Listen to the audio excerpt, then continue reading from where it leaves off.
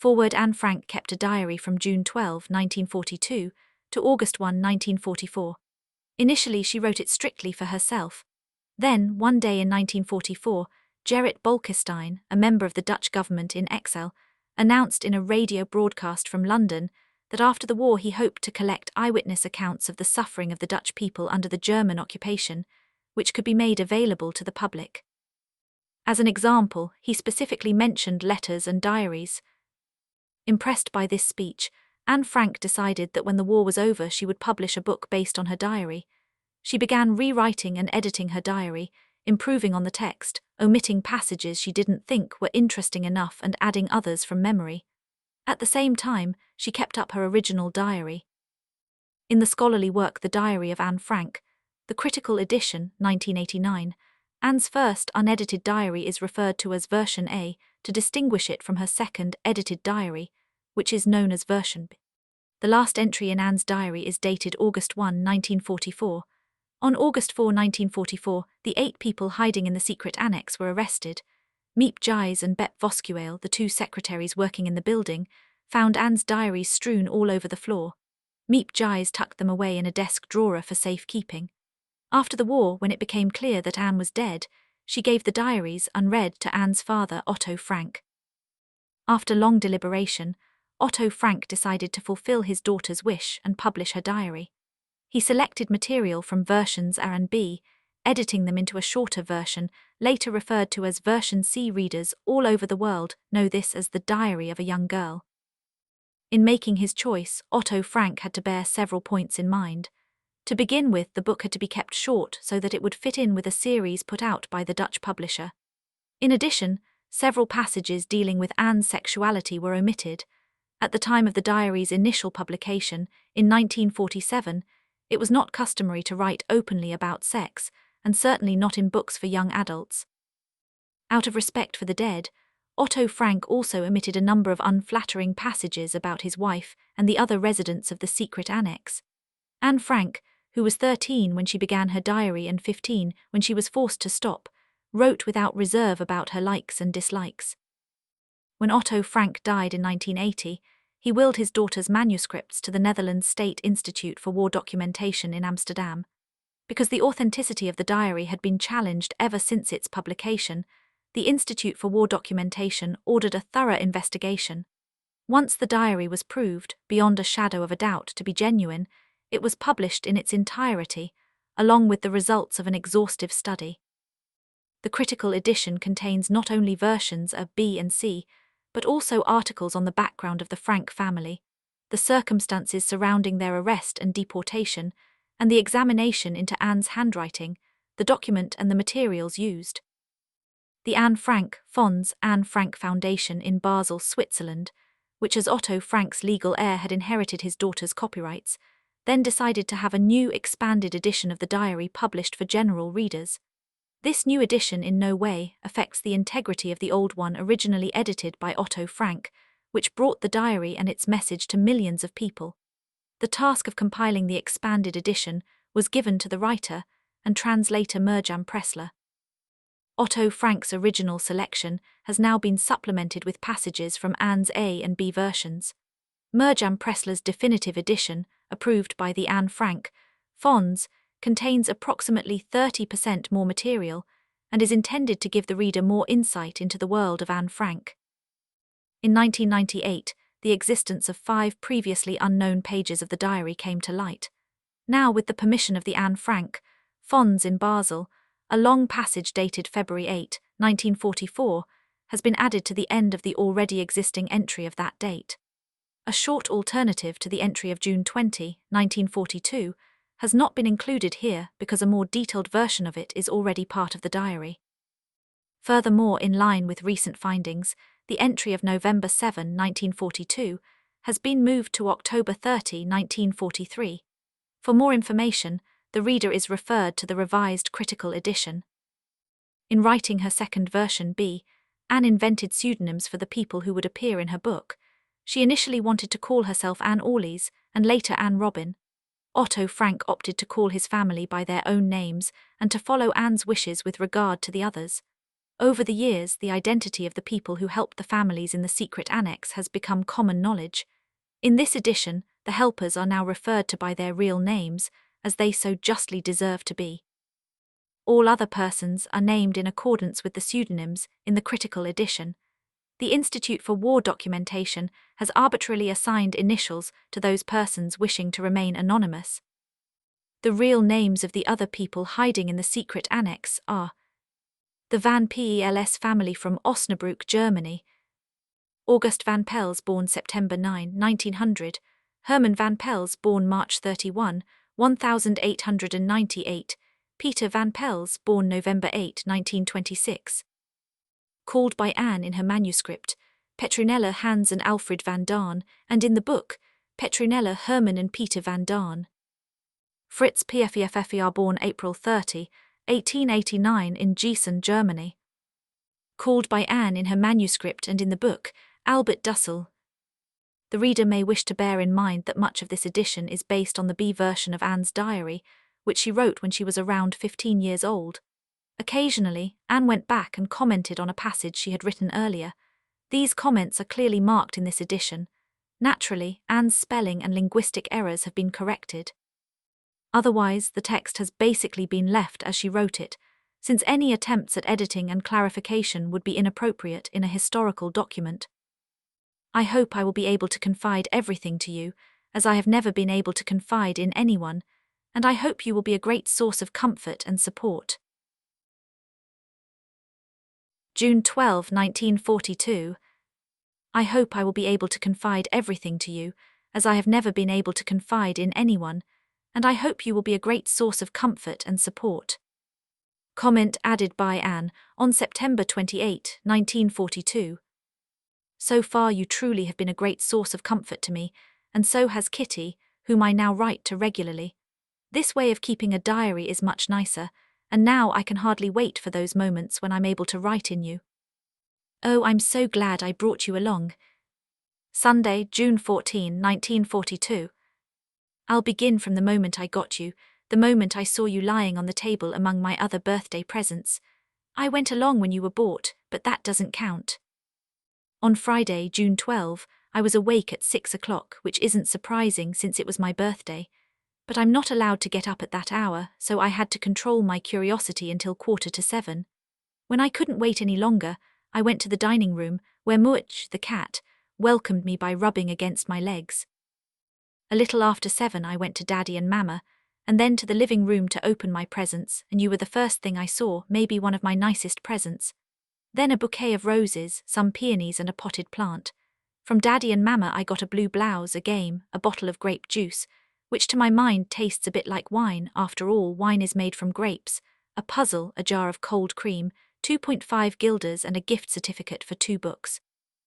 I got another book as well, Camera Obscura, but Margaret already has it, so I exchanged mine for something else, a platter of homemade cookies, which I made myself of course since I've become quite an expert at baking cookies, lots of candy and a strawberry tart from Mother, and a letter from Grammy, right on time, but of course that was just a coincidence. Then Hannely came to pick me up, and we went to school. During recess I passed out cookies to my teachers and my class, and then it was time to get back to work. I didn't arrive home until 5 since I went to gym with the rest of the class. I'm not allowed to take part because my shoulders and hips tend to get dislocated. As it was my birthday, I got to decide which game my classmates would play, and I chose volleyball. Afterward they all danced around me in a circle and sang Happy Birthday. When I got home, San Lederman was already there. Ilse Wagner, Hannely Gosler and Jacqueline Van Marsen came home with me after gym, since we're in the same class. Hannely and San used to be my 2 best friends. People who saw us together used to say, "There goes Anne, Han and San." I only met Jacqueline Van Marsen when I started at the Jewish Lyceum, and now she's my best friend. Ilse is Hannely's best friend, and San goes to another school and has friends there. They gave me a beautiful book, Dutch Sagas and Legends, but they gave me volume II by mistake, so I exchanged 2 other books for volume I. Aunt Helene brought me a puzzle, Aunt Stephanie a darling brooch and Aunt Lenny a terrific book. Daisy Goes to the Mountains. This morning I lay in the bathtub thinking how wonderful it would be if I had a dog like Rin Tin Tin. I'd call him Rin Tin Tin too, and I'd take him to school with me, where he could stay in the janitor's room or by the bicycle racks when the weather was good. Monday, June 15, 1942.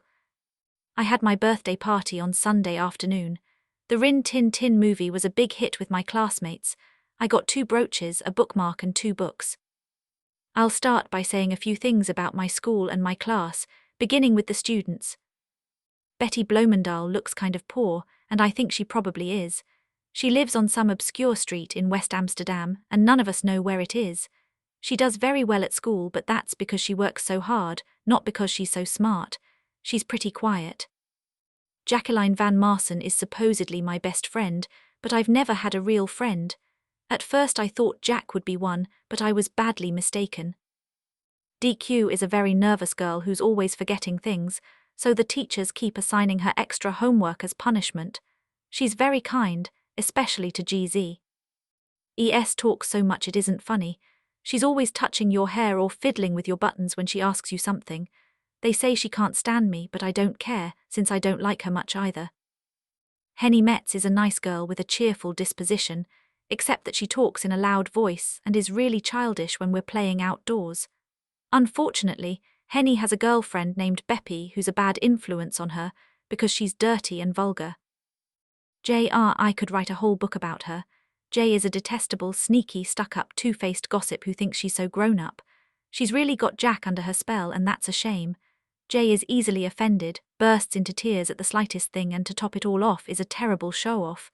Miss J always has to be right. She's very rich and has a closet full of the most adorable dresses that are way too old for her. She thinks she's gorgeous, but she's not. Jay and I can't stand each other. Ilse Wagner is a nice girl with a cheerful disposition, but she's extremely finicky and can spend hours moaning and groaning about something. Ilse likes me a lot. She's very smart but lazy. Hannelie Gosler, or Lies as she's called at school, is a bit on the strange side. She's usually shy, outspoken at home, but reserved around other people. She blabs whatever you tell her to her mother, but she says what she thinks, and lately I've come to appreciate her a great deal. Nanny van Praagsegaar is small, funny and sensible. I think she's nice. She's pretty smart. There isn't much else you can say about Nanny. Yves de Jong is, in my opinion, terrific. Though she's only 12, she's quite the lady. She acts as if I were a baby. She's also very helpful and I like her. GZ is the prettiest girl in our class. She has a nice face but is kind of dumb. I think they're going to hold her back a year, but of course I haven't told her that. Comment added by Anne at a later date. To my great surprise, GZ wasn't held back a year after all. And sitting next to GZ is the last of us 12 girls, me. There's a lot to be said about the boys, or maybe not so much after all. Maurice Costa is one of my many admirers, but pretty much of a pest. Sally Springer has a filthy mind, and rumour has it that he's gone all the way. Still, I think he's terrific because he's very funny. Emil Bonewit is GZ's admirer, but she doesn't care. He's pretty boring. Rob Cohen used to be in love with me too, but I can't stand him anymore. He's an obnoxious, two-faced, lying, snivelling little goof who has an awfully high opinion of himself. Max van der Velde is a farm boy from Medemblik, but a decent sort, as Margaret would say. Herman Koopman also has a filthy mind, just like Jopai de Beer, who's a terrible flirt and absolutely girl-crazy. Leo Blom is Jopai de Beer's best friend, but has been ruined by his dirty mind. Albert de Mesquita came from the Montessori school and skipped a grade. He's really smart. Leo Slager came from the same school, but isn't as smart. Rue Stoppelman is a short, goofy boy from Almelo, who transferred to this school in the middle of the year. CN does whatever he's not supposed to. Jacques Cosenut sits behind us next to C, and we G and I laugh ourselves silly. Harry Sharp is the most decent boy in our class. He's nice. Werner Joseph is nice too, but all the changes taking place lately have made him too quiet, so he seems boring. Sam Salomon is one of those tough guys from across the tracks, a real brat, admirer. A P. Rim is pretty orthodox but a brat too. Saturday, June 20, 1942. Writing in a diary is a really strange experience for someone like me. Not only because I've never written anything before, but also because it seems to me that later on neither I nor anyone else will be interested in the musings of a 13-year-old schoolgirl. Oh well, it doesn't matter. I feel like writing, and I have an even greater need to get all kinds of things off my chest. Paper has more patience than people. I thought of this saying on one of those days when I was feeling a little depressed, and was sitting at home with my chin in my hands, bored and listless, wondering whether to stay in or go out. I finally stayed where I was, brooding. Yes, paper does have more patience, and since I'm not planning to let anyone else read this stiff-backed notebook grandly referred to as a diary, unless I should ever find a real friend, it probably won't make a bit of difference. Now I'm back to the point that prompted me to keep a diary in the first place. I don't have a friend. Let me put it more clearly, since no one will believe that a 13-year-old girl is completely alone in the world. And I'm not. I have loving parents and a 16-year-old sister, and there are about 30 people I can call friends. I have a throng of admirers who can't keep their adoring eyes off me, and who sometimes have to resort to using a broken pocket mirror to try and catch a glimpse of me in the classroom. I have a family, loving aunts, and a good home. No, on the surface I seem to have everything except my one true friend. All I think about when I'm with friends is having a good time. I can't bring myself to talk about anything but ordinary everyday things. We don't seem to be able to get any closer, and that's the problem. Maybe it's my fault that we don't confide in each other. In any case, that's just how things are, and unfortunately they're not liable to change. This is why I've started the diary. To enhance the image of this long-awaited friend in my imagination, I don't want to jot down the facts in this diary the way most people would do, but I want the diary to be my friend, and I'm going to call this friend Kitty. Since no one would understand a word of my stories to Kitty if I were to plunge right in, I'd better provide a brief sketch of my life, much as I dislike doing so. My father, the most adorable father I've ever seen, didn't marry my mother until he was 36 and she was 25. My sister Margaret was born in Frankfurt am Main in Germany in 1926. I was born on June 12, 1929. I lived in Frankfurt until I was 4. Because we are Jewish, my father immigrated to Holland in 1933 when he became the managing director of the Dutch Oakte Company, which manufactures products used in making jam. My mother, Edith Hollander Frank, went with him to Holland in September, while Margaret and I were sent to Aachen to stay with our grandmother. Margaret went to Holland in December, and I followed in February, when I was plunked down on the table as a birthday present for Margaret. I started right away at the Montessori nursery school. I stayed there until I was 6, at which time I started first grade. In 6th grade, my teacher was Mrs. Kupras, the principal. At the end of the year, we were both in tears as we said a heartbreaking farewell, because I'd been accepted at the Jewish Lyceum, where Margaret also went to school. Our lives were not without anxiety, since our relatives in Germany were suffering under Hitler's anti-Jewish laws. After the pogroms in 1938, my 2 uncles, my mother's brothers, fled Germany, finding safe refuge in North America. My elderly grandmother came to live with us. She was 73 years old at the time. After May 1940, the good times were few and far between. First there was the war, then the capitulation, and then the arrival of the Germans, which is when the trouble started for the Jews. Our freedom was severely restricted by a series of anti-Jewish decrees. Jews were required to wear a yellow star. Jews were required to turn in their bicycles. Jews were forbidden to use streetcars. Jews were forbidden to ride in cars, even their own. Jews were required to do their shopping between 3 and 5 p.m. Jews were required to frequent only Jewish-owned barbershops and beauty parlors. Jews were forbidden to be out on the streets between 8 p.m. and 6 a.m. Jews were forbidden to go to theaters, movies, or any other forms of entertainment. Jews were forbidden to use swimming pools, tennis courts, hockey fields, or any other athletic fields. Jews were forbidden to go rowing. Jews were forbidden to take part in any athletic activity in public. Jews were forbidden to sit in their gardens or those of their friends after 8 p.m. Jews were forbidden to visit Christians in their homes. Jews were required to attend Jewish schools, etc. You couldn't do this and you couldn't do that, but life went on. Jack always said to me, "I don't dare do anything anymore 'cause I'm afraid it's not allowed." In the summer of 1941, Grandma got sick and had to have an operation, so my birthday passed with little celebration. In the summer of 1940 we didn't do much for my birthday either, since the fighting had just ended in Holland. Grandma died in January 1942. No one knows how often I think of her and still love her. This birthday celebration in 1942 was intended to make up for the others, and Grandma's candle was lit along with the rest. The four of us are still doing well, and that brings me to the present date of June 20, 1942, and the solemn dedication of my diary. Saturday, June 20, 1942. Dearest Kitty. Let me get started right away, it's nice and quiet now. Father and Mother are out and Margaret has gone to play ping-pong with some other young people at her friend Treese's. I've been playing a lot of ping-pong myself lately, so much that 5 of us girls have formed a club. It's called the Little Dipper -2. A really silly name, but it's based on a mistake. We wanted to give our club a special name, and because there were 5 of us, we came up with the idea of the Little Dipper. We thought it consisted of 5 stars, but we turned out to be wrong. It has 7, like the Big Dipper, which explains the -2. Ilse Wagner has a ping-pong set, and the Wagners let us play in their big dining room whenever we want. Since we 5 ping-pong players like ice cream, especially in the summer, and since you get hot playing ping-pong, our games usually end with a visit to the nearest ice cream parlor that allows Jews, either Oasis or Delphi.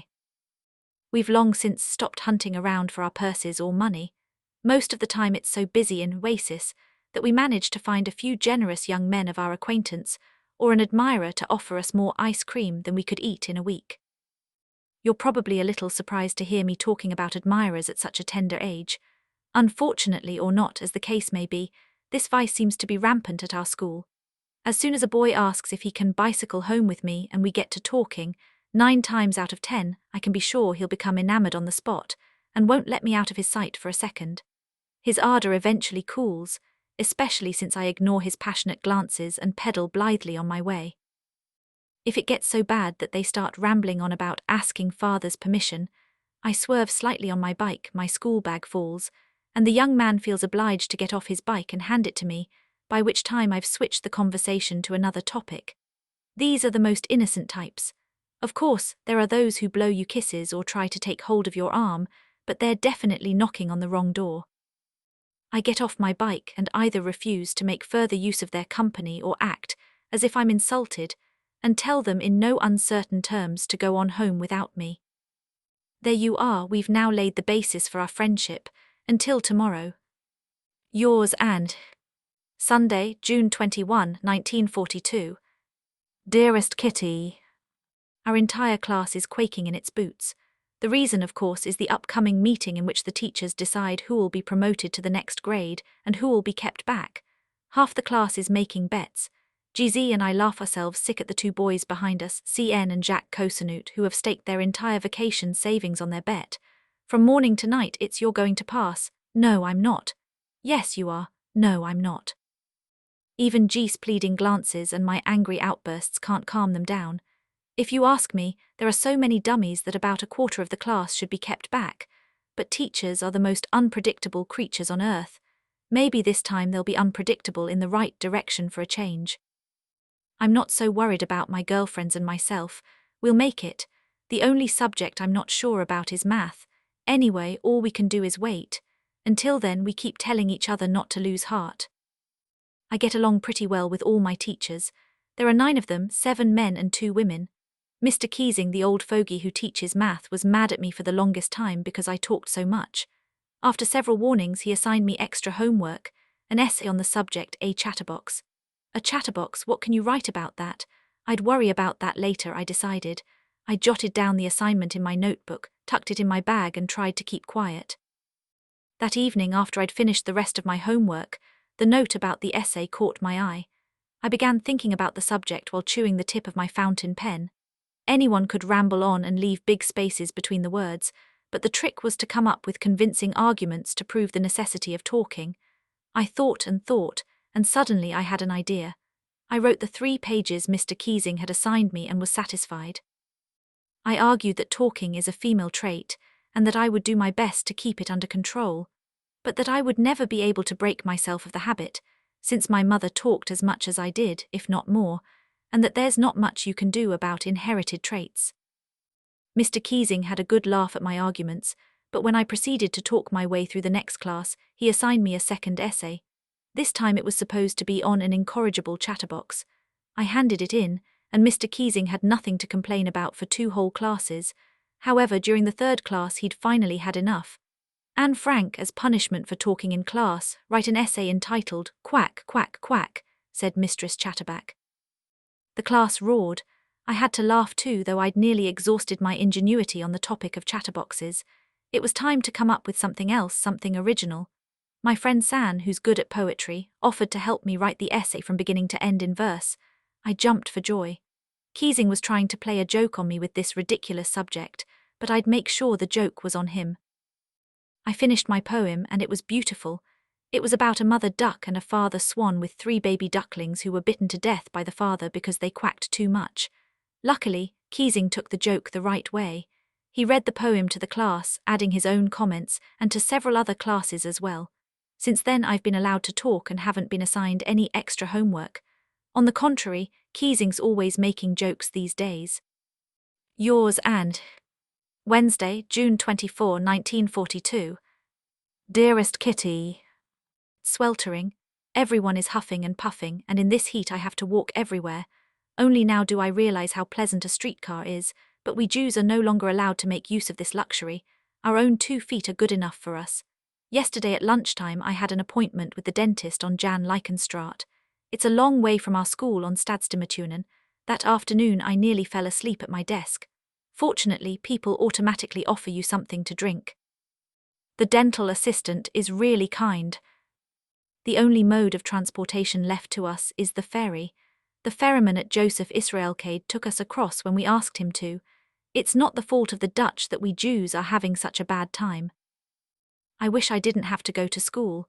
My bike was stolen during Easter vacation, and Father gave Mother's bike to some Christian friends for safekeeping. Thank goodness summer vacation is almost here. 1 more week and our torment will be over. Something unexpected happened yesterday morning. As I was passing the bicycle racks, I heard my name being called. I turned around and there was the nice boy I'd met the evening before at my friend Wilma's. He's Wilma's second cousin. I used to think Wilma was nice, which she is, but all she ever talks about is boys, and that gets to be a bore. He came toward me somewhat shyly and introduced himself as Hello Silberberg. I was a little surprised and wasn't sure what he wanted, but it didn't take me long to find out. He asked if I would allow him to accompany me to school. As long as you're headed that way, I'll go with you, I said, and so we walked together. Hello is 16 and good at telling all kinds of funny stories. He was waiting for me again this morning, and I expect he will be from now on. And Wednesday, July 1, 1942. Dearest Kitty. Until today I honestly couldn't find the time to write you. I was with friends all day Thursday, we had company on Friday, and that's how it went until today. Hello and I have gotten to know each other very well this past week, and he's told me a lot about his life. He comes from Gelsenkirchen and is living with his grandparents. His parents are in Belgium, but there's no way he can get there. Hello used to have a girlfriend named Ursula. I know her too. She's perfectly sweet and perfectly boring. Ever since he met me, Hello has realized that he's been falling asleep at Ursula's side, so I'm kind of a pep tonic. You never know what you're good for. Jack spent Saturday night here. Sunday afternoon she was at Hanley's, and I was bored stiff. Hello was supposed to come over that evening, but he called around 6. I answered the phone and he said, "This is Helmuth Silberberg. May I please speak to Anne?" "Oh, hello, this is Anne." "Oh, hi, Anne, how are you?" "Fine, thanks. I just wanted to say I'm sorry, but I can't come tonight, though I would like to have a word with you. Is it all right if I come by and pick you up in about 10 minutes? Yes, that's fine, bye-bye. Okay, I'll be right over, bye-bye. I hung up, quickly changed my clothes and fixed my hair. I was so nervous I leaned out the window to watch for him. He finally showed up. Miracle of miracles, I didn't rush down the stairs but waited quietly until he rang the bell. I went down to open the door and he got right to the point. "Anne, my grandmother thinks you're too young for me to be seeing you on a regular basis.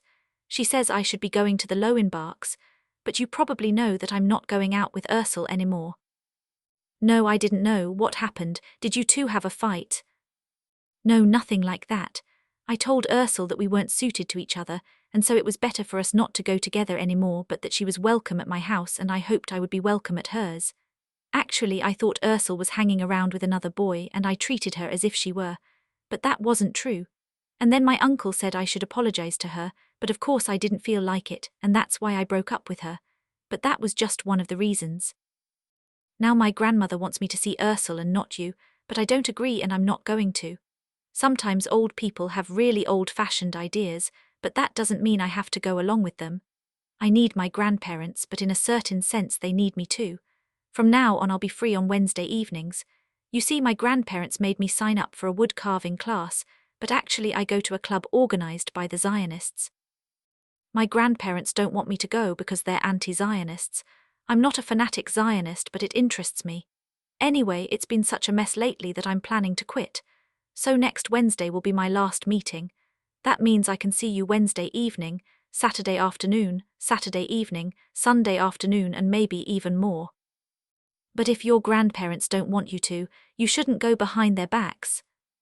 All's fair in love and war.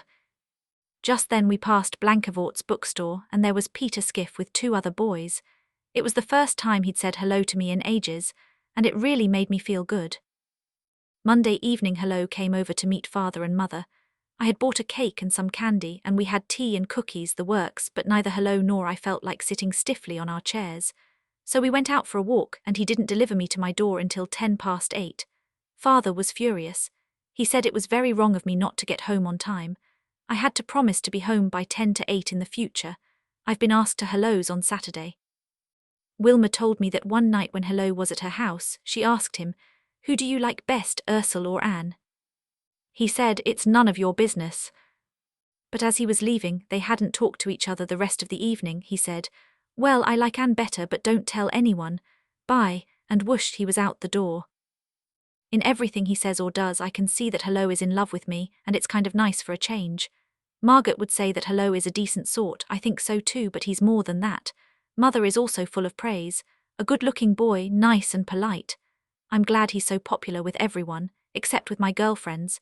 He thinks they're very childish, and he's right about that. Jack still teases me about him, but I'm not in love with him. Not really. It's all right for me to have boys as friends. Nobody minds. Mother is always asking me who I'm going to marry when I grow up, but I bet she'll never guess it's Peter, because I talked her out of that idea myself without batting an eyelash. I love Peter as I've never loved anyone, and I tell myself he's only going around with all those other girls to hide his feelings for me. Maybe he thinks Hello and I are in love with each other, which we're not. He's just a friend, or as Mother puts it, a beau. Yours, Anne. Sunday, July 5, 1942. Dear Kitty. The graduation ceremony in the Jewish theatre on Friday went as expected. My report card wasn't too bad. I got 1 D, a C in algebra and all the rest Bs, except for 2 B+ and 2 Bs. My parents are pleased, but they're not like other parents when it comes to grades. They never worry about report cards, good or bad. As long as I'm healthy and happy and don't talk back too much, they're satisfied. If these 3 things are all right, everything else will take care of itself. I'm just the opposite. I don't want to be a poor student. I was accepted to the Jewish Lyceum on a conditional basis. I was supposed to stay in the 7th grade at the Montessori school, but when Jewish children were required to go to Jewish schools, Mr. Elt finally agreed, after a great deal of persuasion, to accept Liz Gosler and me. Liz also passed this year, though she has to repeat her geometry exam. Poor Liz, it isn't easy for her to study at home. Her baby sister, a spoiled little 2-year-old, plays in her room all day. If Gabby doesn't get her way, she starts screaming, and if Liz doesn't look after her, Mrs. Gosler starts screaming. So Liz has a hard time doing her homework, and as long as that's the case, the tutoring she's been getting won't help much. The Gosler household is really a sight. Mrs. Gosler's parents live next door but eat with the family. Then there's a hired girl, the baby, the always absent-minded and absent Mr. Gosler, and the always nervous and irritable Mrs. Gosler, who's expecting another baby. Liz, who's all thumbs, gets lost in the mayhem. My sister Margaret has also gotten her report card. Brilliant, as usual. If we had such a thing as Come Lord, she would have passed with honours, she's so smart. Father has been home a lot lately. There's nothing for him to do at the office. It must be awful to feel you're not needed. Mr. Clayman has taken over Opkta, and Mr. Kugler, Gies & Co., the company dealing in spices and spice substitutes that was set up in 1941. A few days ago, as we were taking a stroll around our neighborhood square, Father began to talk about going into hiding. He said it would be very hard for us to live cut off from the rest of the world. I asked him why he was bringing this up now. "Well, Anne," he replied, "you know that for more than a year we've been bringing clothes, food and furniture to other people. We don't want our belongings to be seized by the Germans, nor do we want to fall into their clutches ourselves, so we'll leave of our own accord and not wait to be hauled away." But when Father, he sounded so serious that I felt scared. "Don't you worry, we'll take care of everything. Just enjoy your carefree life while you can." That was it. Oh, may these somber words not come true for as long as possible.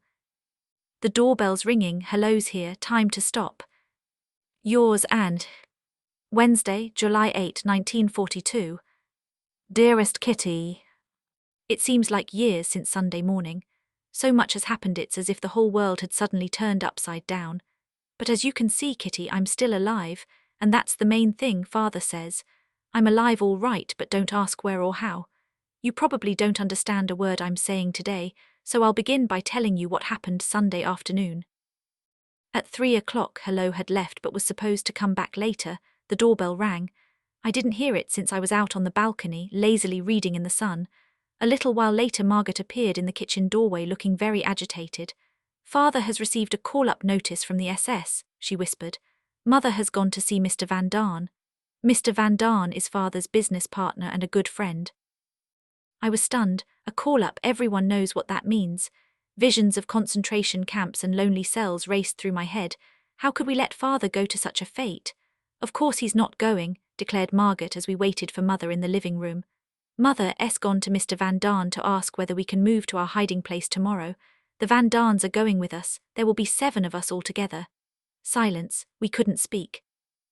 The thought of Father off visiting someone in the Jewish hospital and completely unaware of what was happening, the long wait for Mother, the heat, the suspense, all this reduced us to silence. Suddenly the doorbell rang again. "That's Hello," I said. "Don't open the door," exclaimed Margaret to stop me. But it wasn't necessary, since we heard Mother and Mr. Van Daan downstairs talking to Hello, and then the 2 of them came inside and shut the door behind them.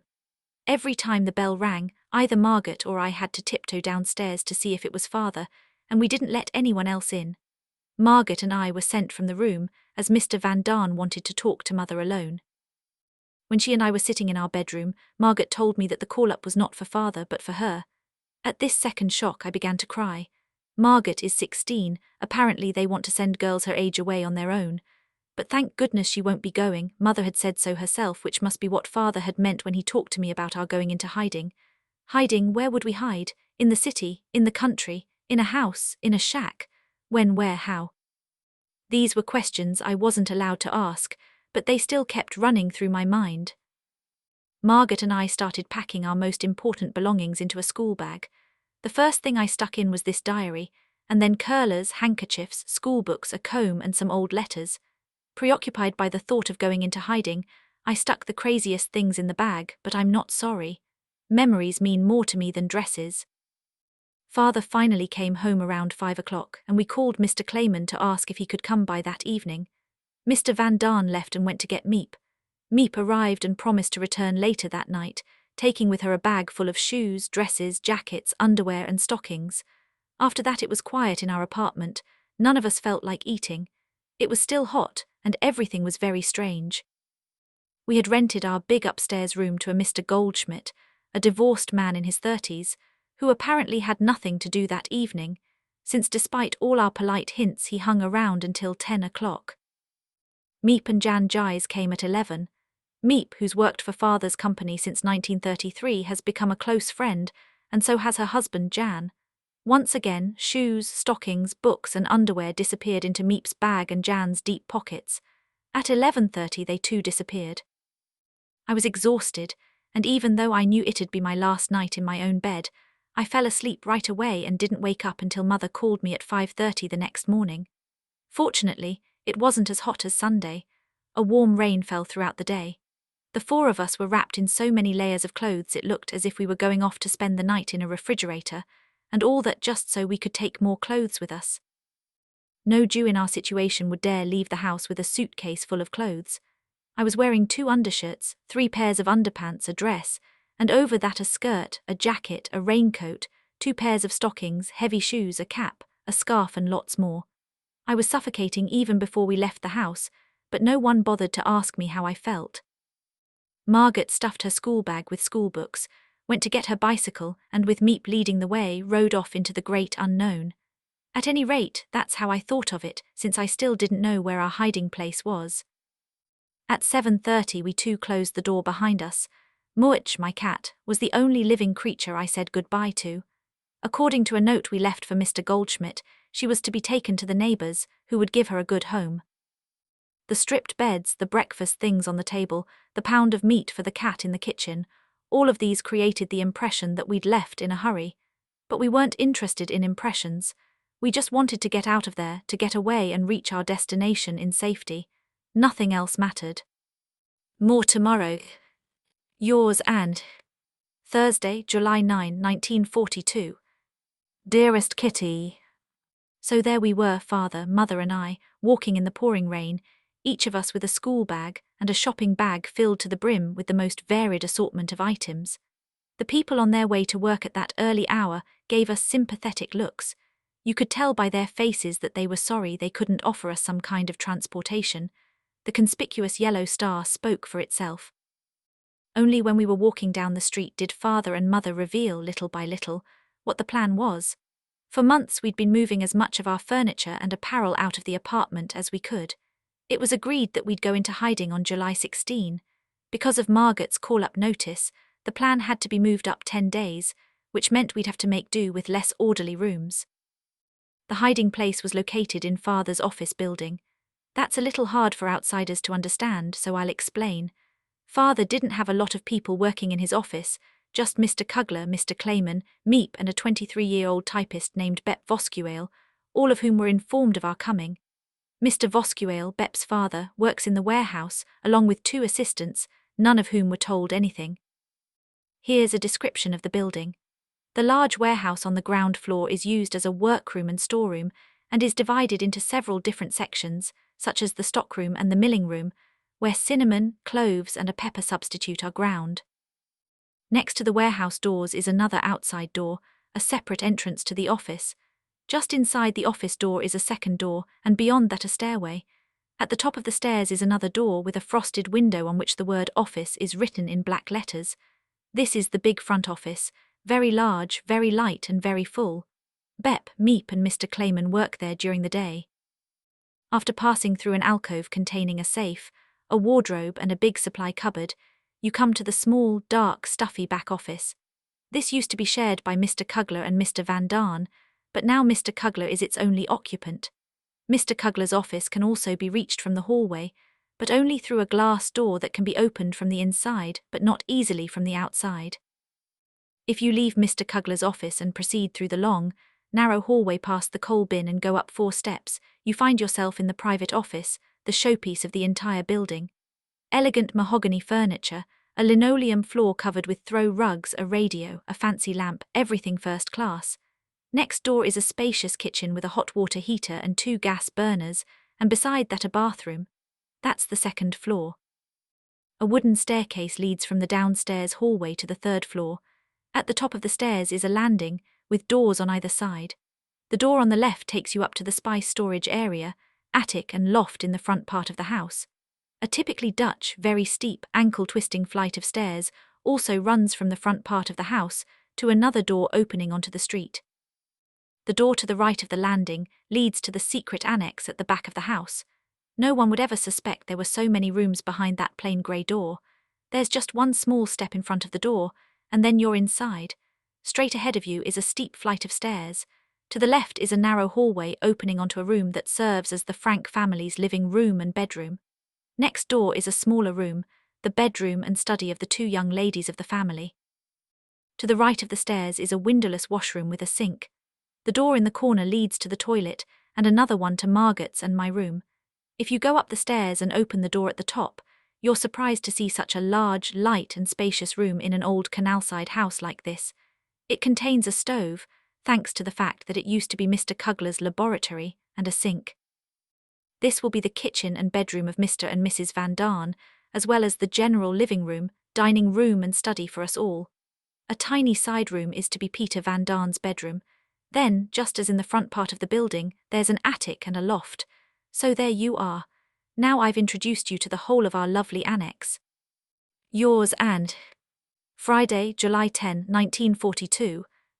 Dearest Kitty, I've probably bored you with my long description of our house, but I still think you should know where I've ended up. How I ended up here is something you'll figure out from my next letters. But first let me continue my story, because as you know I wasn't finished. After we arrived at 263 Prinsengracht, Miep quickly led us through the long hallway and up the wooden staircase to the next floor and into the annex. She shut the door behind us, leaving us alone.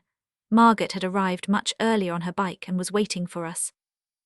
Our living room and all the other rooms were so full of stuff that I can't find the words to describe it. All the cardboard boxes that had been sent to the office in the last few months were piled on the floors and beds. The small room was filled from floor to ceiling with linens. If we wanted to sleep in properly made beds that night, we had to get going and straighten up the mess. Mother and Margaret were unable to move a muscle. They lay down on their bare mattresses, tired, miserable, and I don't know what else. But Father and I, the two cleaner-uppers in the family, started in right away. All day long we unpacked boxes, filled cupboards, hammered nails and straightened up the mess, until we fell exhausted into our clean beds at night. We hadn't eaten a hot meal all day, but we didn't care. Mother and Margaret were too tired and keyed up to eat, and Father and I were too busy. Tuesday morning we started where we left off the night before. Bep and Miep went grocery shopping with our ration coupons. Father worked on our blackout screens. We scrubbed the kitchen floor and were once again busy from sunup to sundown. Until Wednesday, I didn't have a chance to think about the enormous change in my life. Then, for the first time since our arrival in the secret annex, I found a moment to tell you all about it and to realize what had happened to me and what was yet to happen. Yours and Saturday, July 11, 1942. Dearest Kitty, Father, Mother and Margaret still can't get used to the chiming of the Westertoren clock, which tells us the time every quarter of an hour. Not me, I liked it from the start. It sounds so reassuring, especially at night. You no doubt want to hear what I think of being in hiding. Well, all I can say is that I don't really know yet. I don't think I'll ever feel at home in this house, but that doesn't mean I hate it. It's more like being on vacation in some strange pension. Kind of an odd way to look at life in hiding, but that's how things are. The annex is an ideal place to hide in. It may be damp and lopsided, but there's probably not a more comfortable hiding place in all of Amsterdam. No, in all of Holland. Up to now our bedroom with its blank walls was very bare. Thanks to Father, who brought my entire postcard and movie star collection here beforehand, and to a brush and a pot of glue, I was able to plaster the walls with pictures. It looks much more cheerful. When the Van Daans arrive, we'll be able to build cupboards and other odds and ends out of the wood piled in the attic.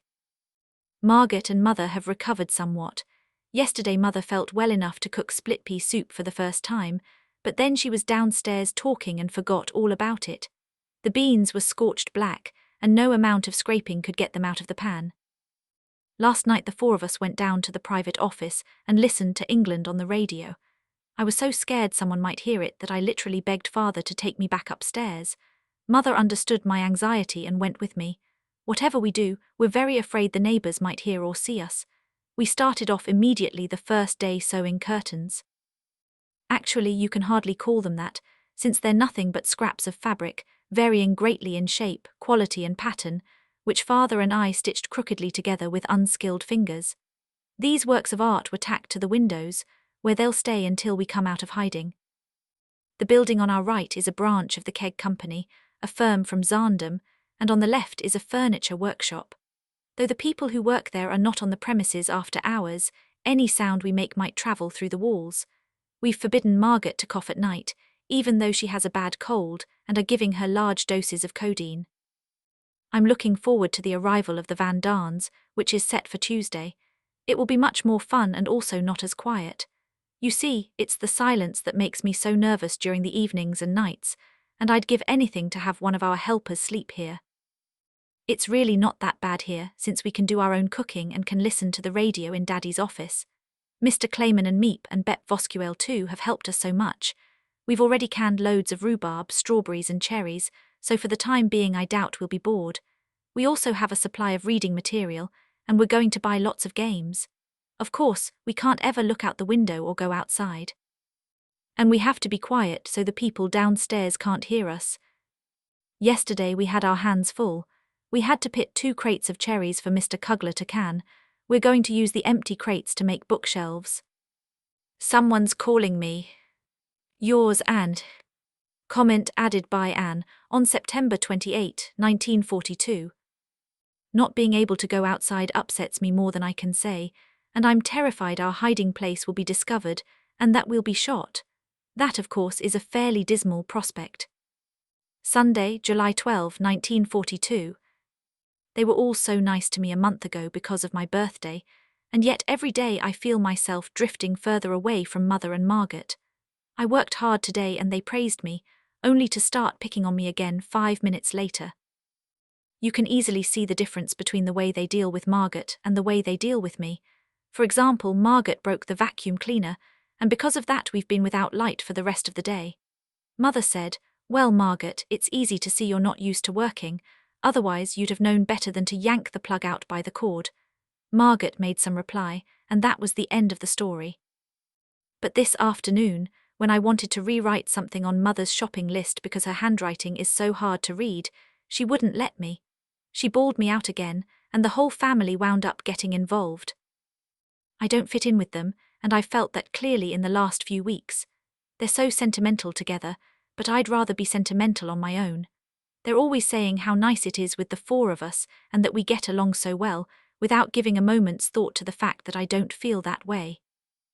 Daddy's the only one who understands me now and again, though he usually sides with Mother and Margaret. Another thing I can't stand is having them talk about me in front of outsiders, telling them how I cried or how sensibly I'm behaving. It's horrible. And sometimes they talk about Much and I can't take that at all. Much is my weak spot. I miss her every minute of the day, and no one knows how often I think of her. Whenever I do, my eyes fill with tears. Much is so sweet, and I love her so much that I keep dreaming she'll come back to us. I have plenty of dreams, but the reality is that we'll have to stay here until the war is over. We can't ever go outside, and the only visitors we can have are Meep, her husband Jan, Bet Voskuel, Mr. Kugler, Mr. Clayman and Mrs. Clayman, though she hasn't come because she thinks it's too dangerous. Comment added by Anne in September 1942. Daddy's always so nice. He understands me perfectly, and I wish we could have a heart-to-heart talk sometime without my bursting instantly into tears. But apparently that has to do with my age. I'd like to spend all my time writing, but that would probably get boring. Up to now, I've only confided my thoughts to my diary. I still haven't gotten around to writing amusing sketches that I could read aloud at a later date. In the future, I'm going to devote less time to sentimentality and more time to reality.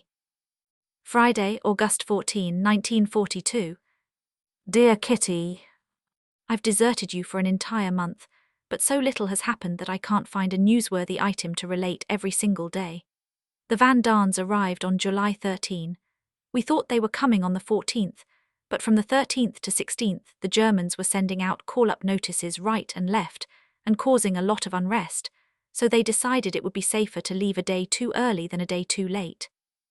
Peter Van Daan arrived at 9:30 in the morning while we were still at breakfast. Peter's going on 16, a shy, awkward boy whose company won't amount to much. Mr. and Mrs. Van Daan came half an hour later. Much to our amusement, Mrs. Van Daan was carrying a hatbox with a large chamber pot inside. "I just don't feel at home without my chamber pot," she exclaimed, and it was the first item to find a permanent place under the divan. Instead of a chamber pot, Mr. Van D was lugging a collapsible tea table under his arm. From the first, we ate our meals together, and after 3 days it felt as if the 7 of us had become one big family. Naturally, the Van Daans had much to tell about the week we'd been away from civilization. We were especially interested in what had happened to our apartment and to Mr. Goldschmidt. Mr. Van Daan filled us in. Monday morning at 9, Mr. Goldschmidt phoned and asked if I could come over. I went straight away and found a very distraught Mr. Goldschmidt. He showed me a note that the Frank family had left behind. As instructed, he was planning to bring the cat to the neighbors, which I agreed was a good idea. He was afraid the house was going to be searched, so we went through all the rooms, straightening up here and there and clearing the breakfast things off the table. Suddenly I saw a notepad on Mrs. Frank's desk, with an address in Maastricht written on it. Even though I knew Mrs. Frank had left it on purpose, I pretended to be surprised and horrified and begged Mr. Goldschmidt to burn this incriminating piece of paper. I swore up and down that I knew nothing about your disappearance, but that the note had given me an idea. Mr. Goldschmidt, I said, I bet I know what this address refers to. About 6 months ago, a high-ranking officer came to the office. It seems he and Mr. Frank grew up together. He promised to help Mr. Frank if it was ever necessary. As I recall, he was stationed in Maastricht. I think this officer has kept his word and is somehow planning to help them cross over to Belgium and then to Switzerland. There's no harm in telling this to any friends of the Franks who come asking about them. Of course, you don't need to mention the part about Maastricht. And after that I left. This is the story most of your friends have been told, because I heard it later from several other people. We thought it was extremely funny, but we laughed even harder when Mr. Van Daan told us that certain people have vivid imaginations. For example, one family living on our square claimed they saw all 4 of us riding by on our bikes early in the morning, and another woman was absolutely positive we'd been loaded into some kind of military vehicle in the middle of the night. Yours and Friday, August 21, 1942. Dear Kitty. Now our secret annex has truly become secret. Because so many houses are being searched for hidden bicycles, Mr. Kugler thought it would be better to have a bookcase built in front of the entrance to our hiding place. It swings out on its hinges and opens like a door. Mr. Voskuil did the carpentry work. Mr. Voskuil has been told that the 7 of us are in hiding, and he's been most helpful. Now whenever we want to go downstairs we have to duck and then jump. After the first 3 days, we were all walking around with bumps on our foreheads from banging our heads against the low doorway. Then Peter cushioned it by nailing a towel stuffed with wood shavings to the doorframe. Let's see if it helps. I'm not doing much schoolwork. I've given myself a vacation until September. Father wants to start tutoring me then, but we have to buy all the books first. There's little change in our lives here. Peter's hair was washed today, but that's nothing special. Mr. Van Daan and I are always at loggerheads with each other. Mama always treats me like a baby, which I can't stand. For the rest, things are going better. I don't think Peter's gotten any nicer. He's an obnoxious boy who lies around on his bed all day, only rousing himself to do a little carpentry work before returning to his nap. What a dope. Mama gave me another one of her dreadful sermons this morning. We take the opposite view of everything. Daddy's a sweetheart. He may get mad at me, but it never lasts longer than 5 minutes. It's a beautiful day outside, nice and hot, and in spite of everything, we make the most of the weather by lounging on the folding bed in the attic. Yours and comment added by Anne on September 21, 1942. Mr. Van Daan has been as nice as pie to me recently. I've said nothing, but have been enjoying it while it lasts. Wednesday, September 2, 1942. Dearest Kitty. Mr. and Mrs. Van Daan have had a terrible fight. I've never seen anything like it, since Mother and Father wouldn't dream of shouting at each other like that. The argument was based on something so trivial it didn't seem worth wasting a single word on it. Oh well, to each his own. Of course, it's very difficult for Peter, who gets caught in the middle, but no one takes Peter seriously anymore since he's hypersensitive and lazy. Yesterday he was beside himself with worry because his tongue was blue instead of pink. This rare phenomenon disappeared as quickly as it came. Today he's walking around with a thick scarf on because he's got a stiff neck. His Highness has been complaining of lumbago too. Aches and pains in his heart, kidneys and lungs are also par for the course. He's an absolute hypochondriac. That's the right word, isn't it? Mother and Mrs. Van Daan aren't getting along very well. There are enough reasons for the friction. To give you one small example, Mrs. Van D has removed all but 3 of her sheets from our communal linen closet. She's assuming that Mother's can be used for both families. She'll be in for a nasty surprise when she discovers that Mother has followed her lead. Furthermore, Mrs. Van D is ticked off because we're using her china instead of ours. She's still trying to find out what we've done with our plates, They're a lot closer than she thinks, since they're packed in cardboard boxes in the attic, behind a load of advertising material. As long as we're in hiding, the plates will remain out of her reach. Since I'm always having accidents, it's just as well. Yesterday, I broke one of Mrs. Van D's soup bowls. Oh, she angrily exclaimed. Can't you be more careful? That was my last one. Please bear in mind, Kitty, that the two ladies speak abominable Dutch. I don't dare comment on the gentlemen. They'd be highly insulted. If you were to hear their bungled attempts, you'd laugh your head off. We've given up pointing out their errors, since correcting them doesn't help anyway. Whenever I quote Mother or Mrs. Van Daan, I'll write proper Dutch instead of trying to duplicate their speech. Last week there was a brief interruption in our monotonous routine. This was provided by Peter, and a book about women. I should explain that Margaret and Peter are allowed to read nearly all the books Mr. Clayman lends us, but the adults preferred to keep this special book to themselves. This immediately piqued Peter's curiosity. What forbidden fruit did it contain? He snuck off with it when his mother was downstairs talking, and took himself and his booty to the loft. For 2 days all was well. Mrs. Van Daan knew what he was up to but kept mum until Mr. Van Daan found out about it. He threw a fit, took the book away and assumed that would be the end of the business. However, he'd neglected to take his son's curiosity into account. Peter, not in the least fazed by his father's swift action, began thinking up ways to read the rest of this vastly interesting book. In the meantime, Mrs. Van D asked Mother for her opinion.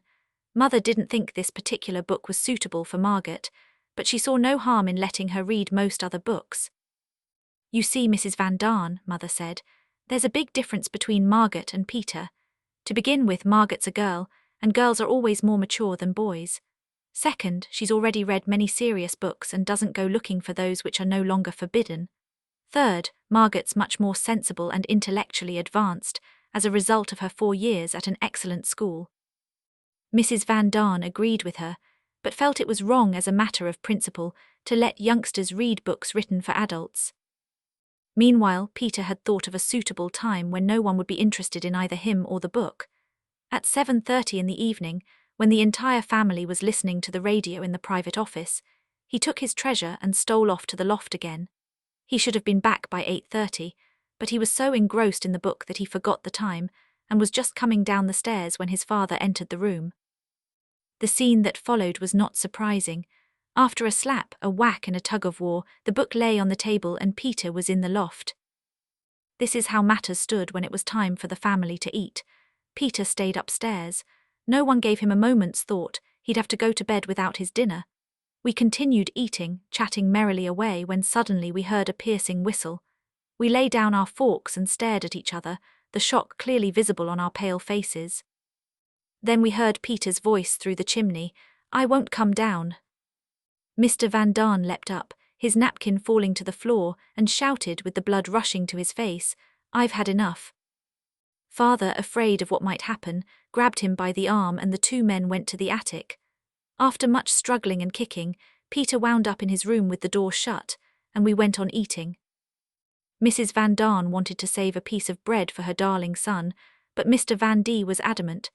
If he doesn't apologize this minute, he'll have to sleep in the loft. We protested that going without dinner was enough punishment. What if Peter were to catch cold? We wouldn't be able to call a doctor. Peter didn't apologize and returned to the loft. Mr. Van Daan decided to leave well enough alone, though he did note the next morning that Peter's bed had been slept in. At 7, Peter went to the attic again, but was persuaded to come downstairs when Father spoke a few friendly words to him. After 3 days of sullen looks and stubborn silence, everything was back to normal. Yours and Monday, September 21, 1942. Dearest Kitty, today I'll tell you the general news here in the Annex. A lamp has been mounted above my divan bed so that in the future, when I hear the guns going off, I'll be able to pull a cord and switch on the light. I can't use it at the moment because we're keeping our window open a little, day and night. The male members of the Van Daan contingent have built a very handy wood-stained food safe with real screens. Up to now, this glorious cupboard has been located in Peter's room, but in the interests of fresh air, it's been moved to the attic. Where it once stood, there's now a shelf. I advised Peter to put his table underneath the shelf, add a nice rug and hang his own cupboard where the table now stands. That might make his little cubbyhole more comfy, though I certainly wouldn't like to sleep there. Mrs. Van Daan is unbearable. I'm continually being scolded for my incessant chatter when I'm upstairs. I simply let the words bounce right off me. Madame now has a new trick up her sleeve, trying to get out of washing the pots and pans.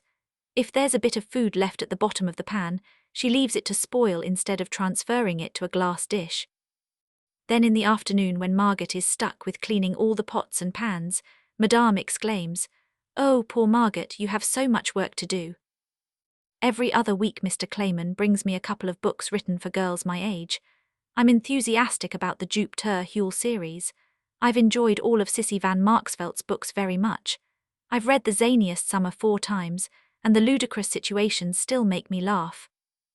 Father and I are currently working on our family tree, and he tells me something about each person as we go along. I've begun my schoolwork. I'm working hard at French, cramming 5 irregular verbs into my head every day, but I've forgotten much too much of what I learned in school. Peter has taken up his English with great reluctance. A few school books have just arrived, and I brought a large supply of notebooks, pencils, erasers, and labels from home.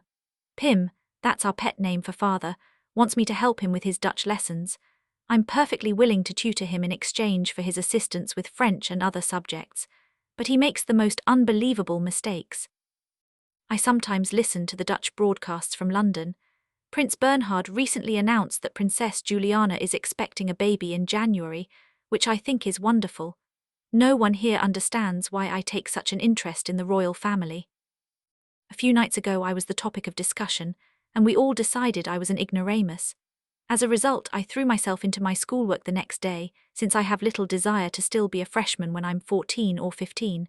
The fact that I'm hardly allowed to read anything was also discussed. At the moment, Mother's reading The House of Tavelink, and of course I'm not allowed to read it, though Margaret is. First, I have to be more intellectually developed, like my genius of a sister. Then we discussed my ignorance of philosophy, psychology, and physiology. I immediately looked up these big words in the dictionary. It's true, I don't know anything about these subjects, but maybe I'll be smarter next year. I've come to the shocking conclusion that I have only 1 long-sleeved dress and 3 cardigans to wear in the winter. Father's given me permission to knit a white wool sweater. The yarn isn't very pretty, but it'll be warm, and that's what counts. Some of our clothing was left with friends, but unfortunately we won't be able to get to it until after the war, provided it's still there, of course. I'd just finished writing something about Mrs. Van Daan when she walked into the room. Thump, I slammed the book shut. "Hey Anne, can't I even take a peek?" "No, Mrs. Van Daan." "Just the last page then." "No, not even the last page, Mrs. Van Daan." Of course, I nearly died, since that particular page contained a rather unflattering description of her. There's something happening every day, but I'm too tired and lazy to write it all down. Yours, Anne. Friday, September 25, 1942. Dearest Kitty, Father has a friend, a man in his mid-70s named Mr. Dreher, who's sick, poor and deaf as a post. At his side, like a useless appendage, is his wife, 27 years younger and equally poor, whose arms and legs are loaded with real and fake bracelets and rings left over from more prosperous days. This Mr. Dreher has already been a great nuisance to Father, and I've always admired the saintly patience with which he handled this pathetic old man on the phone. When we were still living at home, Mother used to advise him to put a gramophone in front of the receiver, one that would repeat every 3 minutes. "Yes, Mr. Dreher," and "No, Mr. Dreher," since the old man never understood a word of Father's lengthy replies anyway. Today Mr. Dreher phoned the office and asked Mr. Kugler to come and see him. Mr. Kugler wasn't in the mood and said he would send Miep, but Miep cancelled the appointment. Mrs. Dreher called the office 3 times, but since Miep was reportedly out the entire afternoon, she had to imitate Bep's voice. Downstairs in the office as well as upstairs in the annex, there was great hilarity. Now each time the phone rings, Bep says, "That's Mrs. Dreher." And Miep has to laugh so that the people on the other end of the line are greeted with an impolite giggle. Can't you just picture it? This has got to be the greatest office in the whole wide world. The bosses and the office girls have such fun together. Some evenings I go to the Van Daans for a little chat. We eat mothball cookies, molasses cookies that were stored in a closet that was moth-proofed, and have a good time. Recently the conversation was about Peter. I said that he often pats me on the cheek, which I don't like. They asked me in a typically grown-up way whether I could ever learn to love Peter like a brother, since he loves me like a sister. "Oh no," I said, but what I was thinking was, just imagine. I added that Peter's a bit stiff, perhaps because he's shy. Boys who aren't used to being around girls are like that. I must say that the Annex committee, the men's section, is very creative. Listen to the scheme they've come up with to get a message to Mr. Brox, an Oak & Co. sales representative and friend, who's surreptitiously hidden some of our things for us. They're going to type a letter to a store owner in Southern Zealand, who is, indirectly, one of Oakta's customers, and ask him to fill out a form and send it back in the enclosed, self-addressed envelope. Father will write the address on the envelope himself. Once the letter is returned from Zealand, the form can be removed and a handwritten message confirming that Father is alive can be inserted in the envelope. This way Mr. Brox can read the letter without suspecting a ruse. They chose the province of Zealand because it's close to Belgium, a letter can easily be smuggled across the border, and because no one is allowed to travel there without a special permit. An ordinary salesman like Mr. Brox would never be granted a permit. Yesterday Father put on another act. Groggy with sleep, he stumbled off to bed. His feet were cold, so I lent him my bed socks. 5 minutes later he flung them to the floor. Then he pulled the blankets over his head because the light bothered him. The lamp was switched off and he gingerly poked his head out from under the covers. It was all very amusing. We started talking about the fact that Peter says Margaret is a Butinsky. Suddenly Daddy's voice was heard from the depths. "Sits on her butt, you mean?" Mouseguy the cat is becoming nicer to me as time goes by, but I'm still somewhat afraid of her. Yours, Anne. Sunday, September 27, 1942. Dearest Kitty, Mother and I had a so-called discussion today, but the annoying part is that I burst into tears. I can't help it. Daddy is always nice to me, and he also understands me much better. At moments like these I can't stand Mother. It's obvious that I'm a stranger to her. She doesn't even know what I think about the most ordinary things. We were talking about maids, and the fact that you're supposed to refer to them as domestic help these days. She claimed that when the war is over, that's what they'll want to be called. I didn't quite see it that way. Then she added that I talk about later so often and that I act as if I were such a lady, even though I'm not. But I don't think building sand castles in the air is such a terrible thing to do, as long as you don't take it too seriously. At any rate, Daddy usually comes to my defense. Without him I wouldn't be able to stick it out here. I don't get along with Margaret very well either. Even though our family never has the same kind of outbursts they have upstairs, I find it far from pleasant. Margaret's and Mother's personalities are so alien to me. I understand my girlfriends better than my own mother. Isn't that a shame? For the umpteenth time, Mrs. Van Daan is sulking. She's very moody and has been removing more and more of her belongings and locking them up. It's too bad Mother doesn't repay every Van Daan disappearing act with a frank disappearing act. Some people, like the Van Daans, seem to take special delight not only in raising their own children, but in helping others raise theirs. Margaret doesn't need it, since she's naturally good, kind and clever, perfection itself, but I seem to have enough mischief for the two of us. More than once the air has been filled with the Van Daans' admonitions and my saucy replies. Father and Mother always defend me fiercely. Without them, I wouldn't be able to jump back into the fray with my usual composure. They keep telling me I should talk less, mind my own business and be more modest, but I seem doomed to failure. If Father weren't so patient, I'd have long ago given up hope of ever meeting my parents, quite moderate expectations. If I take a small helping of a vegetable I loathe and eat potatoes instead, the Van Daans, especially Mrs. Van Daan, can't get over how spoiled I am. "Come on, Anne, eat some more vegetables," she says. "No, thank you, ma'am," I reply. "The potatoes are more than enough." "Vegetables are good for you, your mother says so too. Have some more," she insists until Father intervenes and upholds my right to refuse a dish I don't like. Then Mrs. Van D really flies off the handle. "You should have been at our house where children were brought up the way they should be. I don't call this a proper upbringing. Anne is terribly spoiled. I'd never allow that, if Anne were my daughter." This is always how her tirades begin and end. If Anne were my daughter, thank goodness I'm not. But to get back to the subject of raising children, Yesterday a silence fell after Mrs. Van D finished her little speech. Father then replied, "I think Anne is very well brought up. At least she's learned not to respond to your interminable sermons. As far as the vegetables are concerned, all I have to say is look who's calling the kettle black."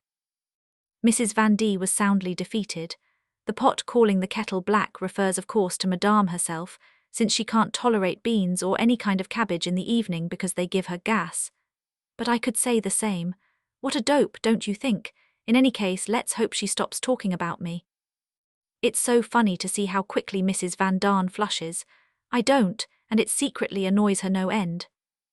Yours and Monday, September 28, 1942. Dearest Kitty, I had to stop yesterday, though I was nowhere near finished. I'm dying to tell you about another one of our clashes, but before I do I'd like to say this.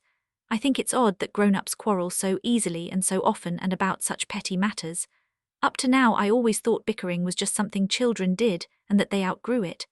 Of course, there's sometimes a reason to have a real quarrel, but the verbal exchanges that take place here are just plain bickering. I should be used to the fact that these squabbles are daily occurrences, but I'm not and never will be as long as I'm the subject of nearly every discussion. They refer to these as discussions instead of quarrels, but Germans don't know the difference. They criticize everything, and I mean everything about me. My behavior, my personality, my manners, every inch of me from head to toe and back again, is the subject of gossip and debate. Harsh words and shouts are constantly being flung at my head, though I'm absolutely not used to it. According to the powers that be, I'm supposed to grin and bear it, but I can't. I have no intention of taking their insults lying down. I'll show them that Anne Frank wasn't born yesterday. They'll sit up and take notice and keep their big mouths shut when I make them see they ought to attend to their own manners instead of mine. How dare they act that way? It's simply barbaric. I've been astonished time and again at such rudeness and most of all at such stupidity, Mrs. Van Darn. But as soon as I've gotten used to the idea, and that shouldn't take long, I'll give them a taste of their own medicine, and then they'll change their tune. Am I really as bad-mannered, headstrong, stubborn, pushy, stupid, lazy, etc., as the Van Darns say I am? No, of course not. I know I have my faults and shortcomings, but they blow them all out of proportion. If you only knew, Kitty, how I seethe when they scold and mock me. It won't take long before I explode with pent-up rage. But enough of that. I've bored you long enough with my quarrels, and yet I can't resist adding a highly interesting dinner conversation. Somehow we landed on the subject of Pim's extreme diffidence. His modesty is a well-known fact, which even the stupidest person wouldn't dream of questioning. All of a sudden Mrs. Van Darn, who feels the need to bring herself into every conversation, remarked, "I'm very modest and retiring too, much more so than my husband." Have you ever heard anything so ridiculous? This sentence clearly illustrates that she's not exactly what you'd call modest. Mr. Van Darn, who felt obliged to explain the much more so than my husband, answered calmly, "I have no desire to be modest and retiring. In my experience you get a lot further by being pushy." And turning to me he added, "Don't be modest and retiring, Anne. It will get you nowhere." Mother agreed completely with this viewpoint, but as usual Mrs. Van Darn had to add her 2 cents. This time, however, instead of addressing me directly, she turned to my parents and said, "You must have a strange outlook on life to be able to say that to Anne. Things were different when I was growing up, though they probably haven't changed much since then, except in your modern household." This was a direct hit at Mother's modern child-rearing methods, which she's defended on many occasions. Mrs. Van Darn was so upset her face turned bright red. People who flush easily become even more agitated when they feel themselves getting hot under the collar, and they quickly lose to their opponents.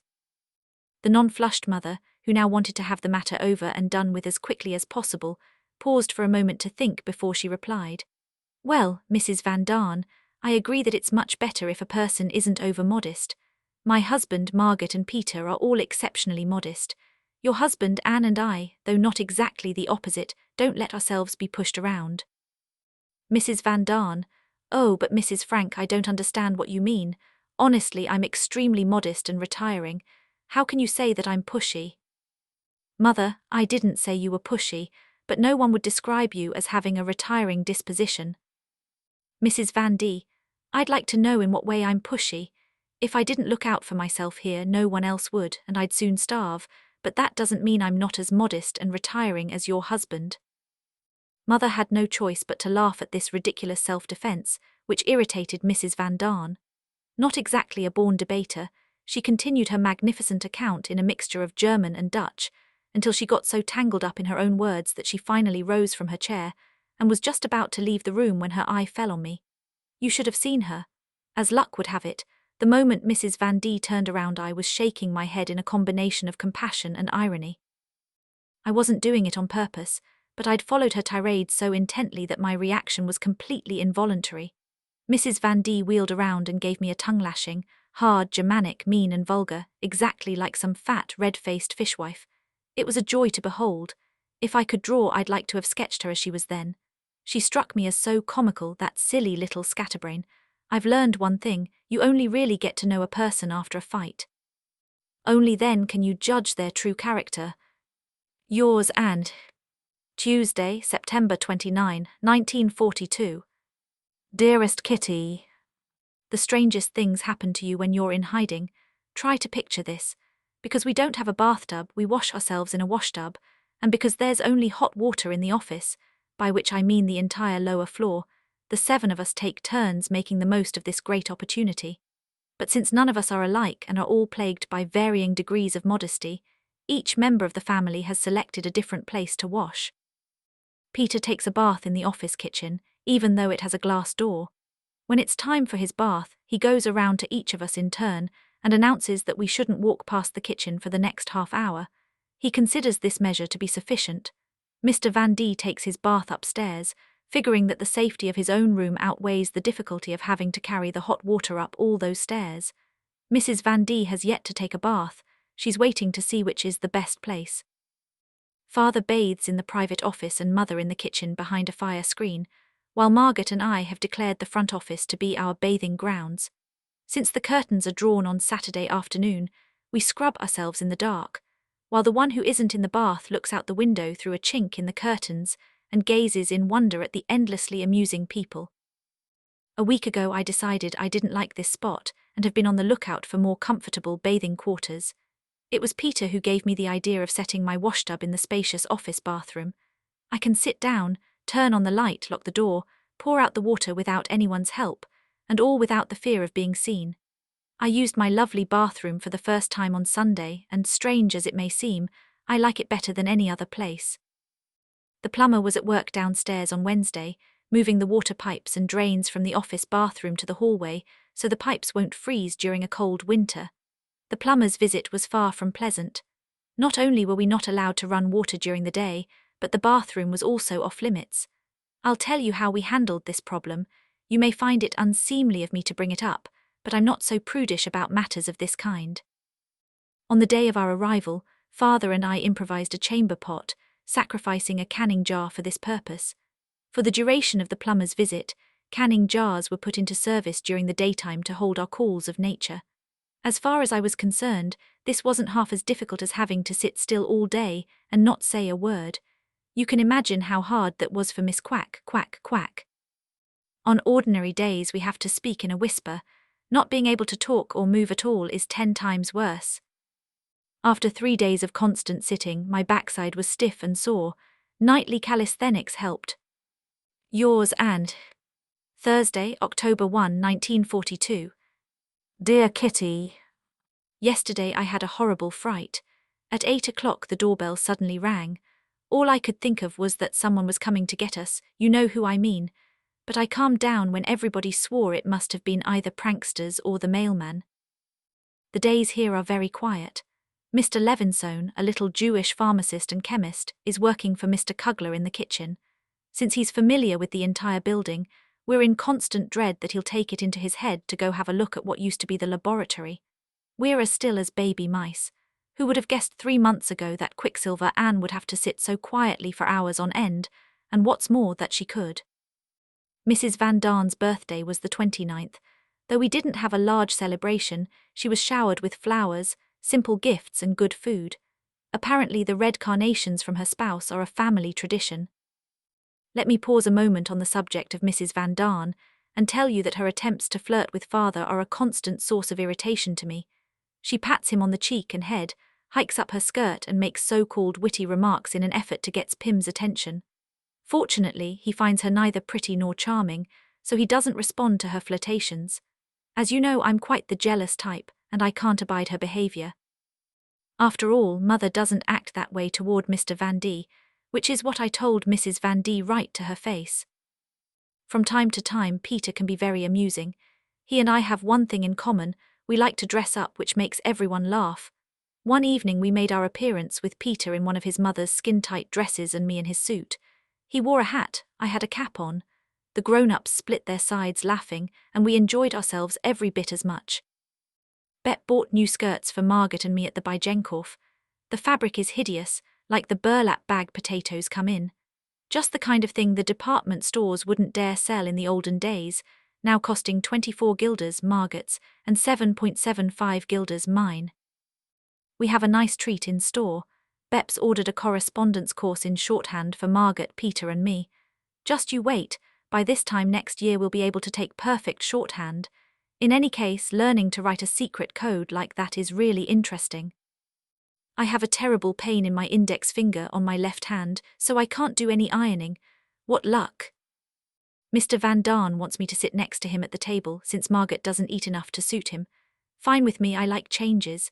There's always a tiny black cat roaming around the yard, and it reminds me of my dear sweet Mooch. Another reason I welcome the change is that Mama's always carping at me, especially at the table. Now Margaret will have to bear the brunt of it, or rather won't, since Mother doesn't make such sarcastic remarks to her, not to that paragon of virtue. I'm always teasing Margaret about being a paragon of virtue these days, and she hates it. Maybe it'll teach her not to be such a goody-goody. High time she learned. To end this hodgepodge of news, a particularly amusing joke told by Mr. Van Daan.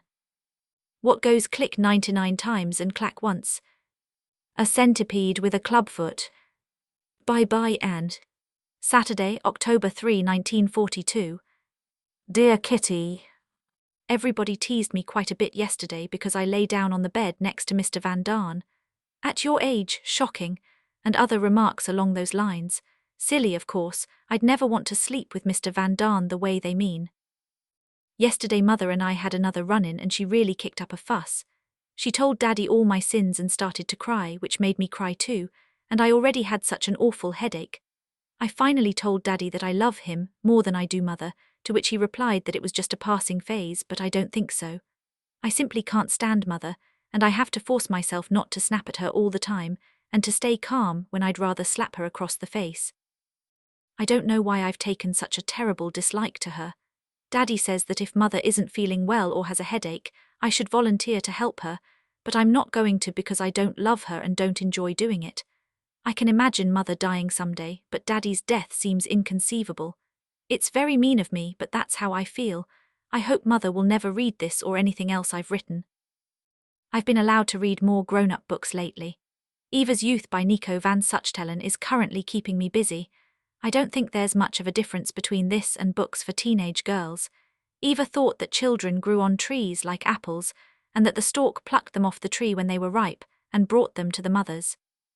But her girlfriend's cat had kittens and Eva saw them coming out of the cat, so she thought cats laid eggs and hatched them like chickens, and that mothers who wanted a child also went upstairs a few days before their time to lay an egg and brood on it. After the babies arrived, the mothers were pretty weak from all that squatting. At some point, Eva wanted a baby too. She took a wool scarf and spread it on the ground so the egg could fall into it, and then she squatted down and began to push. She clucked as she waited, but no egg came out. Finally, after she'd been sitting for a long time, something did come, but it was a sausage instead of an egg. Eva was embarrassed. She thought she was sick. Funny, isn't it? There are also parts of Eva's Youth that talk about women selling their bodies on the street and asking loads of money. I'd be mortified in front of a man like that. In addition, it mentions Eva's menstruation. Oh, I long to get my period, then I'll really be grown up. Daddy is grumbling again and threatening to take away my diary. Oh, horror of horrors, from now on I'm going to hide it. Anne Frank. Wednesday, October 7, 1942. I imagine that I've gone to Switzerland. Daddy and I sleep in one room while the boys' study is turned into a sitting room where I can receive visitors. As a surprise, they've bought new furniture for me, including a tea table, a desk, armchairs, and a divan. Everything's simply wonderful. After a few days, Daddy gives me 150 guilders, converted into Swiss money, of course, but I'll call them guilders, and tells me to buy everything I think I'll need, all for myself. Later on, I get a guilder a week, which I can also use to buy whatever I want.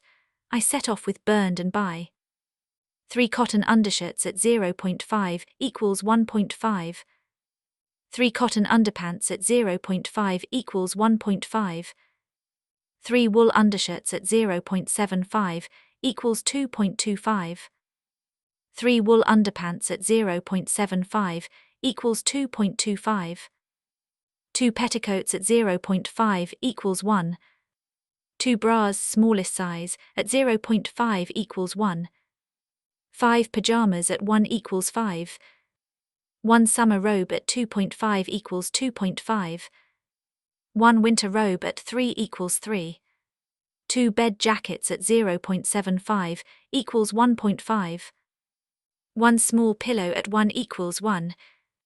1 pair of lightweight slippers at 1 equals 1. 1 pair of warm slippers at 1.5 equals 1.5. 1 pair of summer shoes, school, at 1.5 equals 1.5.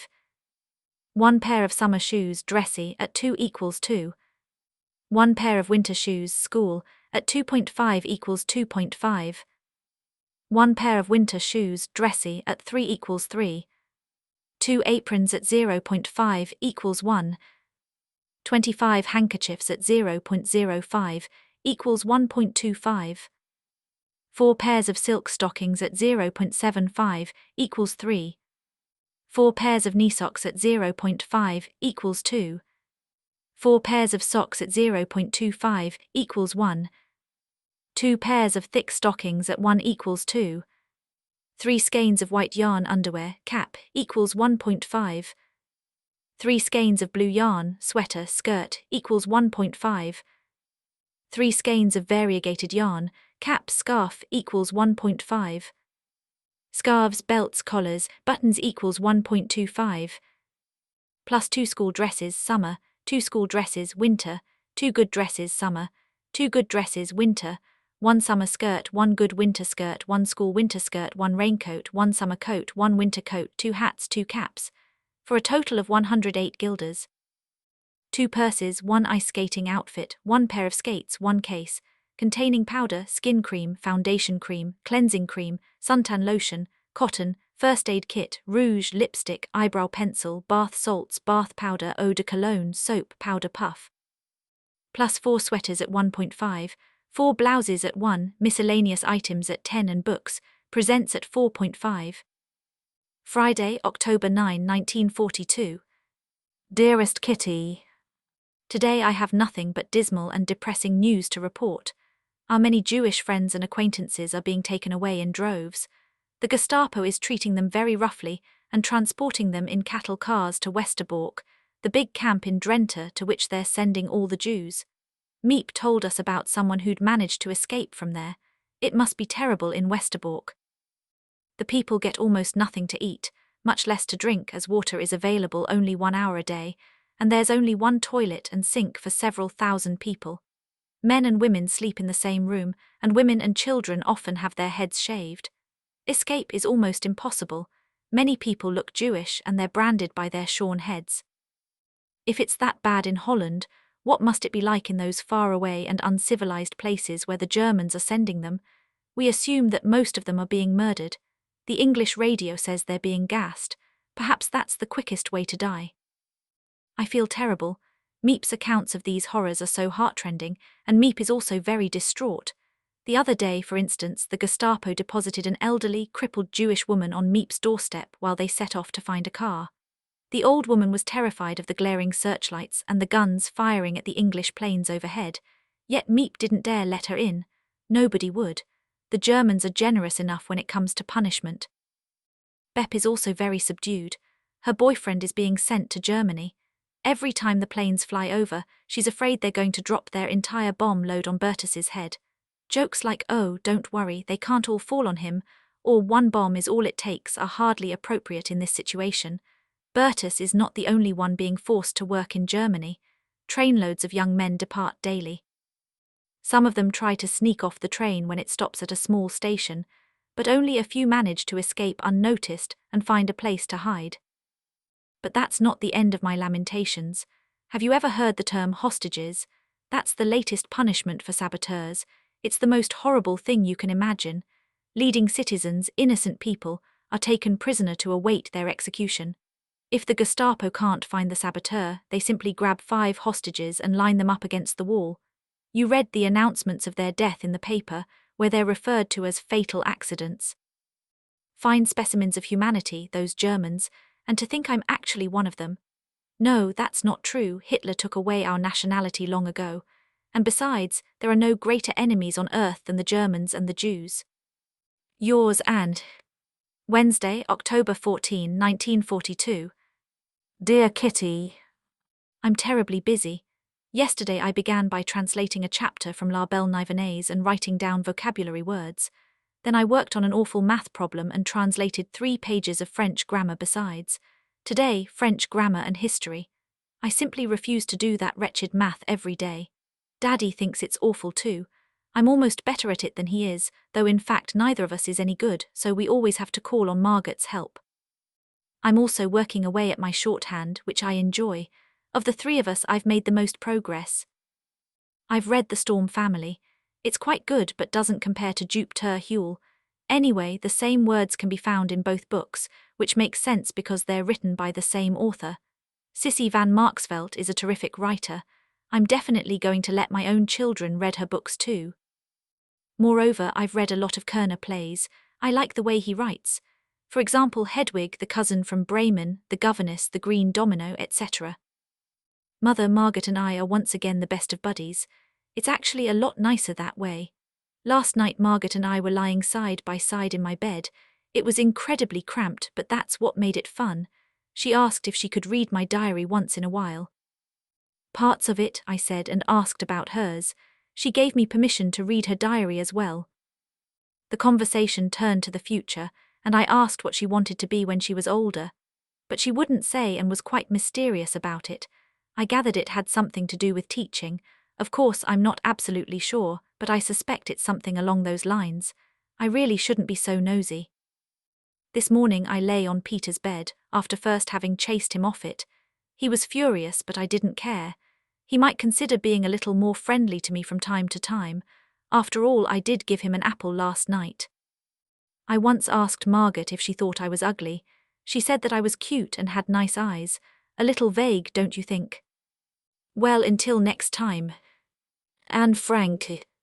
P.S. This morning we all took turns on the scale. Margaret now weighs 132 pounds, Mother 136, Father 155, Anne 96, Peter 148, Mrs. Van Daan 117, Mr. Van Daan 165. In the 3 months since I've been here, I've gained 19 pounds.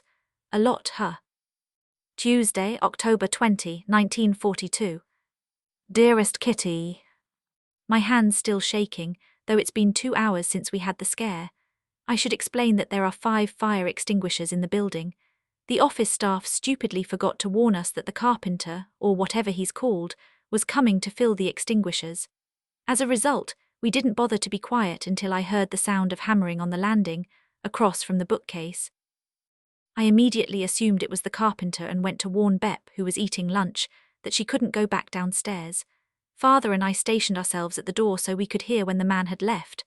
After working for about 15 minutes, he laid his hammer and some other tools on our bookcase, or so we thought, and banged on our door. We turned white with fear.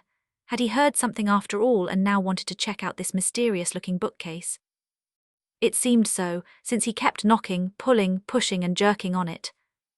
I was so scared I nearly fainted at the thought of this total stranger managing to discover our wonderful hiding place.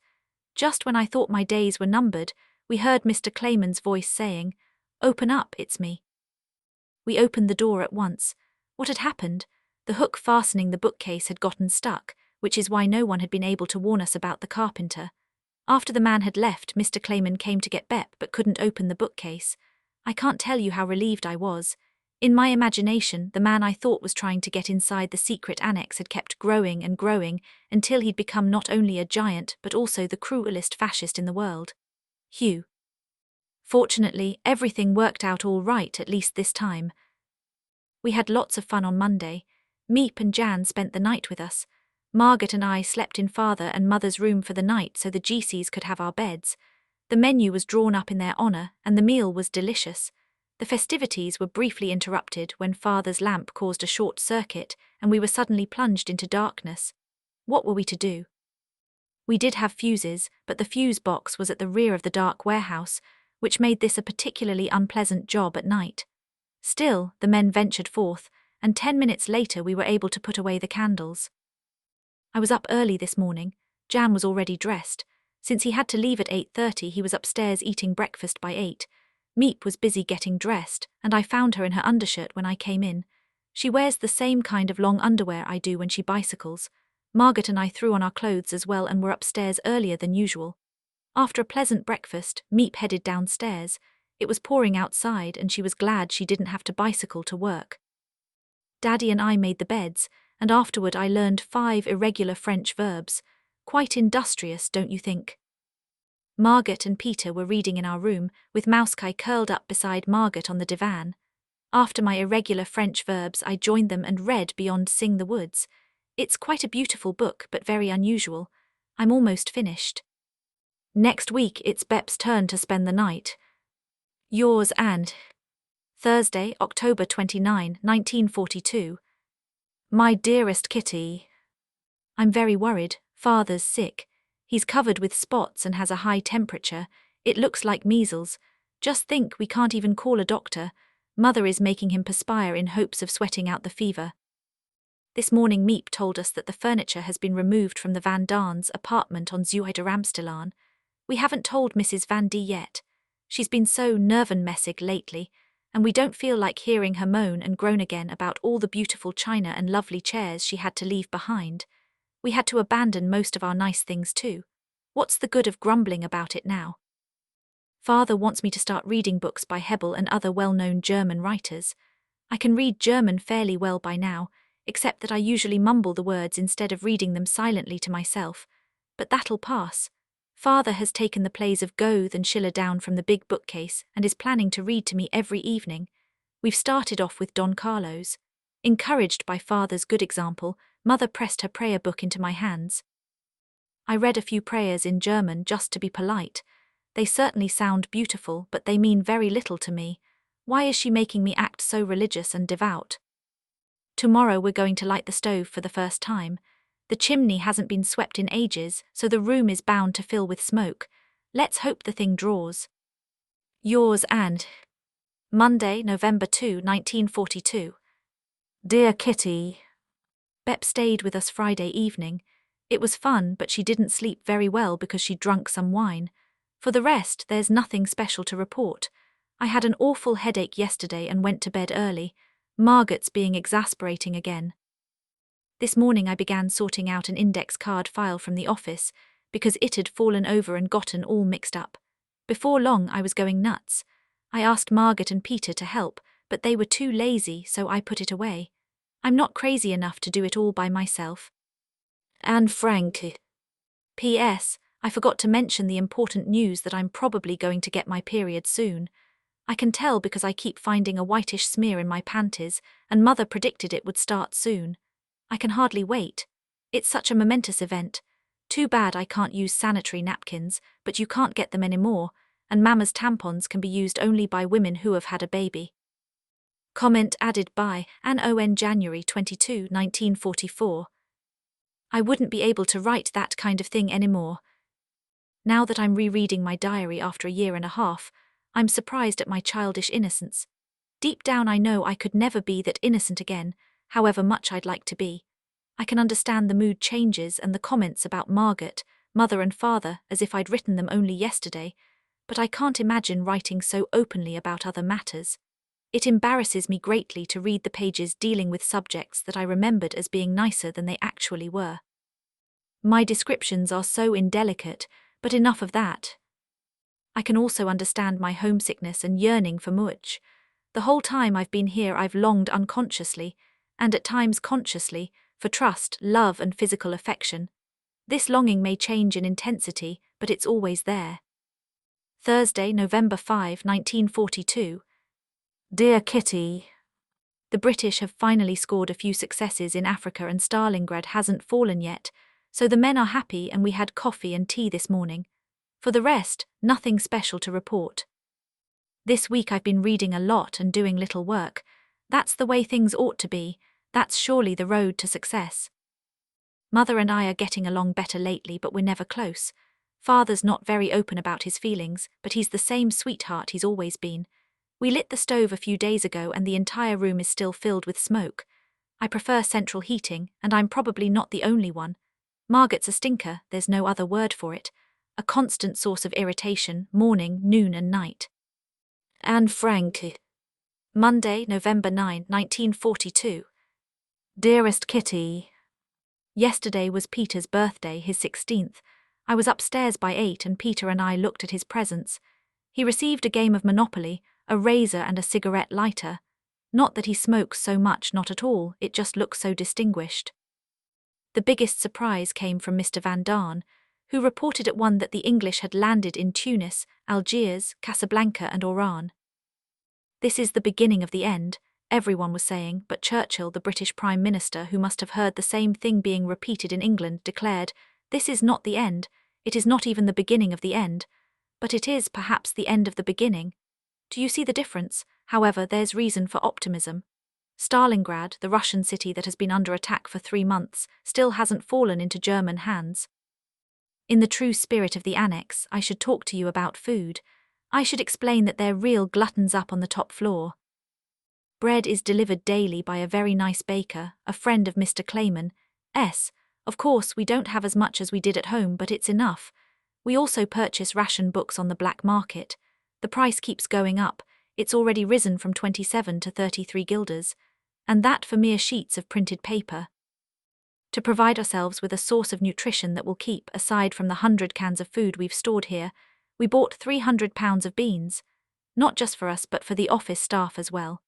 We hung the sacks of beans on hooks in the hallway, just inside our secret entrance, but a few seams split under the weight. So we decided to move them to the attic, and Peter was entrusted with the heavy lifting. He managed to get 5 of the 6 sacks upstairs intact, and was busy with the last one when the sack broke and a flood, or rather a hailstorm, of brown beans went flying through the air and down the stairs.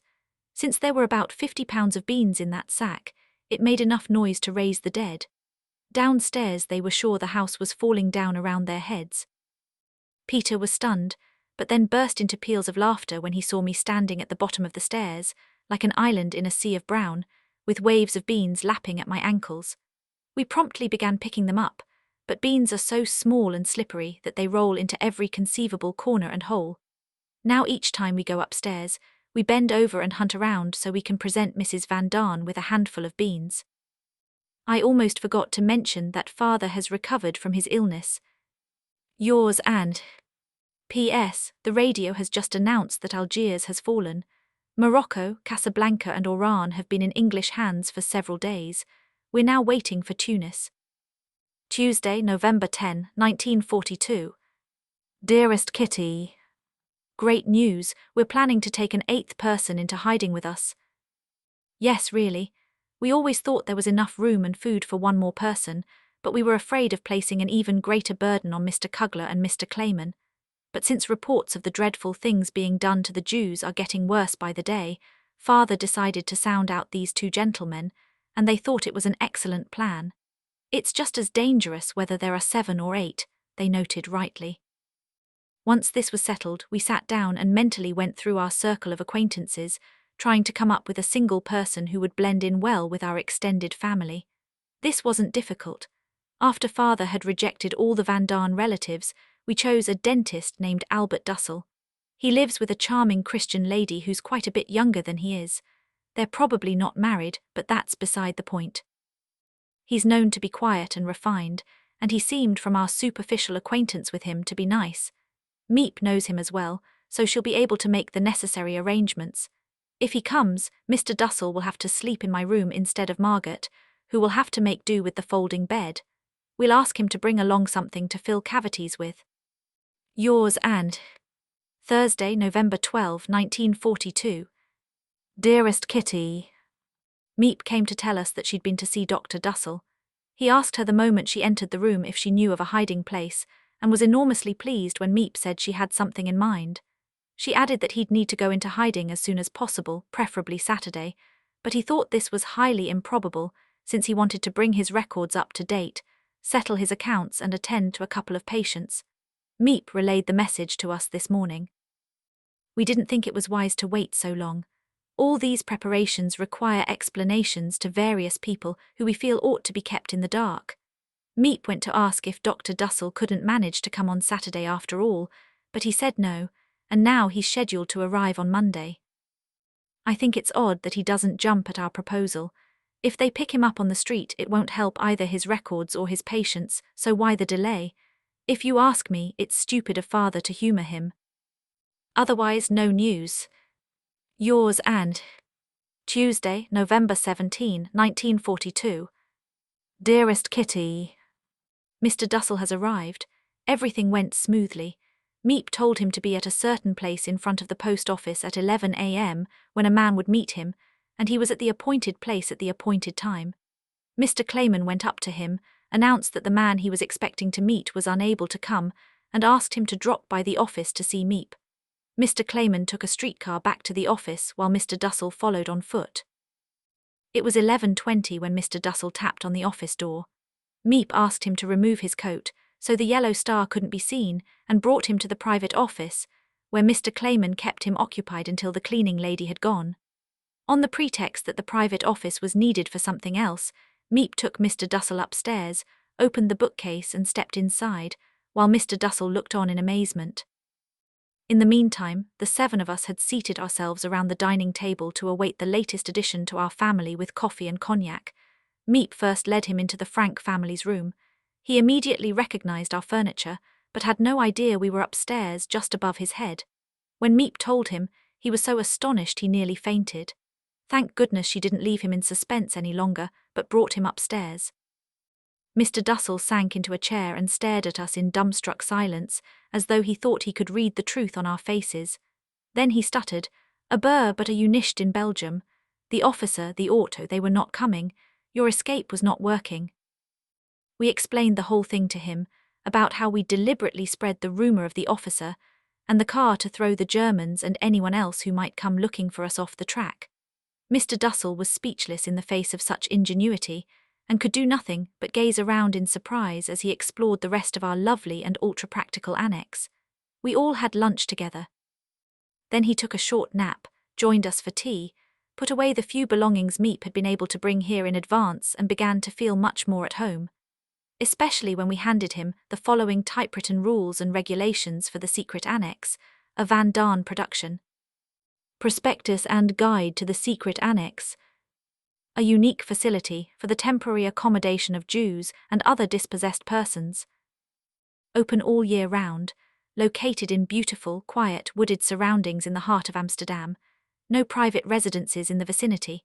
Can be reached by streetcar 13 or 17 and also by car and bicycle. For those to whom such transportation has been forbidden by the German authorities, it can also be reached on foot. Furnished and unfurnished rooms and apartments are available at all times, with or without meals. Price free. Diet low fat. Running water in the bathroom, no bath, and on various inside and outside walls. Cozy wood stoves for heating. Ample storage space for a variety of goods, 2 large modern safes. Private radio with a direct line to London, New York, Tel Aviv and many other stations. Available to all residents after 6 p.m. No listening to forbidden broadcasts, with certain exceptions, i.e., German stations may only be tuned in to listen to classical music. It is absolutely forbidden to listen to German news bulletins, regardless of where they are transmitted from, and to pass them on to others. Rest hours, from 10 p.m. to 7:30 a.m., 10:15 a.m. on Sundays. Owing to circumstances, residents are required to observe rest hours during the daytime when instructed to do so by the management. To ensure the safety of all, rest hours must be strictly observed. Free time activities, none allowed outside the house until further notice. Use of language, it is necessary to speak softly at all times. Only the language of civilized people may be spoken, thus no German.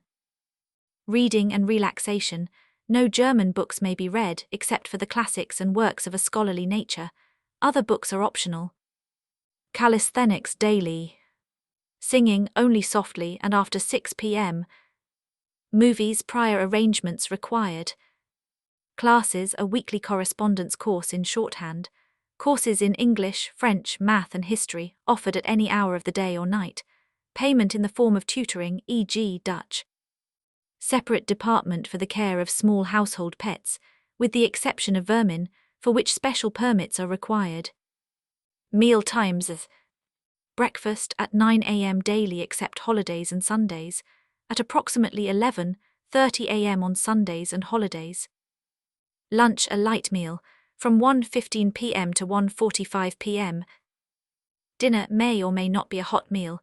Mealtime depends on news broadcasts. Obligations with respect to the supply corps. Residents must be prepared to help with office work at all times.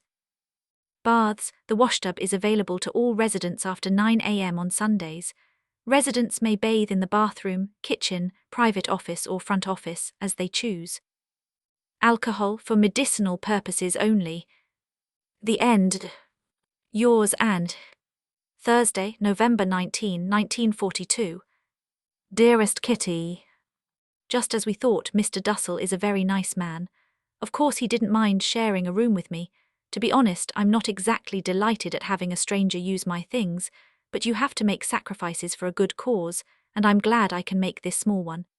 If we can save even one of our friends, the rest doesn't matter, said Father, and he's absolutely right. The first day Mr. Dussel was here, he asked me all sorts of questions. For example, what time the cleaning lady comes to the office, how we've arranged to use the washroom, and when we're allowed to go to the toilet. You may laugh, but these things aren't so easy in a hiding place. During the daytime, we can't make any noise that might be heard downstairs, and when someone else is there, like the cleaning lady, we have to be extra careful. I patiently explained all this to Mr. Dussel, but I was surprised to see how slow he is to catch on. He asks everything twice and still can't remember what you've told him. Maybe he's just confused by the sudden change and he'll get over it. Otherwise, everything is going fine. Mr. Dussel has told us much about the outside world we've missed for so long. He had sad news. Countless friends and acquaintances have been taken off to a dreadful fate. Night after night, green and grey military vehicles cruise the streets. They knock on every door asking whether any Jews live there. If so, the whole family is immediately taken away. If not, they proceed to the next house. It's impossible to escape their clutches unless you go into hiding. They often go around with lists, knocking only on those doors where they know there's a big haul to be made. They frequently offer a bounty, so much per head. It's like the slave hunts of the olden days. I don't mean to make light of this, it's much too tragic for that. In the evenings when it's dark, I often see long lines of good, innocent people, accompanied by crying children, walking on, ordered about by a handful of men who bully and beat them until they nearly drop. No one is spared. The sick, the elderly, children, babies and pregnant women, all are marched to their death. We're so fortunate here, away from the turmoil. We wouldn't have to give a moment's thought to all this suffering if it weren't for the fact that we're so worried about those we hold dear, whom we can no longer help. I feel wicked sleeping in a warm bed, while somewhere out there my dearest friends are dropping from exhaustion or being knocked to the ground. I get frightened myself when I think of close friends, who are now at the mercy of the cruelest monsters ever to stalk the earth. And all because they're Jews. Yours and. Friday, November 20, 1942. Dearest Kitty. We don't really know how to react. Up to now very little news about the Jews had reached us here, and we thought it best to stay as cheerful as possible. Every now and then Miep used to mention what had happened to a friend, and Mother or Mrs. Van Daan would start to cry, so she decided it was better not to say any more. But we bombarded Mr. Dussel with questions, and the stories he had to tell were so gruesome and dreadful that we can't get them out of our heads. Once we've had time to digest the news, we'll probably go back to our usual joking and teasing. It won't do us or those outside any good if we continue to be as gloomy as we are now. And what would be the point of turning the secret annex into a melancholy annex? No matter what I'm doing, I can't help thinking about those who are gone. I catch myself laughing and remember that it's a disgrace to be so cheerful. But am I supposed to spend the whole day crying? No, I can't do that. This gloom will pass. Added to this misery there's another, but of a more personal nature, and it pales in comparison to the suffering I've just told you about.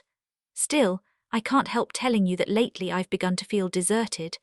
I'm surrounded by too great a void. I never used to give it much thought, since my mind was filled with my friends and having a good time.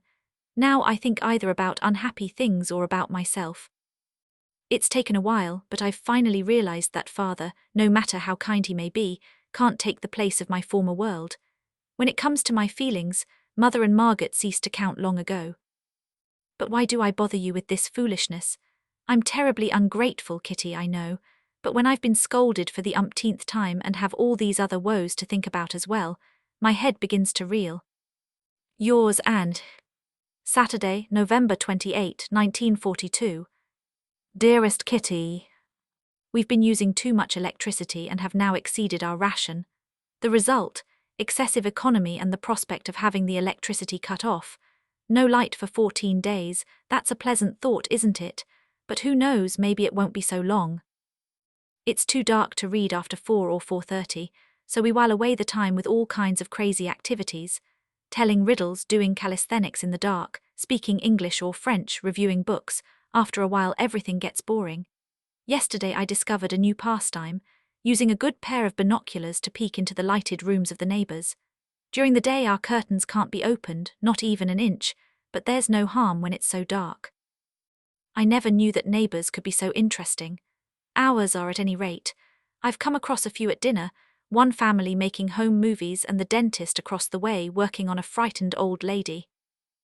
Mr. Dussel, the man who was said to get along so well with children and to absolutely adore them, has turned out to be an old-fashioned disciplinarian and preacher of unbearably long sermons on manners, since I have the singular pleasure of sharing my far too narrow room with His Excellency, and since I'm generally considered to be the worst behaved of the 3 young people, it's all I can do to avoid having the same old scoldings and admonitions repeatedly flung at my head, and to pretend not to hear. This wouldn't be so bad if Mr. Dussel weren't such a tattletale, and hadn't singled out Mother to be the recipient of his reports. If Mr. Dussel's just read me the riot act, Mother lectures me all over again, this time throwing the whole book at me. And if I'm really lucky, Mrs. Van D calls me to account 5 minutes later and lays down the law as well.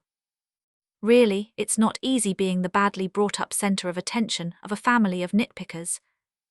In bed at night, as I ponder my many sins and exaggerated shortcomings, I get so confused by the sheer amount of things I have to consider that I either laugh or cry, depending on my mood. Then I fall asleep with the strange feeling of wanting to be different than I am or being different than I want to be, or perhaps of behaving differently than I am or want to be. Oh dear, now I'm confusing you too.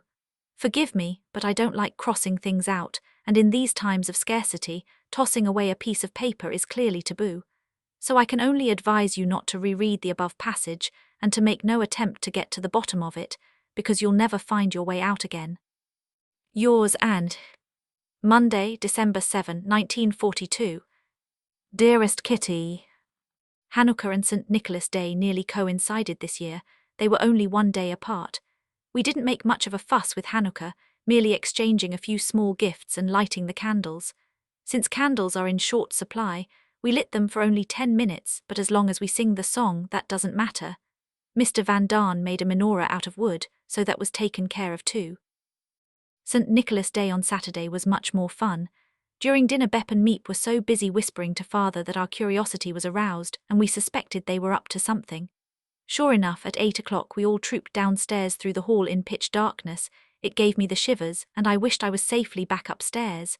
To the alcove. We could switch on the light since this room doesn't have any windows. When that was done, Father opened the big cabinet. Oh, how wonderful, we all cried. In the corner was a large basket decorated with colourful paper and a mask of Black Peter. We quickly took the basket upstairs with us. Inside was a little gift for everyone, including an appropriate verse. Since you're familiar with the kinds of poems people write each other on St. Nicholas Day, I won't copy them down for you. I received a Cupid doll, Father got bookends, and so on. Well, anyway, it was a nice idea, and since the 8 of us had never celebrated St. Nicholas Day before, this was a good time to begin. Yours and P.S. We also had presents for everyone downstairs, a few things left over from the good old days, plus Meep and Bep are always grateful for money. Today we heard that Mr. Van Daan's ashtray, Mr. Dussel's picture frame and father's bookends were made by none other than Mr. Voskuale. How anyone can be so clever with his hands is a mystery to me. Thursday, December 10, 1942. Dearest Kitty, Mr. Van Daan used to be in the meat, sausage and spice business. He was hired for his knowledge of spices, and yet to our great delight, it's his sausage talents that have come in handy now. We ordered a large amount of meat, under the counter of course, that we were planning to preserve in case there were hard times ahead. Mr. Van Daan decided to make bratwurst, sausages and metwurst. I had fun watching him put the meat through the grinder, once, twice, 3 times. Then he added the remaining ingredients to the ground meat, and used a long pipe to force the mixture into the casings. We ate the bratwurst with sauerkraut for lunch, but the sausages, which were going to be canned, had to dry first, so we hung them over a pole suspended from the ceiling. Everyone who came into the room burst into laughter when they saw the dangling sausages. It was such a comical sight. The kitchen was a shambles. Mr. Van Daan, clad in his wife's apron and looking fatter than ever, was working away at the meat. What with his bloody hands, red face and spotted apron, he looked like a real butcher. Mrs. Van D was trying to do everything at once, learning Dutch out of a book, stirring the soup, watching the meat, sighing and moaning about her broken rib. That's what happens when old ladies do such stupid exercises to get rid of their fat behinds. Dussel had an eye infection and was sitting next to the stove dabbing his eye with chamomile tea. Pim, seated in the one ray of sunshine coming through the window, kept having to move his chair this way and that to stay out of the way. His rheumatism must have been bothering him because he was slightly hunched over and was keeping an eye on Mr. Van Daan with an agonized expression on his face. He reminded me of those aged invalids you see in the poorhouse. Peter was romping around the room with Mousky, the cat, while Mother, Margaret and I were peeling boiled potatoes. When you get right down to it, none of us were doing our work properly because we were all so busy watching Mr. Van Daan. Dussel has opened his dental practice. Just for fun, I'll describe the session with his very first patient. Mother was ironing, and Mrs. Van D, the first victim, sat down on a chair in the middle of the room. Dussel, unpacking his case with an air of importance, asked for some eau de cologne, which could be used as a disinfectant, and Vaseline, which would have to do for wax. He looked in Mrs. Van D's mouth and found 2 teeth that made her wince with pain and utter incoherent cries every time he touched them. After a lengthy examination, lengthy as far as Mrs. Van D was concerned, since it actually took no longer than 2 minutes, Dussel began to scrape out a cavity, but Mrs. Van D had no intention of letting him. She flailed her arms and legs until Dussel finally let go of his probe and it remained stuck in Mrs. Van D's tooth. That really did it. Mrs. Van D lashed out wildly in all directions, cried, as much as you can with an instrument like that in your mouth, tried to remove it, but only managed to push it in even farther. Mr. Dussel calmly observed the scene, his hands on his hips, while the rest of the audience roared with laughter. Of course, that was very mean of us. If it had been me, I'm sure I would have yelled even louder. After a great deal of squirming, kicking, screaming and shouting, Mrs. Van D finally managed to yank the thing out, and Mr. Dussel went on with his work as if nothing had happened. He was so quick that Mrs. Van D didn't have time to pull any more shenanigans. But then he had more help than he's ever had before, no fewer than 2 assistants. Mr. Van D and I performed our job well. The whole scene resembled one of those engravings from the Middle Ages entitled, "A Quack at Work." In the meantime, however, the patient was getting restless, since she had to keep an eye on her soup and her food. One thing is certain, it'll be a while before Mrs. Van D makes another dental appointment. Yours and Sunday, December 13, 1942. Dearest Kitty, I'm sitting here nice and cozy in the front office, peering out through a chink in the heavy curtains. It's dusky, but there's just enough light to write by. It's really strange watching people walk past. They all seem to be in such a hurry that they nearly trip over their own feet. Those on bicycles whiz by so fast I can't even tell who's on the bike. The people in this neighborhood aren't particularly attractive to look at. The children especially are so dirty you wouldn't want to touch them with a 10-foot pole. Real slum kids with runny noses. I can hardly understand a word they say. Yesterday afternoon, when Margaret and I were taking a bath, I said, "What if we took a fishing rod and reeled in each of those kids one by one as they walked by, stuck them in the tub, washed and mended their clothes and then tomorrow they'd be just as dirty and tattered as they were before," Margaret replied. "But I'm babbling. There are also other things to look at, cars, boats and the rain. I can hear the streetcar and the children and I'm enjoying myself." Our thoughts are subject to as little change as we are. They're like a merry-go-round, turning from the Jews to food, from food to politics. By the way, speaking of Jews, I saw 2 yesterday when I was peeking through the curtains. I felt as though I were gazing at one of the 7 wonders of the world. It gave me such a funny feeling, as if I'd denounced them to the authorities and was now spying on their misfortune.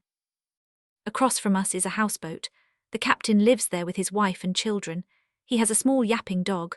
We know the little dog only by its bark and by its tail, which we can see whenever it runs around the deck. Oh, what a shame, it's just started raining and most of the people are hidden under their umbrellas. All I can see are raincoats, and now and again the back of a stocking-capped head. Actually, I don't even need to look. By now I can recognize the women at a glance. Gone to fat from eating potatoes, dressed in a red or green coat and worn-out shoes, a shopping bag dangling from their arms, with faces that are either grim or good-humoured, depending on the mood of their husbands. Yours and Tuesday, December 22, 1942. Dearest Kitty, the Annex was delighted to hear that we'll all be receiving an extra £1/4 of butter for Christmas. According to the newspaper, everyone is entitled to £0.5, but they mean those lucky souls who get their ration books from the government, not Jews in hiding like us who can only afford to buy 4 rather than 8 ration books on the black market. Each of us is going to bake something with the butter. This morning I made 2 cakes and a batch of cookies. It's very busy upstairs, and Mother has informed me that I'm not to do any studying or reading until all the household chores have been finished. Mrs. Van Daan is lying in bed nursing her bruised rib. She complains all day long, constantly demands that the bandages be changed and is generally dissatisfied with everything. I'll be glad when she gets back on her feet and can clean up after herself because, I must admit, she's extraordinarily hardworking and neat, and as long as she's in good physical and mental condition, she's quite cheerful. As if I don't hear SHH enough during the day because I'm always making too much noise, my dear roommate has come up with the idea of saying SHH to me all night too.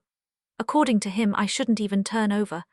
I refuse to take any notice of him, and the next time he shushes me, I'm going to shush him right back.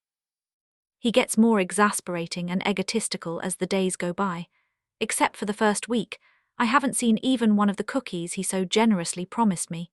He's particularly infuriating on Sundays, when he switches on the light at the crack of dawn to exercise for 10 minutes. To me, the torment seems to last for hours, since the chairs I use to make my bed longer are constantly being jiggled under my sleepy head. After rounding off his limbering up exercises with a few vigorous arm swings, his lordship begins dressing. His underwear is hanging on a hook, so first he lumbers over to get it and then lumbers back past my bed. But his tie is on the table, so once again he pushes and bumps his way past the chairs. But I mustn't waste any more of your time griping about disgusting old men. It won't help matters anyway. My plans for revenge, such as unscrewing the light bulb, locking the door and hiding his clothes, have unfortunately had to be abandoned in the interests of peace. Oh, I'm becoming so sensible. We've got to be reasonable about everything we do here. Studying, listening, holding our tongues, helping others, being kind, making compromises, and I don't know what else. I'm afraid my common sense, which was in short supply to begin with, will be used up too quickly and I won't have any left by the time the war is over. Yours and Wednesday, January 13, 1943. Dearest Kitty, this morning I was constantly interrupted, and as a result I haven't been able to finish a single thing I've begun. We have a new pastime, namely filling packages with powdered gravy. The gravy is one of Jai's and Coast's products. Mr. Kugler hasn't been able to find anyone else to fill the packages, and besides, it's cheaper if we do the job. It's the kind of work they do in prisons. It's incredibly boring and makes us dizzy and giggly. Terrible things are happening outside. At any time of night and day, poor helpless people are being dragged out of their homes. They're allowed to take only a knapsack and a little cash with them, and even then they're robbed of these possessions on the way. Families are torn apart, men, women and children are separated. Children come home from school to find that their parents have disappeared. Women return from shopping to find their houses sealed, their families gone. The Christians in Holland are also living in fear because their sons are being sent to Germany. Everyone is scared. Every night hundreds of planes pass over Holland on their way to German cities to sow their bombs on German soil. Every hour hundreds or maybe even thousands of people are being killed in Russia and Africa. No one can keep out of the conflict, the entire world is at war, and even though the Allies are doing better, the end is nowhere in sight. As for us, we're quite fortunate, luckier than millions of people. It's quiet and safe here, and we're using our money to buy food. We're so selfish that we talk about after the war and look forward to new clothes and shoes, when actually we should be saving every penny to help others when the war is over, to salvage whatever we can. The children in this neighborhood run around in thin shirts and wooden shoes. They have no coats, no socks, no caps and no one to help them. Gnawing on a carrot to still their hunger pangs, they walk from their cold houses through cold streets to an even colder classroom. Things have gotten so bad in Holland that hordes of children stop passers-by in the streets to beg for a piece of bread. I could spend hours telling you about the suffering the war has brought, but I'd only make myself more miserable. All we can do is wait, as calmly as possible, for it to end. Jews and Christians alike are waiting, the whole world is waiting, and many are waiting for death. Yours and Saturday, January 30, 1943. Dearest Kitty, I'm seething with rage, yet I can't show it. I'd like to scream, stamp my foot, give Mother a good shaking, cry and I don't know what else because of the nasty words, mocking looks and accusations that she hurls at me day after day, piercing me like arrows from a tightly strung bow, which are nearly impossible to pull from my body. I'd like to scream at Mother, Margaret, the Van Darns, Dussel and Father too. Leave me alone, let me have at least one night when I don't cry myself to sleep with my eyes burning and my head pounding. Let me get away from everything, away from this world. But I can't do that. I can't let them see my doubts or the wounds they've inflicted on me. I couldn't bear their sympathy or their good-humoured derision. It would only make me want to scream even more. Everyone thinks I'm showing off when I talk, ridiculous when I'm silent, insolent when I answer, cunning when I have a good idea, lazy when I'm tired, selfish when I eat one bite more than I should, stupid, cowardly, calculating, etc., etc. All day long I hear nothing but what an exasperating child I am, and although I laugh it off and pretend not to mind, I do mind. I wish I could ask God to give me another personality, one that doesn't antagonize everyone. But that's impossible. I'm stuck with the character I was born with, and yet I'm sure I'm not a bad person. I do my best to please everyone, more than they'd ever suspect in a million years. When I'm upstairs, I try to laugh it off because I don't want them to see my troubles. More than once after a series of absurd reproaches, I've snapped at Mother. I don't care what you say. Why don't you just wash your hands of me? I'm a hopeless case. Of course, she'd tell me not to talk back and virtually ignore me for 2 days. Then suddenly all would be forgotten and she'd treat me like everyone else. It's impossible for me to be all smiles one day and venomous the next. I'd rather choose the golden mean, which isn't so golden, and keep my thoughts to myself. Perhaps sometime I'll treat the others with the same contempt as they treat me. Oh, if only I could. Yours and Friday, February 5, 1943. Dearest Kitty, though it's been ages since I've written to you about the squabbles, there's still no change. In the beginning, Mr. Dussel took our soon-forgotten clashes very seriously, but now he's grown used to them and no longer tries to mediate. Margaret and Peter aren't exactly what you'd call young. They're both so quiet and boring. Next to them, I stick out like a sore thumb and I'm always being told, Margaret and Peter don't act that way. Why don't you follow your sister's example? I hate that. I confess that I have absolutely no desire to be like Margaret. She's too weak-willed and passive to suit me. She lets herself be swayed by others and always backs down under pressure. I want to have more spunk, but I keep ideas like these to myself. They'd only laugh at me if I offered this in my defense. During meals the air is filled with tension. Fortunately, the outbursts are sometimes held in check by the soup eaters, the people from the office who come up to have a cup of soup for lunch.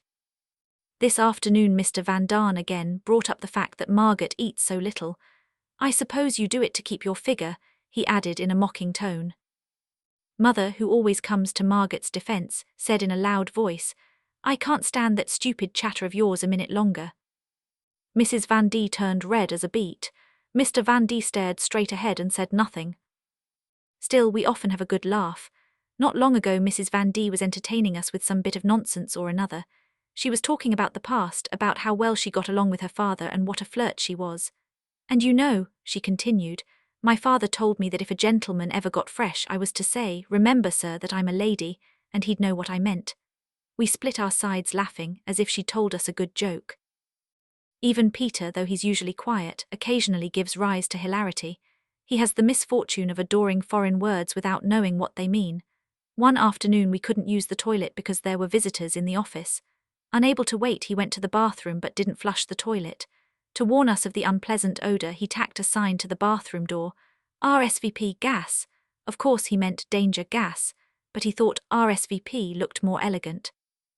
He didn't have the faintest idea that it meant, please reply. Yours and Saturday, February 27, 1943. Dearest Kitty. Pim is expecting the invasion any day now. Churchill has had pneumonia but is gradually getting better.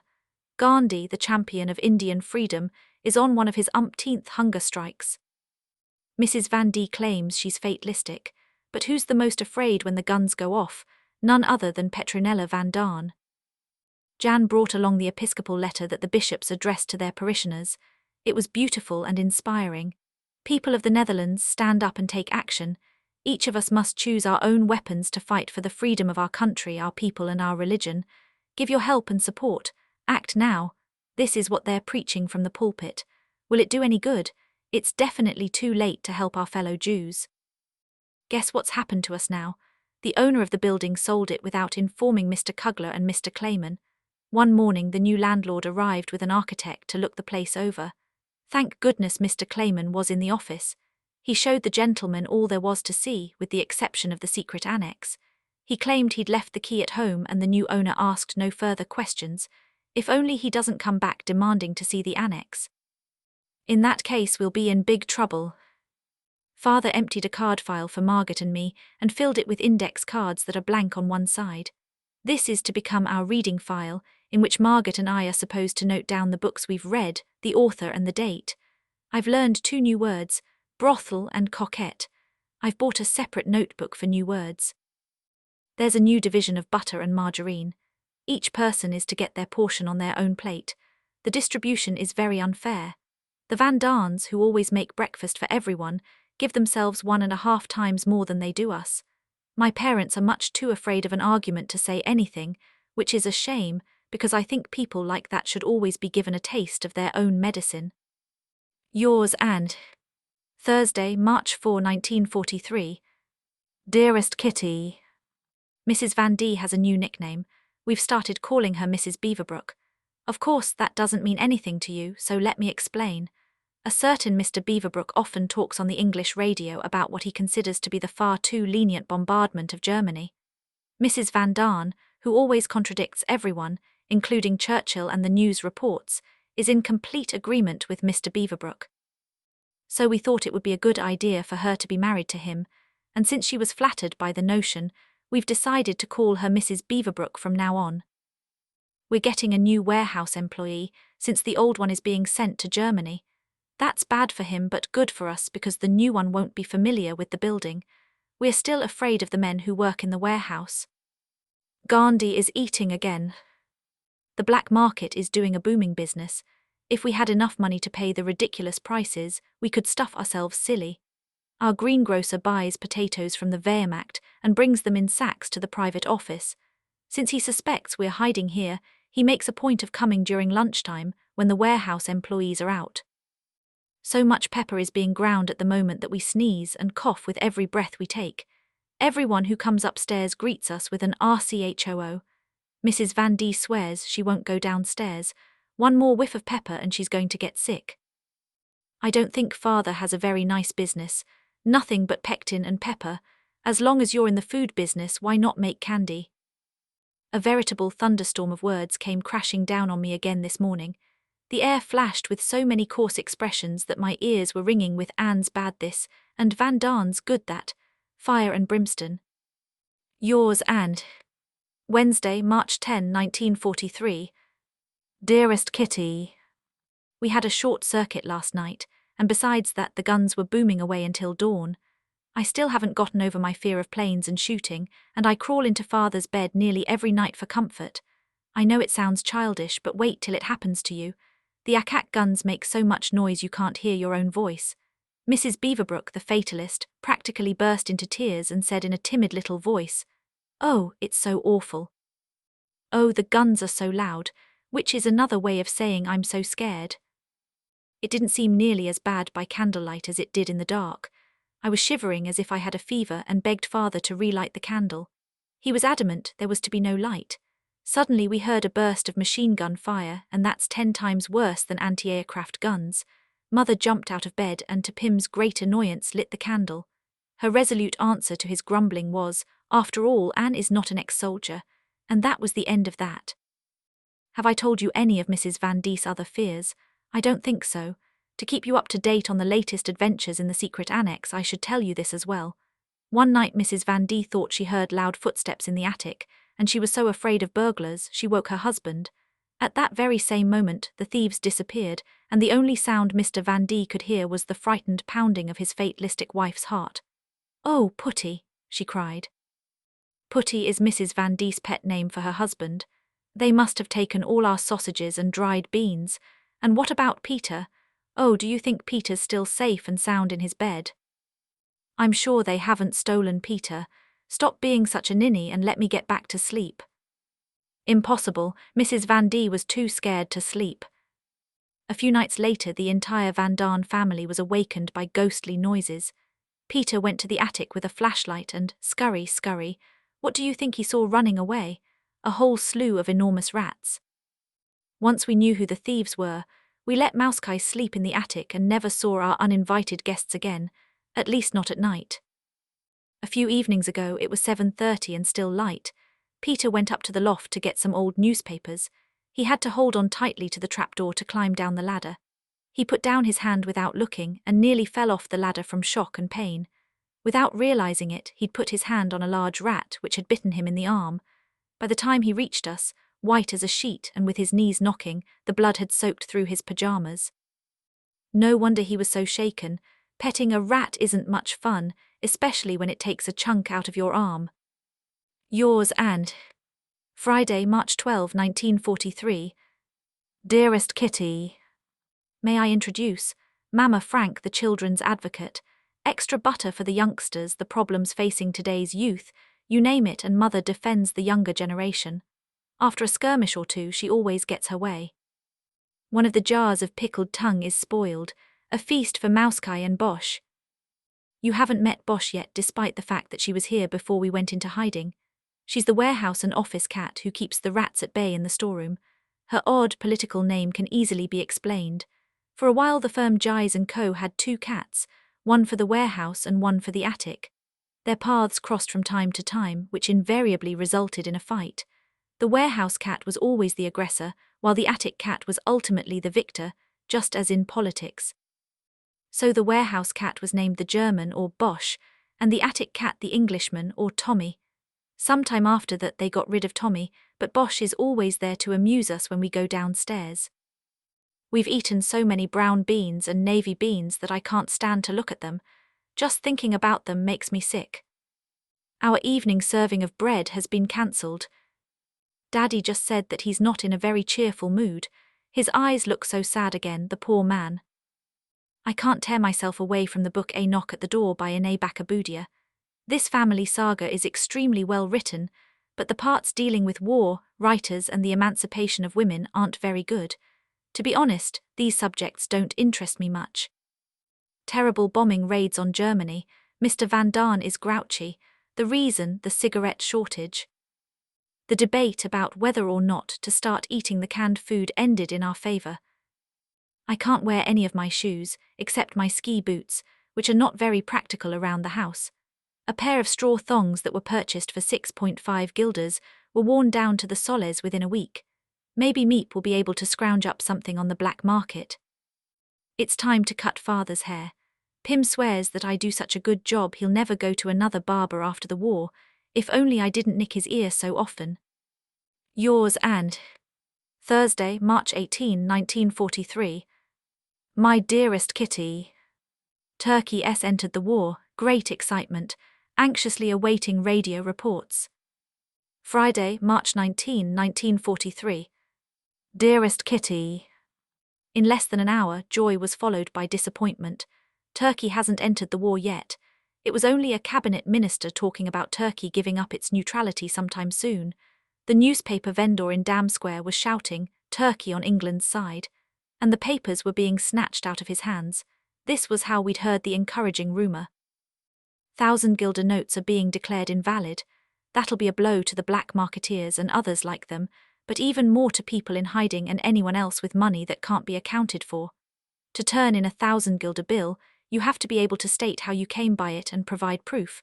They can still be used to pay taxes, but only until next week. The 500 notes will lapse at the same time. Gies & Co. still had some unaccounted for 1,000 guilder bills, which they used to pay their estimated taxes for the coming years, so everything seems to be above board. Dussel has received an old-fashioned, foot-operated dentist's drill. That means I'll probably be getting a thorough checkup soon. Dussel is terribly lax when it comes to obeying the rules of the house. Not only does he write letters to his Charlotte, he's also carrying on a chatty correspondence with various other people. Margaret, the Annex's Dutch teacher, has been correcting these letters for him. Father has forbidden him to keep up the practice and Margaret has stopped correcting the letters, but I think it won't be long before he starts up again. The Führer has been talking to wounded soldiers. We listened on the radio and it was pathetic. The questions and answers went something like this. My name is Heinrich Scheppel. Where were you wounded? Near Stalingrad. What kind of wound is it? 2 frostbitten feet and a fracture of the left arm. This is an exact report of the hideous puppet show aired on the radio. The wounded seemed proud of their wounds, the more the better. One was so beside himself at the thought of shaking hands, I presume he still had one, with the Führer that he could barely say a word. I happened to drop Dussel's soap on the floor and step on it. Now there's a whole piece missing. I've already asked Father to compensate him for the damages, especially since Dussel only gets 1 bar of inferior wartime soap a month. Yours and Thursday, March 25, 1943. Dearest Kitty. Mother, Father, Margaret and I were sitting quite pleasantly together last night when Peter suddenly came in and whispered in Father's ear. I caught the words, a barrel falling over in the warehouse, and someone fiddling with the door. Margaret heard it too but was trying to calm me down, since I turned white as chalk and was extremely nervous. The 3 of us waited while Father and Peter went downstairs.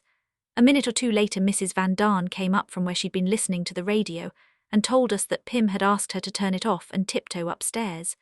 But you know what happens when you're trying to be quiet? The old stairs creaked twice as loud.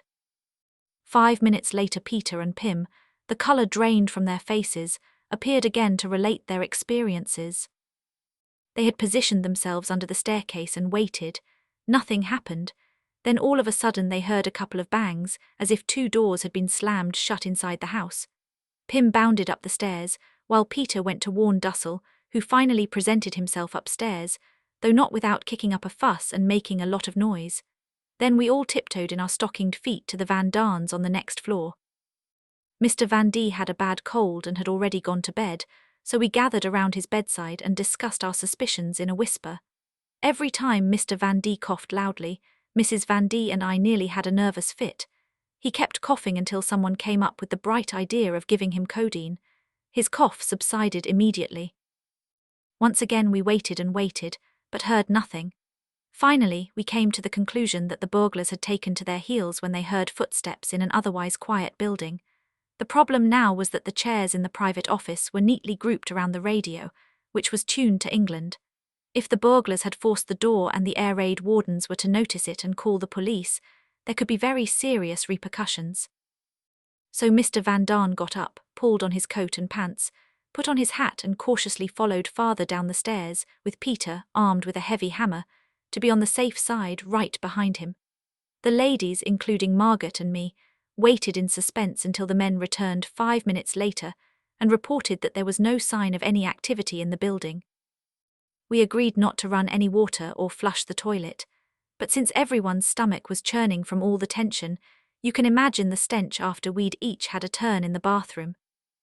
Incidents like these are always accompanied by other disasters, and this was no exception. Number 1, the Westertoren bells stopped chiming, and I'd always found them so comforting. Number 2, Mr. Voskuil left early last night, and we weren't sure if he'd given Bep the key and she'd forgotten to lock the door. But that was of little importance now. The night had just begun and we still weren't sure what to expect. We were somewhat reassured by the fact that between 8:15, when the burglar had first entered the building and put our lives in jeopardy, and 10:30, we hadn't heard a sound. The more we thought about it, the less likely it seemed that a burglar would have forced a door so early in the evening, when there were still people out on the streets. Besides that, it occurred to us that the warehouse manager at the keg company next door might still have been at work. What with the excitement and the thin walls, it's easy to mistake the sounds. Besides, your imagination often plays tricks on you in moments of danger. So we went to bed, though not to sleep. Father and Mother and Mr. Dussel were awake most of the night, and I'm not exaggerating when I say that I hardly got a wink of sleep. This morning the men went downstairs to see if the outside door was still locked, but all was well. Of course, we gave the entire office staff a blow-by-blow account of the incident, which had been far from pleasant. It's much easier to laugh at these kinds of things after they've happened, and Bep was the only one who took us seriously. Yours and P.S. This morning the toilet was clogged, and Father had to stick in a long wooden pole and fish out several pounds of excrement and strawberry recipes, which is what we use for toilet paper these days. Afterward we burned the pole. Saturday, March 27, 1943. Dearest Kitty, we finished our shorthand course and are now working on improving our speed. Aren't we smart? Let me tell you more about my time killers. This is what I call my courses because all we ever do is try to make the days go by as quickly as possible, so we're that much closer to the end of our time here. I adore mythology, especially the Greek and Roman gods. Everyone here thinks my interest is just a passing fancy, since they've never heard of a teenager with an appreciation of mythology. Well then, I guess I'm the first. Mr. Van Daan has a cold, or rather he has a scratchy throat, but he's making an enormous to-do over it. He gargles with chamomile tea, coats the roof of his mouth with a tincture of myrrh and rubs mentholatum over his chest, nose, gums and tongue, and to top it off he's in a foul mood. Rauter, some German bigwig, recently gave a speech. All Jews must be out of the German-occupied territories before July 1.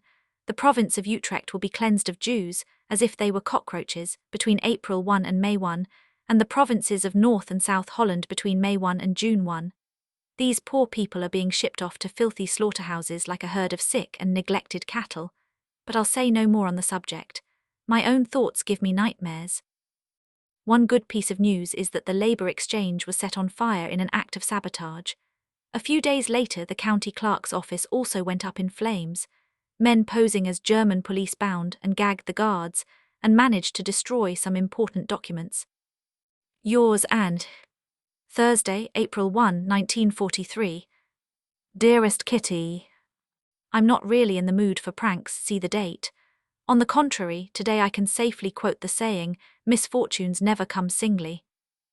First, Mr. Clayman, our merry sunshine, had another bout of gastrointestinal hemorrhaging yesterday and will have to stay in bed for at least 3 weeks. I should tell you that his stomach has been bothering him quite a bit, and there's no cure. Second, Bep has the flu. Third, Mr. Voskuil has to go to the hospital next week. He probably has an ulcer and will have to undergo surgery. Fourth, the managers of Pommesin Industries came from Frankfurt to discuss the new Opta deliveries. Father had gone over the important points with Mr. Clayman, and there wasn't enough time to give Mr. Kugler a thorough briefing. The gentleman arrived from Frankfurt, and Father was already shaking at the thought of how the talks would go. If only I could be there, if only I were downstairs, he exclaimed. Go lie down with your ear to the floor. They'll be brought to the private office and you'll be able to hear everything. Father's face cleared, and yesterday morning at 10:30 Margaret and Pim, 2 ears are better than one, took up their posts on the floor. By noon the talks weren't finished, but father was in no shape to continue his listening campaign. He was in agony from having to lie for hours in such an unusual and uncomfortable position. At 2:30 we heard voices in the hall, and I took his place. Margaret kept me company. The conversation was so long-winded and boring that I suddenly fell asleep on the cold, hard linoleum. Margaret didn't dare touch me for fear they'd hear us, and of course she couldn't shout. I slept for a good half hour and then awoke with a start, having forgotten every word of the important discussion. Luckily, Margaret had paid more attention. Yours and Friday, April 2, 1943. Dearest Kitty. Oh my, another item has been added to my list of sins. Last night I was lying in bed, waiting for father to tuck me in and say my prayers with me, when mother came into the room, sat on my bed and asked very gently, "Anne, Daddy isn't ready. How about if I listen to your prayers tonight?" "No, Momsy," I replied. Mother got up, stood beside my bed for a moment and then slowly walked toward the door. Suddenly she turned, her face contorted with pain, and said, "I don't want to be angry with you. I can't make you love me." A few tears slid down her cheeks as she went out the door. I lay still, thinking how mean it was of me to reject her so cruelly, but I also knew that I was incapable of answering her any other way. I can't be a hypocrite and pray with her when I don't feel like it. It just doesn't work that way. I felt sorry for Mother, very, very sorry, because for the first time in my life I noticed she wasn't indifferent to my coldness. I saw the sorrow in her face when she talked about not being able to make me love her. It's hard to tell the truth, and yet the truth is that she's the one who's rejected me. She's the one whose tactless comments and cruel jokes about matters I don't think are funny have made me insensitive to any sign of love on her part. Just as my heart sinks every time I hear her harsh words, that's how her heart sank when she realized there was no more love between us. She cried half the night and didn't get any sleep. Father has avoided looking at me, and if his eyes do happen to cross mine, I can read his unspoken words. "How can you be so unkind? How dare you make your mother so sad?" Everyone expects me to apologize, but this is not something I can apologize for because I told the truth, and sooner or later Mother was bound to find out anyway. I seem to be indifferent to Mother's tears and Father's glances, and I am, because both of them are now feeling what I've always felt. I can only feel sorry for Mother, who will have to figure out what her attitude should be all by herself. For my part, I will continue to remain silent and aloof, and I don't intend to shrink from the truth, because the longer it's postponed, the harder it will be for them to accept it when they do hear it. Yours and Tuesday, April 27, 1943. Dearest Kitty. The house is still trembling from the aftereffects of the quarrels. Everyone is mad at everyone else. Mother and I, Mr. Van Daan and Father, Mother and Mrs. Van D. Terrific atmosphere, don't you think? Once again Anne's usual list of shortcomings has been extensively aired. Our German visitors were back last Saturday. They stayed until 6. We all sat upstairs, not daring to move an inch. If there's no one else working in the building or in the neighborhood, you can hear every single step in the private office. I've got ants in my pants again from having to sit still so long. Mr. Voskuale has been hospitalized, but Mr. Clayman's back at the office. His stomach stopped bleeding sooner than it normally does. He told us that the county clerk's office took an extra beating because the firemen flooded the entire building instead of just putting out the fire. That does my heart good. The Carlton Hotel has been destroyed. 2 British planes loaded with firebombs landed right on top of the German officers' club. The entire corner of Vaselstraat and Singel has gone up in flames. The number of air strikes on German cities is increasing daily. We haven't had a good night's rest in ages, and I have bags under my eyes from lack of sleep. Our food is terrible. Breakfast consists of plain, unbuttered bread and ersatz coffee. For the last 2 weeks lunch has been either spinach or cooked lettuce with huge potatoes that have a rotten, sweetish taste. If you're trying to diet, the Annex is the place to be. Upstairs they complain bitterly, but we don't think it's such a tragedy. All the Dutch men who either fought or were mobilized in 1940 have been called up to work in prisoner of war camps. I bet they're taking this precaution because of the invasion. Yours and Saturday, May 1, 1943. Dearest Kitty. Yesterday was Dussel's birthday. At first he acted as if he didn't want to celebrate it, but when Meep arrived with a large shopping bag overflowing with gifts, he was as excited as a little kid. His darling Lotch has sent him eggs, butter, cookies, lemonade, bread, cognac, spice cake, flowers, oranges, chocolate, books and writing paper. He piled his presents on a table and displayed them for no fewer than 3 days, the silly old goat. You mustn't get the idea that he's starving. We found bread, cheese, jam and eggs in his cupboard. It's absolutely disgraceful that Dussel, whom we've treated with such kindness and whom we took in to save from destruction, should stuff himself behind our backs and not give us anything. After all, we've shared all we had with him. But what's worse, in our opinion, is that he's so stingy with respect to Mr. Clayman, Mr. Voskuale and Bep. He doesn't give them a thing. In Dussel's view, the oranges that Clayman so badly needs for his sick stomach will benefit his own stomach even more. Tonight the guns have been banging away so much that I've already had to gather up my belongings 4 times. Today I packed a suitcase with the stuff I'd need in case we had to flee, but as Mother correctly noted, where would you go? All of Holland is being punished for the workers' strikes. Martial law has been declared, and everyone is going to get 1 less butter coupon. What naughty children. I washed Mother's hair this evening, which is no easy task these days. We have to use a very sticky liquid cleanser because there's no more shampoo. Besides that, Mom's had a hard time combing her hair because the family comb has only 10 teeth left. Yours, Anne. Sunday, May 2, 1943. When I think about our lives here, I usually come to the conclusion that we live in a paradise compared to the Jews who aren't in hiding. All the same, later on, when everything has returned to normal, I'll probably wonder how we, who always lived in such comfortable circumstances, could have sunk so low. With respect to manners, I mean. For example, the same oilcloth has covered the dining table ever since we've been here. After so much use, it's hardly what you'd call spotless. I do my best to clean it, but since the dishcloth was also purchased before we went into hiding and consists of more holes than cloth, it's a thankless task. The Van Daans have been sleeping all winter long on the same flannel sheet, which can't be washed because detergent is rationed and in short supply. Besides, it's of such poor quality that it's practically useless. Father is walking around in frayed trousers, and his tie is also showing signs of wear and tear. Mama's corset snapped today and is beyond repair, while Margaret is wearing a bra that's 2 sizes too small. Mother and Margaret have shared the same 3 undershirts the entire winter, and mine are so small they don't even cover my stomach. These are all things that can be overcome, but I sometimes wonder, how can we, whose every possession from my underpants to Father's shaving brush is so old and worn, ever hope to regain the position we had before the war? Sunday, May 2, 1943. The attitude of the Annex residents toward the war. Mr. Van Daan, in the opinion of us all, this revered gentleman has great insight into politics. Nevertheless, he predicts we'll have to stay here until the end of 43. That's a very long time, and yet it's possible to hold out until then. But who can assure us that this war, which has caused nothing but pain and sorrow, will then be over, and that nothing will have happened to us and our helpers long before that time? No one. That's why each and every day is filled with tension.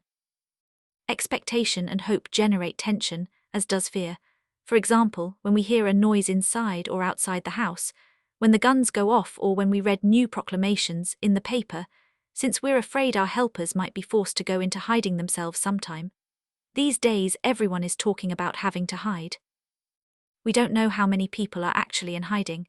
Of course, the number is relatively small compared to the general population, but later on we'll no doubt be astonished at how many good people in Holland were willing to take Jews and Christians, with or without money, into their homes. There are also an unbelievable number of people with false identity papers. Mrs. Van Daan, when this beautiful damsel, by her own account, heard that it was getting easier these days to obtain false IDs, she immediately proposed that we each have one made. As if there were nothing to it, as if Father and Mr. Van Daan were made of money. Mrs. Van Daan is always saying the most ridiculous things, and her putty is often exasperated. But that's not surprising because one day Curly announces, "When this is all over, I'm going to have myself baptized," and the next, "As long as I can remember, I've wanted to go to Jerusalem. I only feel at home with other Jews." Pim is a big optimist, but he always has his reasons. Mr. Dussel makes up everything as he goes along, and anyone wishing to contradict His Majesty had better think twice. In Albert Dussel's home his word is law, but that doesn't suit Anne Frank in the least. What the other members of the Annex family think about the war doesn't matter. When it comes to politics, these four are the only ones who count. Actually, only two of them do, but Madame Van Daan and Dussel include themselves as well. Tuesday, May 18, 1943.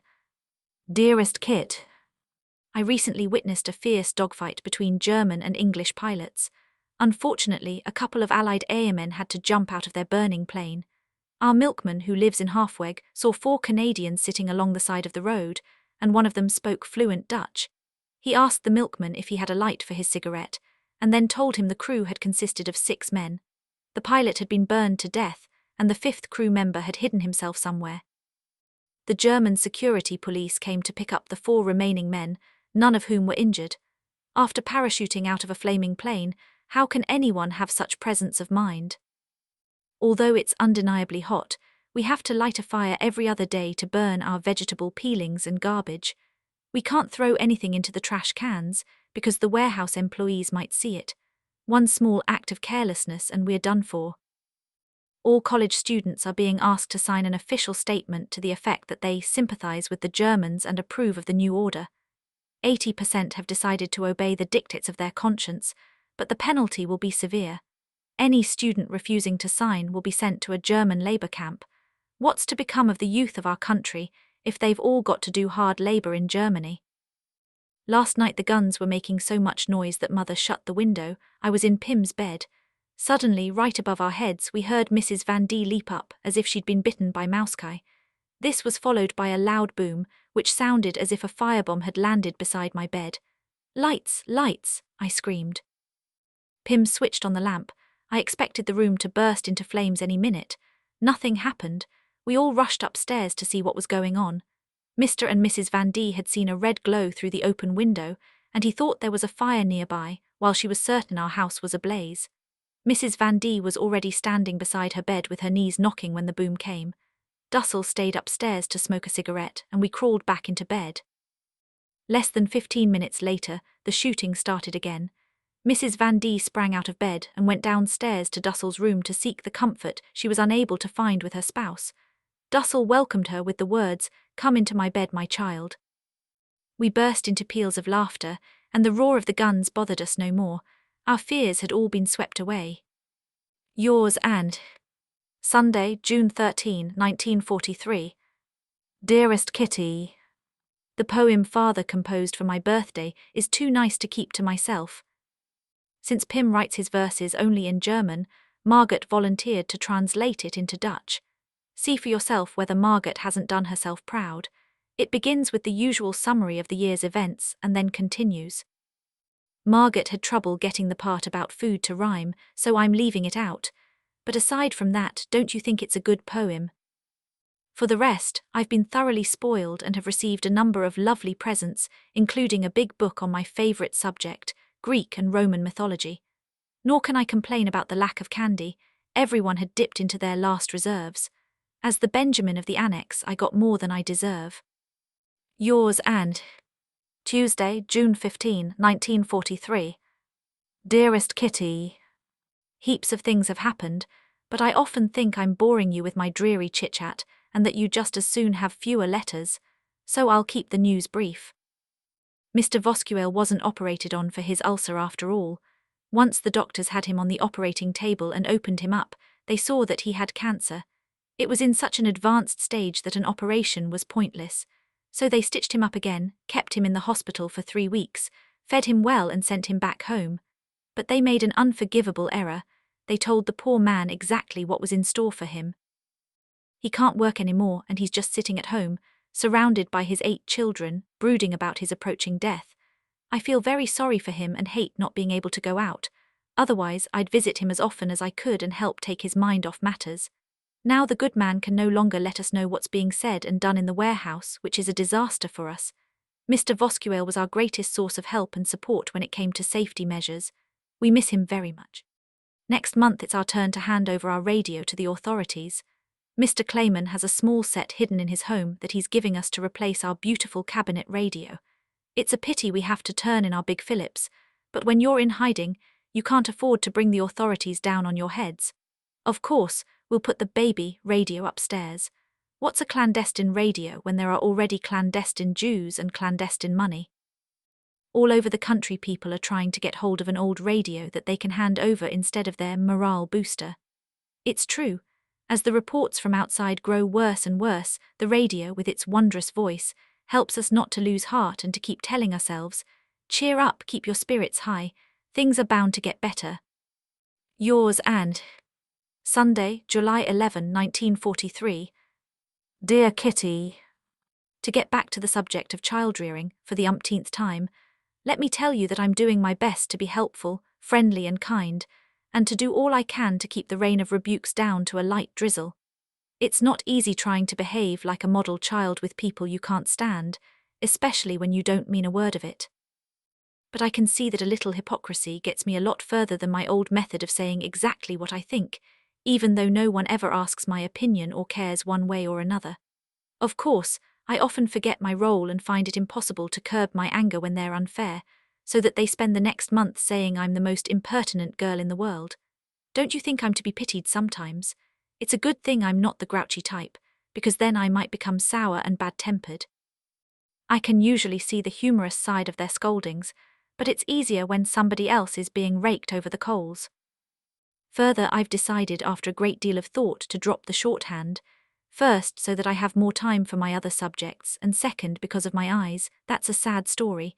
I've become very nearsighted and should have had glasses ages ago. Won't I look like a dope? But as you know, people in hiding car. Yesterday all anyone here could talk about was Anne's eyes, because Mother had suggested I go to the ophthalmologist with Mrs. Clayman. Just hearing this made my knees weak, since it's no small matter. Going outside, just think of it, walking down the street, I can't imagine it. I was petrified at first and then glad, but it's not as simple as all that. The various authorities who had to approve such a step were unable to reach a quick decision. They first had to carefully weigh all the difficulties and risks, though Meep was ready to set off immediately with me in tow. In the meantime, I'd taken my grey coat from the closet, but it was so small it looked as if it might have belonged to my little sister. We lowered the hem, but I still couldn't button it. I'm really curious to see what they decide, only I don't think they'll ever work out a plan, because the British have landed in Sicily and Father's all set for a quick finish. Bep's been giving Margaret and me a lot of office work to do. It makes us both feel important, and it's a big help to her. Anyone can file letters and make entries in a sales book, but we do it with remarkable accuracy. Meep has so much to carry she looks like a pack mule. She goes forth nearly every day to scrounge up vegetables, and then bicycles back with her purchases in large shopping bags. She's also the one who brings 5 library books with her every Saturday. We long for Saturdays because that means books. We're like a bunch of little kids with a present. Ordinary people don't know how much books can mean to someone who's cooped up. Our only diversions are reading, studying and listening to the radio. Yours and Tuesday, July 13, 1943. The best little table. Yesterday afternoon Father gave me permission to ask Mr. Dussel whether he would please be so good as to allow me, see how polite I am, to use the table in our room 2 afternoons a week, from 4 to 5:30. I already sit there every day from 2:30 to 4 while Dussel takes a nap, but the rest of the time the room and the table are off limits to me. It's impossible to study next door in the afternoon because there's too much going on. Besides, Father sometimes likes to sit at the desk during the afternoon. So it seemed like a reasonable request, and I asked Dussel very politely, "What do you think the learned gentleman's reply was?" "No, just plain no." I was incensed and wasn't about to let myself be put off like that. I asked him the reason for his no, but this didn't get me anywhere. The gist of his reply was, "I have to study too, you know, and if I can't do that in the afternoons, I won't be able to fit it in at all. I have to finish the task I've set for myself, otherwise there's no point in starting. Besides, you aren't serious about your studies. Mythology, what kind of work is that? Reading and knitting don't count either. I use that table and I'm not going to give it up." I replied, "Mr. Dussel, I do take my work seriously. I can't study next door in the afternoons, and I would appreciate it if you would reconsider my request." Having said these words, The insulted Anne turned around and pretended the learned doctor wasn't there. I was seething with rage and felt that Dussel had been incredibly rude, which he certainly had been, and that I'd been very polite. That evening, when I managed to get hold of Pym, I told him what had happened and we discussed what my next step should be, because I had no intention of giving up and preferred to deal with the matter myself. Pym gave me a rough idea of how to approach Dussel, but cautioned me to wait until the next day, since I was in such a flap. I ignored this last piece of advice and waited for Dussel after the dishes had been done. Pym was sitting next door, and that had a calming effect. I began, "Mr. Dussel, you seem to believe further discussion of the matter is pointless, but I beg you to reconsider." Dussel gave me his most charming smile and said, "I'm always prepared to discuss the matter, even though it's already been settled." I went on talking despite Dussel's repeated interruptions. "When you first came here," I said, "we agreed that the room was to be shared by the two of us. If we were to divide it fairly, you'd have the entire morning and I'd have the entire afternoon. I'm not asking for that much, but 2 afternoons a week does seem reasonable to me." Dussel leapt out of his chair as if he'd sat on a pin. "You have no business talking about your rights to the room. Where am I supposed to go? Maybe I should ask Mr. Van Daan to build me a cubbyhole in the attic. You're not the only one who can't find a quiet place to work. You're always looking for a fight. If your sister Margaret, who has more right to work space than you do, had come to me with the same request, I'd never even have thought of refusing, but you." And once again he brought up the business about the mythology and the knitting, and once again Anne was insulted. However, I showed no sign of it and let Dussel finish. "But no, it's impossible to talk to you. You're shamefully self-centered. No one else matters as long as you get your way. I've never seen such a child. But after all is said and done, I'll be obliged to let you have your way, since I don't want people saying later on that Anne Frank failed her exams because Mr. Dussel refused to relinquish his table." He went on and on until there was such a deluge of words I could hardly keep up. For one fleeting moment I thought, him and his lies. I'll smack his ugly mug so hard he'll go bouncing off the wall. But the next moment I thought, calm down, he's not worth getting so upset about. At long last Mr. Dussel's fury was spent, and he left the room with an expression of triumph mixed with wrath, his coat pockets bulging with food. I went running over to father and recounted the entire story, or at least those parts he hadn't been able to follow himself. Pym decided to talk to Dussel that very same evening, and they spoke for more than half an hour. They first discussed whether Anne should be allowed to use the table, yes or no. Father said that he and Dussel had dealt with the subject once before, at which time he'd professed to agree with Dussel because he didn't want to contradict the elder in front of the younger, but that, even then, he hadn't thought it was fair. Dussel felt I had no right to talk, as if he were an intruder laying claim to everything in sight, but father protested strongly, since he himself had heard me say nothing of the kind. And so the conversation went back and forth, with father defending my selfishness and my busy work, and Dussel grumbling the whole time. Dussel finally had to give in, and I was granted the opportunity to work without interruption 2 afternoons a week. Dussel looked very sullen, didn't speak to me for 2 days, and made sure he occupied the table from 5 to 5:30, all very childish, of course. Anyone who's so petty and pedantic at the age of 54 was born that way and is never going to change. Friday, July 16, 1943. Dearest Kitty, there's been another break-in, but this time a real one. Peter went down to the warehouse this morning at 7 as usual, and noticed at once that both the warehouse door and the street door were open. He immediately reported this to Pym, who went to the private office, tuned the radio to a German station and locked the door. Then they both went back upstairs. In such cases our orders are not to wash ourselves or run any water, to be quiet, to be dressed by 8 and not to go to the bathroom. And as usual we followed these to the letter. We were all glad we'd slept so well and hadn't heard anything. For a while we were indignant because no one from the office came upstairs the entire morning. Mr. Clayman left us on tenterhooks until 11:30. He told us that the burglars had forced the outside door and the warehouse door with a crowbar, but when they didn't find anything worth stealing, they tried their luck on the next floor. They stole 2 cash boxes containing 40 guilders, blank checkbooks, and worst of all, coupons for £330 of sugar, our entire allotment. It won't be easy to wangle new ones. Mr. Kugler thinks this burglar belongs to the same gang as the one who made an unsuccessful attempt 6 weeks ago to open all 3 doors, the warehouse door and the 2 outside doors. The burglary caused another stir, but the annex seems to thrive on excitement. Naturally, we were glad the cash register and the typewriters had been safely tucked away in our clothes closet. Yours and P.S. landing in Sicily, another step closer to the Monday, July 19, 1943. Dearest Kitty. North Amsterdam was very heavily bombed on Sunday. There was apparently a great deal of destruction.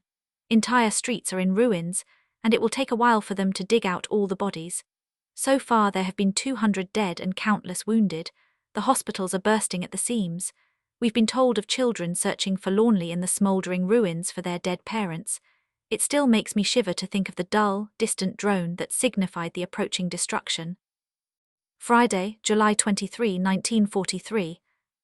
Bep is currently able to get hold of notebooks, especially journals and ledgers, useful for my bookkeeping sister. Other kinds are for sale as well, but don't ask what they're like or how long they'll last. At the moment they're all labelled, no coupons needed. Like everything else you can purchase without ration stamps, they're totally worthless. They consist of 12 sheets of grey paper with narrow lines that slant across the page. Margaret is thinking about taking a course in calligraphy. I've advised her to go ahead and do it. Mother won't let me because of my eyes, but I think that's silly. Whether I do that or something else, it all comes down to the same thing. Since you've never been through a war, Kitty, and since you know very little about life in hiding in spite of my letters, let me tell you, just for fun, what we each want to do first when we're able to go outside again. Margaret and Mr. Van Daan wish above all else to have a hot bath, filled to the brim, which they can lie in for more than half an hour. Mrs. Van Daan would like a cake. Dussel can think of nothing but seeing his Charlotte, and Mother is dying for a cup of real coffee. Father would like to visit Mr. Voskuale, Peter would go downtown, and as for me, I'd be so overjoyed I wouldn't know where to begin. Most of all I long to have a home of our own, to be able to move around freely and have someone help me with my homework again, at last. In other words, to go back to school. Bep has offered to get us some fruit, at so-called bargain prices. Grapes 2.5 guilders a pound, gooseberry 70 cents a pound, one peach 50 cents, melon 75 cents a pound. No wonder the papers write every evening in big, fat letters, "Keep prices down." Monday, July 26, 1943. Dear Kitty. Yesterday was a very tumultuous day, and we're still all wound up. Actually, you may wonder if there's ever a day that passes without some kind of excitement. The first warning siren went off in the morning while we were at breakfast, but we paid no attention, because it only meant that the planes were crossing the coast. I had a terrible headache, so I lay down for an hour after breakfast and then went to the office at around 2. At 2:30 Margaret had finished her office work and was just gathering her things together when the sirens began wailing again. So she and I trooped back upstairs. None too soon, it seems, for less than 5 minutes later the guns were booming so loudly that we went and stood in the hall. The house shook and the bombs kept falling. I was clutching my escape bag, more because I wanted to have something to hold on to than because I wanted to run away. I know we can't leave here, but if we had to, being seen on the streets would be just as dangerous as getting caught in an air raid. After half an hour the drone of engines faded and the house began to hum with activity again. Peter emerged from his lookout post in the front attic, Dussel remained in the front office, Mrs. Van D felt safest in the private office, Mr. Van Daan had been watching from the loft, and those of us on the landing spread out to watch the columns of smoke rising from the harbour. Before long the smell of fire was everywhere, and outside it looked as if the city were enveloped in a thick fog. A big fire like that is not a pleasant sight, but fortunately for us it was all over and we went back to our various chores. Just as we were starting dinner, another air raid alarm. The food was good, but I lost my appetite the moment I heard the siren. Nothing happened, however, and 45 minutes later the all clear was sounded. After the dishes had been washed, another air raid warning, gunfire and swarms of planes. Oh gosh, twice in one day, we thought. That's twice too many. Little good that did us, because once again the bombs rained down, this time on the other side of the city. According to British reports, Schiphol Airport was bombed. The planes dived and climbed, the air was abuzz with the drone of engines. It was very scary, and the whole time I kept thinking, here it comes, this is it. I can assure you that when I went to bed at 9, my legs were still shaking. At the stroke of midnight, I woke up again. More planes. Dussel was undressing, but I took no notice and leapt up wide awake at the sound of the first shot. I stayed in father's bed until 1, in my own bed until 1:30, and was back in father's bed at 2. But the planes kept on coming. At last they stopped firing and I was able to go back home again. I finally fell asleep at 2:30. 7 o'clock, I awoke with a start and sat up in bed. Mr. Van Daan was with father. My first thought was burglars. Everything, I heard Mr. Van Daan say, and I thought everything had been stolen. But no, this time it was wonderful news, the best we've had in months, maybe even since the war began. Mussolini has resigned and the King of Italy has taken over the government. We jumped for joy. After the awful events of yesterday, finally something good happens and brings us hope. Hope for an end to the war, hope for peace. Mr. Kugler dropped by and told us that the Fokker aircraft factory had been hit hard. Meanwhile, there was another air raid alarm this morning, with planes flying over, and another warning siren. I've had it up to here with alarms. I've hardly slept, and the last thing I want to do is work. But now the suspense about Italy and the hope that the war will be over by the end of the year are keeping us awake. Yours and Thursday, July 29, 1943. Dearest Kitty. Mrs. Van Daan, Dussel and I were doing the dishes, and I was extremely quiet. This is very unusual for me and they were sure to notice, so in order to avoid any questions, I quickly racked my brains for a neutral topic. I thought the book Henry from across the street might fit the bill, but I couldn't have been more wrong. If Mrs. Van Daan doesn't jump down my throat, Mr. Dussel does. It all boiled down to this. Mr. Dussel had recommended the book to Margaret and me as an example of excellent writing. We thought it was anything but that. The little boy had been portrayed well, but as for the rest, the less said the better. I mentioned something to that effect while we were doing the dishes, and Dussel launched into a veritable tirade. How can you possibly understand the psychology of a man? That of a child isn't so difficult, but you're far too young to read a book like that. Even a 20-year-old man would be unable to comprehend it. So why did he go out of his way to recommend it to Margaret and me? Mrs. Van D and Dussel continued their harangue. You know way too much about things you're not supposed to. You've been brought up all wrong. Later on, when you're older, you won't be able to enjoy anything anymore. You'll say, oh, I read that 20 years ago in some book. You'd better hurry if you want to catch a husband or fall in love, since everything is bound to be a disappointment to you. You already know all there is to know in theory. But in practice, that's another story. Can you imagine how I felt? I astonished myself by calmly replying, you may think I haven't been raised properly, but many people would disagree. They apparently believe that good child-rearing includes trying to pit me against my parents, since that's all they ever do. And not telling a girl my age about grown-up subjects is fine. We can all see what happens when people are raised that way. At that moment I could have slapped them both for poking fun at me. I was beside myself with rage, and if I only knew how much longer we had to put up with each other's company, I'd start counting the days. Mrs. Van Daan's a fine one to talk. She sets an example all right, a bad one. She's known to be exceedingly pushy, egotistical, cunning, calculating, and perpetually dissatisfied. Add to that vanity and coquettishness and there's no question about it. She's a thoroughly despicable person. I could write an entire book about Madame Van Daan, and who knows, maybe someday I will. Anyone can put on a charming exterior when they want to. Mrs. Van D is friendly to strangers, especially men, so it's easy to make a mistake when you first get to know her.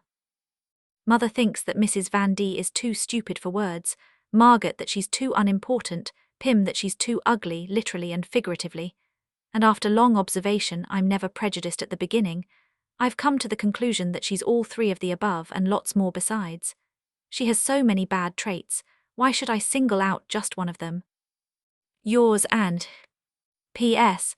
Will the reader please take into consideration that this story was written before the writer's fury had cooled? Tuesday, August 3, 1943. Dearest Kitty. Things are going well on the political front. Italy has banned the fascist party. The people are fighting the fascists in many places, even the army has joined the fight. How can a country like that continue to wage war against England? Our beautiful radio was taken away last week. Dussel was very angry at Mr. Kugler for turning it in on the appointed day. Dussel is slipping lower and lower in my estimation, and he's already below 0. Whatever he says about politics, history, geography, or anything else is so ridiculous that I hardly dare repeat it. Hitler will fade from history. The harbour in Rotterdam is bigger than the one in Hamburg. The English are idiots for not taking the opportunity to bomb Italy to smithereens, etc., etc. We just had a third air raid. I decided to grit my teeth and practice being courageous. Mrs. Van Daan, the one who always said, "Let them fall, and better to end with a bang than not to end at all," is the most cowardly one among us. She was shaking like a leaf this morning and even burst into tears. She was comforted by her husband, with whom she recently declared a truce after a week of squabbling. I nearly got sentimental at the sight. Mouskai has now proved, beyond a shadow of a doubt, that having a cat has disadvantages as well as advantages. The whole house is crawling with fleas, and it's getting worse each day. Mr. Clayman sprinkled yellow powder in every nook and cranny, but the fleas haven't taken the slightest notice. It's making us all very jittery. We're forever imagining a bite on our arms and legs or other parts of our bodies, so we leap up and do a few exercises, since it gives us an excuse to take a better look at our arms or necks. But now we're paying the price for having had so little physical exercise. We're so stiff we can hardly turn our heads. The real calisthenics fell by the wayside long ago. Yours and Wednesday, August 4, 1943. Dearest Kitty, now that we've been in hiding for a little over a year, you know a great deal about our lives. Still, I can't possibly tell you everything, since it's all so different compared to ordinary times and ordinary people. Nevertheless, to give you a closer look into our lives, from time to time I'll describe part of an ordinary day. I'll start with the evening and night. 9 in the evening. Bedtime always begins in the annex with an enormous hustle and bustle. Chairs are shifted, beds pulled out, blankets unfolded, nothing stays where it is during the daytime. I sleep on a small divan which is only 5 feet long, so we have to add a few chairs to make it longer. Comforter, sheets, pillows, blankets, everything has to be removed from Dussel's bed, where it's kept during the day. In the next room there's a terrible creaking. That's Margot's folding bed being set up. More blankets and pillows, anything to make the wooden slats a bit more comfortable. Upstairs it sounds like thunder, but it's only Mrs. Van Die's bed being shoved against the window so that Her Majesty, arrayed in her pink bed jacket, can sniff the night air through her delicate little nostrils. 9 o'clock. After Peter's finished, it's my turn for the bathroom. I wash myself from head to toe, and more often than not I find a tiny flea floating in the sink, only during the hot months, weeks or days. I brush my teeth, curl my hair, manicure my nails and dab peroxide on my upper lip to bleach the black hairs, all this in less than half an hour. 9:30, I throw on my bathrobe.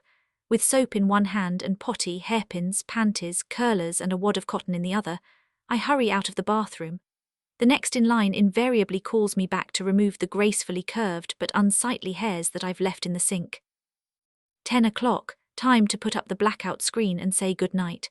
For the next 15 minutes at least, the house is filled with the creaking of beds and the sigh of broken springs, and then, provided our upstairs neighbours aren't having a marital spat in bed, all is quiet. 11:30, the bathroom door creaks. A narrow strip of light falls into the room. Squeaking shoes, a large coat, even larger than the man inside it. Dussel is returning from his nightly work in Mr. Kugler's office. I hear him shuffling back and forth for 10 whole minutes, the rustle of paper, from the food he's tucking away in his cupboard, and the bed being made up. Then the figure disappears again, and the only sound is the occasional suspicious noise from the bathroom. Approximately 3 o'clock.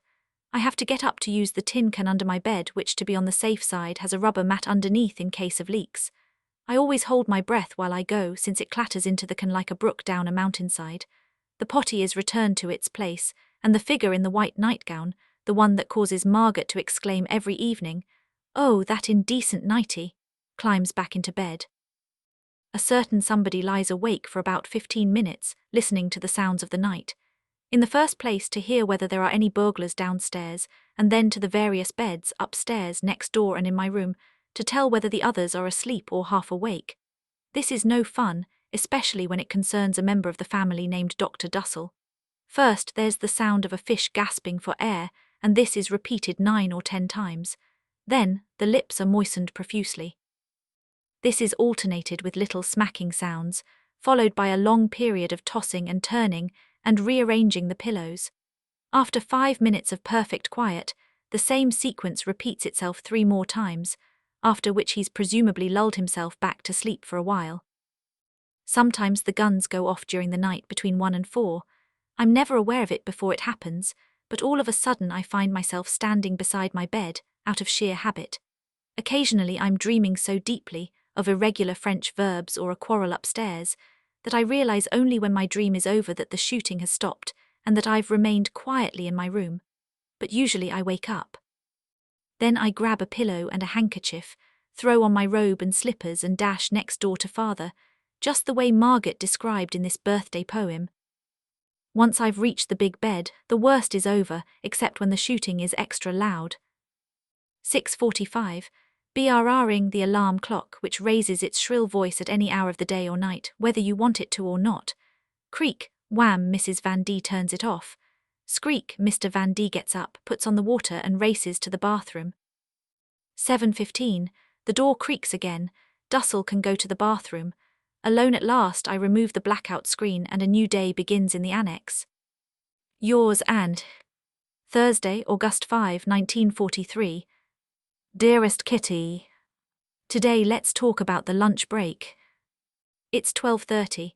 The whole gang breathes a sigh of relief.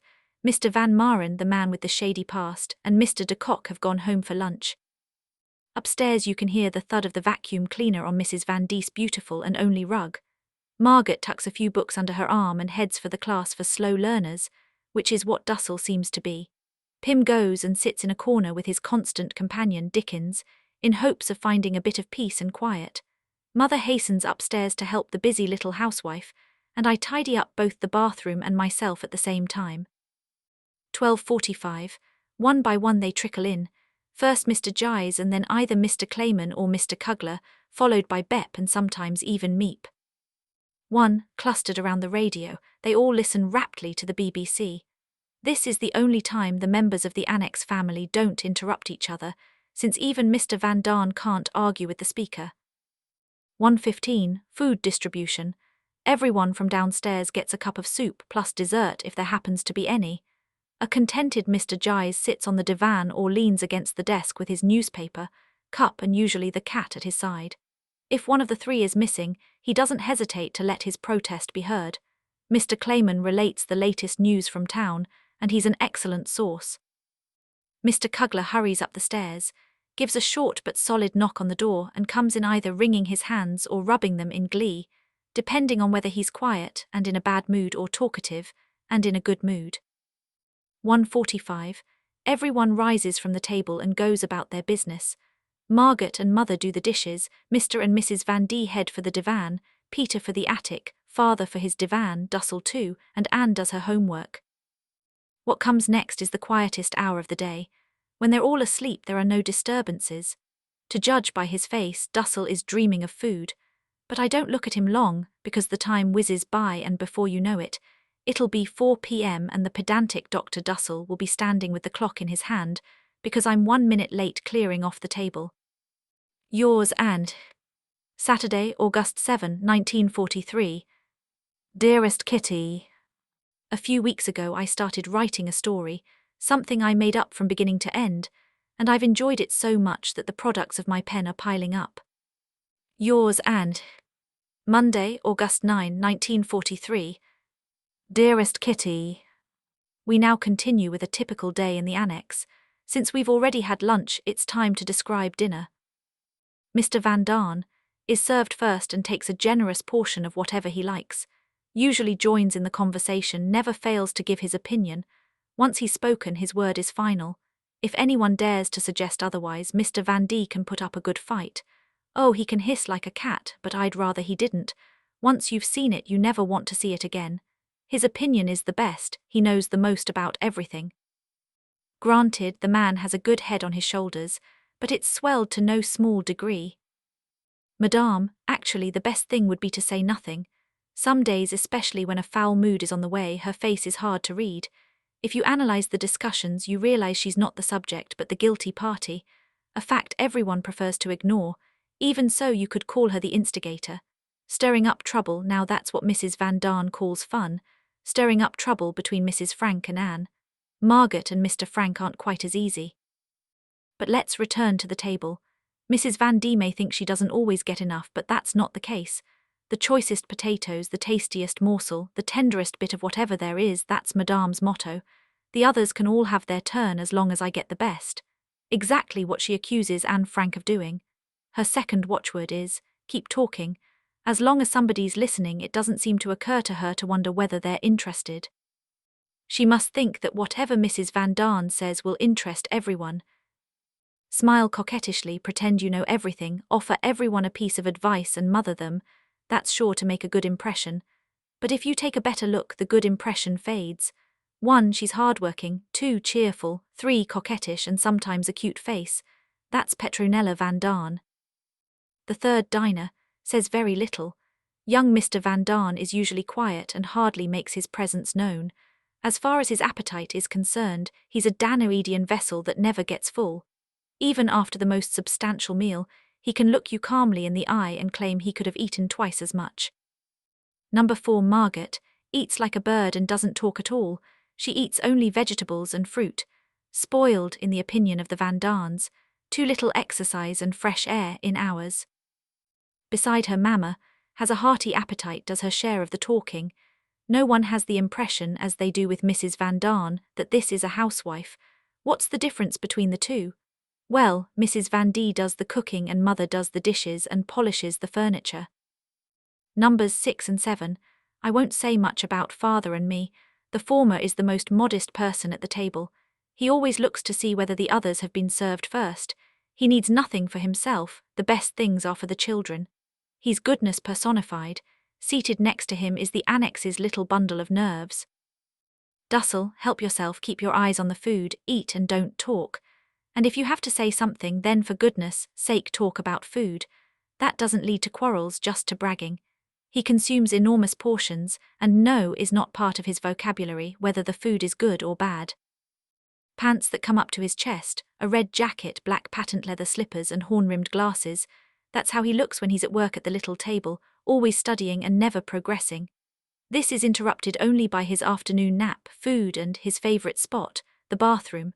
3, 4 or 5 times a day there's bound to be someone waiting outside the bathroom door, hopping impatiently from one foot to another, trying to hold it in and barely managing. Does Dussel care? Not a whit. From 7:15 to 7:30, from 12:30 to 1, from 2 to 2:15, from 4 to 4:15, from 6 to 6:15, from 11:30 to 12. You can set your watch by them. These are the times for his regular sessions. He never deviates or lets himself be swayed by the voices outside the door, begging him to open up before a disaster occurs. Number 9 is not part of our Annex family, although she does share our house and table. Bep has a healthy appetite. She cleans her plate and isn't choosy. Bep's easy to please and that pleases us. She can be characterized as follows: cheerful, good-humored, kind and willing. Tuesday, August 10, 1943. Dearest Kitty. A new idea. During meals I talk more to myself than to the others, which has 2 advantages. First, they're glad they don't have to listen to my continuous chatter, and second, I don't have to get annoyed by their opinions. I don't think my opinions are stupid, but other people do, so it's better to keep them to myself. I apply the same tactic when I have to eat something I loathe. I put the dish in front of me, pretend it's delicious, avoid looking at it as much as possible, and it's gone before I've had time to realize what it is. When I get up in the morning, another very disagreeable moment, I leap out of bed, think to myself, you'll be slipping back under the covers soon, walk to the window, take down the blackout screen, sniff at the crack until I feel a bit of fresh air and I'm awake. I strip the bed as fast as I can so I won't be tempted to get back in. Do you know what Mother calls this sort of thing? The art of living. Isn't that a funny expression? We've all been a little confused this past week, because our dearly beloved Westertoren bells have been carted off to be melted down for the war, so we have no idea of the exact time, either night or day. I still have hopes that they'll come up with a substitute, made of tin or copper or some such thing, to remind the neighbourhood of the clock. Everywhere I go, upstairs or down, they all cast admiring glances at my feet, which are adorned by a pair of exceptionally beautiful for times like these shoes. Meep managed to snap them up for 27.5 guilders. Burgundy-coloured suede and leather with medium-sized high heels. I feel as if I'm on stilts and look even taller than I already am. Yesterday was my unlucky day. I pricked my right thumb with the blunt end of a big needle. As a result, Margaret had to peel potatoes for me, take the good with the bad, and writing was awkward. Then I bumped into the cupboard door so hard it nearly knocked me over, and was scolded for making such a racket. They wouldn't let me run water to bathe my forehead, so now I'm walking around with a giant lump over my right eye. To make matters worse, the little toe on my right foot got stuck in the vacuum cleaner. It bled and hurt, but my other ailments were already causing me so much trouble that I let this one slide, which was stupid of me, because now I'm walking around with an infected toe. What with the salve, the gauze and the tape, I can't get my heavenly new shoe on my foot. Dussel has put us in danger for the umpteenth time. He actually had Meep bring him a book, an anti-Mussolini tirade, which has been banned. On the way here she was knocked down by an SS motorcycle. She lost her head and shouted, "You brutes," and went on her way. I don't dare think what would have happened if she'd been taken down to headquarters. Yours, Anne. A daily chore in our little community, peeling potatoes. One person goes to get some newspapers, another the knives, keeping the best for himself, of course, the third the potatoes, and the fourth the water. Mr. Dussel begins. He may not always peel them very well, but he does peel non-stop, glancing left and right to see if everyone is doing it the way he does. No, they're not. Look, Anne, I am taking peeler in my hand like so and going from the top to bottom. Neen, not so but so. I think my way is easier, Mr. Dussel, I say tentatively. But this is best way, Anne, this you can take from me. Of course it is no matter, you do the way you want. We go on peeling. I glance at Dussel out of the corner of my eye. Lost in thought, he shakes his head over me, no doubt, but says no more. I keep on peeling. Then I look at Father on the other side of me. To Father, peeling potatoes is not a chore but precision work. When he reads, he has a deep wrinkle in the back of his head. But when he's preparing potatoes, beans or vegetables, he seems to be totally absorbed in his task. He puts on his potato peeling face, and when it's set in that particular way, it would be impossible for him to turn out anything less than a perfectly peeled potato. I keep on working. I glance up for a second, but that's all the time I need. Mrs. Van D is trying to attract Dussel's attention. She starts by looking in his direction, but Dussel pretends not to notice. She winks, but Dussel goes on peeling. She laughs, but Dussel still doesn't look up. Then Mother laughs too, but Dussel pays them no mind. Having failed to achieve her goal, Mrs. Van D is obliged to change tactics. There's a brief silence. Then she says, "Putty, why don't you put on an apron? Otherwise I'll have to spend all day tomorrow trying to get the spots out of your suit." "I'm not getting it dirty." Another brief silence. "Putty, why don't you sit down?" "I'm fine this way, I like standing up." Silence. "Putty, look out, do sprit's gone." "I know, Mommy, but I'm being careful." Mrs. Van D casts about for another topic. "Tell me, Putty, why aren't the British carrying out any bombing raids today?" "Because the weather's bad, Curly." "But yesterday it was such nice weather, and they weren't flying then either." "Let's drop the subject." "Why, can't a person talk about that or offer an opinion?" "No." "Well, why in the world not?" "Oh, be quiet, Mamachin." Mr. Frank always answers his wife. Mr. Van D is trying to control himself. This remark always rubs him the wrong way, but Mrs. Van D's not one to quit. Oh, there's never going to be an invasion. Mr. Van D turns white, and when she notices it, Mrs. Van D turns red, but she's not about to be deterred. The British aren't doing a thing. The bomb bursts, and now shut up, Donuita knock Mal. Mother can barely stifle a laugh, and I stare straight ahead. Scenes like these are repeated almost daily, unless they've just had a terrible fight.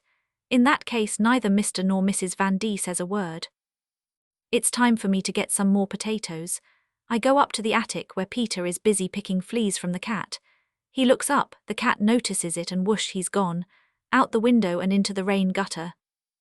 Peter swears, I laugh and slip out of the room. Freedom in the Annex. 5:30, Bep's arrival signals the beginning of our nightly freedom. Things get going right away. I go upstairs with Bep, who usually has her dessert before the rest of us. The moment she sits down, Mrs. Van D begins stating her wishes. Her list usually starts with, "Oh, by the way, Bep, something else I'd like." Bep winks at me. Mrs. Van D doesn't miss a chance to make her wishes known to whoever comes upstairs. It must be one of the reasons none of them like to go up there. 5:45, Bep leaves. I go down 2 floors to have a look around, first to the kitchen, then to the private office, and then to the coal bin to open the cat door for Mouskai. After a long tour of inspection, I wind up in Mr. Kugler's office. Mr. Van Daan is combing all the drawers and files for today's mail. Peter picks up Bosch and the warehouse key. Pim lugs the typewriters upstairs. Margaret looks around for a quiet place to do her office work. Mrs. Van D puts a kettle of water on the stove. Mother comes down the stairs with a pan of potatoes. We all know our jobs. Soon Peter comes back from the warehouse. The first question they ask him is whether he's remembered the bread. No, he hasn't. He crouches before the door to the front office to make himself as small as possible and crawls on his hands and knees to the steel cabinet, takes out the bread and starts to leave. At any rate, that's what he intends to do, but before he knows what's happened, Mouskai has jumped over him and gone to sit under the desk. Peter looks all around him. Aha, there's the cat. He crawls back into the office and grabs the cat by the tail. Mouskai hisses, Peter sighs. What has he accomplished? Mouskai's now sitting by the window licking herself, very pleased at having escaped Peter's clutches. Peter has no choice but to lure her with a piece of bread. Mouskai takes the bait, follows him out, and the door closes. I watch the entire scene through a crack in the door. Mr. Van Daan is angry and slams the door. Margaret and I exchange looks and think the same thing. He must have worked himself into a rage again because of some blunder on Mr. Kugler's part, and he's forgotten all about the keg company next door. Another step is heard in the hallway. Dussel comes in, goes toward the window with an air of propriety, sniffs, coughs, sneezes, and clears his throat. He's out of luck, it was Pepper. He continues on to the front office. The curtains are open, which means he can't get at his writing paper. He disappears with a scowl. Margaret and I exchange another glance. One less page for his sweetheart tomorrow, I hear her say. I nod in agreement. An elephant's tread is heard on the stairway. It's Dussel seeking comfort in his favourite spot. We continue working. Knock, knock, knock, 3 taps means dinner time. Monday, August 23, 1943. When die überhaupt nun schlägt? Margaret and Mother are nervous. SHH Father, be quiet Otto. SHH Pim, it's 8:30, come here, you can't run the water anymore. Walk softly. A sample of what's said to Father in the bathroom. At the stroke of 8:30, he has to be in the living room. No running water, no flushing toilet, no walking around, no noise whatsoever. As long as the office staff hasn't arrived, sounds travel more easily to the warehouse. The door opens upstairs at 8:20, and this is followed by 3 gentle taps on the floor, Anne's hot cereal. I clamber up the stairs to get my doggy dish. Back downstairs, everything has to be done quickly. I comb my hair, put away the potty, shove the bed back in place. Quiet, the clock is striking 8:30. Mrs. Van D changes shoes and shuffles through the room in her slippers. Mr. Van D too, a veritable Charlie Chaplin. All is quiet. The ideal family scene has now reached its high point. I want to read or study, and Margaret does too. Father and Mother ditto. Father is sitting with Dickens and the dictionary, of course, on the edge of the sagging, squeaky bed, which doesn't even have a decent mattress. 2 bolsters can be piled on top of each other. I don't need these, he thinks. I can manage without them. Once he starts reading, he doesn't look up. He laughs now and then and tries to get Mother to read a passage. I don't have the time right now. He looks disappointed, but then continues to read. A little while later, when he comes across another interesting bit, he tries again. You have to read this, Mother. Mother sits on the folding bed, either reading, sewing, knitting, or studying, whichever is next on her list. An idea suddenly occurs to her, and she quickly says, so as not to forget, Anne, remember to Margaret, jot this down. After a while it's quiet again. Margaret slams her book shut. Father knits his forehead, his eyebrows forming a funny curve and his wrinkle of concentration reappearing at the back of his head, and he buries himself in his book again.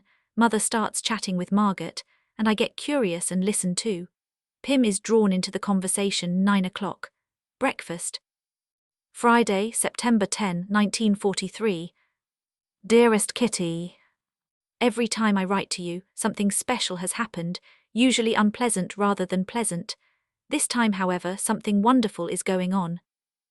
On Wednesday, September 8, we were listening to the 7 o'clock news when we heard an announcement. Here is some of the best news of the war so far. Italy has capitulated.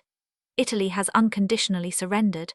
The Dutch broadcast from England began at 8:15 with the news. Listeners, an hour and 15 minutes ago, just as I finished writing my daily report, we received the wonderful news of Italy's capitulation. I tell you, I never tossed my notes into the wastepaper basket with more delight than I did today. God Save the King, the American national anthem and the Russian Internationale were played. As always, the Dutch program was uplifting without being too optimistic. The British have landed in Naples. Northern Italy is occupied by the Germans. The truce was signed on Friday, September 3, the day the British landed in Italy. The Germans are ranting and raving in all the newspapers at the treachery of Badoglio and the Italian king. Still, there's bad news as well. It's about Mr. Clayman. As you know, we all like him very much. He's unfailingly cheerful and amazingly brave, despite the fact that he's always sick and in pain and can't eat much or do a lot of walking.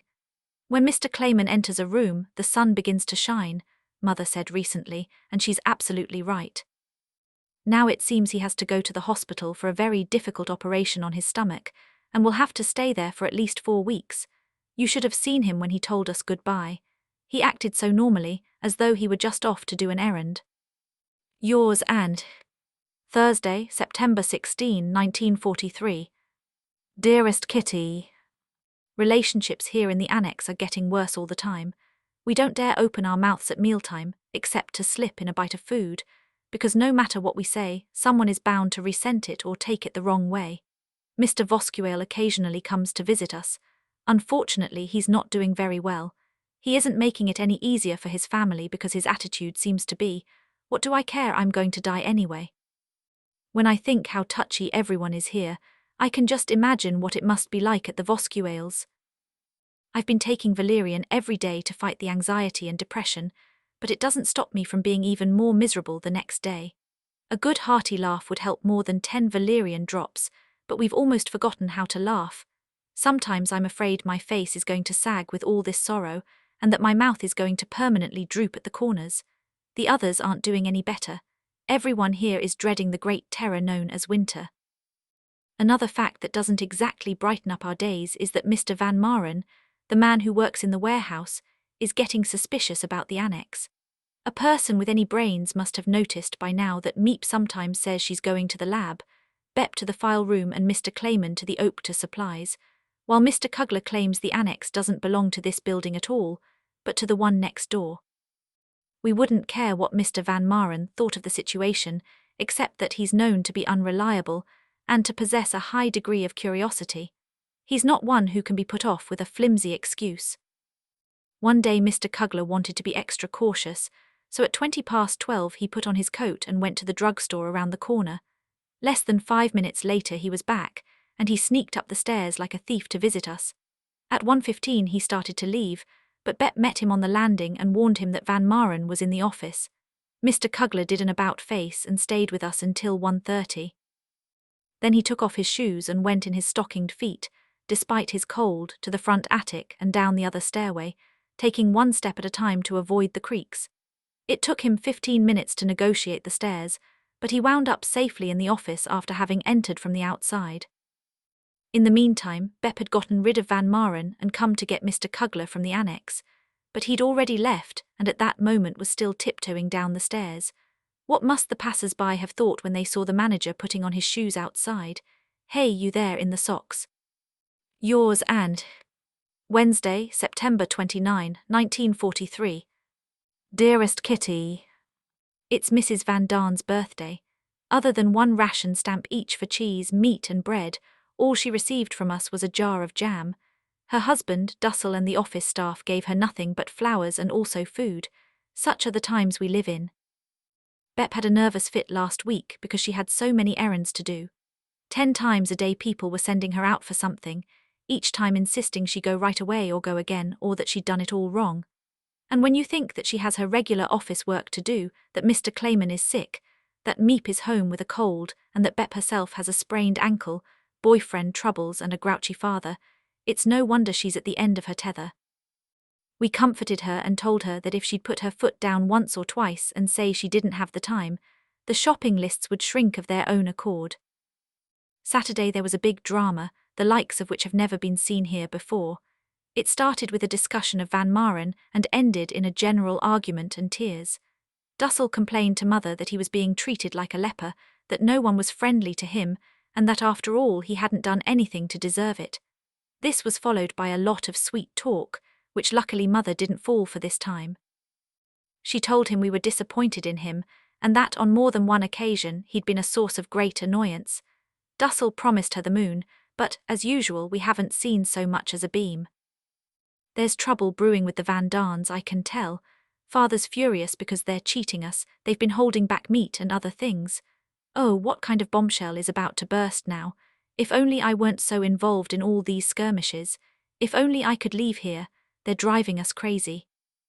Yours and Sunday, October 17, 1943. Dearest Kitty. Mr. Clayman is back, thank goodness. He looks a bit pale and yet he cheerfully set off to sell some clothes for Mr. Van Darn. The disagreeable fact is that Mr. Van Darn has run out of money. He lost his last 100 guilders in the warehouse, which is still creating trouble for us. The men are wondering how 100 guilders could wind up in the warehouse on a Monday morning.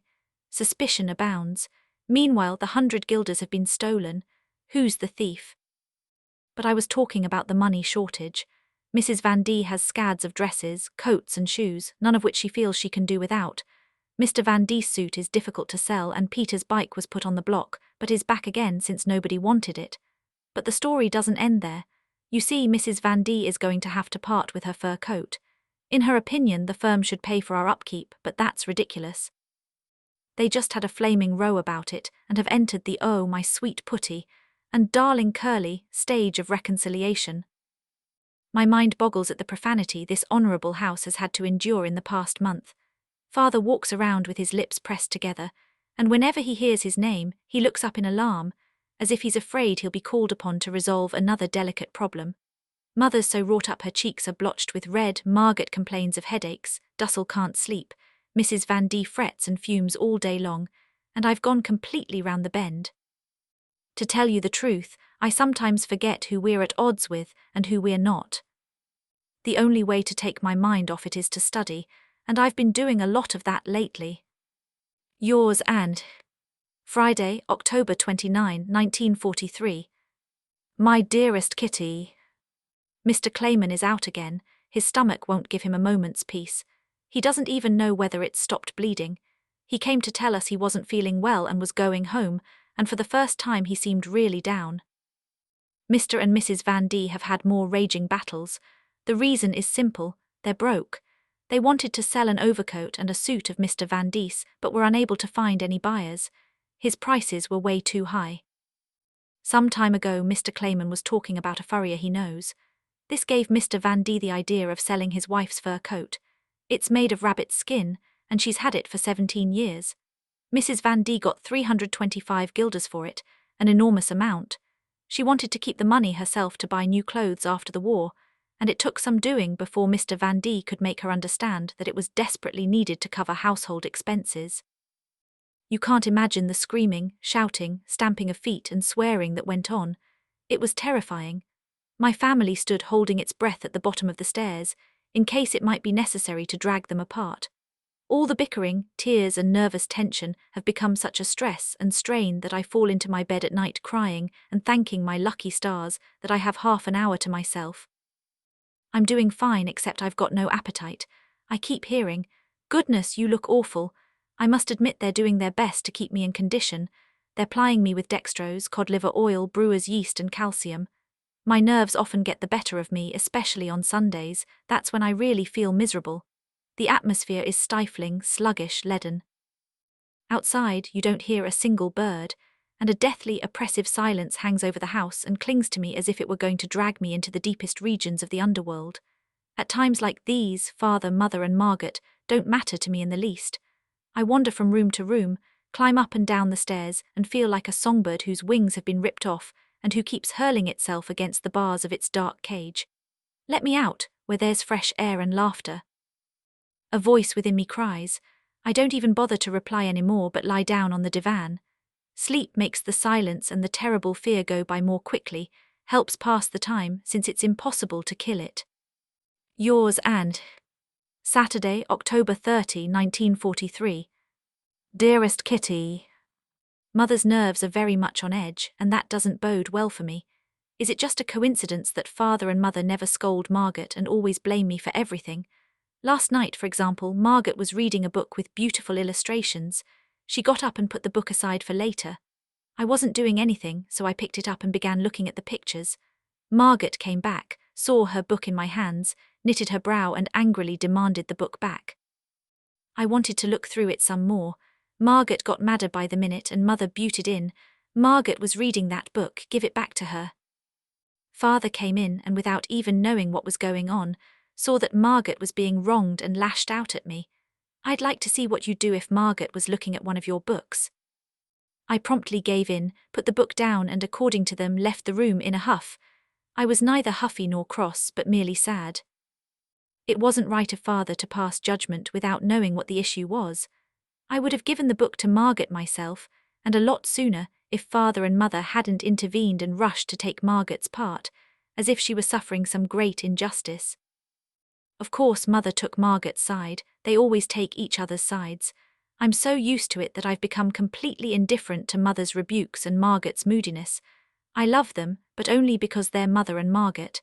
I don't give a darn about them as people. As far as I'm concerned, they can go jump in a lake.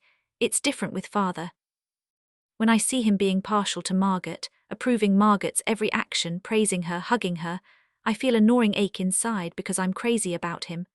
I model myself after father, and there's no one in the world I love more. He doesn't realize that he treats Margaret differently than he does me. Margaret just happens to be the smartest, the kindest, the prettiest and the best. But I have a right to be taken seriously too. I've always been the clown and mischief maker of the family.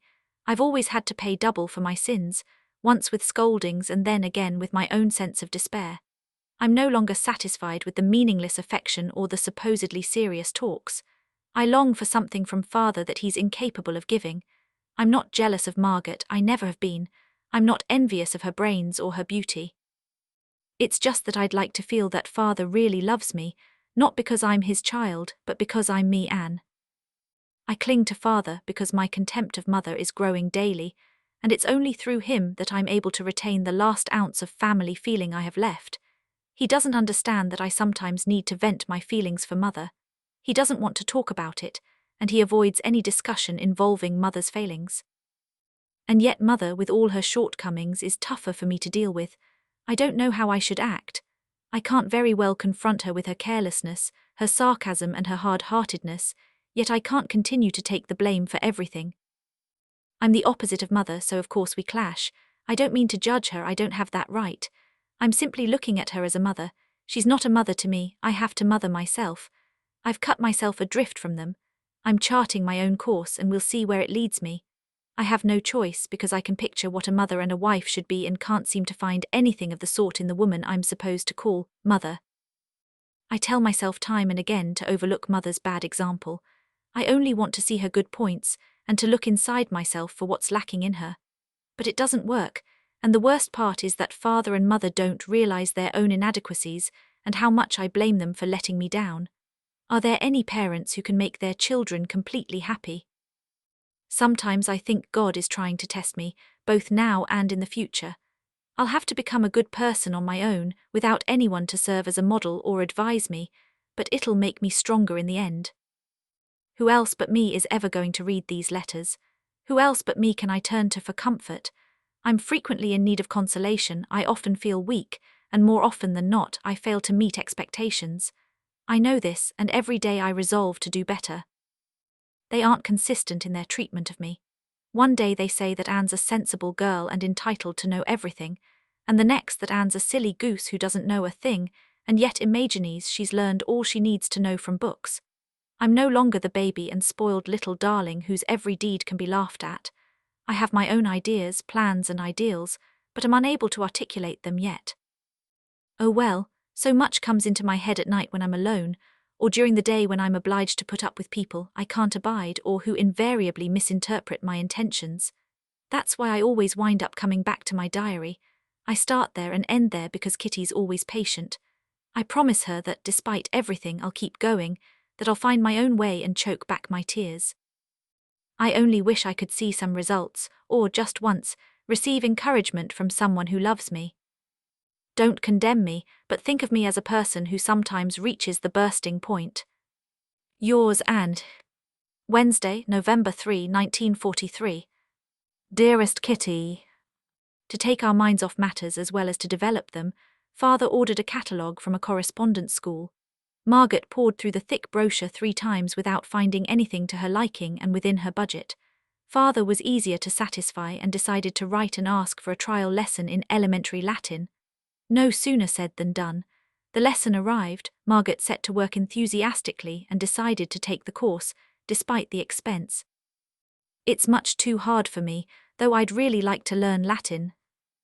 To give me a new project as well, Father asked Mr. Clayman for a children's Bible so I could finally learn something about the New Testament. Are you planning to give Anne a Bible for Hanukkah? Margaret asked, somewhat perturbed. Yes, well, maybe St. Nicholas Day would be a better occasion, Father replied. Jesus and Hanukkah don't exactly go together.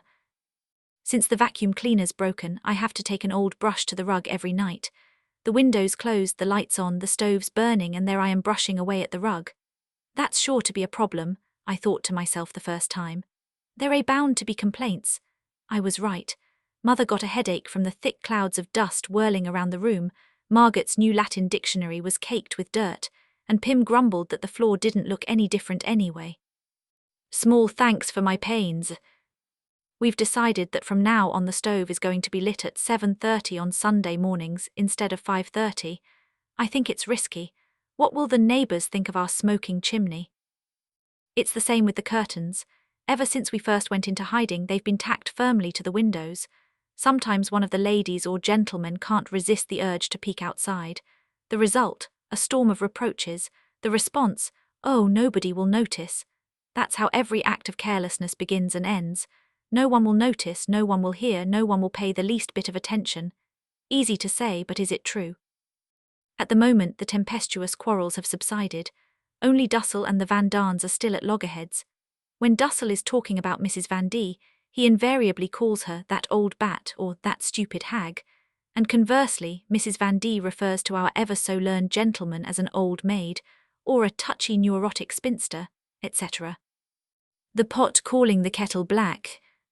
Yours, and Monday evening, November 8, 1943. Dearest Kitty. If you were to read all my letters in one sitting, you'd be struck by the fact that they were written in a variety of moods. It annoys me to be so dependent on the moods here in the Annex, but I'm not the only one. We're all subject to them. If I'm engrossed in a book, I have to rearrange my thoughts before I can mingle with other people, because otherwise they might think I was strange. As you can see, I'm currently in the middle of a depression. I couldn't really tell you what set it off, but I think it stems from my cowardice, which confronts me at every turn. This evening, when Bep was still here, the doorbell rang long and loud. I instantly turned white, my stomach churned, and my heart beat wildly, and all because I was afraid. At night in bed I see myself alone in a dungeon, without father and mother, or I'm roaming the streets, or the Annex is on fire, or they come in the middle of the night to take us away, and I crawl under my bed in desperation. I see everything as if it were actually taking place, and to think it might all happen soon. Meep often says she envies us because we have such peace and quiet here. That may be true, but she's obviously not thinking about our fear. I simply can't imagine the world will ever be normal again for us. I do talk about after the war, but it's as if I were talking about a castle in the air, something that can never come true. I see the 8 of us in the Annex as if we were a patch of blue sky surrounded by menacing black clouds. The perfectly round spot on which we're standing is still safe, but the clouds are moving in on us, and the ring between us and the approaching danger is being pulled tighter and tighter. We're surrounded by darkness and danger, and in our desperate search for a way out we keep bumping into each other. We look at the fighting down below and the peace and beauty up above. In the meantime, we've been cut off by the dark mass of clouds, so that we can go neither up nor down. It looms before us like an impenetrable wall, trying to crush us but not yet able to. I can only cry out and implore, "Oh, ring, ring, open wide and let us out." Yours and Thursday, November 11, 1943. Dearest Kitty, I have a good title for this chapter. Ode to my fountain pen in memoriam. My fountain pen was always one of my most prized possessions. I valued it highly, especially because it had a thick nib, and I can only write neatly with thick nibs. It has led a long and interesting fountain pen life, which I will summarize below. When I was 9, my fountain pen, packed in cotton, arrived as a sample of no commercial value, all the way from Aachen, where my grandmother, the kindly donor, used to live. I lay in bed with the flu while the February winds howled around the apartment house. This splendid fountain pen came in a red leather case, and I showed it to my girlfriends the first chance I got. Me and Frank, the proud owner of a fountain pen. When I was 10, I was allowed to take the pen to school, and to my surprise the teacher even let me write with it. When I was 11, however, my treasure had to be tucked away again, because my 6th grade teacher allowed us to use only school pens and ink pots. When I was 12, I started at the Jewish Lyceum, and my fountain pen was given a new case in honor of the occasion. Not only did it have room for a pencil, it also had a zipper, which was much more impressive. When I was 13, the fountain pen went with me to the Annex, and together we've raced through countless diaries and compositions. I'd turned 14 and my fountain pen was enjoying the last year of its life with me when it was just after 5 on Friday afternoon. I came out of my room and was about to sit down at the table to write when I was roughly pushed to one side to make room for Margaret and father, who wanted to practice their Latin. The fountain pen remained unused on the table, while its owner, sighing, was forced to make do with a very tiny corner of the table, where she began rubbing beans. That's how we remove mold from the beans and restore them to their original state. At 5:45, I swept the floor, dumped the dirt into a newspaper along with the rotten beans and tossed it into the stove. A giant flame shot up, and I thought it was wonderful that the stove, which had been gasping its last breath, had made such a miraculous recovery. All was quiet again. The Latin students had left, and I sat down at the table to pick up where I'd left off. But no matter where I looked, my fountain pen was nowhere in sight. I took another look. Margaret looked, mother looked, father looked, Dussel looked, but it had vanished. Maybe it fell in the stove along with the beans, Margaret suggested. No, it couldn't have, I replied. But that evening, when my fountain pen still hadn't turned up, we all assumed it had been burned, especially because celluloid is highly inflammable.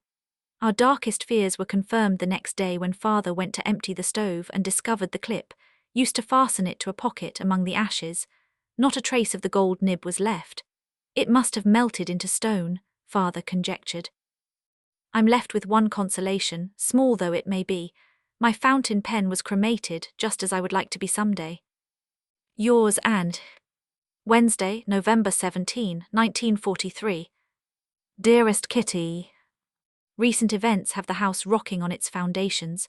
Owing to an outbreak of diphtheria at Beps, she won't be allowed to come in contact with us for 6 weeks. Without her, the cooking and shopping will be very difficult, not to mention how much we'll miss her company. Mr. Clayman is still in bed and has eaten nothing but gruel for 3 weeks. Mr. Kugler is up to his neck in work. Margaret sends her Latin lessons to a teacher who corrects and then returns them. She's registered under Bep's name. The teacher's very nice and witty too. I bet he's glad to have such a smart student. Dussel is in a turmoil and we don't know why. It all began with Dussel saying nothing when he was upstairs. He didn't exchange so much as a word with either Mr. or Mrs. Van Daan. We all noticed it. This went on for a few days, and then Mother took the opportunity to warn him about Mrs. Van D., who could make life miserable for him. Dussel said Mr. Van Daan had started the silent treatment, and he had no intention of breaking it. I should explain that yesterday was November 16, the first anniversary of his living in the Annex. Mother received a plant in honor of the occasion, but Mrs. Van Daan, who had alluded to the date for weeks and made no bones about the fact that she thought Dussel should treat us to dinner, received nothing. Instead of making use of the opportunity to thank us, for the first time, for unselfishly taking him in, he didn't utter a word. And on the morning of the 16th, when I asked him whether I should offer him my congratulations or my condolences, He replied that either one would do. Mother, having cast herself in the role of peacemaker, made no headway whatsoever, and the situation finally ended in a draw. I can say without exaggeration that Dussel has definitely got a screw loose. We often laugh to ourselves because he has no memory, no fixed opinions and no common sense. He's amused us more than once by trying to pass on the news he's just heard, since the message invariably gets garbled in transmission. Furthermore, he answers every reproach or accusation with a load of fine promises, which he never manages to keep. Der Mann hat einen großen Geist. Und ist so klein von Taten.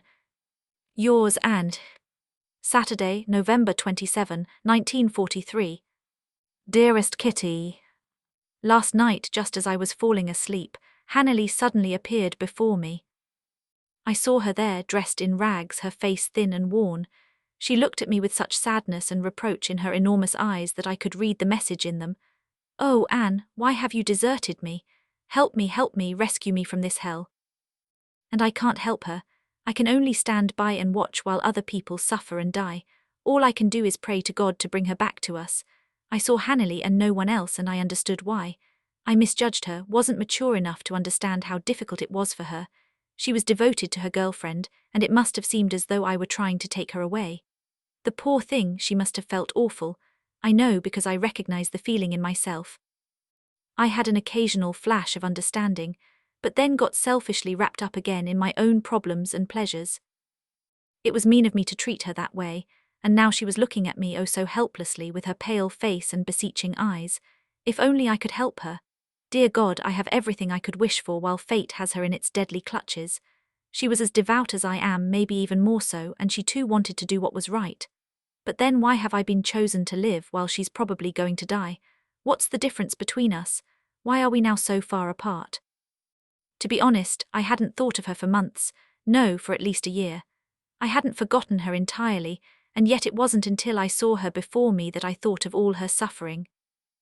Oh, Hanneli, I hope that if you live to the end of the war and return to us, I'll be able to take you in and make up for the wrong I've done you. But even if I were ever in a position to help, she wouldn't need it more than she does now. I wonder if she ever thinks of me and what she's feeling. Merciful God, comfort her, so that at least she won't be alone. Oh, if only you could tell her I'm thinking of her with compassion and love, it might help her go on. I've got to stop dwelling on this, it won't get me anywhere. I keep seeing her enormous eyes and they haunt me. Does Hanneli really and truly believe in God, or has religion merely been foisted upon her? I don't even know that, I never took the trouble to ask. Hanneli, if only I could take you away, if only I could share everything I have with you. It's too late. I can't help or undo the wrong I've done, but I'll never forget her again and I'll always pray for her. Yours and Monday, December 6, 1943.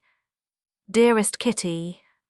The closer it got to St. Nicholas Day, the more we all thought back to last year's festively decorated basket. More than anyone, I thought it would be terrible to skip a celebration this year. After long deliberation, I finally came up with an idea, something funny. I consulted Pim, and a week ago we set to work writing a verse for each person. Sunday evening, at 7:45, we trooped upstairs carrying the big laundry basket, which had been decorated with cutouts and bows made of pink and blue carbon paper.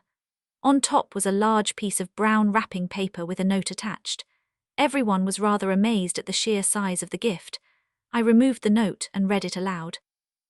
As each person took their own shoe out of the basket, there was a roar of laughter. Inside each shoe was a little paper package addressed to its owner. Yours and Wednesday, December 22, 1943. Dearest Kitty. A bad case of flu has prevented me from writing to you until today. Being sick here is dreadful. With every cough I had to duck under the blanket, once, twice, 3 times, and try to keep from coughing anymore. Most of the time the tickle refused to go away, so I had to drink milk with honey, sugar or cough drops. I get dizzy just thinking about all the cures I've been subjected to. Sweating out the fever, steam treatment, wet compresses, dry compresses, hot drinks, swabbing my throat, lying still, heating pad, hot water bottles, lemonade, and every 2 hours the thermometer. Will these remedies really make you better? The worst part was when Mr. Dussel decided to play doctor and lay his pomaded head on my bare chest to listen to the sounds. Not only did his hair tickle, but I was embarrassed, even though he went to school 30 years ago and does have some kind of medical degree. Why should he lay his head on my heart? After all, he's not my boyfriend. For that matter, he wouldn't be able to tell a healthy sound from an unhealthy one. He'd have to have his ears cleaned first, since he's becoming alarmingly hard of hearing. But enough about my illness. I'm fit as a fiddle again. I've grown almost half an inch and gained 2 pounds. I'm pale but itching to get back to my books. Ausnamswise, the only word that will do here, we're all getting on well together. No squabbles, though that probably won't last long. There hasn't been such peace and quiet in this house for at least 6 months. Bep is still in isolation, but any day now her sister will no longer be contagious. For Christmas, we're getting extra cooking oil, candy and molasses. For Hanukkah, Mr. Dussel gave Mrs. Van Daan and Mother a beautiful cake, which he'd asked Miep to bake. On top of all the work she has to do, Margaret and I received a brooch made out of a penny, all bright and shiny. I can't really describe it, but it's lovely. I also have a Christmas present for Miep and Bep. For a whole month I've saved up the sugar I put on my hot cereal, and Mr. Clayman has used it to have fondant made. The weather is drizzly and overcast, the stove stinks, and the food lies heavily on our stomachs, producing a variety of rumbles. The war is at an impasse, spirits are low. Yours and Friday, December 24, 1943. Dear Kitty, as I've written you many times before, moods have a tendency to affect us quite a bit here, and in my case it's been getting worse lately. Himmelhoch Georgsend, zu Tod betroopt certainly applies to me. I'm on top of the world when I think of how fortunate we are and compare myself to other Jewish children, and in the depths of despair, when, for example, Mrs. Clayman comes by and talks about Jopai's hockey club, canoe trips, school plays and afternoon teas with friends. I don't think I'm jealous of Jopai, but I long to have a really good time for once and to laugh so hard it hurts. We're stuck in this house like lepers, especially during winter and the Christmas and New Year's holidays. Actually, I shouldn't even be writing this since it makes me seem so ungrateful, but I can't keep everything to myself, so I'll repeat what I said at the beginning. Paper is more patient than people. Whenever someone comes in from outside, with the wind in their clothes and the cold on their cheeks, I feel like burying my head under the blankets to keep from thinking, when will we be allowed to breathe fresh air again? I can't do that, on the contrary, I have to hold my head up high and put a bold face on things, but the thoughts keep coming anyway. Not just once, but over and over. Believe me, if you've been shut up for a year and a half, it can get to be too much for you sometimes. But feelings can't be ignored, no matter how unjust or ungrateful they seem. I long to ride a bike, dance, whistle, look at the world, feel young and know that I'm free, and yet I can't let it show. Just imagine what would happen if all 8 of us were to feel sorry for ourselves or walk around with the discontent clearly visible on our faces. Where would that get us? I sometimes wonder if anyone will ever understand what I mean, if anyone will ever overlook my ingratitude and not worry about whether or not I'm Jewish and merely see me as a teenager, badly in need of some good plain fun. I don't know, and I wouldn't be able to talk about it with anyone, since I'm sure I'd start to cry. Crying can bring relief, as long as you don't cry alone. Despite all my theories and efforts, I miss, every day and every hour of the day, having a mother who understands me. That's why with everything I do and write, I imagine the kind of mom I'd like to be to my children later on. The kind of mom who doesn't take everything people say too seriously, but who does take me seriously. I find it difficult to describe what I mean, but the word mom says it all. Do you know what I've come up with? In order to give me the feeling of calling my mother something that sounds like mom, I often call her Momsy. Sometimes I shorten it to Moms, an imperfect mom. I wish I could honor her by removing the S. It's a good thing she doesn't realize this, since it would only make her unhappy. Well, that's enough of that. My writing has raised me somewhat from the depths of despair. Yours and It's the day after Christmas, and I can't help thinking about Pim and the story he told me this time last year. I didn't understand the meaning of his words then as well as I do now. If only he'd bring it up again, I might be able to show him I understood what he meant. I think Pim told me because he, who knows the intimate secrets of so many others, needed to express his own feelings for once. Pim never talks about himself, and I don't think Margaret has any inkling of what he's been through. Poor Pim, he can't fool me into thinking he's forgotten that girl. He never will. It's made him very accommodating since he's not blind to mother's faults.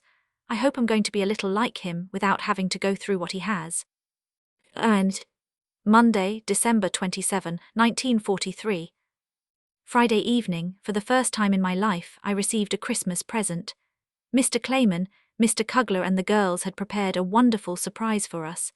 Meep made a delicious Christmas cake with Peace 1944 written on top, and Bet provided a batch of cookies that was up to pre-war standards. There was a jar of yogurt for Peter, Margaret and me, and a bottle of beer for each of the adults. And once again everything was wrapped so nicely, with pretty pictures glued to the packages. For the rest, the holidays passed by quickly for us. And Wednesday, December 29, 1943. I was very sad again last night. Grandma and Hannely came to me once more. Grandma, oh my sweet grandma, how little we understood what she suffered, how kind she always was, and what an interest she took in everything that concerned us. And to think that all that time she was carefully guarding her terrible secret. Grandma was always so loyal and good, she would never have let any of us down. Whatever happened, no matter how much I misbehaved, Grandma always stuck up for me. Grandma, did you love me or did you not understand me either? I don't know. How lonely Grandma must have been in spite of us. You can be lonely even when you're loved by many people, since you're still not anybody's, one and only. And Hannely, is she still alive? What's she doing? Dear God, watch over her and bring her back to us. Hannely, you're a reminder of what my fate might have been. I keep seeing myself in your place.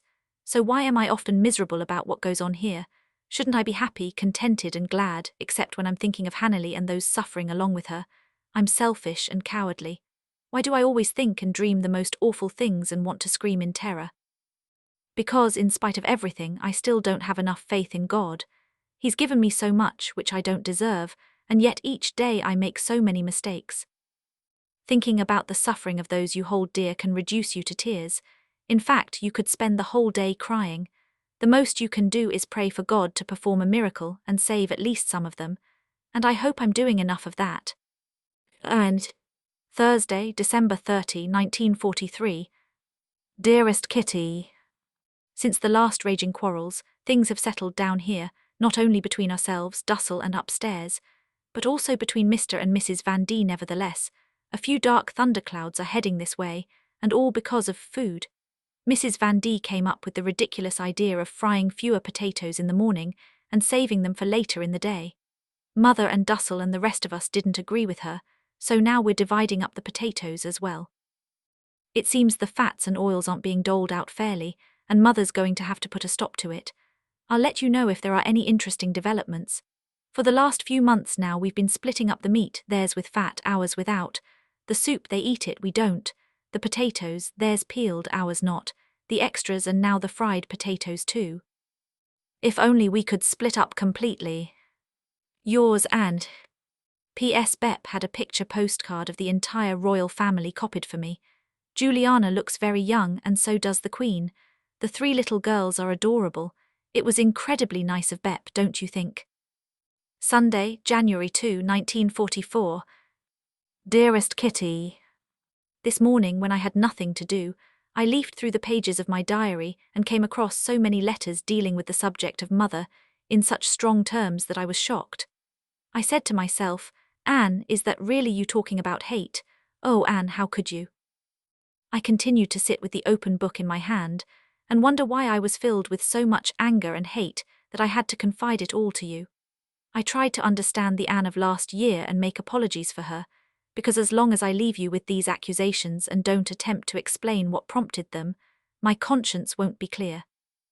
I was suffering then, and still do, from moods that kept my head under water, figuratively speaking, and allowed me to see things only from my own perspective, without calmly considering what the others, those whom I, with my mercurial temperament, had hurt or offended, had said, and then acting as they would have done.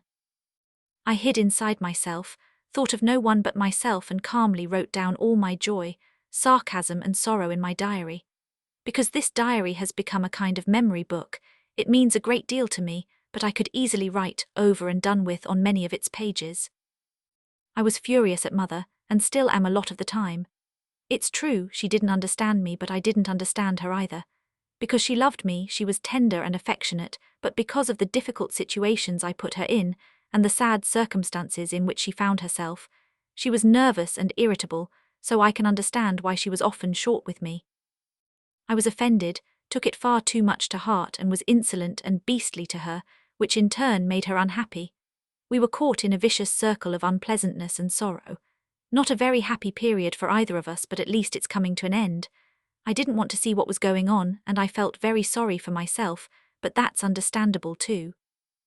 Those violent outbursts on paper are simply expressions of anger that, in normal life, I could have worked off by locking myself in my room and stamping my foot a few times, or calling Mother names behind her back. The period of tearfully passing judgment on Mother is over. I've grown wiser and Mother's nerves are a bit steadier. Most of the time I manage to hold my tongue when I'm annoyed, and she does too, so on the surface we seem to be getting along better. But there's one thing I can't do, and that's to love Mother with the devotion of a child. I soothe my conscience with the thought that it's better for unkind words to be down on paper than for Mother to have to carry them around in her heart. Yours, Anne. Thursday, January 6, 1944. Dearest Kitty, today I have 2 things to confess. It's going to take a long time, but I have to tell them to someone, and you're the most likely candidate, since I know you'll keep a secret, no matter what happens. The first is about Mother. As you know, I've frequently complained about her and then tried my best to be nice. I've suddenly realized what's wrong with her. Mother has said that she sees us more as friends than as daughters. That's all very nice, of course, except that a friend can't take the place of a mother. I need my mother to set a good example and be a person I can respect, but in most matters she's an example of what not to do. I have the feeling that Margaret thinks so differently about these things that she'd never be able to understand what I've just told you. And Father avoids all conversations having to do with Mother. I imagine a mother as a woman who, first and foremost, possesses a great deal of tact, especially toward her adolescent children, and not one who, like Momsey, pokes fun at me when I cry. Not because I'm in pain, but because of other things. This may seem trivial, but there's one incident I've never forgiven her for. It happened one day when I had to go to the dentist. Mother and Margaret planned to go with me and agreed I should take my bicycle. When the dentist was finished and we were back outside, Margaret and Mother very sweetly informed me that they were going downtown to buy or look at something. I don't remember what, and of course I wanted to go along. But they said I couldn't come because I had my bike with me. Tears of rage rushed to my eyes, and Margaret and Mother began laughing at me. I was so furious that I stuck my tongue out at them, right there on the street. A little old lady happened to be passing by, and she looked terribly shocked. I rode my bike home and must have cried for hours. Strangely enough, even though Mother has wounded me thousands of times, this particular wound still stings whenever I think of how angry I was. I find it difficult to confess the second one because it's about myself. I'm not prudish, Kitty, and yet every time they give a blow-by-blow account of their trips to the bathroom, which they often do, my whole body rises in revolt. Yesterday I read an article on blushing by Sis Hayster. It was as if she'd addressed it directly to me. Not that I blush easily, but the rest of the article did apply. What she basically says is that during puberty girls withdraw into themselves and begin thinking about the wondrous changes taking place in their bodies. I feel that too, which probably accounts for my recent embarrassment over Margaret, Mother and Father. On the other hand, Margaret is a lot shyer than I am, and yet she's not in the least embarrassed. I think that what's happening to me is so wonderful, and I don't just mean the changes taking place on the outside of my body, but also those on the inside. I never discuss myself or any of these things with others, which is why I have to talk about them to myself. Whenever I get my period, and that's only been 3 times, I have the feeling that in spite of all the pain, discomfort and mess, I'm carrying around a sweet secret. So even though it's a nuisance, in a certain way I'm always looking forward to the time when I'll feel that secret inside me once again. Sis Hayster also writes that girls my age feel very insecure about themselves, and are just beginning to discover that they're individuals with their own ideas, thoughts and habits. I just turned 13 when I came here, so I started thinking about myself and realized that I've become an independent person sooner than most girls. Sometimes when I lie in bed at night, I feel a terrible urge to touch my breasts and listen to the quiet, steady beating of my heart. Unconsciously, I had these feelings even before I came here. Once when I was spending the night at Jack's, I could no longer restrain my curiosity about her body, which she'd always hidden from me and which I'd never seen. I asked her whether, as proof of our friendship, we could touch each other's breasts. Jack refused. I also had a terrible desire to kiss her, which I did. Every time I see a female nude, such as the Venus in my art history book, I go into ecstasy. Sometimes I find them so exquisite I have to struggle to hold back my tears. If only I had a girlfriend. Thursday, January 6, 1944. Dearest Kitty, my longing for someone to talk to has become so unbearable that I somehow took it into my head to select Peter for this role. On the few occasions when I have gone to Peter's room during the day, I've always thought it was nice and cozy. But Peter's too polite to show someone the door when they're bothering him, so I've never dared to stay long. I've always been afraid he'd think I was a pest. I've been looking for an excuse to linger in his room and get him talking without his noticing, and yesterday I got my chance. Peter, you see, is currently going through a crossword puzzle craze, and he doesn't do anything else all day. I was helping him, and we soon wound up sitting across from each other at his table, Peter on the chair and me on the divan. It gave me a wonderful feeling when I looked into his dark blue eyes and saw how bashful my unexpected visit had made him. I could read his innermost thoughts, and in his face I saw a look of helplessness and uncertainty as to how to behave, and at the same time a flicker of awareness of his masculinity. I saw his shyness and I melted. I wanted to say, "Tell me about yourself. Look beneath my chatty exterior." But I found that it was easier to think up questions than to ask them. The evening came to a close and nothing happened, except that I told him about the article on blushing. Not what I wrote you, of course, just that he would grow more secure as he got older. That night I lay in bed and cried my eyes out, all the while making sure no one could hear me. The idea that I had to beg Peter for favors was simply revolting, but people will do almost anything to satisfy their longings. Take me, for example. I've made up my mind to visit Peter more often and somehow get him to talk to me. You mustn't think I'm in love with Peter, because I'm not. If the Van Daans had had a daughter instead of a son, I'd have tried to make friends with her. This morning I woke up just before 7 and immediately remembered what I'd been dreaming about. I was sitting on a chair and across from me was Peter Skiff. We were looking at Mary Bowes' sketchbook. The dream was so vivid I can even remember some of the drawings. But that wasn't all, the dream went on. Peter's eyes suddenly met mine, and I stared for a long time into those velvety brown eyes. Then he said very softly, "If I'd only known, I'd have come to you long ago." I turned abruptly away, overcome by emotion, and then I felt a soft, oh so cool and gentle cheek against mine, and it felt so good, so good. At that point I woke up, still feeling his cheek against mine and his brown eyes staring deep into my heart, so deep that he could read how much I'd loved him and how much I still do. Again my eyes filled with tears, and I was sad because I'd lost him once more, and yet at the same time glad because I knew with certainty that Peter is still the only one for me. It's funny, but I often have such vivid images in my dreams. One night I saw Grammy so clearly that I could even make out her skin of soft, crinkly velvet. Another time Grandma appeared to me as a guardian angel. After that it was Hanley, who still symbolizes to me the suffering of my friends as well as that of Jews in general, so that when I'm praying for her, I'm also praying for all the Jews and all those in need. And now Peter, my dearest Peter, I've never had such a clear mental image of him. I don't need a photograph, I can see him oh so well. Yours, Anne. Friday, January 7, 1944. Dearest Kitty, I'm such an idiot. I forgot that I haven't yet told you the story of my one true love. When I was a little girl, way back in kindergarten, I took a liking to Sally Kimmel. His father was gone, and he and his mother lived with an aunt. One of Sally's cousins was a good-looking, slender, dark-haired boy named Appy, who later turned out to look like a movie idol and aroused more admiration than the short, comical, chubby Sally. For a long time we went everywhere together, but aside from that, my love was unrequited until Peter crossed my path. I had an out-and-out crush on him. He liked me too, and we were inseparable for one whole summer. I can still see us walking hand in hand through our neighborhood, Peter in a white cotton suit and me in a short summer dress. At the end of the summer vacation, he went to the 7th grade at the middle school while I was in the 6th grade at the grammar school. He, D, picked me up on the way home, or I'd pick him up. Peter was the ideal boy, tall, good-looking and slender, with a serious, quiet and intelligent face. He had dark hair, beautiful brown eyes, ruddy cheeks and a nicely pointed nose.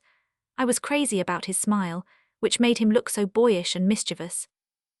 I'd gone away to the countryside during summer vacation, and when I came back, Peter was no longer at his old address. He'd moved and was living with a much older boy, who apparently told him I was just a kid, because Peter stopped seeing me. I loved him so much that I didn't want to face the truth. I kept clinging to him until the day I finally realized that if I continued to chase after him, people would say I was boy crazy. The years went by.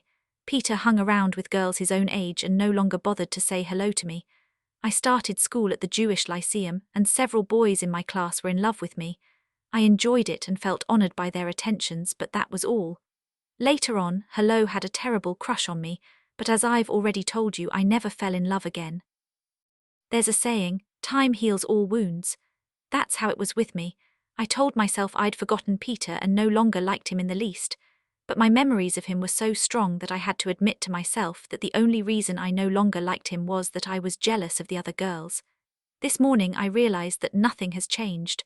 On the contrary, as I've grown older and more mature, my love has grown along with me. I can understand now that Peter thought I was childish, and yet it still hurts to think he'd forgotten me completely.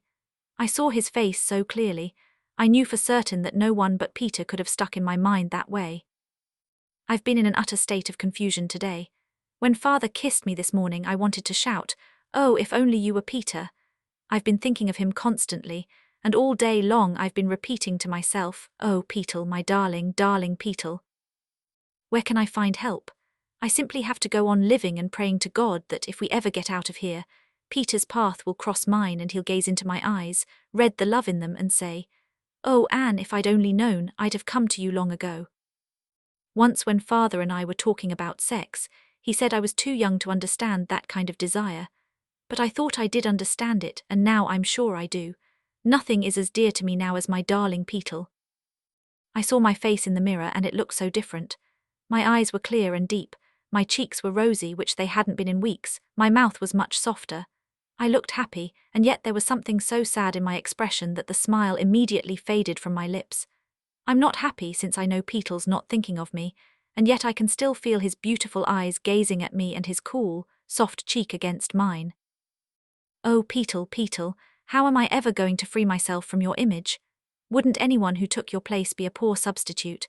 I love you, with a love so great that it simply couldn't keep growing inside my heart, but had to leap out and reveal itself in all its magnitude. A week ago, even a day ago, if you'd asked me, which of your friends do you think you'd be most likely to marry? I'd have answered, Sally, since he makes me feel good, peaceful and safe. But now I'd cry, Peter, because I love him with all my heart and all my soul. I surrender myself completely. Except for that one thing.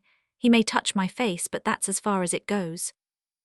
This morning I imagined I was in the front attic with Peter, sitting on the floor by the windows, and after talking for a while we both began to cry. Moments later I felt his mouth and his wonderful cheek. Oh, Peter, come to me. Think of me, my dearest Peter. Wednesday, January 12, 1944. Dearest Kitty. Bep's been back for the last 2 weeks, though her sister won't be allowed back at school until next week. Bep herself spent 2 days in bed with a bad cold. Meep and Jan were also out for 2 days with upset stomachs. I'm currently going through a dance and ballet craze, and am diligently practicing my dance steps every evening. I've made an ultramodern dance costume out of a lacy lavender slip belonging to Momsy. Bias tape is threaded through the top and tied just above the bust. A pink corded ribbon completes the ensemble. I tried to turn my tennis shoes into ballet slippers, but with no success. My stiff limbs are well on the way to becoming as limber as they used to be. A terrific exercise is to sit on the floor, place a heel in each hand and raise both legs in the air. I have to sit on a cushion, because otherwise my poor backside really takes a beating. Everyone here is reading a book called Salute to Freedom. Mother thought it was extremely good because it describes a number of adolescent problems. I thought to myself, a bit ironically, why don't you take more interest in your own adolescence first? I think Mother believes that Margaret and I have a better relationship with our parents than anyone in the whole wide world, and that no mother is more involved in the lives of her children than she is. She must have my sister in mind, since I don't believe Margaret has the same problems and thoughts as I do. Far be it from me to point out to Mother that one of her daughters is not at all what she imagines. She'd be completely bewildered, and anyway, she'd never be able to change. I'd like to spare her that grief, especially since I know that everything would remain the same. Mother does sense that Margaret loves her much more than I do, but she thinks I'm just going through a phase. Margaret's gotten much nicer.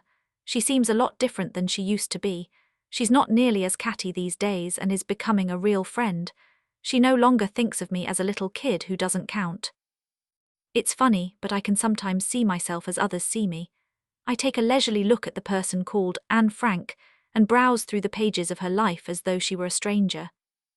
Before I came here, when I didn't think about things as much as I do now, I occasionally had the feeling that I didn't belong to Momsey, Pim and Margaret, and that I would always be an outsider. I sometimes went around for 6 months at a time pretending I was an orphan. Then I'd chastise myself for playing the victim, when really I'd always been so fortunate. After that I'd force myself to be friendly for a while. Every morning when I heard footsteps on the stairs, I hoped it would be Mother coming to say good morning. I'd greet her warmly, because I honestly did look forward to her affectionate glance. But then she'd snap at me for having made some comment or other, and I'd go off to school feeling completely discouraged. On the way home I'd make excuses for her, telling myself that she had so many worries. I'd arrive home in high spirits, chatting 19 to the dozen, until the events of the morning would repeat themselves, and I'd leave the room with my school bag in my hand and a pensive look on my face. Sometimes I'd decide to stay angry, but then I always had so much to talk about after school that I'd forget my resolution and want Mother to stop whatever she was doing and lend a willing ear. Then the time would come once more when I no longer listened for the steps on the stairs and felt lonely and cried into my pillow every night. Everything has gotten much worse here, but you already knew that. Now God has sent someone to help me, Peter. I fondle my pendant, press it to my lips and think, what do I care? Peter is mine and nobody knows it. With this in mind, I can rise above every nasty remark. Which of the people here would suspect that so much is going on in the mind of a teenage girl? Saturday, January 15, 1944. My dearest Kitty. There's no reason for me to go on describing all our quarrels and arguments down to the last detail. It's enough to tell you that we've divided many things like meat and fats and oils, and are frying our own potatoes. Recently, we've been eating a little extra rye bread, because by 4 o'clock we're so hungry for dinner we can barely control our rumbling stomachs. Mother's birthday is rapidly approaching. She received some extra sugar from Mr. Kugler, which sparked off jealousy on the part of the Van Darns, because Mrs. Van D didn't receive any on her birthday. But what's the point of boring you with harsh words, spiteful conversations and tears when you know they bore us even more? Mother has expressed a wish, which isn't likely to come true any time soon, not to have to see Mr. Van Darn's face for 2 whole weeks. I wonder if everyone who shares a house sooner or later ends up at odds with their fellow residents, or have we just had a stroke of bad luck? At mealtime, when Dussel helps himself to a quarter of the half-filled gravy boat and leaves the rest of us to do without, I lose my appetite and feel like jumping to my feet, knocking him off his chair and throwing him out the door. Are most people so stingy and selfish? I've gained some insight into human nature since I came here, which is good, but I've had enough for the present. Peter says the same. The war is going to go on despite our quarrels and our longing for freedom and fresh air, so we should try to make the best of our stay here. I'm preaching, but I also believe that if I live here much longer, I'll turn into a dried-up old beanstalk, and all I really want is to be an honest-to-goodness teenager. Yours, Anne. Wednesday evening, January 19, 1944. Dearest Kitty. There I go again. Don't know what's happened, but since my dream I keep noticing how I've changed. By the way, I dreamed about Peter again last night, and once again I felt his eyes penetrate mine, but this dream was less vivid and not quite as beautiful as the last. You know that I always used to be jealous of Margaret's relationship with Father. There's not a trace of my jealousy left now. I still feel hurt when Father's nerves cause him to be unreasonable toward me, but then I think, I can't blame you for being the way you are. You talk so much about the minds of children and adolescents, but you don't know the first thing about them. I long for more than Father's affection, more than his hugs and kisses. Isn't it awful of me to be so preoccupied with myself? Shouldn't I, who want to be good and kind, forgive them first? I forgive Mother too, but every time she makes a sarcastic remark or laughs at me, it's all I can do to control myself. I know I'm far from being what I should. Will I ever be? Anne Frank. P.S. Father asked if I told you about the cake. For Mother's birthday, she received a real mocha cake, pro-war quality, from the office. It was a really nice day, but at the moment there's no room in my head for things like that. Saturday, January 22, 1944. Dearest Kitty, can you tell me why people go to such lengths to hide their real selves? Or why I always behave very differently when I'm in the company of others? Why do people have so little trust in one another? I know there must be a reason, but sometimes I think it's horrible that you can't ever confide in anyone, not even those closest to you. It seems as if I've grown up since the night I had that dream, as if I've become more independent. You'll be amazed when I tell you that even my attitude toward the Van Daans has changed. I've stopped looking at all the discussions and arguments from my family's biased point of view. What's brought on such a radical change? Well, you see, I suddenly realized that if Mother had been different, if she'd been a real mom, our relationship would have been very, very different. Mrs. Van Daan is by no means a wonderful person, yet half the arguments could have been avoided if Mother hadn't been so hard to deal with every time they got onto a tricky subject. Mrs. Van Daan does have one good point though: you can talk to her. She may be selfish, stingy and underhanded, but she'll readily back down as long as you don't provoke her and make her unreasonable. This tactic doesn't work every time, but if you're patient you can keep trying and see how far you get. All the conflicts about our upbringing, about not pampering children, about the food, about everything, absolutely everything, might have taken a different turn if we'd remained open and on friendly terms instead of always seeing the worst side. I know exactly what you're going to say, Kitty. But Anne, are these words really coming from your lips? From you who have had to put up with so many unkind words from upstairs? From you who are aware of all the injustices? And yet they are coming from me. I want to take a fresh look at things and form my own opinion, not just ape my parents, as in the proverb, the apple never falls far from the tree. I want to re-examine the Van Daans and decide for myself what's true and what's been blown out of proportion. If I wind up being disappointed in them, I can always side with Father and Mother, but if not, I can try to change their attitude.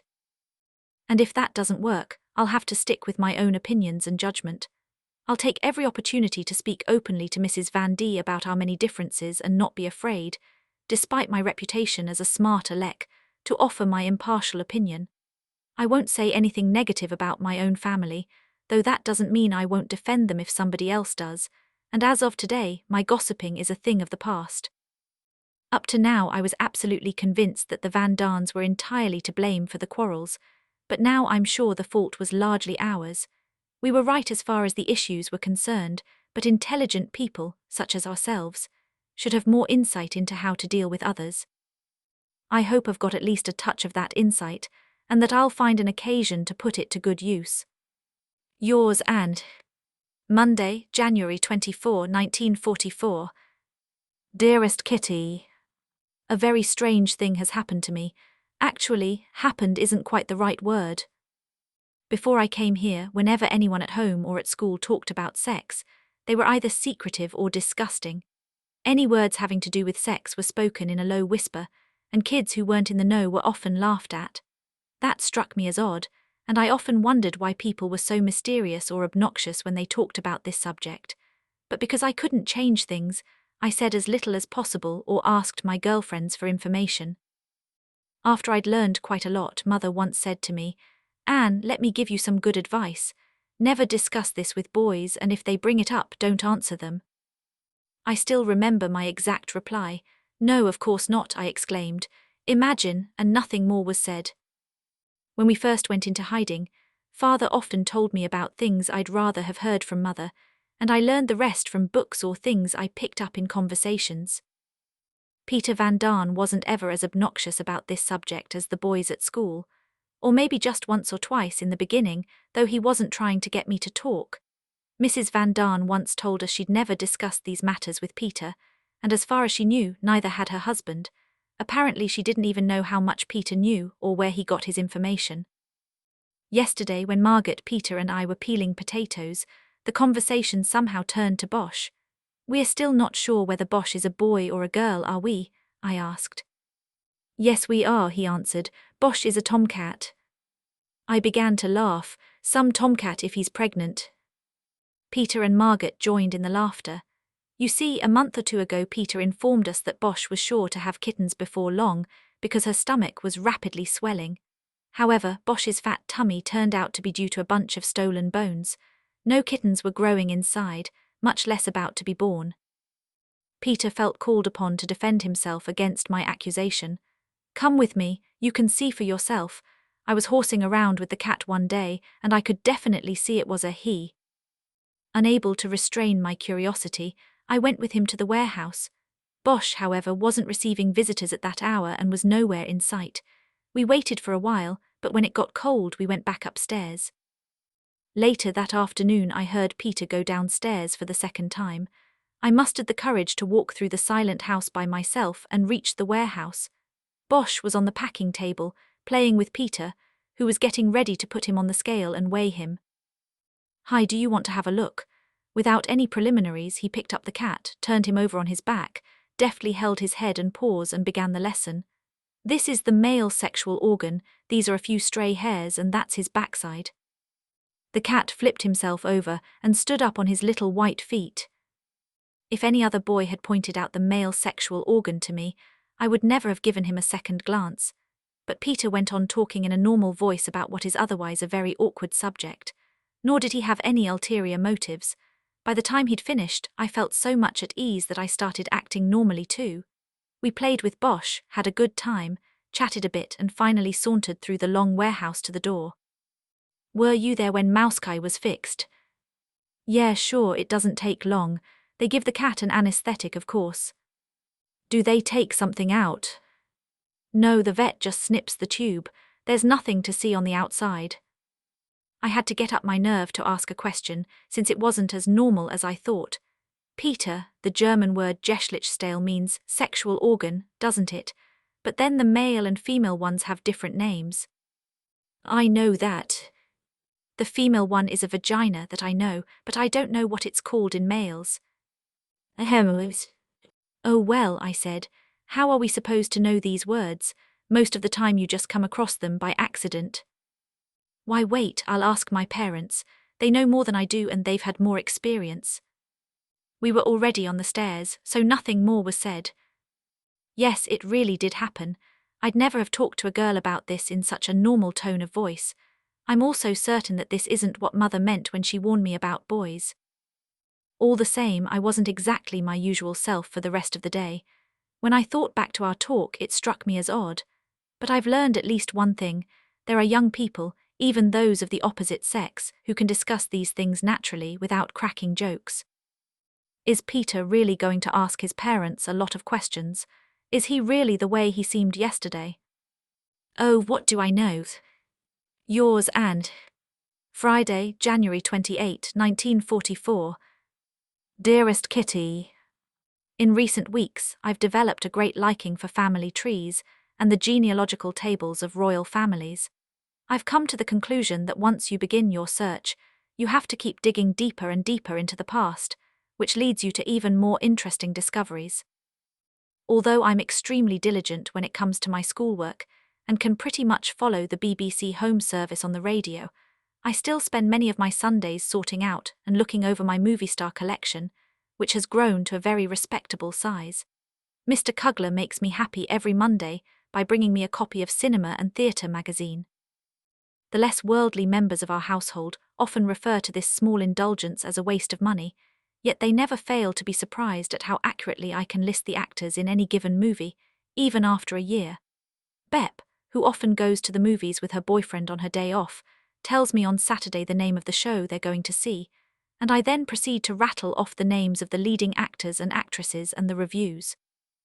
Moms recently remarked that I wouldn't need to go to the movies later on, because I know all the plots, the names of the stars and the reviews by heart.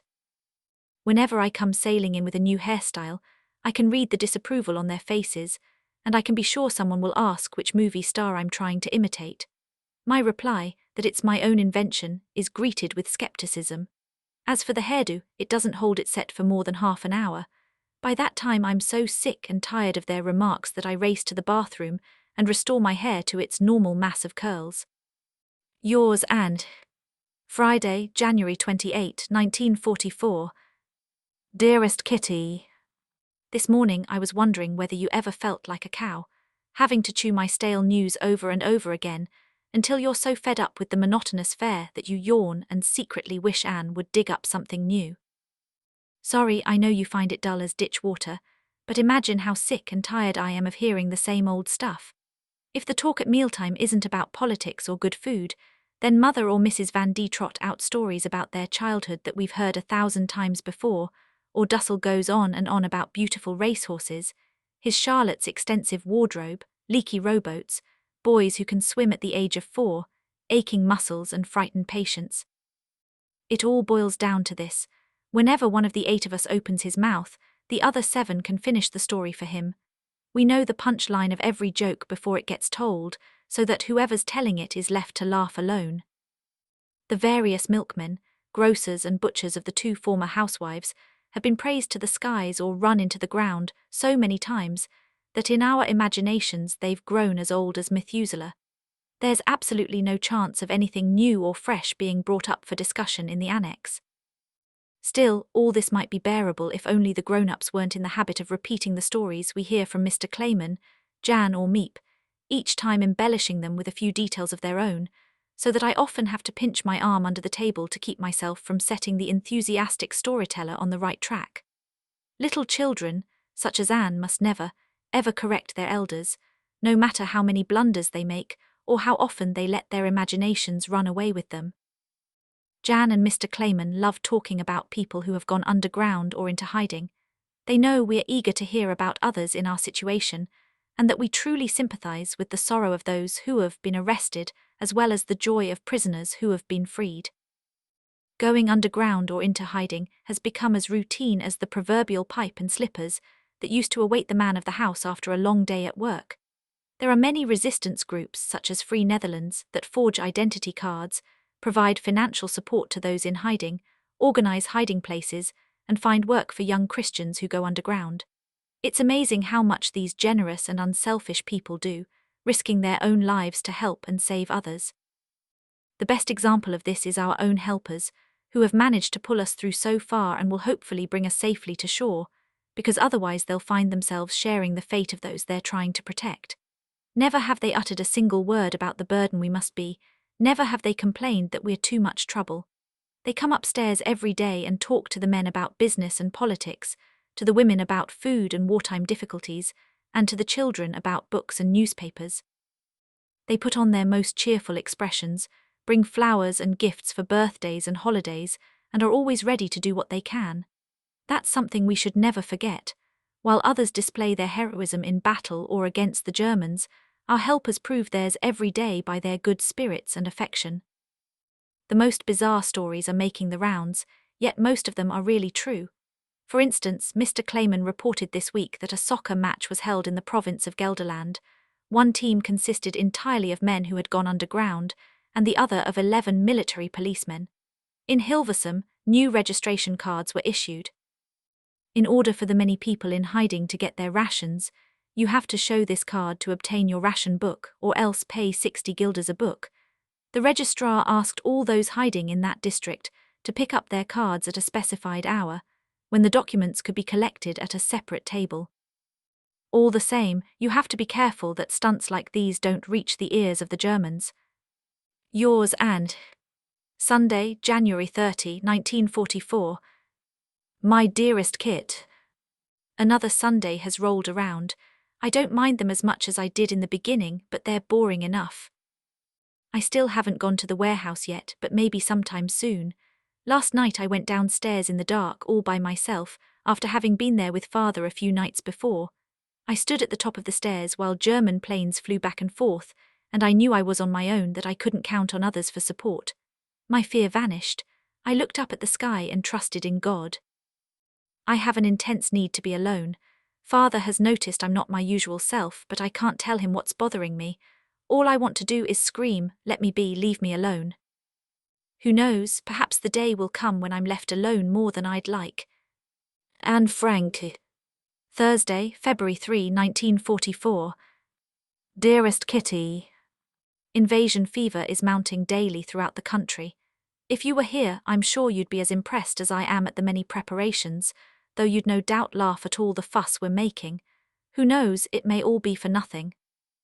The papers are full of invasion news and are driving everyone insane with such statements as, in the event of a British landing in Holland, the Germans will do what they can to defend the country, even flooding it if necessary. They've published maps of Holland with the potential flood areas marked. Since large portions of Amsterdam were shaded in, our first question was what we should do if the water in the streets rose to above our waists. This tricky question elicited a variety of responses. It'll be impossible to walk or ride a bike, so we'll have to wade through the water. Don't be silly, we'll have to try and swim. We'll all put on our bathing suits and caps and swim underwater as much as we can, so nobody can see we are Jews. Oh, baloney, I can just imagine the ladies swimming with the rats biting their legs. That was a man, of course, we'll see who screams loudest. We won't even be able to leave the house. The warehouse is so unstable it'll collapse if there's a flood. Listen, everyone, all joking aside, we really ought to try and get a boat. Why bother, I have a better idea. We can each take a packing crate from the attic and row with a wooden spoon. I'm going to walk on stilts. I used to be a whiz at it when I was young. Jan Jies won't need to. He'll let his wife ride piggyback and then Meep will be on stilts. So now you have a rough idea of what's going on, don't you, Kit? This light-hearted banter is all very amusing, but reality will prove otherwise. The second question about the invasion was bound to arise. What should we do if the Germans evacuate Amsterdam? Leave the city along with the others, disguise ourselves as well as we can. Whatever happens, don't go outside. The best thing to do is to stay put. The Germans are capable of herding the entire population of Holland into Germany, where they'll all die. Of course we'll stay here. This is the safest place. We'll try to talk Clayman and his family into coming here to live with us. We'll somehow get hold of a bag of wood shavings so we can sleep on the floor. Let's ask Meep and Clayman to bring some blankets just in case. And we'll order some extra cereal grains to supplement the £65 we already have. Jan can try to find some more beans. At the moment we've got about £65 of beans and £10 of split peas. And don't forget the 50 cans of vegetables. What about the rest, Mother? Give us the latest figures. 10 cans of fish, 40 cans of milk, 20 pounds of powdered milk, 3 bottles of oil, 4 crocks of butter, 4 jars of meat, 2 big jars of strawberries, 2 jars of raspberries, 20 jars of tomatoes, 10 pounds of oatmeal, 9 pounds of rice. That's it. Our provisions are holding out fairly well. All the same, we have to feed the office staff, which means dipping into our stock every week, so it's not as much as it seems. We have enough coal and firewood, candles too. Let's all make little money bags to hide in our clothes, so we can take our money with us if we need to leave here.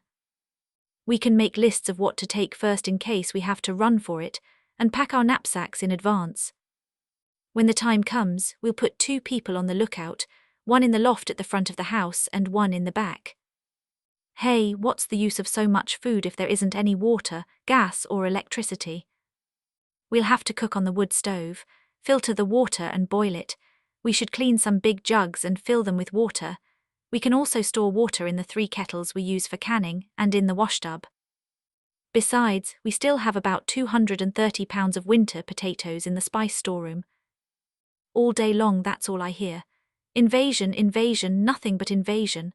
Arguments about going hungry, dying, bombs, fire extinguishers, sleeping bags, identity cards, poison gas, etc., etc. Not exactly cheerful. A good example of the explicit warnings of the male contingent is the following conversation with Jan. Annex, we're afraid that when the Germans retreat, they'll take the entire population with them. Jan, that's impossible, they haven't got enough trains. Annex, trains, do you really think they'd put civilians on trains? Absolutely not, everyone would have to hoof it. Or, as Dussel always says, per pedes apostolorum. Jan, I can't believe that. You're always looking on the dark side. What reason would they have to round up all the civilians and take them along? Annex, don't you remember Goebbels saying that if the Germans have to go, they'll slam the doors to all the occupied territories behind them? Jan, they've said a lot of things. Annex, do you think the Germans are too noble or humane to do it? Their reasoning is, if we go under, we'll drag everyone else down with us. Jan, you can say what you like, I just don't believe it. Annex, it's always the same old story. No one wants to see the danger until it's staring them in the face. Jan, but you don't know anything for sure. You're just making an assumption. Annex, because we've already been through it all ourselves. First in Germany and then here. What do you think's happening in Russia? Jan, you shouldn't include the Jews. I don't think anyone knows what's going on in Russia. The British and the Russians are probably exaggerating for propaganda purposes, just like the Germans. Annex, absolutely not. The BBC has always told the truth. And even if the news is slightly exaggerated, the facts are bad enough as they are. You can't deny that millions of peace-loving citizens in Poland and Russia have been murdered or gassed. I'll spare you the rest of our conversations. I'm very calm and take no notice of all the fuss. I've reached the point where I hardly care whether I live or die. The world will keep on turning without me, and I can't do anything to change events anyway. I'll just let matters take their course and concentrate on studying and hope that everything will be all right in the end. Yours and Tuesday, February 8, 1944. Dear Kitty, I can't tell you how I feel. 1 minute I'm longing for peace and quiet and the next for a little fun. We've forgotten how to laugh, laughing so hard you can't stop. This morning I had the giggles, you know, the kind we used to have at school. Margaret and I were giggling like real teenagers. Last night there was another scene with Mother. Margaret was tucking her wool blanket around her when suddenly she leapt out of bed and carefully examined the blanket. What do you think she found? A pin. Mother had patched the blanket and forgotten to take it out. Father shook his head meaningfully and made a comment about how careless Mother is.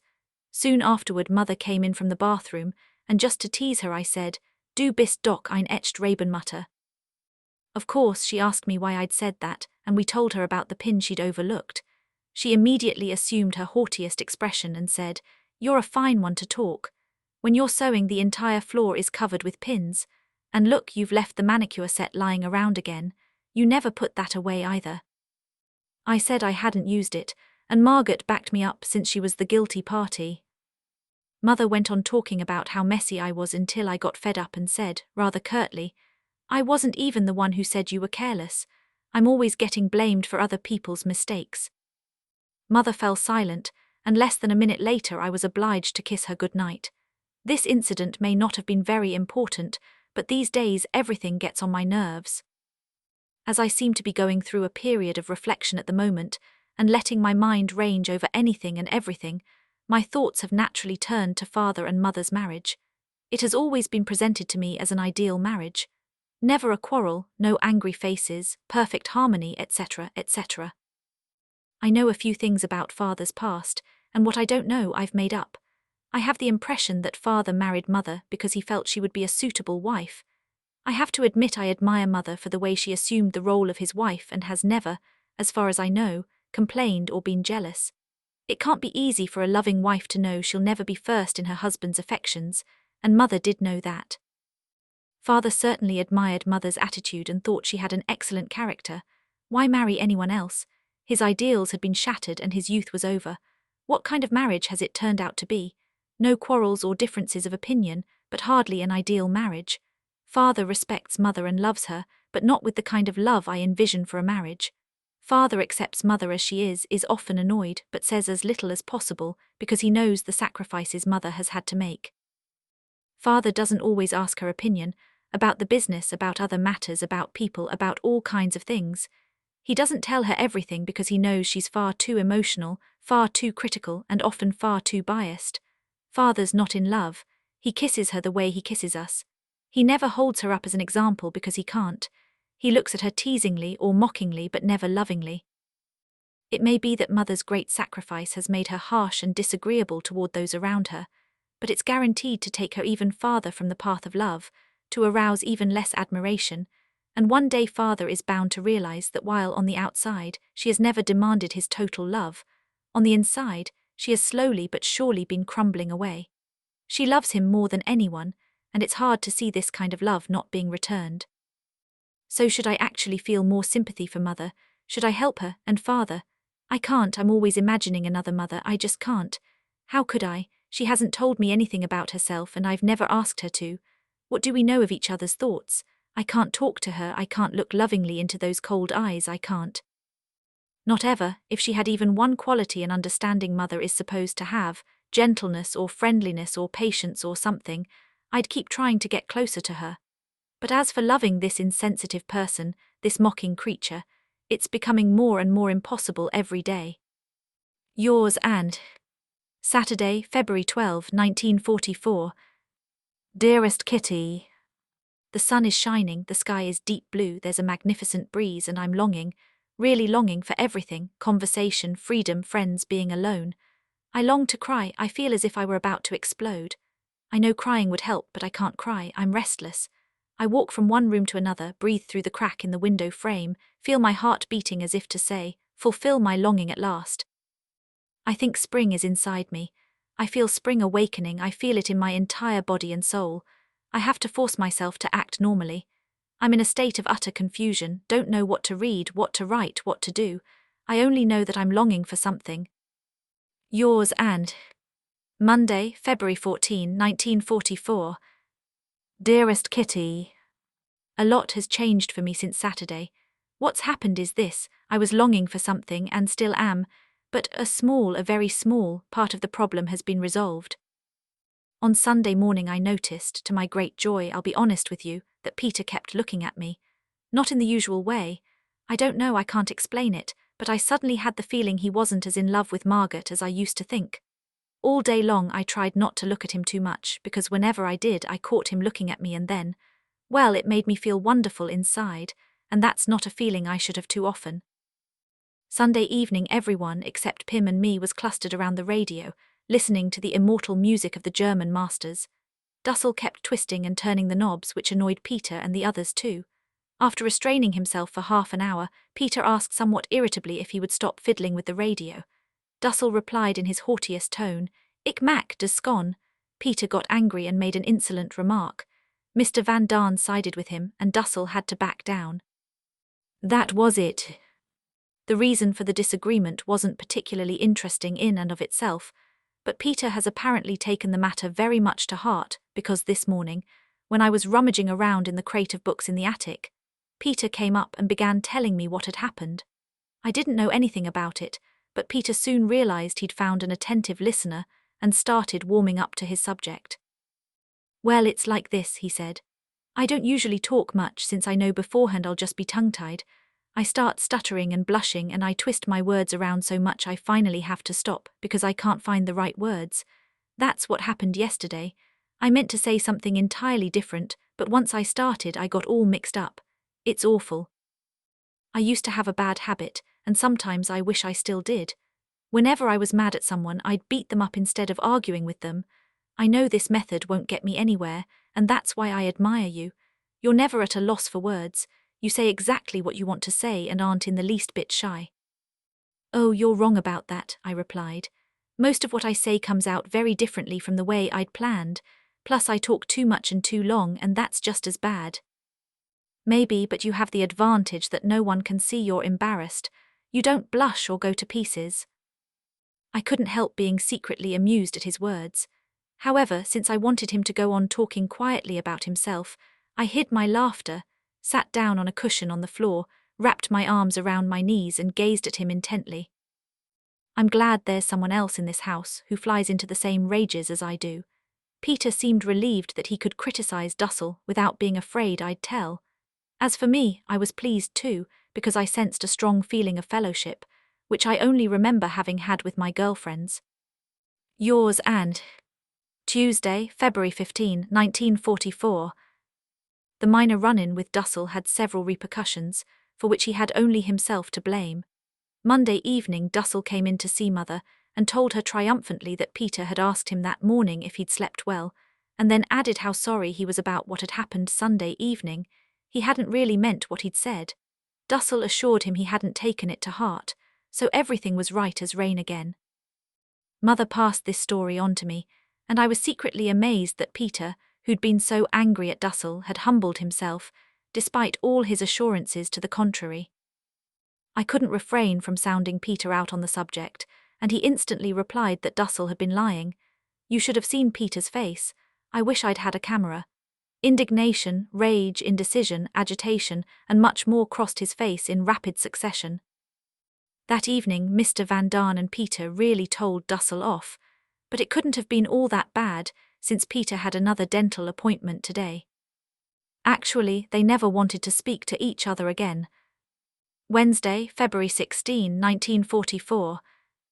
Peter and I hadn't talked to each other all day, except for a few meaningless words. It was too cold to go up to the attic, and anyway it was Margaret's birthday. At 12:30 he came to look at the presents and hung around chatting longer than was strictly necessary, something he'd never have done otherwise. But I got my chance in the afternoon.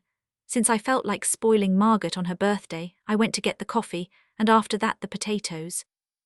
When I came to Peter's room, he immediately took his papers off the stairs, and I asked if I should close the trapdoor to the attic. Sure, he said, go ahead. When you're ready to come back down, just knock and I'll open it for you. I thanked him, went upstairs and spent at least 10 minutes searching around in the barrel for the smallest potatoes. My back started aching and the attic was cold. Naturally, I didn't bother to knock but opened the trapdoor myself, but he obligingly got up and took the pan out of my hands. I did my best, but I couldn't find any smaller ones. Did you look in the big barrel? Yes, I've been through them all. By this time I was at the bottom of the stairs, and he examined the pan of potatoes he was still holding. Oh, but these are fine, he said, and added as I took the pan from him, my compliments. As he said this, he gave me such a warm, tender look that I started glowing inside. I could tell he wanted to please me, but since he couldn't make a long, complimentary speech, he said everything with his eyes. I understood him so well and was very grateful. It still makes me happy to think back to those words and that look. When I went downstairs, Mother said she needed more potatoes, this time for dinner, so I volunteered to go back up. When I entered Peter's room, I apologized for disturbing him again. As I was going up the stairs, he stood up, went over to stand between the stairs and the wall, grabbed my arm and tried to stop me. I'll go, he said. I have to go upstairs anyway. I replied that it wasn't really necessary, that I didn't have to get only the small ones this time. Convinced, he let go of my arm. On my way back, he opened the trapdoor and once again took the pan from me. Standing by the door, I asked, "What are you working on?" "French," he replied. I asked if I could take a look at his lessons. Then I went to wash my hands and sat down across from him on the divan. After I'd explained some French to him, we began to talk. He told me that after the war he wanted to go to the Dutch East Indies and live on a rubber plantation. He talked about his life at home, the black market, and how he felt like a worthless bum. I told him he had a big inferiority complex. He talked about the war, saying that Russia and England were bound to go to war against each other, and about the Jews. He said life would have been much easier if he'd been a Christian or could become one after the war. I asked if he wanted to be baptized, but that wasn't what he meant either. He said he'd never be able to feel like a Christian, but that after the war he'd make sure nobody would know he was Jewish. I felt a momentary pang. It's such a shame he still has a touch of dishonesty in him. Peter added, "The Jews have been and always will be the chosen people." I answered, "Just this once, I hope they'll be chosen for something good." But we went on chatting very pleasantly, about father, about judging human character and all sorts of things, so many that I can't even remember them all. I left at 5:15 because Bep had arrived. That evening he said something else I thought was nice. We were talking about the picture of a movie star I'd once given him, which has been hanging in his room for at least a year and a half. He liked it so much that I offered to give him a few more. "No," he replied, "I'd rather keep the one I've got. I look at it every day and the people in it have become my friends." I now have a better understanding of why he always hugs Mouskai so tightly. He obviously needs affection too. I forgot to mention something else he was talking about. He said, "No, I'm not afraid, except when it comes to things about myself, but I'm working on that." Peter has a huge inferiority complex. For example, he always thinks he's so stupid and we're so smart. When I help him with French, he thanks me 1,000 times. One of these days I'm going to say, "Oh, cut it out. You're much better at English and geography." "Anne Frank. Thursday, February 17, 1944. Dear Kitty, I was upstairs this morning since I promised Mrs. Van D I'd read her some of my stories. I began with Eva S. Dream, which she liked a lot, and then I read a few passages from The Secret Annex, which had her in stitches. Peter also listened for a while, just the last part, and asked if I'd come to his room sometime to read more. I decided I had to take a chance right then and there, so I got my notebook and let him read that bit where Cady and Hans talk about God. I can't really tell what kind of impression it made on him. He said something I don't quite remember, not about whether it was good, but about the idea behind it. I told him I just wanted him to see that I didn't write only amusing things. He nodded and I left the room. We'll see if I hear anything more. Yours, Anne Frank. Friday, February 18, 1944. My dearest Kitty. Whenever I go upstairs, it's always so I can see him. Now that I have something to look forward to, my life here has improved greatly. At least the object of my friendship is always here, and I don't have to be afraid of rivals except for Margaret. Don't think I'm in love because I'm not, but I do have the feeling that something beautiful is going to develop between Peter and me, a kind of friendship and a feeling of trust. I go see him whenever I get the chance, and it's not the way it used to be when he didn't know what to make of me. On the contrary, he's still talking away as I'm heading out the door. Mother doesn't like me going upstairs. She always says I'm bothering Peter and that I should leave him alone. Honestly, can't she credit me with some intuition? She always looks at me so oddly when I go to Peter's room. When I come down again, she asks me where I've been. It's terrible, but I'm beginning to hate her. Yours, Anne M. Frank. Saturday, February 19, 1944. Dearest Kitty. It's Saturday again, and that should tell you enough. This morning all was quiet. I spent nearly an hour upstairs making meatballs, but I only spoke to him in passing. When everyone went upstairs at 2:30 to either read or take a nap, I went downstairs with blanket and all to sit at the desk and read or write. Before long I couldn't take it anymore. I put my head in my arms and sobbed my heart out. The tears streamed down my cheeks and I felt desperately unhappy. Oh, if only he had come to comfort me. It was past 4 by the time I went upstairs again. At 5 o'clock I set off to get some potatoes, hoping once again that we'd meet, but while I was still in the bathroom fixing my hair, he went to see Bosch. I wanted to help Mrs. Van D and went upstairs with my book and everything, but suddenly I felt the tears coming again. I raced downstairs to the bathroom, grabbing the hand mirror on the way. I sat there on the toilet, fully dressed, long after I was through, my tears leaving dark spots on the red of my apron, and I felt utterly dejected. Here's what was going through my mind. Oh, I'll never reach Peter this way. Who knows, maybe he doesn't even like me and he doesn't need anyone to confide in. Maybe he only thinks of me in a casual sort of way. I'll have to go back to being alone, without anyone to confide in, and without Peter, without hope, comfort, or anything to look forward to. Oh, if only I could rest my head on his shoulder and not feel so hopelessly alone and deserted. Who knows, maybe he doesn't care for me at all and looks at the others in the same tender way.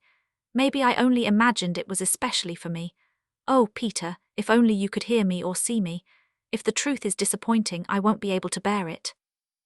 A little later I felt hopeful and full of expectation again, though my tears were still flowing on the inside. Yours, Anne M. Frank. Sunday, February 20, 1944.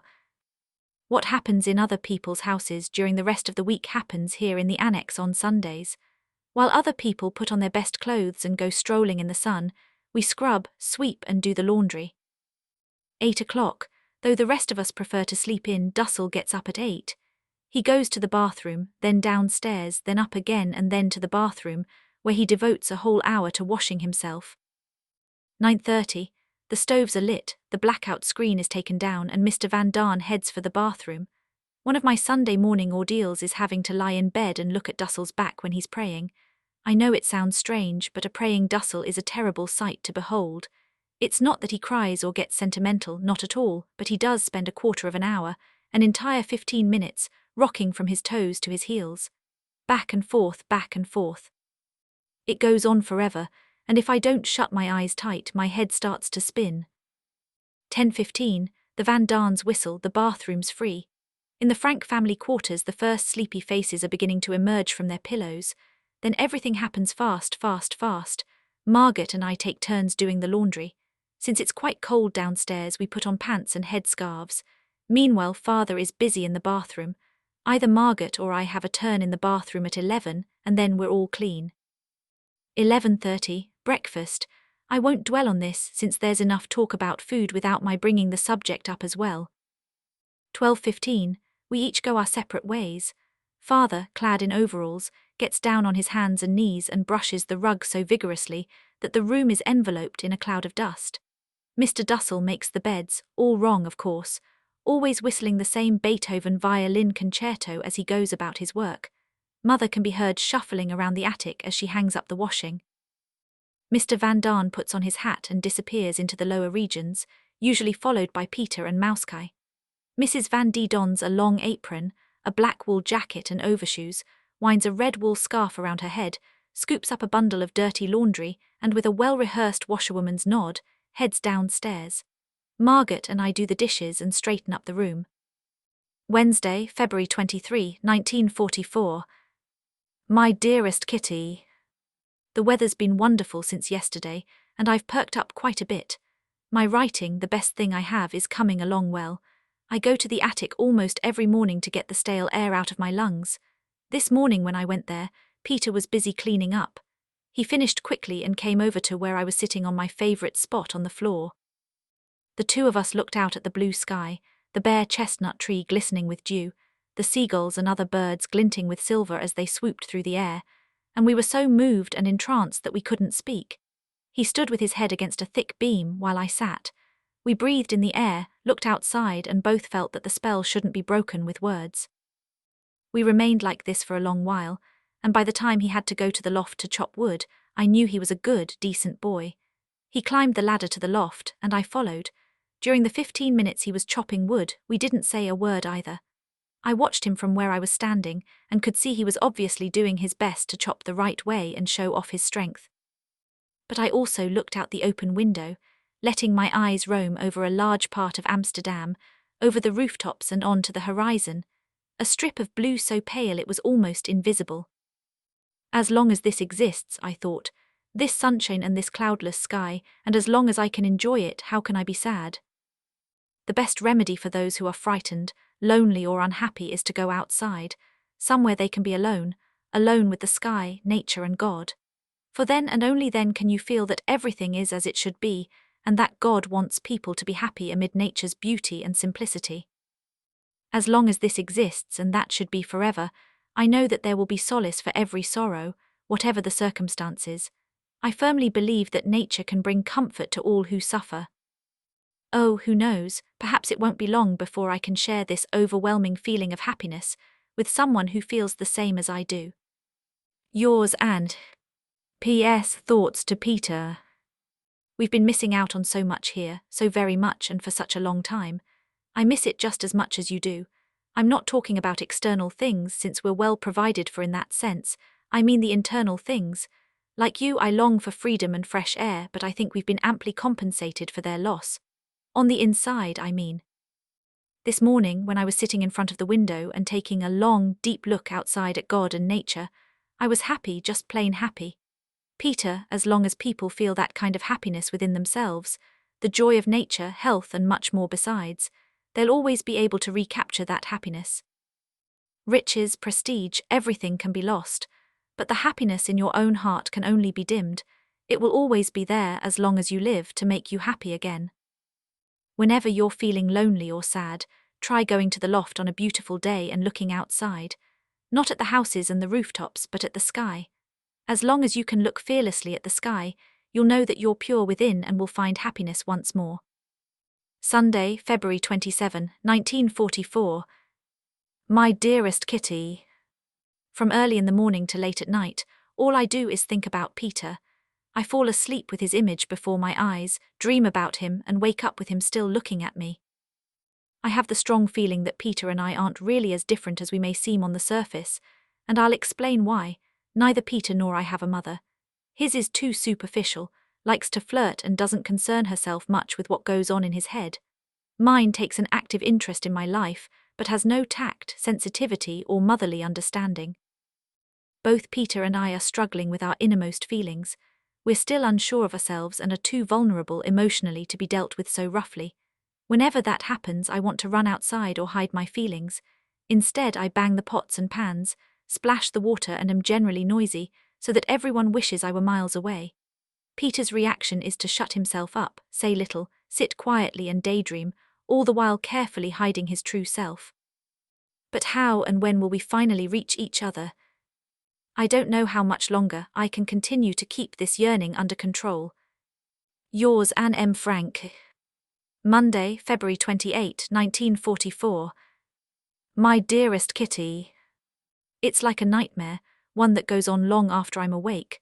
I see him nearly every hour of the day, and yet I can't be with him, I can't let the others notice, and I have to pretend to be cheerful, though my heart is aching.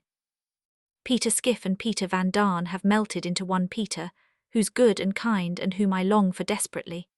Mother's horrible, father's nice, which makes him even more exasperating, and Margaret's the worst, since she takes advantage of my smiling face to claim me for herself, when all I want is to be left alone. Peter didn't join me in the attic, but went up to the loft to do some carpentry work. At every rasp and bang, another chunk of my courage broke off, and I was even more unhappy. In the distance a clock was tolling, be pure in heart, be pure in mind. I'm sentimental, I know. I'm despondent and foolish, I know that too. Oh, help me. Yours, Anne M. Frank. Wednesday, March 1, 1944. Dearest Kitty. My own affairs have been pushed to the background by a break-in. I'm boring you with all my break-ins, but what can I do when burglars take such pleasure in honouring Giles and Co. with their presence? This incident is much more complicated than the last one, in July 1943. Last night at 7:30 Mr. Van Daan was heading, as usual, for Mr. Kugler's office when he saw that both the glass door and the office door were open. He was surprised, but he went on through and was even more astonished to see that the alcove doors were open as well, and that there was a terrible mess in the front office. There's been a burglary flashed through his mind, but just to make sure, he went downstairs to the front door, checked the lock and found everything closed. Bep and Peter must just have been very careless this evening, Mr. Van D concluded. He remained for a while in Mr. Kugler's office, switched off the lamp and went upstairs without worrying much about the open doors or the messy office. Early this morning, Peter knocked at our door to tell us that the front door was wide open and that the projector and Mr. Kugler's new briefcase had disappeared from the closet. Peter was instructed to lock the door. Mr. Van Daan told us his discoveries of the night before, and we were extremely worried. The only explanation is that the burglar must have had a duplicate key, since there were no signs of a forced entry. He must have sneaked in early in the evening, shut the door behind him, hidden himself when he heard Mr. Van Daan, fled with the loot after Mr. Van Daan went upstairs, and in his hurry, not bothered to shut the door. Who could have our key? Why didn't the burglar go to the warehouse? Was it one of our own warehouse employees, and will he turn us in, now that he's heard Mr. Van Daan and maybe even seen him? It's really scary, since we don't know whether the burglar will take it into his head to try and get in again. Or was he so startled when he heard someone else in the building that he'll stay away? Yours, and P.S. We'd be delighted if you could hunt up a good detective for us. Obviously, there's one condition. He must be relied upon not to inform on people in hiding. Thursday, March 2, 1944. Dearest Kitty. Margaret and I were in the attic together today. I can't enjoy being there with her the way I imagine it'd be with Peter or someone else. I know she feels the same about most things as I do. While doing the dishes, Bep began talking to Mother and Mrs. Van Daan about how discouraged she gets. What help did those two offer her? Our tactless mother especially only made things go from bad to worse. Do you know what her advice was? That she should think about all the other people in the world who are suffering. How can thinking about the misery of others help if you're miserable yourself? I said as much. Their response, of course, was that I should stay out of conversations of this sort. The grown-ups are such idiots, as if Peter, Margaret, Bep and I didn't all have the same feelings. The only thing that helps is a mother's love or that of a very, very close friend. But these two mothers don't understand the first thing about us. Perhaps Mrs. Van Daan does a bit more than Mother. Oh, I wish I could have said something to poor Bep, something that I know from my own experience would have helped. But Father came between us, pushing me roughly aside. They're all so stupid. I also talked to Margaret about father and mother, about how nice it could be here if they weren't so aggravating. We'd be able to organize evenings in which everyone could take turns discussing a given subject. But we've already been through all that. It's impossible for me to talk here. Mr. Van Daan goes on the offensive, mother gets sarcastic and can't say anything in a normal voice. Father doesn't feel like taking part, nor does Mr. Dussel, and Mrs. Van D is attacked so often that she just sits there with a red face, hardly able to put up a fight anymore. And what about us? We aren't allowed to have an opinion. My, aren't they progressive? Not have an opinion. People can tell you to shut up, but they can't keep you from having an opinion. You can't forbid someone to have an opinion, no matter how young they are. The only thing that would help Bep, Margaret, Peter and me would be great love and devotion, which we don't get here. And no one, especially not the idiotic sages around here, is capable of understanding us, since we're more sensitive and much more advanced in our thinking than any of them ever suspect. Love, what is love? I don't think you can really put it into words. Love is understanding someone, caring for him, sharing his joys and sorrows. This eventually includes physical love. You've shared something, given something away and received something in return, whether or not you're married, whether or not you have a baby. Losing your virtue doesn't matter, as long as you know that for as long as you live you'll have someone at your side who understands you, and who doesn't have to be shared with anyone else. Yours, Anne M. Frank. At the moment, Mother's grouching at me again. She's clearly jealous because I talk to Mrs. Van Daan more than to her. What do I care? I managed to get hold of Peter this afternoon and we talked for at least 45 minutes. He wanted to tell me something about himself but didn't find it easy. He finally got it out, though it took a long time. I honestly didn't know whether it was better for me to stay or to go, but I wanted so much to help him. I told him about Bep and how tactless our mothers are. He told me that his parents fight constantly, about politics and cigarettes and all kinds of things. As I've told you before, Peter's very shy, but not too shy to admit that he'd be perfectly happy not to see his parents for a year or two. My father isn't as nice as he looks, he said, but in the matter of the cigarettes, Mother's absolutely right. I also told him about my mother, but he came to Father's defense. He thought he was a terrific guy. Tonight, when I was hanging up my apron after doing the dishes, he called me over and asked me not to say anything downstairs about his parents, having had another argument and not being on speaking terms. I promised, though I'd already told Margaret, but I'm sure Margaret won't pass it on. Oh no, Peter, I said, you don't have to worry about me. I've learned not to blab everything I hear. I never repeat what you tell me. He was glad to hear that. I also told him what terrible gossips we are and said, Margaret's quite right, of course, when she says I'm not being honest, because as much as I want to stop gossiping, there's nothing I like better than discussing Mr. Dussel. It's good that you admit it, he said. He blushed and his sincere compliment almost embarrassed me too. Then we talked about upstairs and downstairs some more. Peter was really rather surprised to hear that we don't like his parents. Peter, I said, you know I'm always honest, so why shouldn't I tell you this as well? We can see their faults too. I added, Peter, I'd really like to help you. Will you let me? You're caught in an awkward position, and I know, even though you don't say anything, that it upsets you. Oh, your help is always welcome. Maybe it'd be better for you to talk to Father. You can tell him anything, he won't pass it on. I know, he's a real pal. You like him a lot, don't you? Peter nodded and I continued, well, he likes you too, you know. He looked up quickly and blushed. It was really touching to see how happy these few words made him. You think so? He asked. Yes, I said. You can tell from the little things he lets slip now and then. Then Mr. Van Daan came in to do some dictating. Peter's a terrific guy, just like Father. Yours, Anne M. Frank. Friday, March 3, 1944. My dearest Kitty. When I looked into the candle tonight, I felt calm and happy again. It seems Grandma is in that candle, and it's Grandma who watches over and protects me and makes me feel happy again. But there's someone else who governs all my moods, and that's Peter. I went to get the potatoes today, and while I was standing on the stairway with my pan full, he asked, "What did you do during the lunch break?" I sat down on the stairs and we began to talk. The potatoes didn't make it to the kitchen until 5:15, an hour after I'd gone to get them. Peter didn't say anything more about his parents. We just talked about books and about the past. Oh, he gazes at me with such warmth in his eyes. I don't think it will take much for me to fall in love with him. He brought the subject up this evening. I went to his room after peeling potatoes and remarked on how hot it was.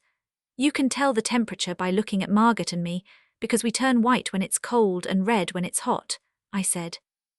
In love, he asked. Why should I be in love? It was a pretty silly answer, or rather question. Why not, he said, and then it was time for dinner.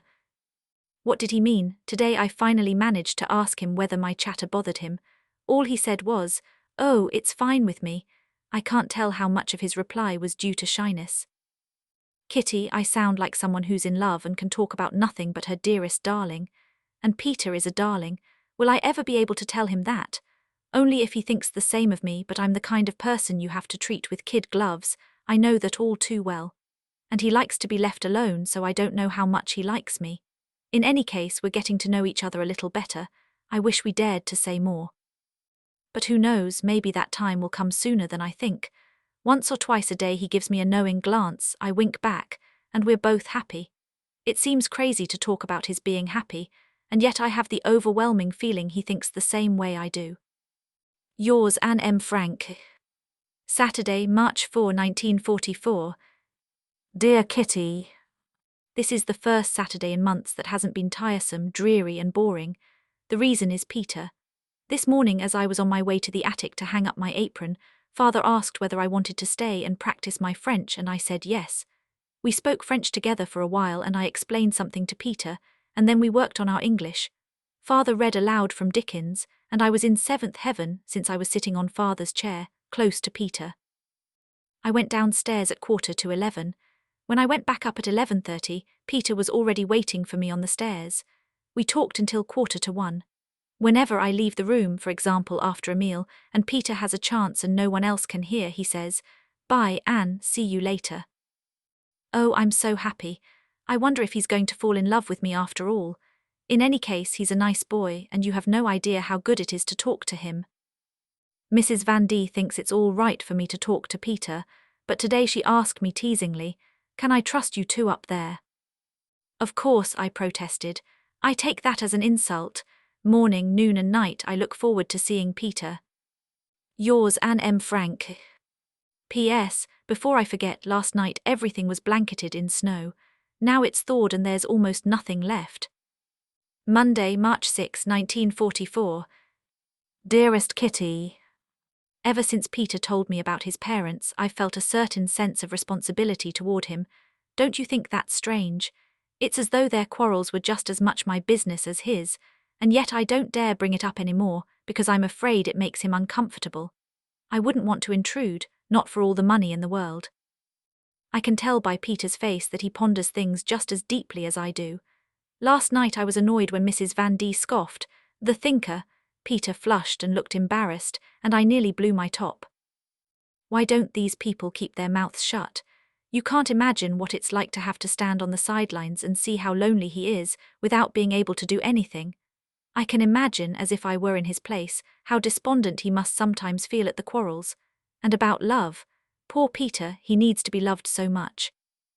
It sounded so cold when he said he didn't need any friends. Oh, he's so wrong, I don't think he means it. He clings to his masculinity, his solitude and his feigned indifference so he can maintain his role, so he'll never, ever have to show his feelings. Poor Peter, how long can he keep it up? Won't he explode from this superhuman effort? Oh, Peter, if only I could help you, if only you would let me. Together we could banish our loneliness, yours and mine. I've been doing a great deal of thinking but not saying much. I'm happy when I see him, and happier still if the sun shines when we're together. I washed my hair yesterday, and because I knew he was next door I was very rambunctious. I couldn't help it. The more quiet and serious I am on the inside, the noisier I get on the outside. Who will be the first to discover the chink in my armor? It's just as well that the Van Darns don't have a daughter. My conquest could never be so challenging, so beautiful and so nice with someone of the same sex. Yours, Anne M. Frank. P.S. You know I'm always honest with you, so I think I should tell you that I live from one encounter to the next. I keep hoping to discover that he's dying to see me, and I'm in raptures when I notice his bashful attempts. I think he'd like to be able to express himself as easily as I do, Little does he know it's his awkwardness that I find so touching. Tuesday, March 7, 1944. Dearest Kitty. When I think back to my life in 1942, it all seems so unreal. The Anne Frank who enjoyed that heavenly existence was completely different from the one who has grown wise within these walls. Yes, it was heavenly. 5 admirers on every street corner, 20 or so friends, the favourite of most of my teachers, spoiled rotten by father and mother, bags full of candy and a big allowance. What more could anyone ask for? You're probably wondering how I could have charmed all those people. Peter says it's because I'm attractive, but that isn't it entirely. The teachers were amused and entertained by my clever answers, my witty remarks, my smiling face and my critical mind. That's all I was, a terrible flirt, coquettish and amusing. I had a few plus points which kept me in everybody's good graces. I was hardworking, honest and generous. I would never have refused anyone who wanted to peek at my answers. I was magnanimous with my candy, and I wasn't stuck up. Would all that admiration eventually have made me overconfident? It's a good thing that at the height of my glory, I was suddenly plunged into reality. It took me more than a year to get used to doing without admiration. How did they see me at school? As the class comedian, the eternal ringleader, never in a bad mood, never a crybaby. Was it any wonder that everyone wanted to bicycle to school with me or do me little favours? I look back at that Anne Frank as a pleasant, amusing but superficial girl who has nothing to do with me. What did Peter say about me? Whenever I saw you, you were surrounded by a flock of girls and at least 2 boys. You were always laughing and you were always the centre of attention. He was right. What's remained of that Anne Frank? Oh, I haven't forgotten how to laugh or toss off a remark. I'm just as good, if not better, at raking people over the coals, and I can still flirt and be amusing if I want to be. But there's the catch. I'd like to live that seemingly carefree and happy life for an evening, a few days, a week. At the end of that week I'd be exhausted and would be grateful to the first person to talk to me about something meaningful. I want friends, not admirers. People who respect me for my character and my deeds, not my flattering smile. The circle around me would be much smaller, but what does that matter as long as they're sincere? In spite of everything, I wasn't altogether happy in 1942. I often felt I'd been deserted, but because I was on the go all day long, I didn't think about it. I enjoyed myself as much as I could, trying consciously or unconsciously to fill the void with jokes.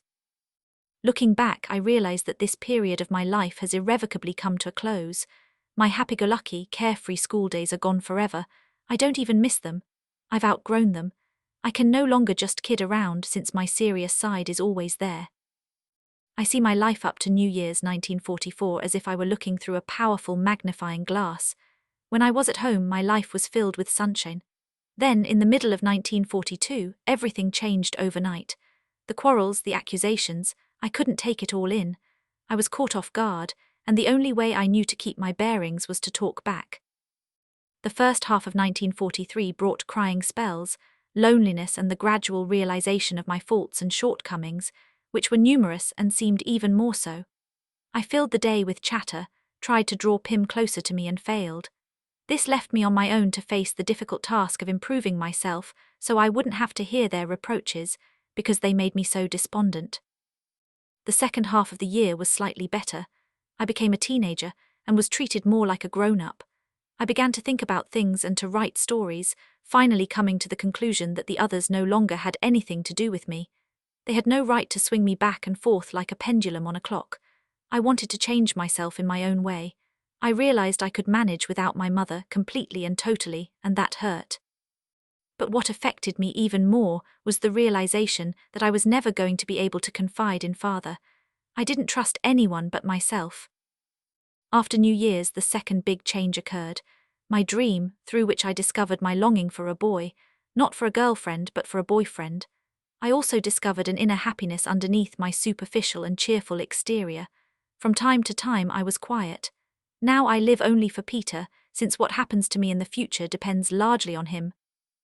I lie in bed at night, after ending my prayers with the words Ich dank dir für all das Gut und Liebe und Schön, and I'm filled with joy.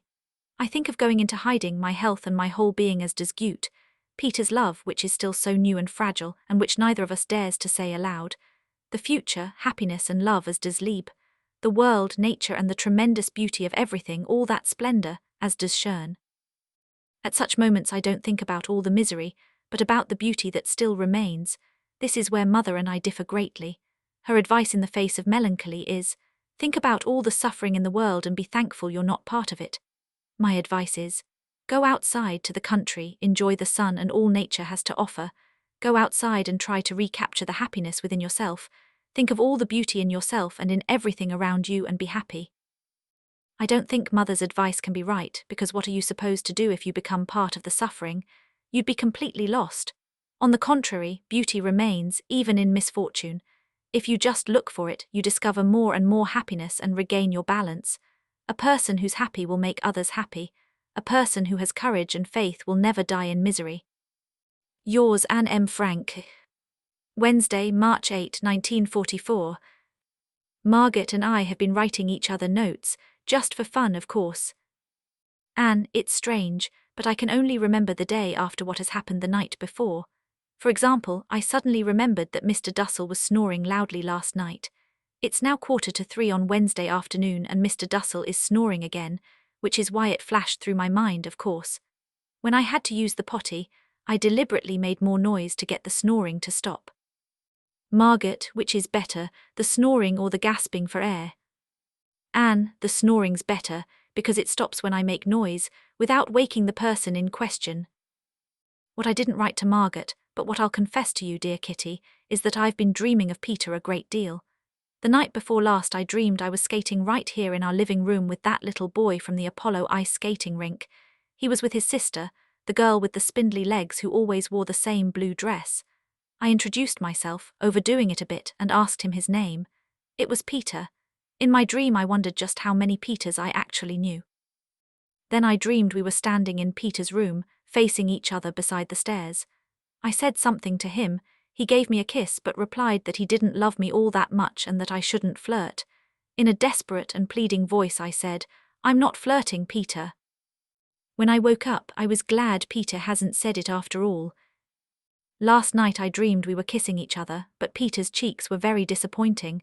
They weren't as soft as they looked. They were more like father's cheeks, the cheeks of a man who already shaves. Friday, March 10, 1944. My dearest Kitty. The proverb, misfortunes never come singly, definitely applies to today. Peter just got through saying it. Let me tell you all the awful things that have happened and that are still hanging over our heads. First, Miep is sick, as a result of Henk and Argo's wedding yesterday. She caught cold in the Westerkerk where the service was held. Second, Mr. Clayman hasn't returned to work since the last time his stomach started bleeding, so Bep's been left to hold down the fort alone.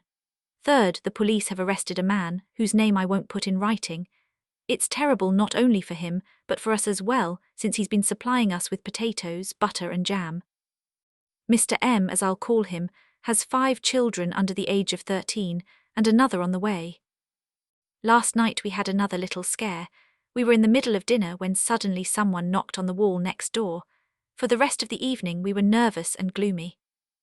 Lately I haven't been at all in the mood to write down what's been going on here. I've been more wrapped up in myself. Don't get me wrong, I'm terribly upset about what's happened to poor, good-hearted Mr. M, but there's not much room for him in my diary.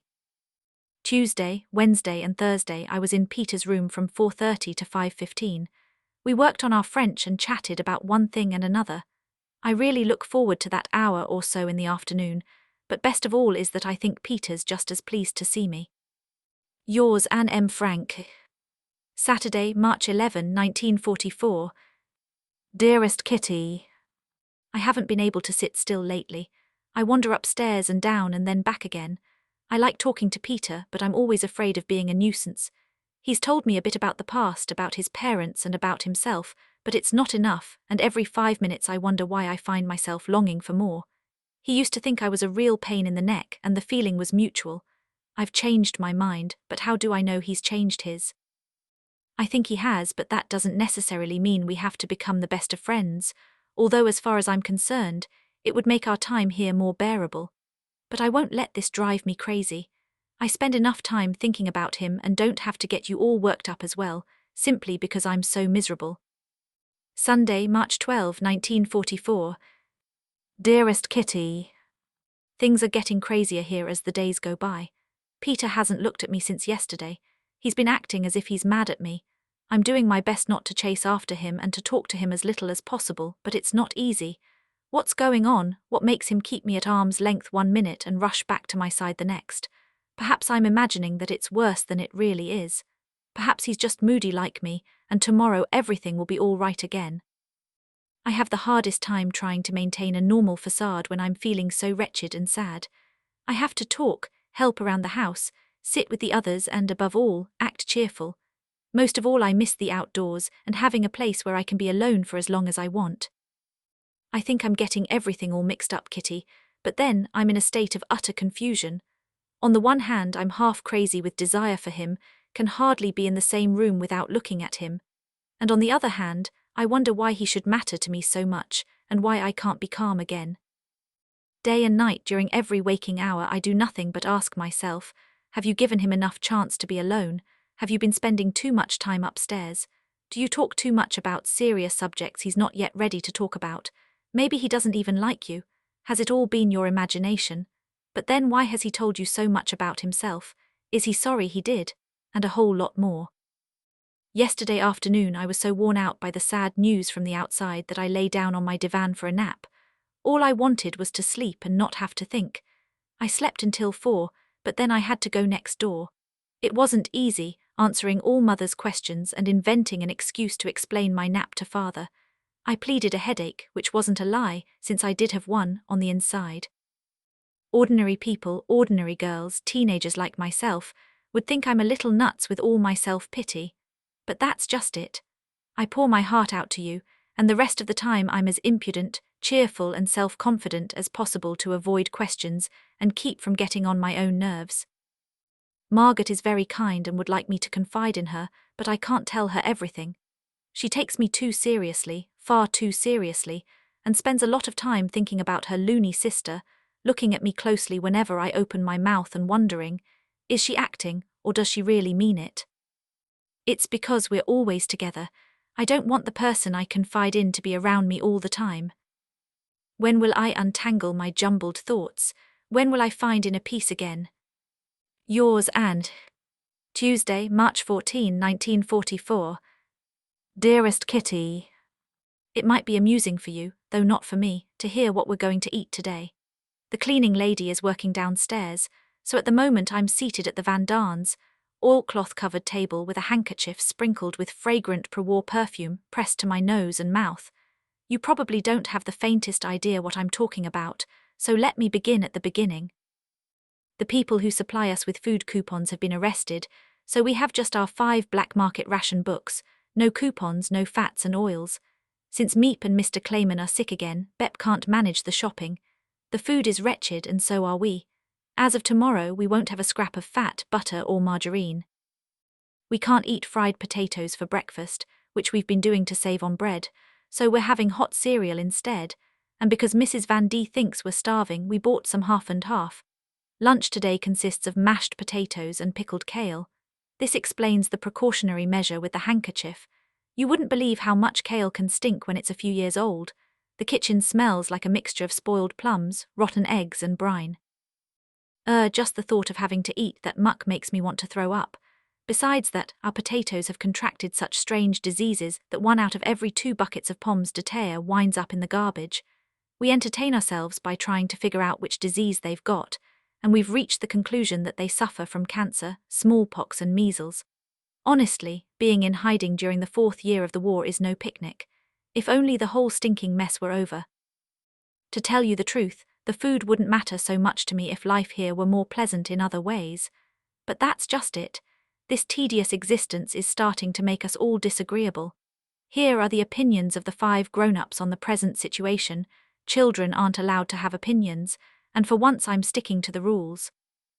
Mrs. Van Darn, I'd stopped wanting to be queen of the kitchen long ago, but sitting around doing nothing was boring, so I went back to cooking. Still, I can't help complaining. It's impossible to cook without oil, and all those disgusting smells make me sick to my stomach. Besides, what do I get in return for my efforts? Ingratitude and rude remarks. I'm always the black sheep. I get blamed for everything. What's more, it's my opinion that the war is making very little progress. The Germans will win in the end. I'm terrified that we're going to starve, and when I'm in a bad mood, I snap at everyone who comes near. Mr. Van Daan, I just smoke and smoke and smoke. Then the food, the political situation, and Curly's moods don't seem so bad. Curly's a sweetheart. If I don't have anything to smoke, I get sick, then I need to eat meat. Life becomes unbearable, nothing's good enough, and there's bound to be a flaming row. My Curly's an idiot. Mrs. Frank, food's not very important, but I'd love a slice of rye bread right now because I'm so hungry. If I were Mrs. Van Daan, I'd have put a stop to Mr. Van Daan's smoking long ago. But I desperately need a cigarette now because my head's in such a whirl. The Van Daans are horrible people. The English may make a lot of mistakes, but the war is progressing. I should keep my mouth shut and be grateful I'm not in Poland. Mr. Frank, everything's fine, I don't need a thing. Stay calm, we've got plenty of time, just give me my potatoes and I'll be quiet. Better set aside some of my rations for Bep. The political situation is improving, I'm extremely optimistic. Mr. Dussel, I must complete the task I've set for myself, everything must be finished on time. The political situation is looking gut, it's impossible for us to get caught. Me. Yours and Thursday, March 16, 1944. Dearest Kitty. Hugh, released from the gloom and doom for a few moments, all I've been hearing today is, if this and that happens, we're in trouble, and if so-and-so gets sick, we'll be left to fend for ourselves, and if... Well, you know the rest, or at any rate I assume you're familiar enough with the residents of the Annex to guess what they'd be talking about. The reason for all the ifs is that Mr. Kugler has been called up for a 6-day work detail. Bep is down with a bad cold and will probably have to stay home tomorrow. Meep hasn't gotten over her flu, and Mr. Clayman's stomach bled so much he lost consciousness. What a tale of woe. We think Mr. Kugler should go directly to a reliable doctor for a medical certificate of ill health, which he can present to the City Hall in Hilversum. The warehouse employees have been given a day off tomorrow, so Bep will be alone in the office. If there's another if, Bep has to stay home, the door will remain locked, and we'll have to be as quiet as mice so the keg company won't hear us. At 1 o'clock Jan will come for half an hour to check on us poor forsaken souls, like a zookeeper. This afternoon, for the first time in ages, Jan gave us some news of the outside world. You should have seen us gathered around him. It looked exactly like a print. At grandmother's knee. He regaled his grateful audience with talk of, what else? Food. Mrs. P, a friend of Meep S, has been cooking his meals.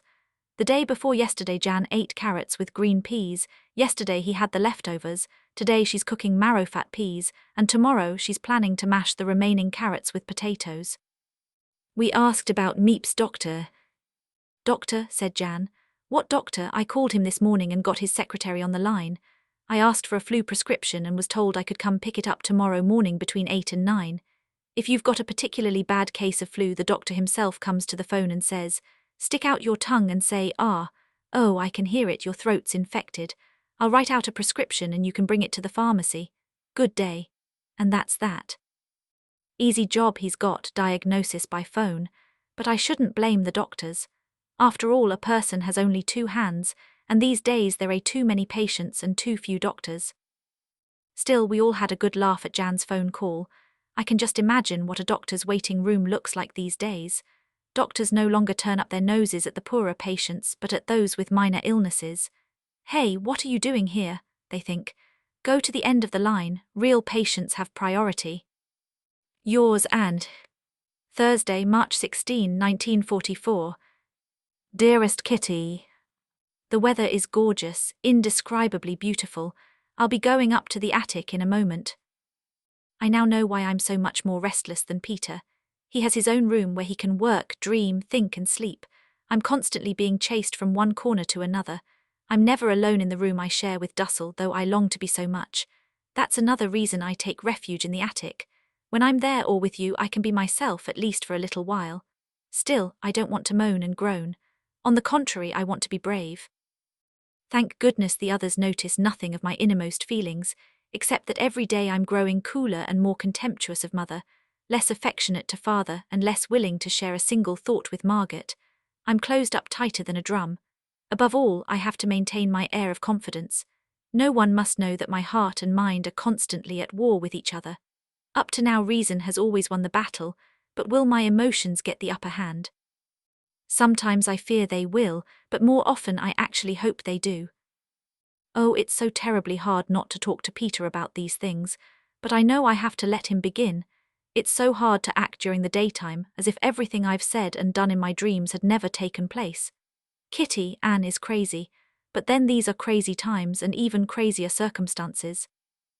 The nicest part is being able to write down all my thoughts and feelings, otherwise I'd absolutely suffocate. I wonder what Peter thinks about all these things.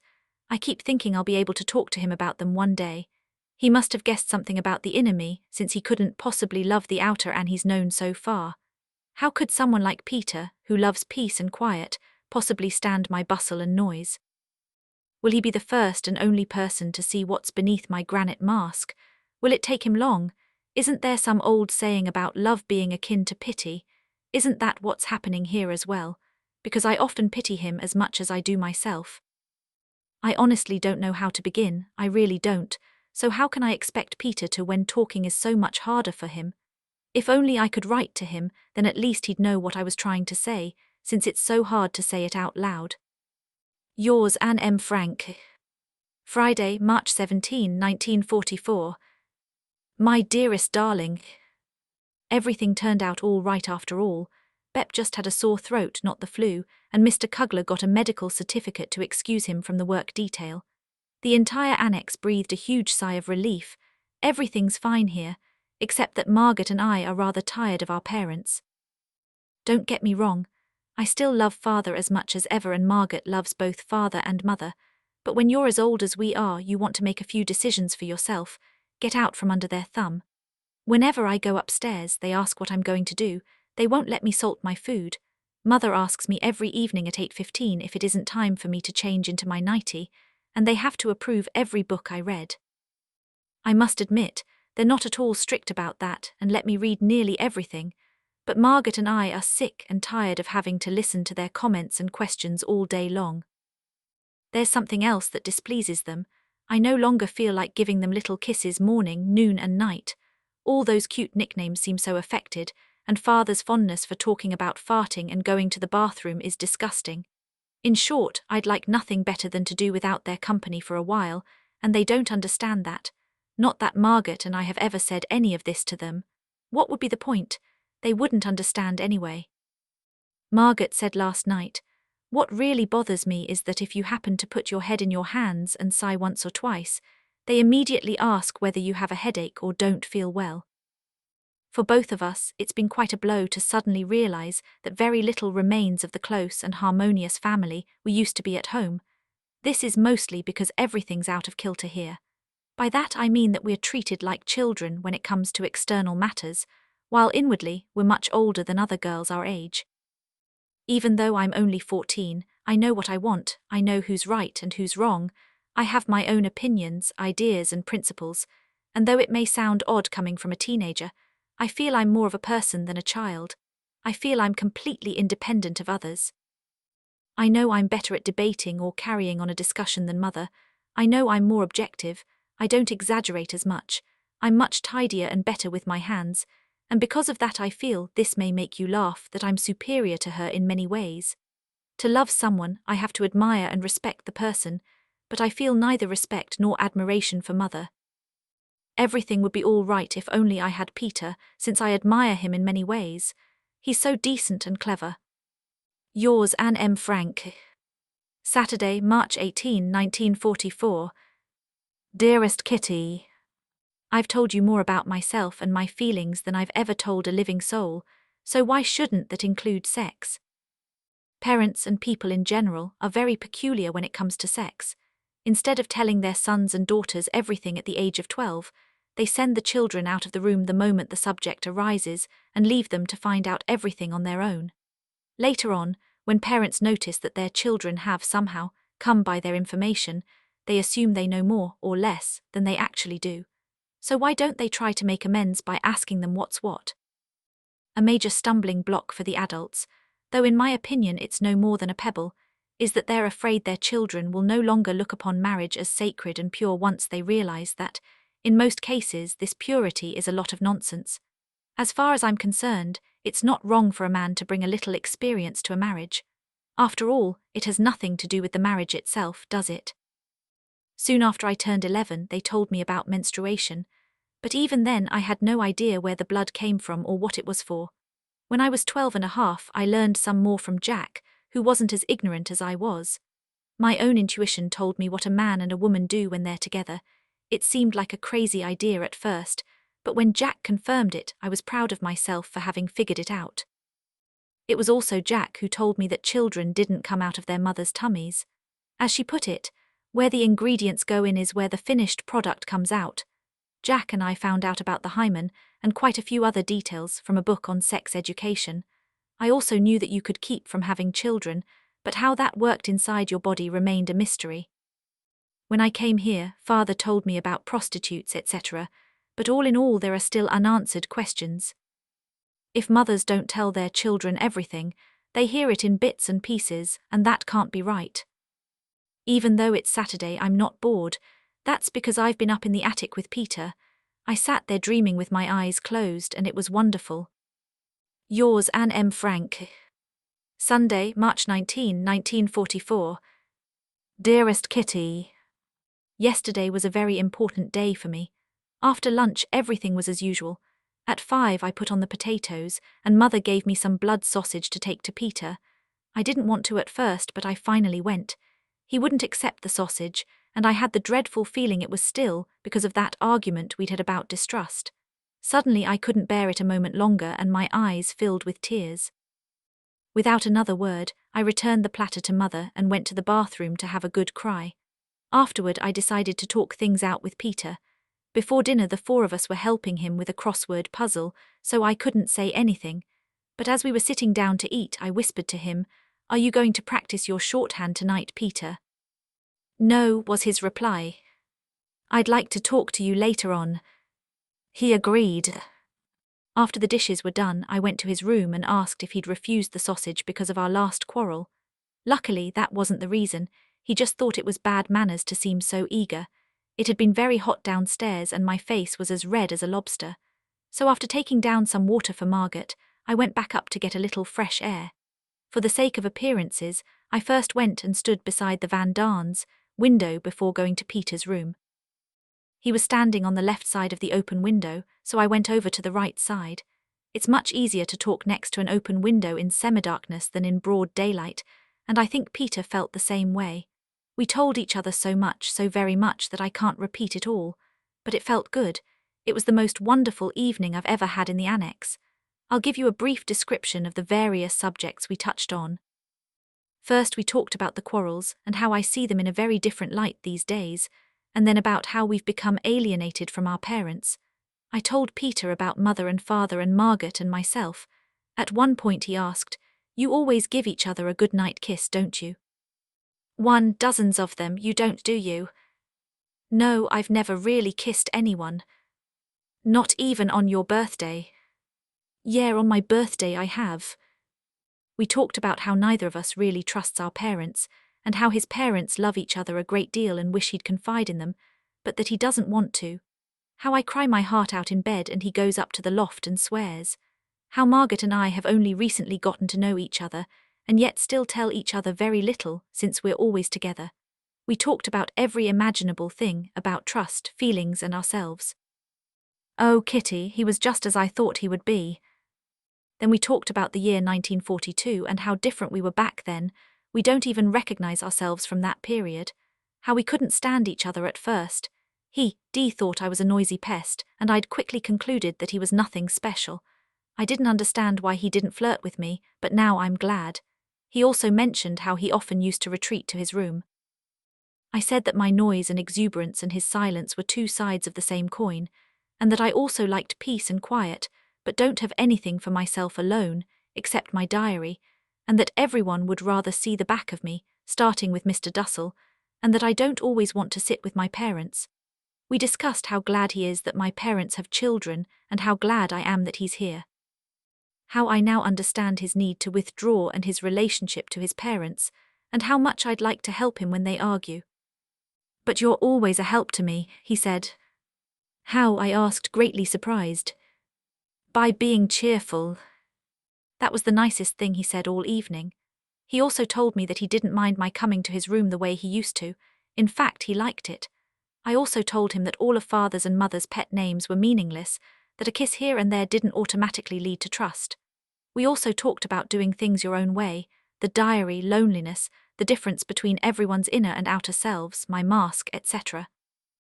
It was wonderful. He must have come to love me as a friend, and for the time being that's enough. I'm so grateful and happy I can't find the words.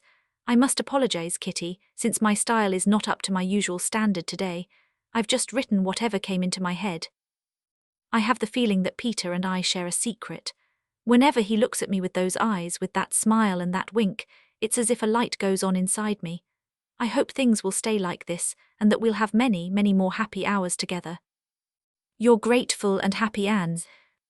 Monday, March 20, 1944. Dearest Kitty. This morning Peter asked me if I'd come again one evening. He swore I wouldn't be disturbing him and said that where there was room for one, there was room for two. I said I couldn't see him every evening since my parents didn't think it was a good idea, but he thought I shouldn't let that bother me. So I told him I'd like to come some Saturday evening and also asked him if he'd let me know when you could see the moon. Sure, he said, maybe we can go downstairs and look at the moon from there.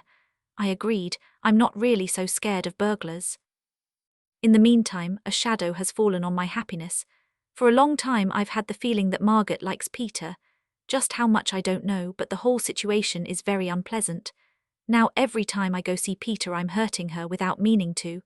The funny thing is that she hardly lets it show. I know I'd be insanely jealous, but Margaret just says I shouldn't feel sorry for her. I think it's so awful that you've become the odd one out, I added. I'm used to that, she replied somewhat bitterly. I don't dare tell Peter. Maybe later on, but he and I need to discuss so many other things first. Mother gave me a warning tap last night, which I deserved. I mustn't carry my indifference and contempt for her too far. In spite of everything, I should try once again to be friendly and keep my remarks to myself. Even Pim isn't as nice as he used to be. He's been trying not to treat me like a child, but now he's much too cold. We'll just have to see what comes of it. He's warned me that if I don't do my algebra, I won't get any tutoring after the war. I could simply wait and see what happens, but I'd like to start again, provided I get a new book. That's enough for now. I do nothing but gaze at Peter and I'm filled to overflowing. Yours, Anne M. Frank. Evidence of Margaret's goodness. I received this today, March 20, 1944.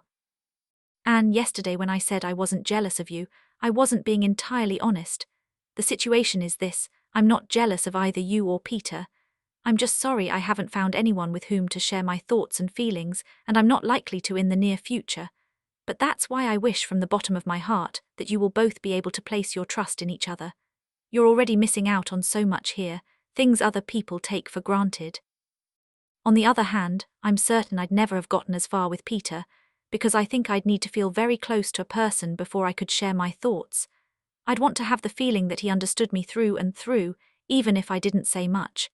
For this reason, it would have to be someone I felt was intellectually superior to me, and that isn't the case with Peter, but I can imagine you're feeling close to him. So there's no need for you to reproach yourself because you think you're taking something I was entitled to. Nothing could be further from the truth. You and Peter have everything to gain by your friendship. My answer. Dearest Margaret, your letter was extremely kind, but I still don't feel completely happy about the situation, and I don't think I ever will. At the moment, Peter and I don't trust each other as much as you seem to think. It's just that when you're standing beside an open window at twilight, you can say more to each other than in bright sunshine. It's also easier to whisper your feelings than to shout them from the rooftops. I think you've begun to feel a kind of sisterly affection for Peter and would like to help him, just as much as I would. Perhaps you'll be able to do that someday, though that's not the kind of trust we have in mind. I believe that trust has to come from both sides. I also think that's the reason why Father and I have never really grown so close. But let's not talk about it anymore. If there's anything you still want to discuss, please write, because it's easier for me to say what I mean on paper than face to face. You know how much I admire you, and only hope that some of your goodness and Father's goodness will rub off on me, because in that sense you two are a lot alike. Yours and Wednesday, March 22, 1944. Dearest Kitty, I received this letter last night from Margaret. Dear Anne, after your letter of yesterday, I have the unpleasant feeling that your conscience bothers you whenever you go to Peter's to work or talk. There's really no reason for that. In my heart, I know there's someone who deserves my trust, as I do his, and I wouldn't be able to tolerate Peter in his place. However, as you wrote, I do think of Peter as a kind of brother, a younger brother. We've been sending out feelers, and a brotherly and sisterly affection may or may not develop at some later date, but it's certainly not reached that stage yet. So there's no need for you to feel sorry for me. Now that you've found companionship, enjoy it as much as you can. In the meantime, things are getting more and more wonderful here. I think, Kitty, that true love may be developing in the Annex. All those jokes about marrying Peter if we stayed here long enough weren't so silly after all. Not that I'm thinking of marrying him, mind you. I don't even know what he'll be like when he grows up, or if we'll even love each other enough to get married. I'm sure now that Peter loves me too, I just don't know in what way. I can't figure out if he wants only a good friend, or if he's attracted to me as a girl or as a sister. When he said I always helped him when his parents were arguing, I was tremendously happy. It was one step toward making me believe in his friendship. I asked him yesterday what he'd do if there were a dozen Annes who kept popping in to see him. His answer was, if they were all like you, it wouldn't be so bad. He's extremely hospitable, and I think he really likes to see me. Meanwhile, he's been working hard at learning French, even studying in bed until 10:15. Oh, when I think back to Saturday night, to our words, our voices, I feel satisfied with myself for the very first time. What I mean is, I'd still say the same and wouldn't want to change a thing, the way I usually do. He's so handsome, whether he's smiling or just sitting still. He's so sweet and good and beautiful. I think what surprised him most about me was when he discovered that I'm not at all the superficial, worldly Anne I appear to be, but a dreamer like he is, with just as many troubles. Last night after the dinner dishes, I waited for him to ask me to stay upstairs, but nothing happened. I went away. He came downstairs to tell Dussel it was time to listen to the radio and hung around the bathroom for a while, but when Dussel took too long, he went back upstairs. He paced up and down his room and went to bed early. The entire evening I was so restless I kept going to the bathroom to splash cold water on my face. I read a bit, daydreamed some more, looked at the clock and waited, all the while listening to his footsteps. I went to bed early, exhausted. Tonight I have to take a bath, and tomorrow. Tomorrow's so far away. Yours, Anne M. Frank. My answer. Dearest Margaret, I think the best thing is simply to wait and see what happens. It can't be much longer before Peter, and I will have to decide whether to go back to the way we were or do something else. I don't know how it'll turn out. I can't see any farther than the end of my nose. But I'm certain of one thing. If Peter and I do become friends, I'm going to tell him you're also very fond of him and are prepared to help him if he needs you. You wouldn't want me to, I'm sure, but I don't care. I don't know what Peter thinks of you, but I'll ask him when the time comes. It's certainly nothing bad, on the contrary. You're welcome to join us in the attic or wherever we are. You won't be disturbing us, because we have an unspoken agreement to talk only in the evenings when it's dark. Keep your spirits up. I'm doing my best, though it's not always easy. Your time may come sooner than you think. Yours, and Thursday, March 23, 1944. Dearest Kitty, things are more or less back to normal here. Our coupon men have been released from prison, thank goodness. Miep's been back since yesterday, but today it was her husband's turn to take to his bed, chills and fever, the usual flu symptoms. Bep is better, though she still has a cough, and Mr. Clayman will have to stay home for a long time. Yesterday a plane crashed nearby. The crew was able to parachute out in time. It crashed on top of a school, but luckily there were no children inside. There was a small fire and a couple of people were killed. As the airmen made their descent, the Germans sprayed them with bullets. The Amsterdammers who saw it seethed with rage at such a dastardly deed. We, by which I mean the ladies, were also scared out of our wits. Brrr, I hate the sound of gunfire. Now about myself. I was with Peter yesterday, and somehow, I honestly don't know how, we wound up talking about sex. I'd made up my mind a long time ago to ask him a few things. He knows everything. When I said that Margaret and I weren't very well informed, he was amazed. I told him a lot about Margaret and me and mother and father, and said that lately I didn't dare ask them anything. He offered to enlighten me, and I gratefully accepted. He described how contraceptives work, and I asked him very boldly how boys could tell they were grown up. He had to think about that one. He said he'd tell me tonight. I told him what had happened to Jack and said that girls are defenseless against strong boys. Well, you don't have to be afraid of me, he said. When I came back that evening, he told me how it is with boys. Slightly embarrassing, but still awfully nice to be able to discuss it with him. Neither he nor I had ever imagined we'd be able to talk so openly to a girl or a boy, respectively, about such intimate matters. I think I know everything now. He told me a lot about what he called Präsentivmitteln in German. That night in the bathroom, Margaret and I were talking about Bram and Trees, two friends of hers. This morning I was in for a nasty surprise. After breakfast, Peter beckoned me upstairs. "That was a dirty trick you played on me," he said. "I heard what you and Margaret were saying in the bathroom last night. I think you just wanted to find out how much Peter knew and then have a good laugh." I was stunned. I did everything I could to talk him out of that outrageous idea. I could understand how he must have felt, but it just wasn't true. "Oh no, Peter," I said. "I'd never be so mean. I told you I wouldn't pass on anything you said to me, and I won't. To put on an act like that and then deliberately be so mean, no, Peter, that's not my idea of a joke. It wouldn't be fair. I didn't say anything, honest. Won't you believe me?" He assured me he did, but I think we'll have to talk about it again sometime. I've done nothing all day but worry about it. Thank goodness he came right out and said what was on his mind. Imagine if he'd gone around thinking I could be that mean. He's so sweet. Now I'll have to tell him everything. Yours, Anne. Friday, March 24, 1944. Dear Kitty. I often go up to Peter's room after dinner nowadays to breathe in the fresh evening air. You can get around to meaningful conversations more quickly in the dark than with the sun tickling your face. It's cozy and snug sitting beside him on a chair and looking outside. The Van Daans and Dussel make the silliest remarks when I disappear into his room.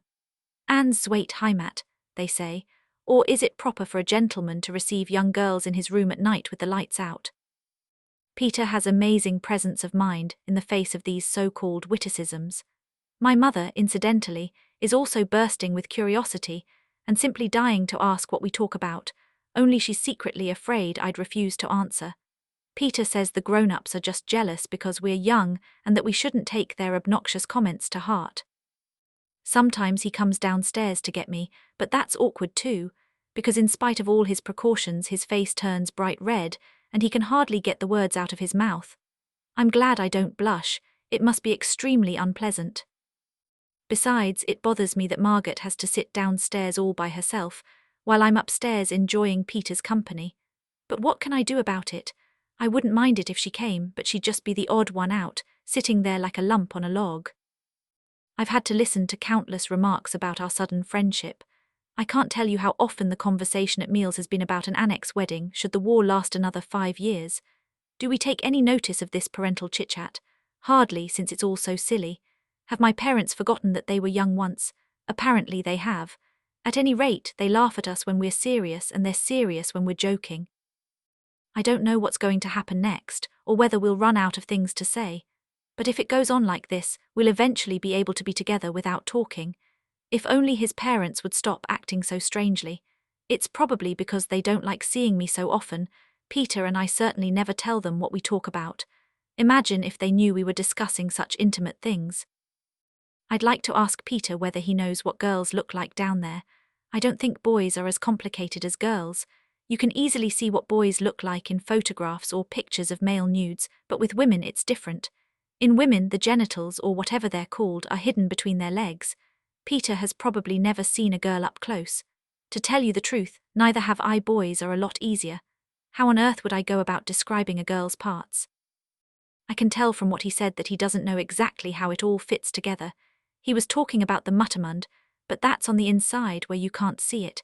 Everything's pretty well arranged in us women.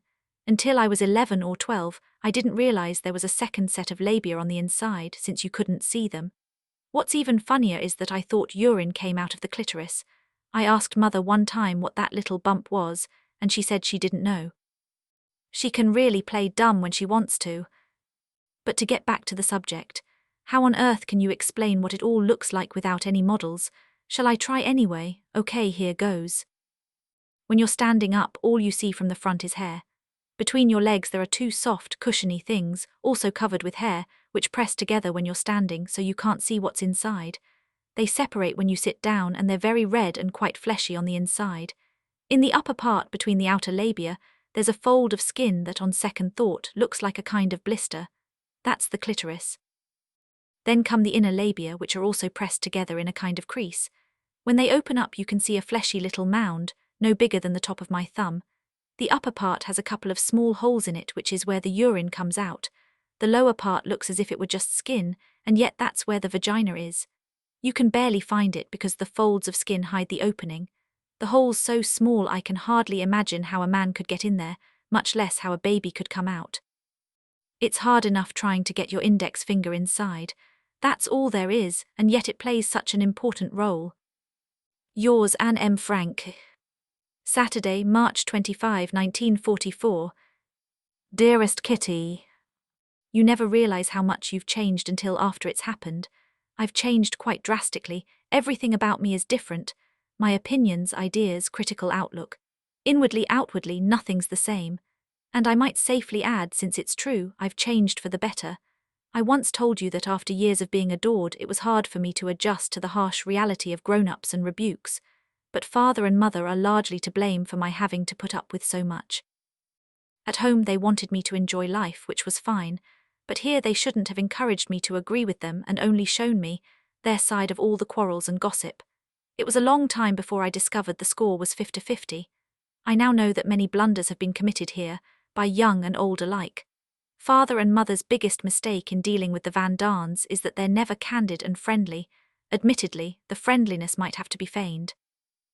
Above all, I want to keep the peace and to neither quarrel nor gossip.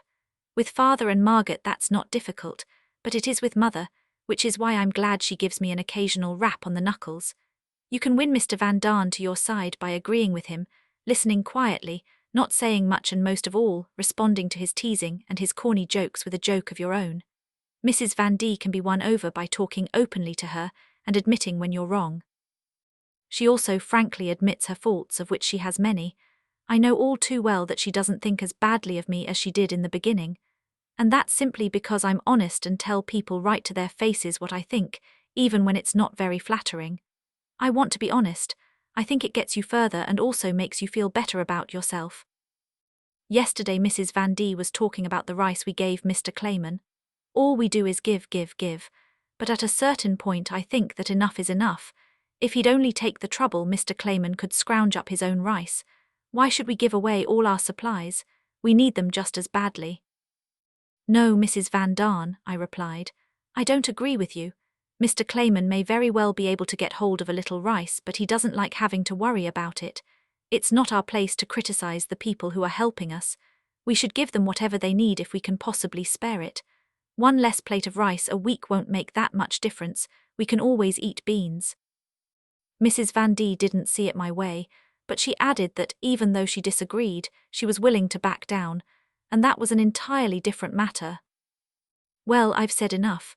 Sometimes I know what my place is and sometimes I have my doubts, but I'll eventually get where I want to be. I know I will, especially now that I have help, since Peter helps me through many a rough patch and rainy day. I honestly don't know how much he loves me and whether we'll ever get as far as a kiss. In any case, I don't want to force the issue. I told father I often go see Peter and asked if he approved, and of course he did. It's much easier now to tell Peter things I'd normally keep to myself. For example, I told him I want to write later on, and if I can't be a writer, to write in addition to my work. I don't have much in the way of money or worldly possessions. I'm not beautiful, intelligent, or clever, but I'm happy, and I intend to stay that way. I was born happy, I love people, I have a trusting nature, and I'd like everyone else to be happy too. Your devoted friend, Anne M. Frank. I wrote this a few weeks ago, and it no longer holds true, but I included it because my poems are so few and far between. Monday, March 27, 1944. Dearest Kitty. At least one long chapter on our life in hiding should be about politics, but I've been avoiding the subject since it interests me so little. Today, however, I'll devote an entire letter to politics. Of course, there are many different opinions on this topic, and it's not surprising to hear it frequently discussed in times of war, but arguing so much about politics is just plain stupid. Let them laugh, swear, make bets, grumble and do whatever they want as long as they stew in their own juice. But don't let them argue, since that only makes things worse. The people who come from outside bring us a lot of news that later proves to be untrue. However, up to now our radio has never lied. Jan, Meep, Mr. Clayman, Bep and Mr. Kugler go up and down in their political moods, though Jan least of all. Here in the Annex the mood never varies. The endless debates over the invasion, air raids, speeches, etc., are accompanied by countless exclamations such as impossible, Gott's willen if they're just getting started now, how long is it going to last? It's going splendidly, gut great. Optimists and pessimists, not to mention the realists, air their opinions with unflagging energy, and as with everything else, they're all certain that they have a monopoly on the truth.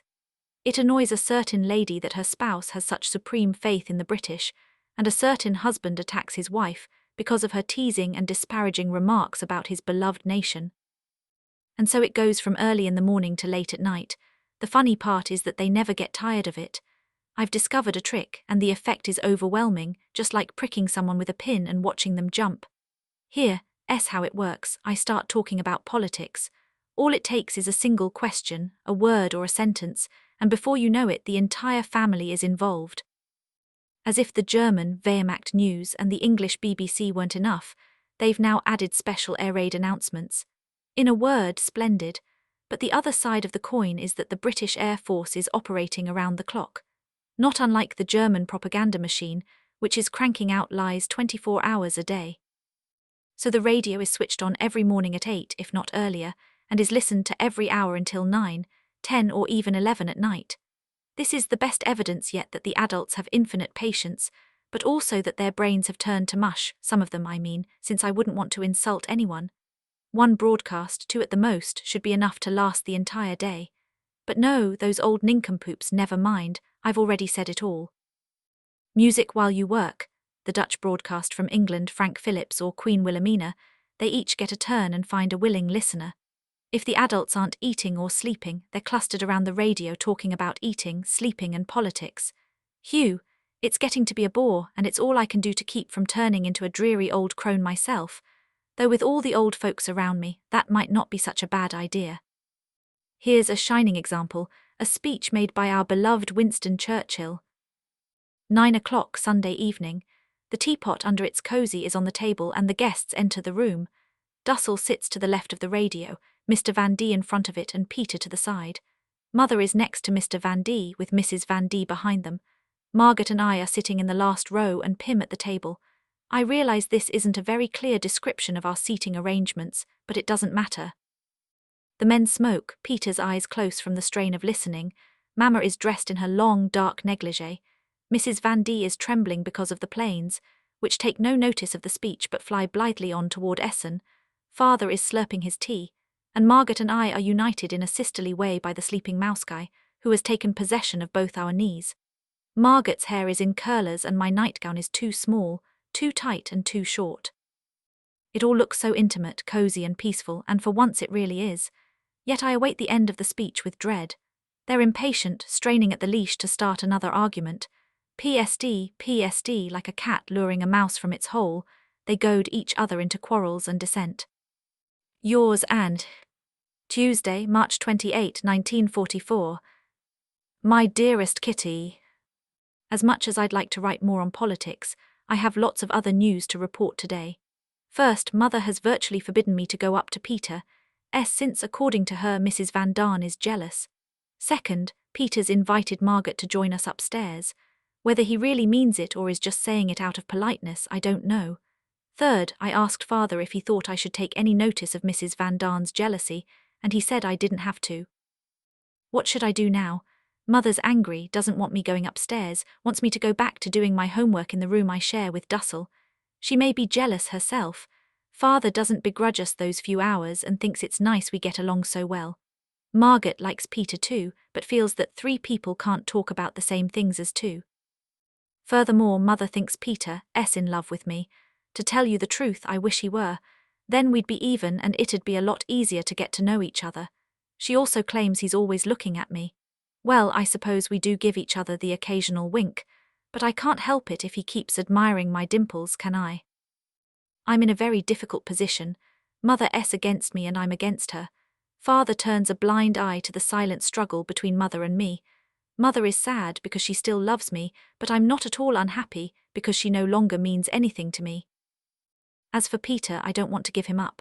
He's so sweet and I admire him so much. He and I could have a really beautiful relationship, so why are the old folks poking their noses into our business again? Fortunately, I'm used to hiding my feelings, so I manage not to show how crazy I am about him. Is he ever going to say anything? Am I ever going to feel his cheek against mine, the way I felt Petel's cheek in my dream? Oh, Peter and Petel, you're one and the same. They don't understand us. They'd never understand that we are content just to sit beside each other and not say a word. They have no idea of what draws us together. Oh, when will we overcome all these difficulties? And yet it's good that we have to surmount them, since it makes the end that much more beautiful. When he lays his head on his arms and closes his eyes, he's still a child. When he plays with Mouskai or talks about her, he's loving. When he carries the potatoes or other heavy loads, he's strong. When he goes to watch the gunfire or walks through the dark house to look for burglars, he's brave. And when he's so awkward and clumsy, he's hopelessly endearing. It's much nicer when he explains something to me than when I have to teach him. I wish he were superior to me in nearly every way. What do we care about our two mothers? Oh, if only he'd say something. Father always says I'm conceited, but I'm not, I'm merely vain. I haven't had many people tell me I was pretty, except for a boy at school who said I looked so cute when I smiled. Yesterday Peter paid me a true compliment, and just for fun I'll give you a rough idea of our conversation. Peter often says, smile. I thought it was strange, so yesterday I asked him, why do you always want me to smile? Because you get dimples in your cheeks. How do you do that? I was born with them. There's also one in my chin. It's the only mark of beauty I possess. No, that's not true. Yes, it is. I know I'm not beautiful. I never have been and I never will be. I don't agree. I think you're pretty. I am not. I say you are and you'll have to take my word for it. So of course I then said the same about him. Yours, Anne M. Frank. Wednesday, March 29, 1944. Dearest Kitty. Mr. Bolkestein, the cabinet minister, speaking on the Dutch broadcast from London, said that after the war a collection would be made of diaries and letters dealing with the war. Of course, everyone pounced on my diary. Just imagine how interesting it would be if I were to publish a novel about the secret Annex. The title alone would make people think it was a detective story. Seriously though, 10 years after the war people would find it very amusing to read how we lived, what we ate, and what we talked about as Jews in hiding. Although I tell you a great deal about our lives, you still know very little about us. How frightened the women are during air raids. Last Sunday, for instance, when 350 British planes dropped 550 tons of bombs on IJ Muiden, so that the houses trembled like blades of grass in the wind. Or how many epidemics are raging here. You know nothing of these matters, and it would take me all day to describe everything down to the last detail. People have to stand in line to buy vegetables and all kinds of goods. Doctors can't visit their patients, since their cars and bikes are stolen the moment they turn their backs. Burglaries and thefts are so common that you ask yourself what's suddenly gotten into the Dutch to make them so light-fingered. Little children, 8 and 11-year-olds, smash the windows of people's homes and steal whatever they can lay their hands on. People don't dare leave the house for even 5 minutes, since they're liable to come back and find all their belongings gone.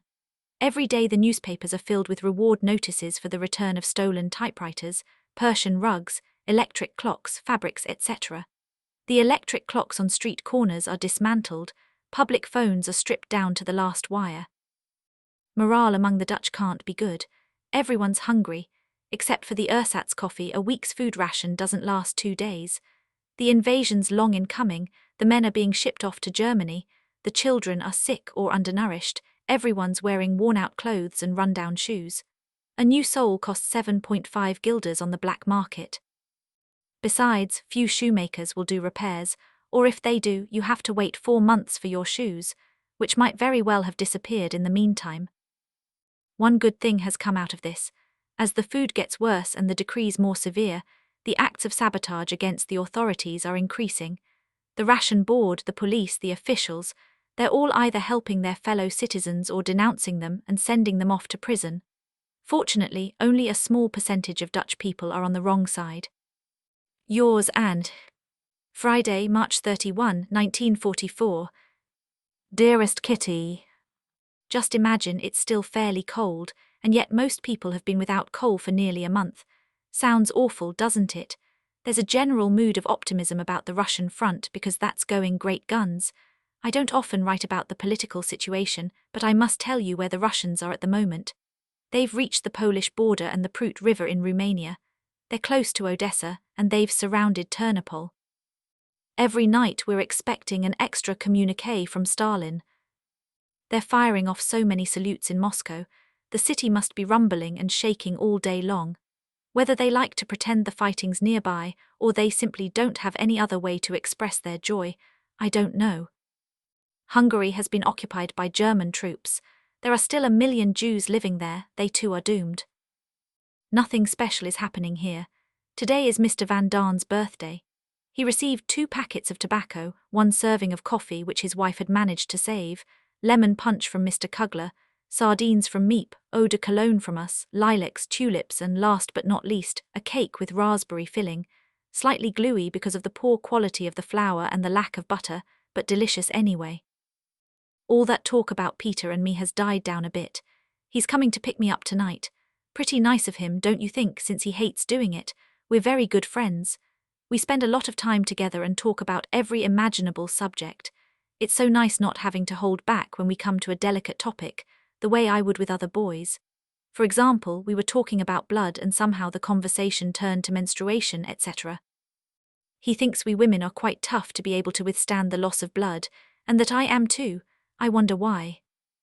My life here has gotten better, much better. God has not forsaken me and he never will. Yours, Anne M. Frank. Saturday, April 1, 1944. My dearest Kitty. And yet everything is still so difficult. You do know what I mean, don't you? I long so much for him to kiss me, but that kiss is taking its own sweet time. Does he still think of me as a friend? Don't I mean anything more? You and I both know that I'm strong, that I can carry most burdens alone. I've never been used to sharing my worries with anyone, and I've never clung to a mother, but I'd love to lay my head on his shoulder and just sit there quietly. I simply can't forget that dream of Peter's cheek when everything was so good. Does he have the same longing? Is he just too shy to say he loves me? Why does he want me near him so much? Oh, why doesn't he say something? I've got to stop, I've got to be calm. I'll try to be strong again, and if I'm patient, the rest will follow. But, and this is the worst part, I seem to be chasing him. I'm always the one who has to go upstairs, he never comes to me. But that's because of the rooms, and he understands why I object. Oh, I'm sure he understands more than I think. Yours, Anne M. Frank. Monday, April 3, 1944. My dearest Kitty. Contrary to my usual practice, I'm going to write you a detailed description of the food situation, since it's become a matter of some difficulty and importance, not only here in the Annex, but in all of Holland, all of Europe, and even beyond. In the 21 months we've lived here, we've been through a good many food cycles. You'll understand what that means in a moment. A food cycle is a period in which we have only one particular dish or type of vegetable to eat. For a long time we ate nothing but endive. Endive with sand, endive without sand, endive with mashed potatoes, endive, and mashed potato casserole. Then it was spinach, followed by kohlrabi, salsify, cucumbers, tomatoes, sauerkraut, etc., etc. It's not much fun when you have to eat, say, sauerkraut every day for lunch and dinner, but when you're hungry enough you do a lot of things. Now, however, we're going through the most delightful period so far because there are no vegetables at all. Our weekly lunch menu consists of brown beans, split pea soup, potatoes with dumplings, potato kugel and by the grace of God, turnip greens or rotten carrots, and then it's back to brown beans. Because of the bread shortage, we eat potatoes at every meal, starting with breakfast, but then we fry them a little. To make soup we use brown beans, navy beans, potatoes, packages of vegetable soup, packages of chicken soup and packages of bean soup. There are brown beans in everything, including the bread. For dinner we always have potatoes with imitation gravy, and thank goodness we've still got it, beet salad. I must tell you about the dumplings. We make them with government-issue flour, water and yeast. They're so gluey and tough that it feels as if you have rocks in your stomach, but oh well. The high point is our weekly slice of liverwurst, and the jam on our unbuttered bread. But we're still alive, and much of the time it still tastes good too. Yours, Anne M. Frank. Wednesday, April 5, 1944. My dearest Kitty. For a long time now I didn't know why I was bothering to do any schoolwork. The end of the war still seemed so far away, so unreal, like a fairy tale. If the war isn't over by September, I won't go back to school, since I don't want to be 2 years behind. Peter filled my days, nothing but Peter, dreams and thoughts until Saturday night, when I felt so utterly miserable. Oh, it was awful. I held back my tears when I was with Peter, laughed uproariously with the Van Darns as we drank lemon punch and was cheerful and excited, but the minute I was alone I knew I was going to cry my eyes out. I slid to the floor in my nightgown and began by saying my prayers very fervently. Then I drew my knees to my chest, lay my head on my arms and cried, all huddled up on the bare floor. A loud sob brought me back down to earth, and I choked back my tears since I didn't want anyone next door to hear me. Then I tried to pull myself together, saying over and over, I must, stiff from sitting in such an unusual position. I fell back against the side of the bed and kept up my struggle until just before 10:30, when I climbed back into bed. It was over. And now it's really over. I finally realized that I must do my schoolwork to keep from being ignorant, to get on in life, to become a journalist, because that's what I want. I know I can write. A few of my stories are good, my descriptions of the secret annex are humorous, much of my diary is vivid and alive, but it remains to be seen whether I really have talent. Eva's Dream is my best fairy tale, and the odd thing is that I don't have the faintest idea where it came from. Parts of Katie's life are also good, but as a whole it's nothing special. I'm my best and harshest critic. I know what's good and what is. Unless you write yourself, you can't know how wonderful it is. I always used to bemoan the fact that I couldn't draw, but now I'm overjoyed that at least I can write. And if I don't have the talent to write books or newspaper articles, I can always write for myself. But I want to achieve more than that. I can't imagine having to live like Mother, Mrs. Van Darn and all the women who go about their work and are then forgotten. I need to have something besides a husband and children to devote myself to. I don't want to have lived in vain like most people. I want to be useful or bring enjoyment to all people, even those I've never met. I want to go on living even after my death, and that's why I'm so grateful to God for having given me this gift, which I can use to develop myself and to express all that's inside me. When I write, I can shake off all my cares. My sorrow disappears, my spirits are revived. But, and that's a big question, will I ever be able to write something great? Will I ever become a journalist or a writer? I hope so, oh I hope so very much, because writing allows me to record everything, all my thoughts, ideals and fantasies. I haven't worked on Katie's life for ages. In my mind I've worked out exactly what happens next, but the story doesn't seem to be coming along very well. I might never finish it and it'll wind up in the waste paper basket or the stove.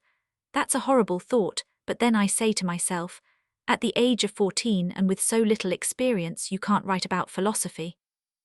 So onward and upward with renewed spirits. It'll all work out because I'm determined to write. Yours, Anne M. Frank. Thursday, April 6, 1944. Dearest Kitty. You ask me what my hobbies and interests are and I'd like to answer, but I'd better warn you. I have lots of them, so don't be surprised. First of all, writing, but I don't really think of that as a hobby. Number 2, genealogical charts. I'm looking in every newspaper, book and document I can find for the family trees of the French, German, Spanish, English, Austrian, Russian, Norwegian and Dutch royal families. I've made great progress with many of them, because for a long time I've been taking notes while reading biographies or history books. I even copy out many of the passages on history. So my third hobby is history, and Father's already bought me numerous books. I can hardly wait for the day when I'll be able to go to the public library and ferret out the information I need. Number 4 is Greek and Roman mythology. I have various books on this subject too. I can name the 9 Muses and the 7 Loves of Zeus. I have the Wives of Hercules, etc., down pat. My other hobbies are movie stars and family photographs. I'm crazy about reading and books. I adore the history of the arts, especially when it concerns writers, poets, and painters. Musicians may come later. I loathe algebra, geometry, and arithmetic. I enjoy all my other school subjects, but history's my favorite. Yours, Anne M. Frank. Tuesday, April 11, 1944. My dearest Kitty. My head's in a whirl, I really don't know where to begin. Thursday, the last time I wrote you, everything was as usual. Friday afternoon, Good Friday, we played Monopoly. Saturday afternoon too. The days passed very quickly. Around 2 o'clock on Saturday, heavy firing began, machine guns according to the men. For the rest, everything was quiet. Sunday afternoon, Peter came to see me at 4:30 at my invitation. At 5:15 we went to the front attic where we stayed until 6. There was a beautiful Mozart concert on the radio from 6 to 7:15. I especially enjoyed the Klein Natch music. I can hardly bear to listen in the kitchen, since beautiful music stirs me to the very depths of my soul. Sunday evening Peter couldn't take his bath because the washtub was down in the office kitchen, filled with laundry. The two of us went to the front attic together, and in order to be able to sit comfortably, I took along the only cushion I could find in my room. We seated ourselves on a packing crate. Since both the crate and the cushion were very narrow, we were sitting quite close, leaning against 2 other crates. Mouseguy kept us company, so we weren't without a chaperone. Suddenly, at 8:45, Mr. Van Daan whistled and asked if we had Mr. Dussel's cushion. We jumped up and went downstairs with the cushion, the cat and Mr. Van Daan. This cushion was the source of much misery.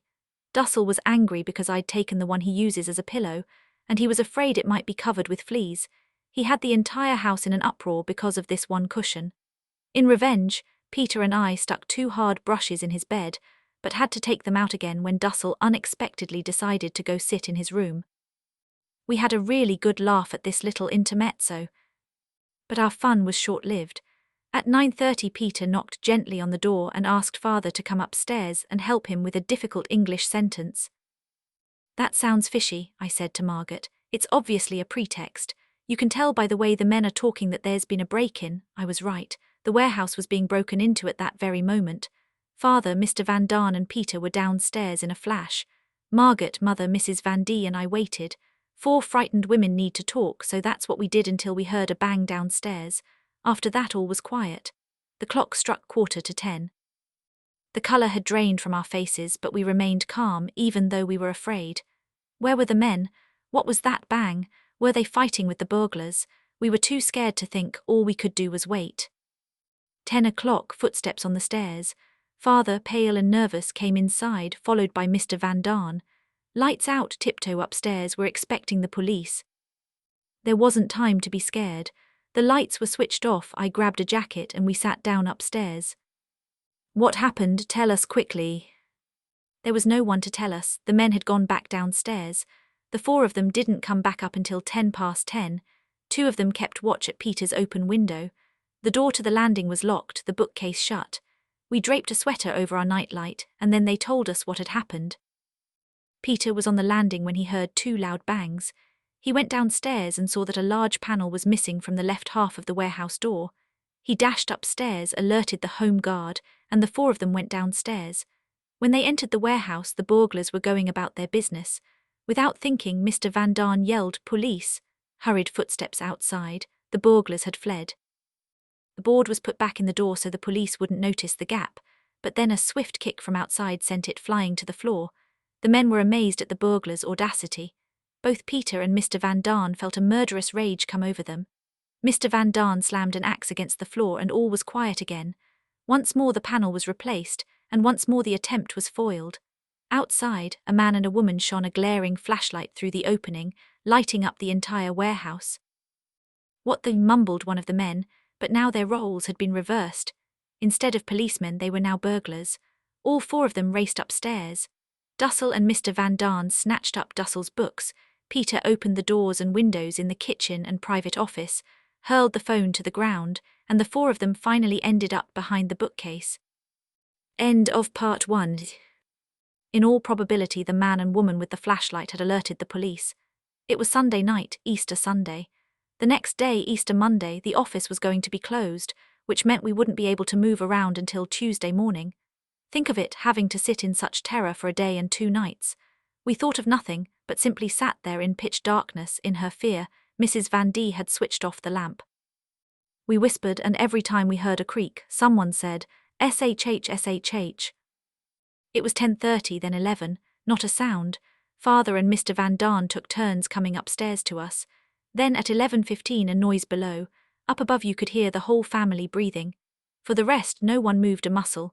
Footsteps in the house, the private office, the kitchen, then on the staircase. All sounds of breathing stopped, 8 hearts pounded. Footsteps on the stairs, then a rattling at the bookcase. This moment is indescribable. "Now we're done for," I said, and I had visions of all 15 of us being dragged away by the Gestapo that very night. More rattling at the bookcase twice. Then we heard a can fall and the footsteps receded. We were out of danger so far. A shiver went through everyone's body. I heard several sets of teeth chattering. No one said a word. We stayed like this until 11:30. There were no more sounds in the house, but a light was shining on our landing, right in front of the bookcase. Was that because the police thought it looked so suspicious, or because they simply forgot? Was anyone going to come back and turn it off? We found our tongues again. There were no longer any people inside the building, but perhaps someone was standing guard outside. We then did 3 things: tried to guess what was going on, trembled with fear, and went to the bathroom. Since the buckets were in the attic, all we had was Peter's metal waste paper basket. Mr. Van Daan went first, then Father, but Mother was too embarrassed. Father brought the wastebasket to the next room, where Margaret, Mrs. Van Daan, and I gratefully made use of it. Mother finally gave in. There was a great demand for paper, and luckily I had some in my pocket. The wastebasket stank, everything went on in a whisper, and we were exhausted. It was midnight. "Lie down on the floor and go to sleep." Margaret and I were each given a pillow and a blanket. Margaret lay down near the food cupboard, and I made my bed between the table legs. The smell wasn't quite so bad when you were lying on the floor, but Mrs. Van Daan quietly went and got some powdered bleach and draped a dish towel over the potty as a further precaution. Talk, whispers, fear, stench, farting, and people continually going to the bathroom. Try sleeping through that. By 2:30, however, I was so tired I dozed off and didn't hear a thing until 3:30. I woke up when Mrs. Van D lay her head on my feet. "For heaven's sake, give me something to put on," I said. I was handed some clothes, but don't ask what. A pair of wool slacks over my pajamas, a red sweater and a black skirt, white understockings and tattered knee socks. Mrs. Van D sat back down on the chair, and Mr. Van D lay down with his head on my feet. From 3:30 onward I was engrossed in thought, and still shivering so much that Mr. Van Daan couldn't sleep. I was preparing myself for the return of the police. Tell them we were in hiding. If they were good people, we'd be safe, and if they were Nazi sympathizers, we could try to bribe them.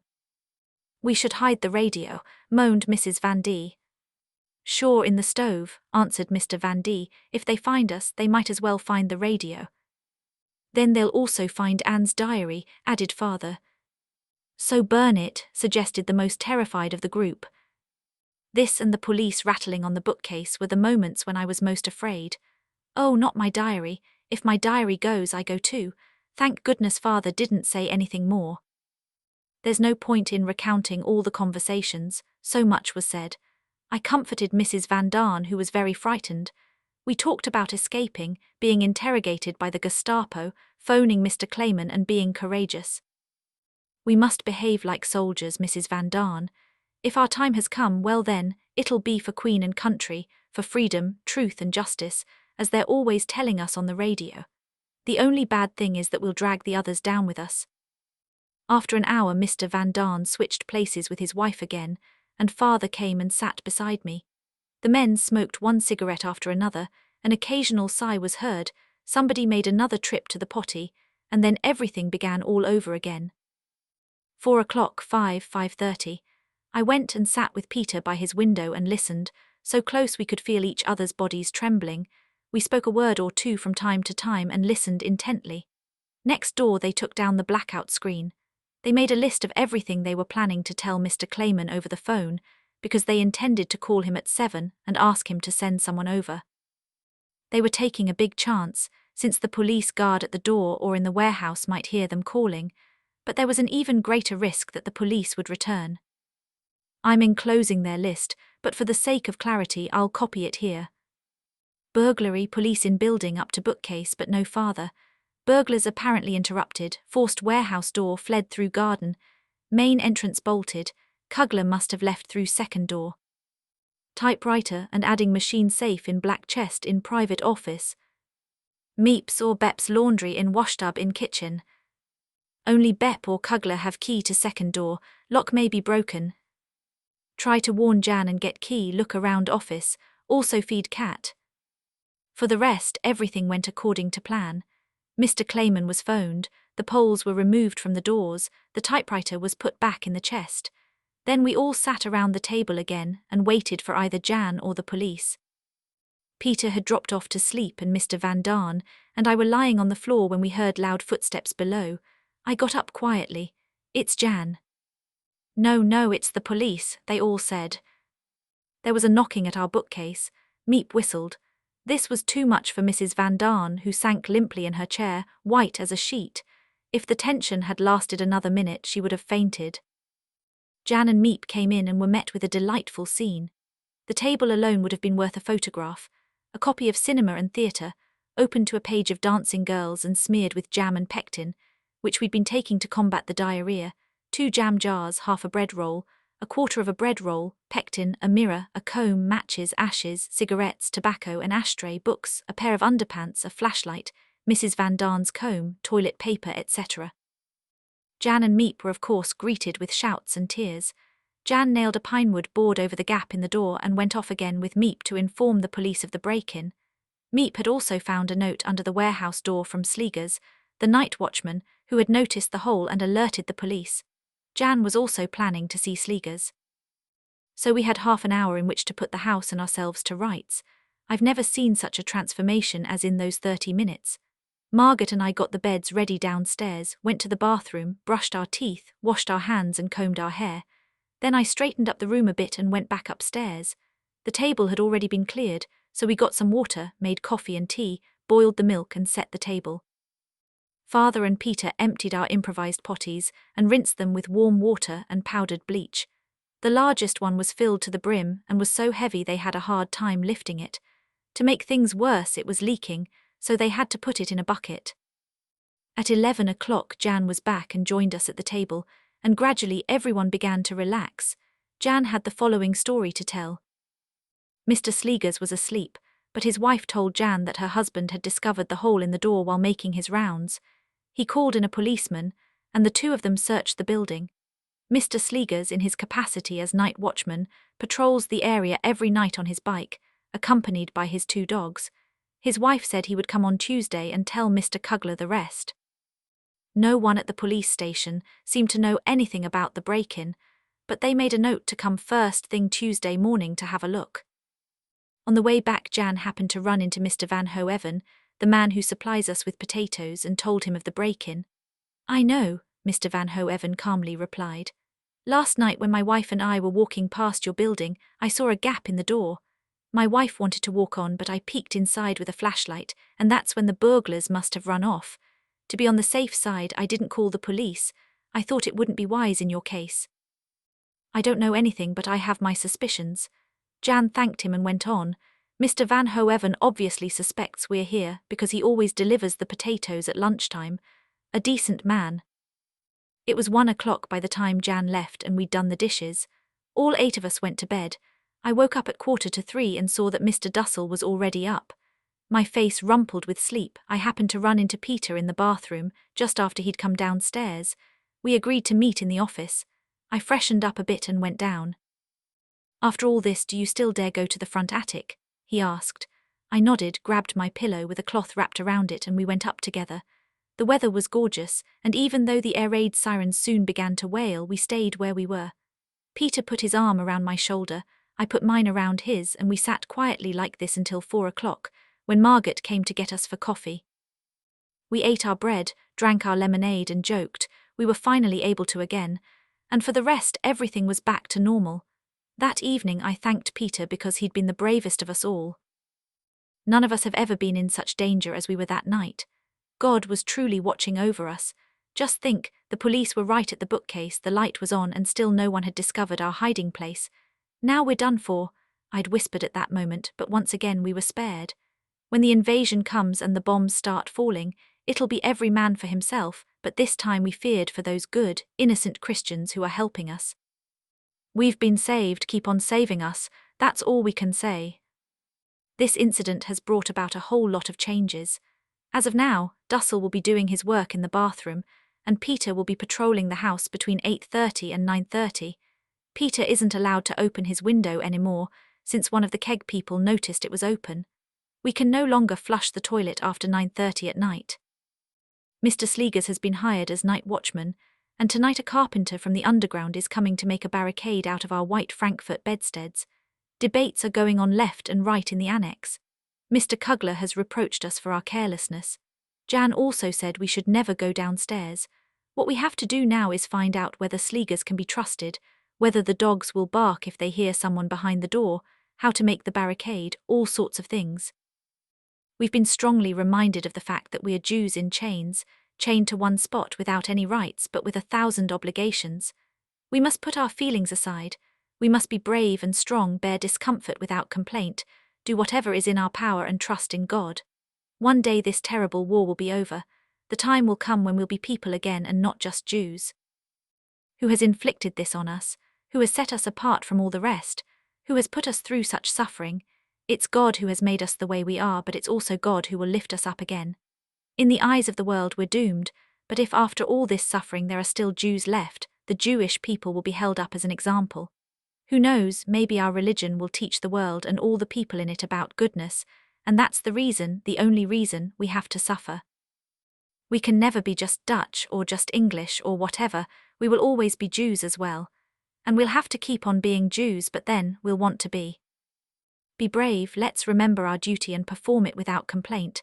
There will be a way out. God has never deserted our people. Through the ages Jews have had to suffer, but through the ages they've gone on living, and the centuries of suffering have only made them stronger. The weak shall fall and the strong shall survive and not be defeated. That night I really thought I was going to die. I waited for the police and I was ready for death like a soldier on a battlefield.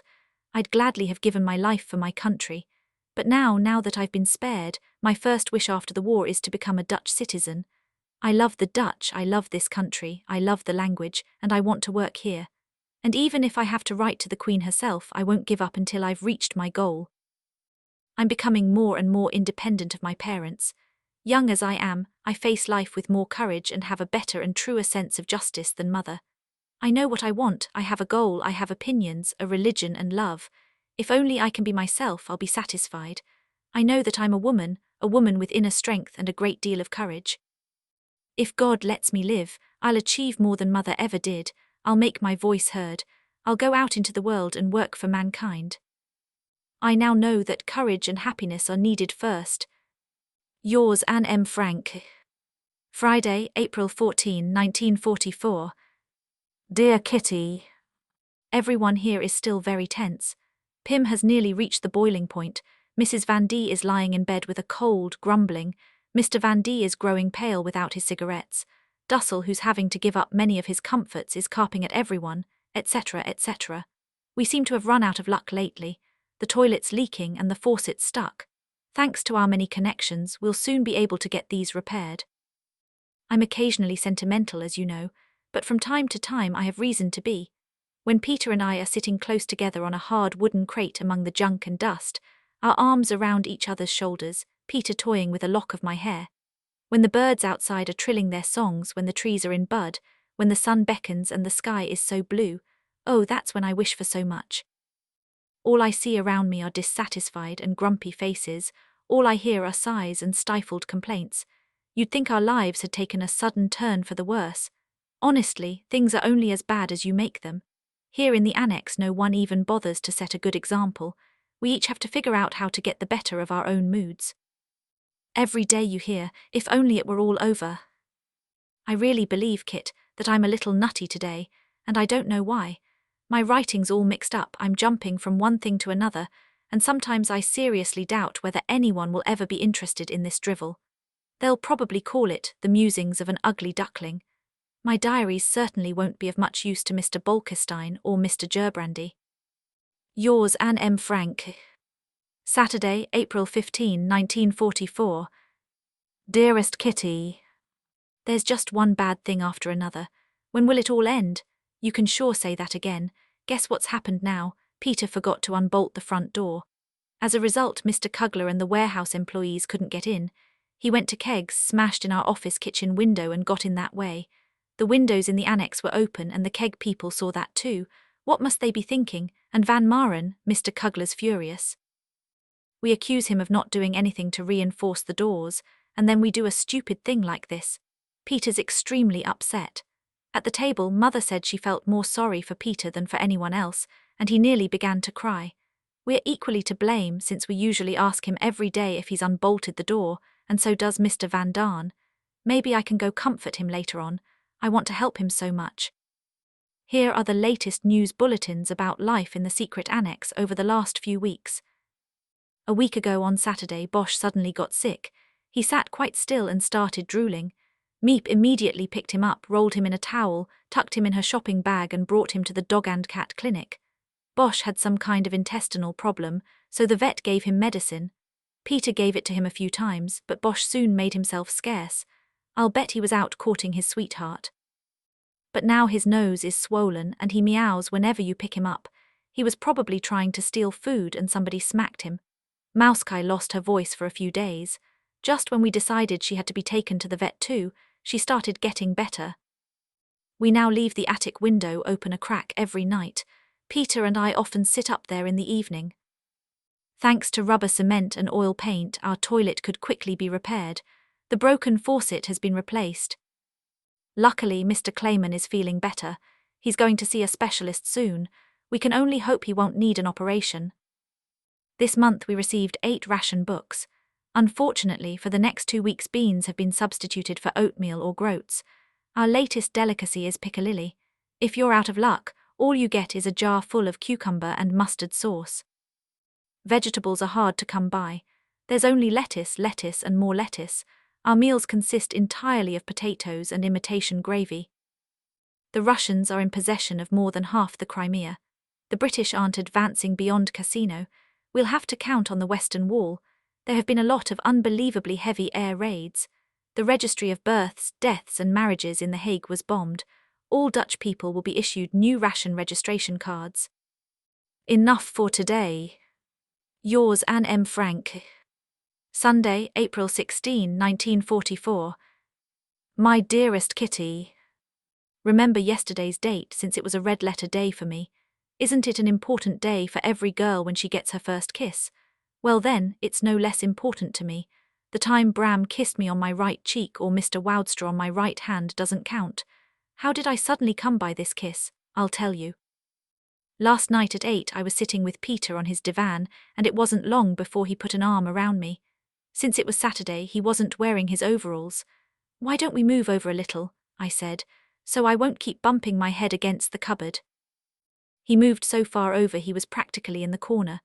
I slipped my arm under his and across his back, and he put his arm around my shoulder so that I was nearly engulfed by him. We've sat like this on other occasions, but never so close as we were last night. He held me firmly against him, my left side against his chest. My heart had already begun to beat faster, but there was more to come. He wasn't satisfied until my head lay on his shoulder, with his on top of mine. I sat up again after about 5 minutes, but before long he took my head in his hands and put it back next to his. Oh, it was so wonderful. I could hardly talk, my pleasure was too intense. He caressed my cheek and arm a bit clumsily and played with my hair. Most of the time our heads were touching. I can't tell you, Kitty, the feeling that ran through me. I was too happy for words, and I think he was too. At 9:30 we stood up. Peter put on his tennis shoes so he wouldn't make much noise on his nightly round of the building, and I was standing next to him. How I suddenly made the right movement I don't know, but before we went downstairs he gave me a kiss, through my hair, half on my left cheek and half on my ear. I tore downstairs without looking back, and I long so much for today.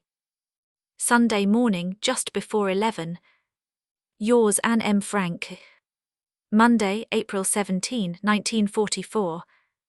Dearest Kitty. Do you think father and mother would approve of a girl my age sitting on a divan and kissing a 17-and-a-half-year-old boy?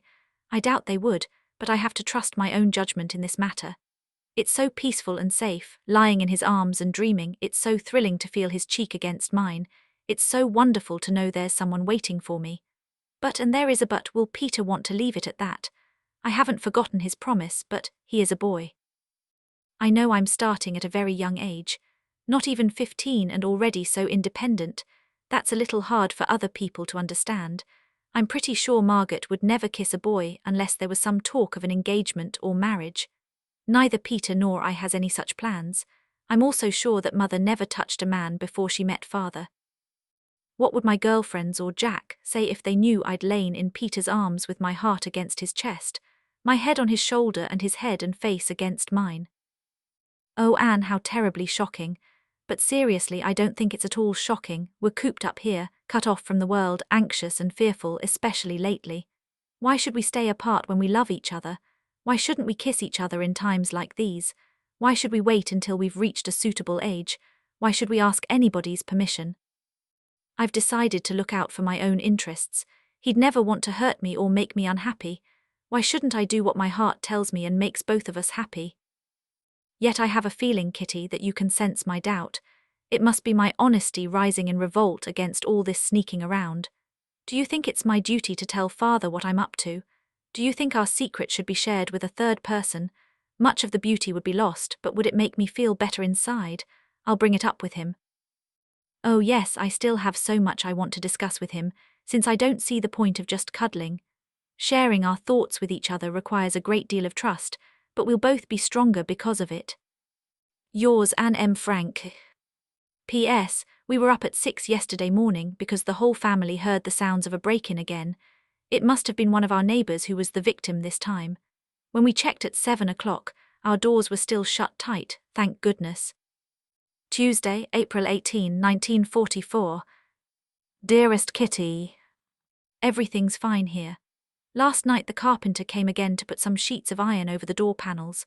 Father just got through saying he definitely expects large-scale operations in Russia and Italy, as well as in the West, before May 20. The longer the war lasts, the harder it is to imagine being liberated from this place.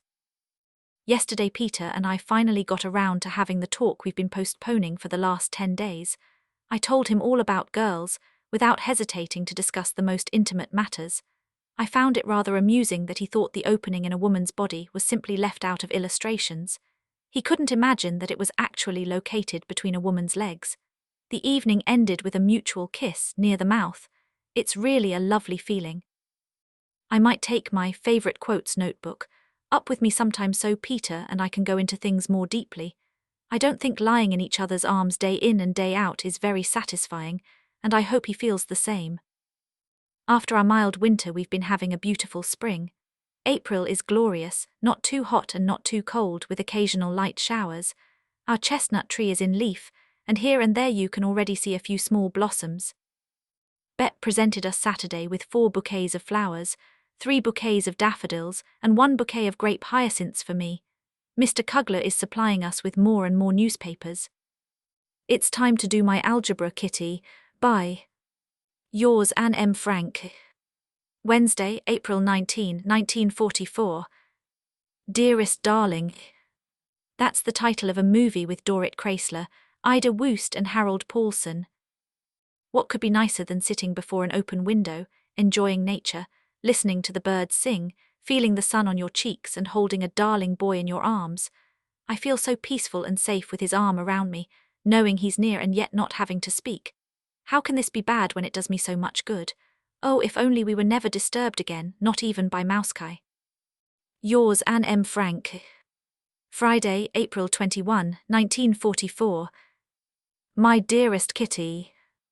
I stayed in bed yesterday with a sore throat, but since I was already bored the very first afternoon and didn't have a fever, I got up today.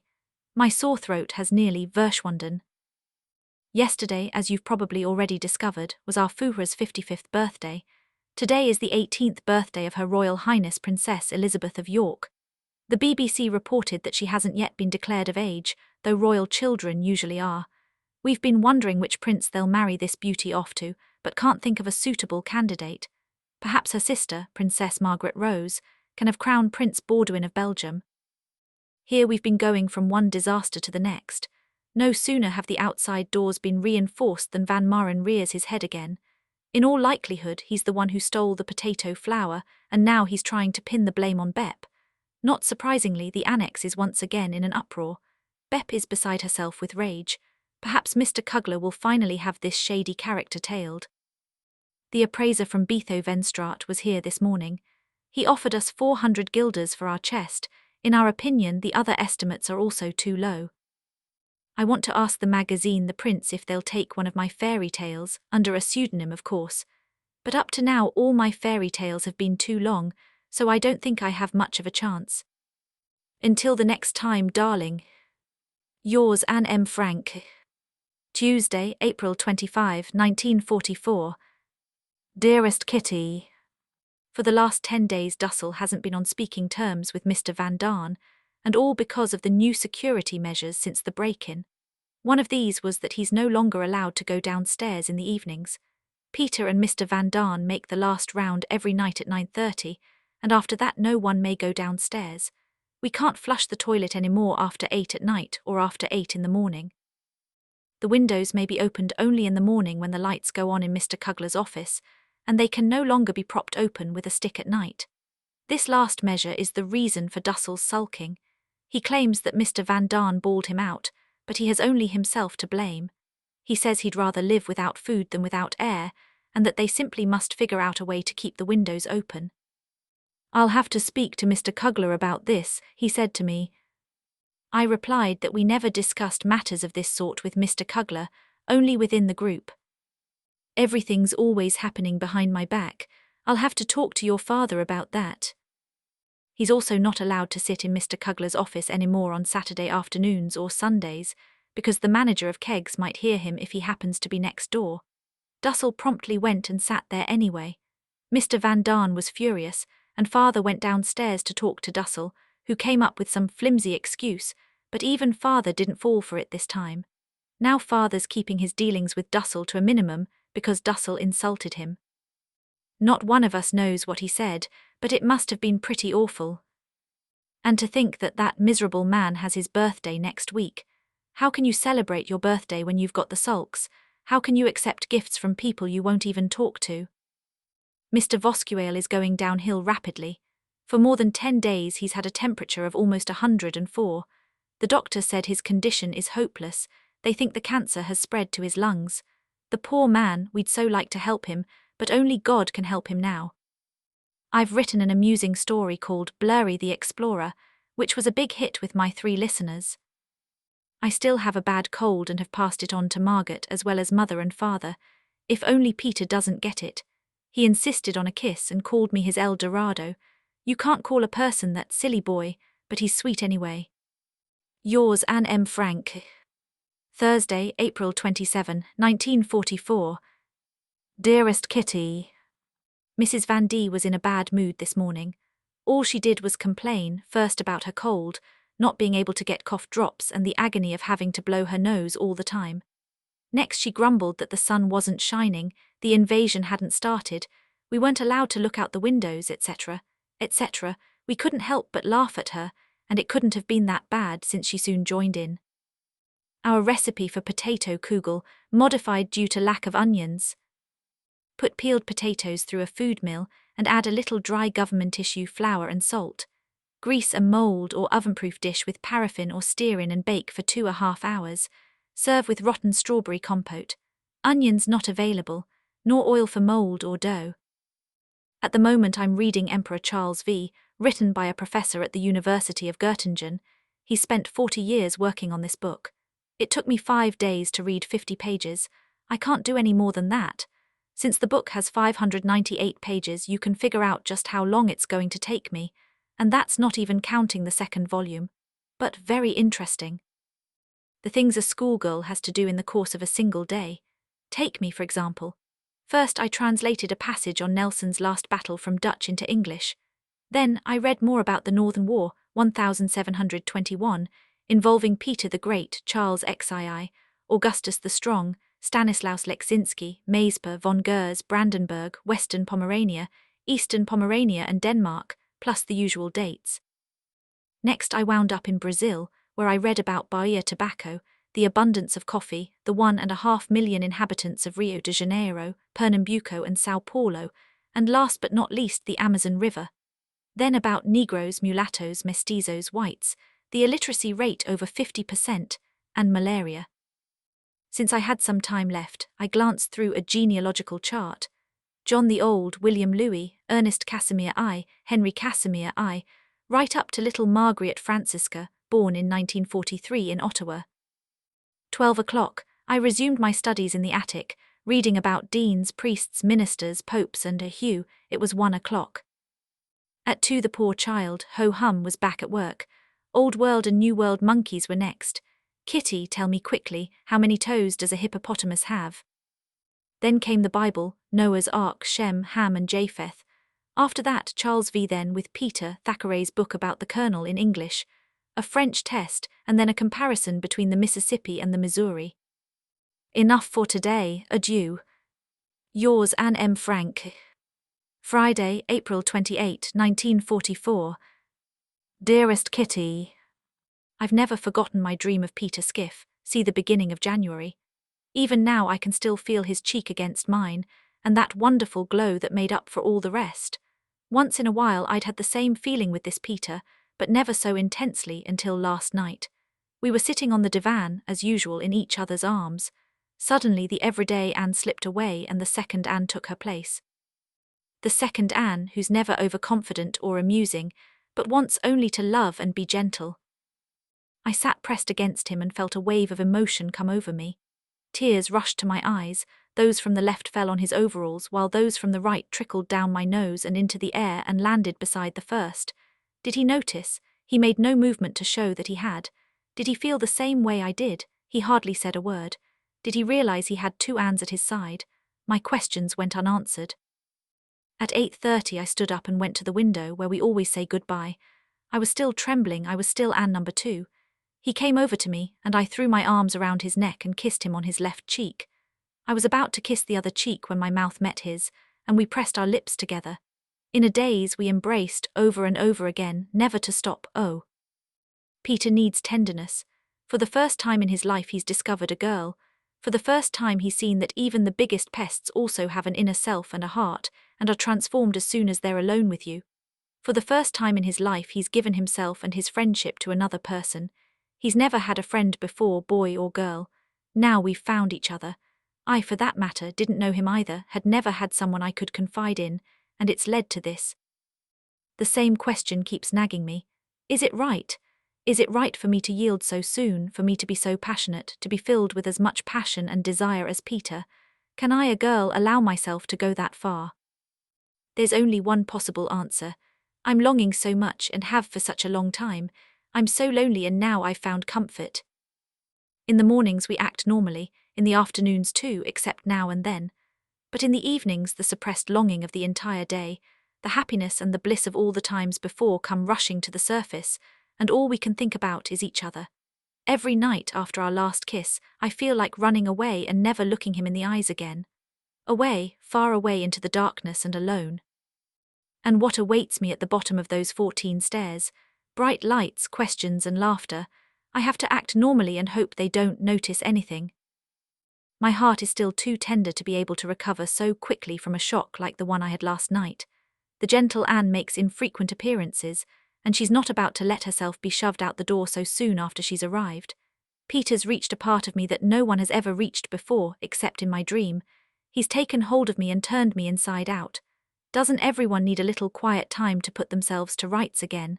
Oh, Peter, what have you done to me? What do you want from me? Where will this lead? Oh, now I understand Bep. Now that I'm going through it myself, I understand her doubts. If I were older and he wanted to marry me, what would my answer be?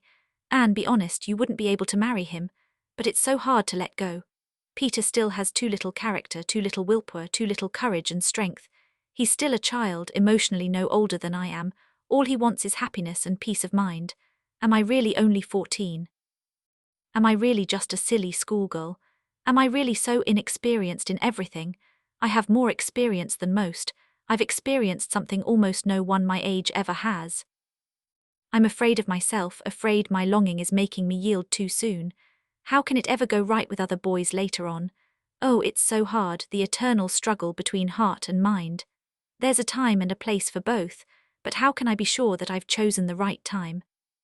Yours, Anne M. Frank. Tuesday, May 2, 1944. Dearest Kitty. Saturday night I asked Peter whether he thinks I should tell father about us. After we'd discussed it, he said he thought I should. I was glad. It shows he's sensible and sensitive. As soon as I came downstairs, I went with father to get some water. While we were on the stairs, I said, "Father, I'm sure you've gathered that when Peter and I are together, we don't exactly sit at opposite ends of the room. Do you think that's wrong?" Father paused before answering. "No, I don't think it's wrong. But Anne, when you're living so close together as we do, you have to be careful." He said some other words to that effect, and then we went upstairs. Sunday morning he called me to him and said, "Anne, I've been thinking about what you said." Oh, I knew what was coming. "Here in the Annex it's not such a good idea. I thought you were just friends. Is Peter in love with you?" "Of course not," I answered. "Well, you know I understand both of you. But you must be the one to show restraint. Don't go upstairs so often, don't encourage him more than you can help. In matters like these, it's always the man who takes the active role, and it's up to the woman to set the limits. Outside, where you're free, things are quite different. You see other boys and girls, you can go outdoors, take part in sports and all kinds of activities. But here, if you're together too much and want to get away, you can't. You see each other every hour of the day, all the time in fact. Be careful, Anne, and don't take it too seriously." "I don't, father, but Peter's a decent boy, a nice boy." "Yes, but he doesn't have much strength of character. He can easily be influenced to do good, but also to do bad. I hope for his sake that he stays good because he's basically a good person." We talked some more and agreed that father would speak to him too. Sunday afternoon when we were in the front attic, Peter asked, "Have you talked to your father yet, Anne?" "Yes," I replied, "I'll tell you all about it. He doesn't think it's wrong, but he says that here, where we're in such close quarters, it could lead to conflicts. We've already agreed not to quarrel, and I plan to keep my promise." "Me too, Peter, but father didn't think we were serious, he thought we were just friends. Do you think we still can be?" "Yes, I do. How about you?" "Me too. I also told father that I trust you. I do trust you, Peter, just as much as I do father, and I think you're worthy of my trust. You are, aren't you?" "I hope so." He was very shy and blushing. "I believe in you, Peter," I continued. "I believe you have a good character and that you'll get ahead in this world." After that we talked about other things. Later I said, "If we ever get out of here, I know you won't give me another thought." He got all fired up. "That's not true, Anne. Oh no, I won't let you even think that about me." Just then somebody called us. Father did talk to him, he told me Monday. "Your father thought our friendship might turn into love," he said, "but I told him we'd keep ourselves under control. Father wants me to stop going upstairs so often, but I don't want to. Not just because I like being with Peter, but because I've said I trust him. I do trust him, and I want to prove it to him, but I'll never be able to if I stay downstairs out of distrust. No, I'm going to." In the meantime, the Dussel drama has been resolved. Saturday evening at dinner he apologized in beautiful Dutch. Mr. Van Daan was immediately reconciled. Dussel must have spent all day practicing his speech. Sunday, his birthday, passed without incident.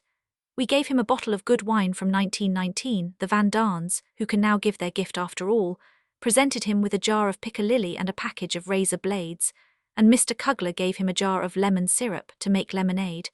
Meepa Book, Little Martin and Beppa Plant. He treated everyone to an egg. Yours, Anne M. Frank. Wednesday, May 3, 1944. Dearest Kitty. First, the weekly news. We're having a vacation from politics. There's nothing, and I mean absolutely nothing, to report. I'm also gradually starting to believe that the invasion will come. After all, they can't let the Russians do all the dirty work. Actually, the Russians aren't doing anything at the moment either. Mr. Clayman comes to the office every morning now. He got a new set of springs for Peter's divan, so Peter will have to get to work roof-ulstering it. Not surprisingly, he isn't at all in the mood. Mr. Clayman also brought some flea powder for the cats. Have I told you that our Bosch has disappeared? We haven't seen hide nor hair of her since last Thursday. She's probably already in cat heaven, while some animal lover has turned her into a tasty dish. Perhaps some girl who can afford it will be wearing a cap made of Bosch's fur. Peter is heartbroken. For the last 2 weeks we've been eating lunch at 11:30 on Saturdays. In the mornings we have to make do with a cup of hot cereal. Starting tomorrow it'll be like this every day. That saves us a meal. Vegetables are still very hard to come by. This afternoon we had rotten boiled lettuce. Ordinary lettuce, spinach and boiled lettuce, that's all there is. Add to that rotten potatoes and you have a meal fit for a king. I hadn't had my period for more than 2 months, but it finally started last Sunday. Despite the mess and bother, I'm glad it hasn't deserted me. As you can no doubt imagine, we often say in despair, what's the point of the war? Why can't people live together peacefully? Why all this destruction? The question is understandable, but up to now no one has come up with a satisfactory answer. Why is England manufacturing bigger and better airplanes and bombs, and at the same time churning out new houses for reconstruction? Why are millions spent on the war each day, while not a penny is available for medical science, artists or the poor? Why do people have to starve when mountains of food are rotting away in other parts of the world? Oh, why are people so crazy? I don't believe the war is simply the work of politicians and capitalists. Oh no, the common man is every bit as guilty. Otherwise, people and nations would have rebelled long ago.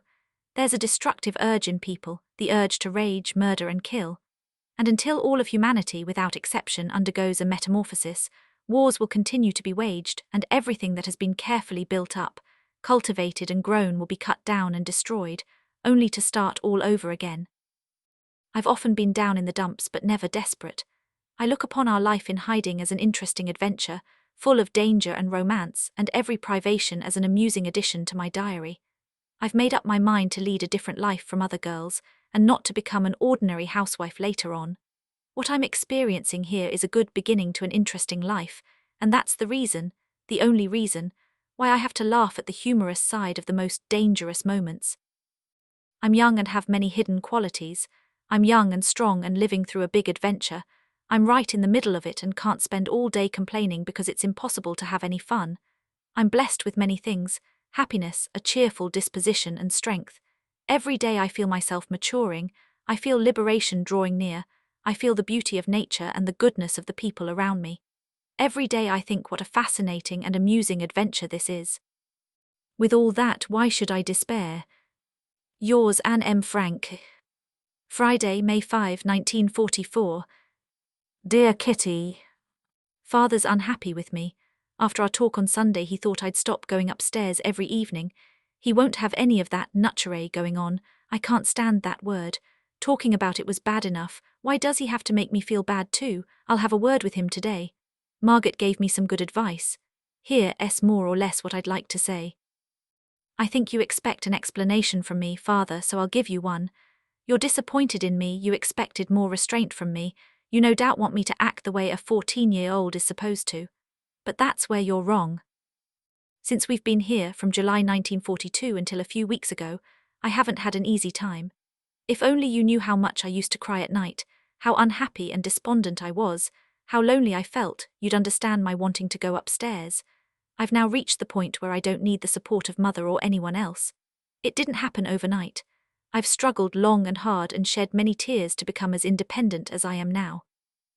You can laugh and refuse to believe me, but I don't care. I know I'm an independent person, and I don't feel I need to account to you for my actions. I'm only telling you this because I don't want you to think I'm doing things behind your back. But there's only one person I'm accountable to, and that's me. When I was having problems, everyone, and that includes you, closed their eyes and ears and didn't help me. On the contrary, all I ever got were admonitions not to be so noisy. I was noisy only to keep myself from being miserable all the time. I was overconfident to keep from having to listen to the voice inside me. I've been putting on an act for the last year and a half, day in, day out. I've never complained or dropped my mask, nothing of the kind, and now the battle is over. I've won, I'm independent in both body and mind. I don't need a mother anymore, and I've emerged from the struggle a stronger person. Now that it's over, now that I know the battle has been won, I want to go my own way, to follow the path that seems right to me. Don't think of me as a 14-year-old since all these troubles have made me older. I won't regret my actions, I'll behave the way I think I should. Gentle persuasion won't keep me from going upstairs. You'll either have to forbid it or trust me through thick and thin. Whatever you do, just leave me alone. Yours, Anne M. Frank. Saturday, May 6, 1944. Dearest Kitty. Last night before dinner I tucked the letter I'd written into Father's pocket. According to Margaret, he read it and was upset for the rest of the evening. I was upstairs doing the dishes. Poor Pim, I might have known what the effect of such an epistle would be. He's so sensitive. I immediately told Peter not to ask any questions or say anything more. Pim said nothing else to me about the matter. Is he going to? Everything here is more or less back to normal.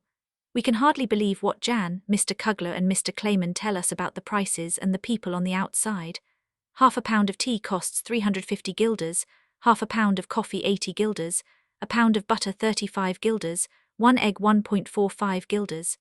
People are paying 14 guilders an ounce for Bulgarian tobacco. Everyone's trading on the black market. Every errand boy has something to offer. The delivery boy from the bakery has supplied us with darning thread, 90 cents for one measly skein. The milkman can get hold of ration books, an undertaker delivers cheese. Break-ins, murders and thefts are daily occurrences. Even the police and night watchmen are getting in on the act. Everyone wants to put food in their stomachs, and since salaries have been frozen, people have had to resort to swindling. The police have their hands full trying to track down the many girls of 15, 16, 17 and older who are reported missing every day. I want to try to finish my story about Ellen the fairy. Just for fun, I can give it to Father on his birthday, together with all the copyrights. See you later. Actually, that's not the right phrase. In the German program broadcast from England they always close with Auf Wiederhören, so I guess I should say, until we write again. Yours, Anne M. Frank. Sunday morning, May 7, 1944. Dearest Kitty. Father and I had a long talk yesterday afternoon. I cried my eyes out and he cried too. Do you know what he said to me, Kitty? I've received many letters in my lifetime, but none as hurtful as this. You who have had so much love from your parents, you whose parents have always been ready to help you, who have always defended you no matter what. You talk of not having to account to us for your actions. You feel you've been wronged and left to your own devices. No, Anne, you've done us a great injustice. Perhaps you didn't mean it that way, but that's what you wrote. No, Anne, we have done nothing to deserve such a reproach. Oh, I've failed miserably. This is the worst thing I've ever done in my entire life. I used my tears to show off, to make myself seem important so he'd respect me. I've certainly had my share of unhappiness, and everything I said about Mother is true. But to accuse Pim, who's so good and who's done everything for me, no, that was too cruel for words. It's good that somebody has finally cut me down to size, has broken my pride, because I've been far too smug. Not everything Mistress Anne does is good. Anyone who deliberately causes such pain to someone they say they love is despicable, the lowest of the low. What I'm most ashamed of is the way Father has forgiven me. He said he's going to throw the letter in the stove, and he's being so nice to me now, as if he were the one who'd done something wrong. Well, Anne, you still have a lot to learn. It's time you made a beginning instead of looking down at other people and always blaming them. I've known a lot of sorrow, but who hasn't at my age? I've been putting on an act but was hardly even aware of it. I've felt lonely but never desperate. Not like Father, who once ran out into the street with a knife so he could put an end to it all. I've never gone that far. I should be deeply ashamed of myself, and I am. What's done can't be undone, but at least you can keep it from happening again. I'd like to start all over, and that shouldn't be difficult now that I have Peter. With him supporting me, I know I can do it. I'm not alone anymore. He loves me, I love him, I have my books, my writing and my diary. I'm not all that ugly or that stupid, I have a sunny disposition, and I want to develop a good character. Yes, Anne, you knew full well that your letter was unkind and untrue, but you were actually proud of it. I'll take Father as my example once again, and I will improve myself. Yours, Anne M. Frank. Monday, May 8, 1944. Dearest Kitty. Have I ever told you anything about our family? I don't think I have, so let me begin. Father was born in Frankfurt am Main to very wealthy parents. Michael Frank owned a bank and became a millionaire, and Alice Stern's parents were prominent and well-to-do. Michael Frank didn't start out rich, he was a self-made man. In his youth, father led the life of a rich man's son. Parties every week, balls, banquets, beautiful girls, waltzing, dinners, a huge house, etc. After grandpa died, most of the money was lost, and after the Great War and inflation there was nothing left at all. Up until the war there were still quite a few rich relatives, so father was extremely well bred, and he had to laugh yesterday because for the first time in his 55 years, he scraped out the frying pan at the table. Mother's family wasn't as wealthy, but still fairly well off, and we've listened open-mouthed to stories of private balls, dinners and engagement parties with 250 guests. We're far from rich now, but I've pinned all my hopes on after the war. I can assure you I'm not so set on a bourgeois life as Mother and Margaret. I'd like to spend a year in Paris and London learning the languages and studying art history. Compare that with Margaret, who wants to nurse newborns in Palestine. I still have visions of gorgeous dresses and fascinating people. As I've told you many times before, I want to see the world and do all kinds of exciting things, and a little money won't hurt. This morning Meep told us about her cousin's engagement party, which she went to on Saturday. The cousin's parents are rich and the groom's are even richer. Meep made our mouths water telling us about the food that was served. Vegetable soup with meatballs, cheese, rolls with sliced meat, hors d'oeuvres made with eggs and roast beef, rolls with cheese, genus, wine and cigarettes, and you could eat as much as you wanted. Meep drank 10 schnapps and smoked 3 cigarettes. Could this be our temperance advocate? If Meep drank all those, I wonder how many her spouse managed to toss down. Everyone at the party was a little tipsy, of course. There were also 2 officers from the homicide squad, who took photographs of the wedding couple. You can see we're never far from Meep's thoughts, since she promptly noted their names and addresses in case anything should happen, and we needed contacts with good Dutch people. Our mouths were watering so much. We who'd had nothing but 2 spoonfuls of hot cereal for breakfast and were absolutely famished, we who get nothing but half-cooked spinach for the vitamins, and rotten potatoes day after day, we who fill our empty stomachs with nothing but boiled lettuce, raw lettuce, spinach and more spinach. Maybe we'll end up being as strong as Popeye, though up to now I've seen no sign of it. If Meep had taken us along to the party, there wouldn't have been any rolls left over for the other guests. If we'd been there, we'd have snatched up everything in sight, including the furniture. I tell you, we were practically pulling the words right out of her mouth. We were gathered around her as if we'd never in all our lives heard of delicious food or elegant people. And these are the granddaughters of the distinguished millionaire. The world is a crazy place. Yours, Anne M. Frank. Tuesday, May 9, 1944. Dearest Kitty, I've finished my story about Ellen the fairy. I've copied it out on nice notepaper, decorated it with red ink and sewn the pages together. The whole thing looks quite pretty, but I don't know if it's enough of a birthday present. Margaret and Mother have both written poems. Mr. Kugler came upstairs this afternoon with the news that starting Monday, Mrs. Brox would like to spend 2 hours in the office every afternoon. Just imagine. The office staff won't be able to come upstairs, the potatoes can't be delivered, Bep won't get her dinner, we can't go to the bathroom, we won't be able to move, and all sorts of other inconveniences. We proposed a variety of ways to get rid of her. Mr. Van Daan thought a good laxative in her coffee might do the trick. No, Mr. Clayman answered, please don't, or we'll never get her off the can. A roar of laughter. The can, Mrs. Van D asked. What does that mean? An explanation was given. Is it all right to use that word? She asked in perfect innocence. Just imagine, Bep giggled.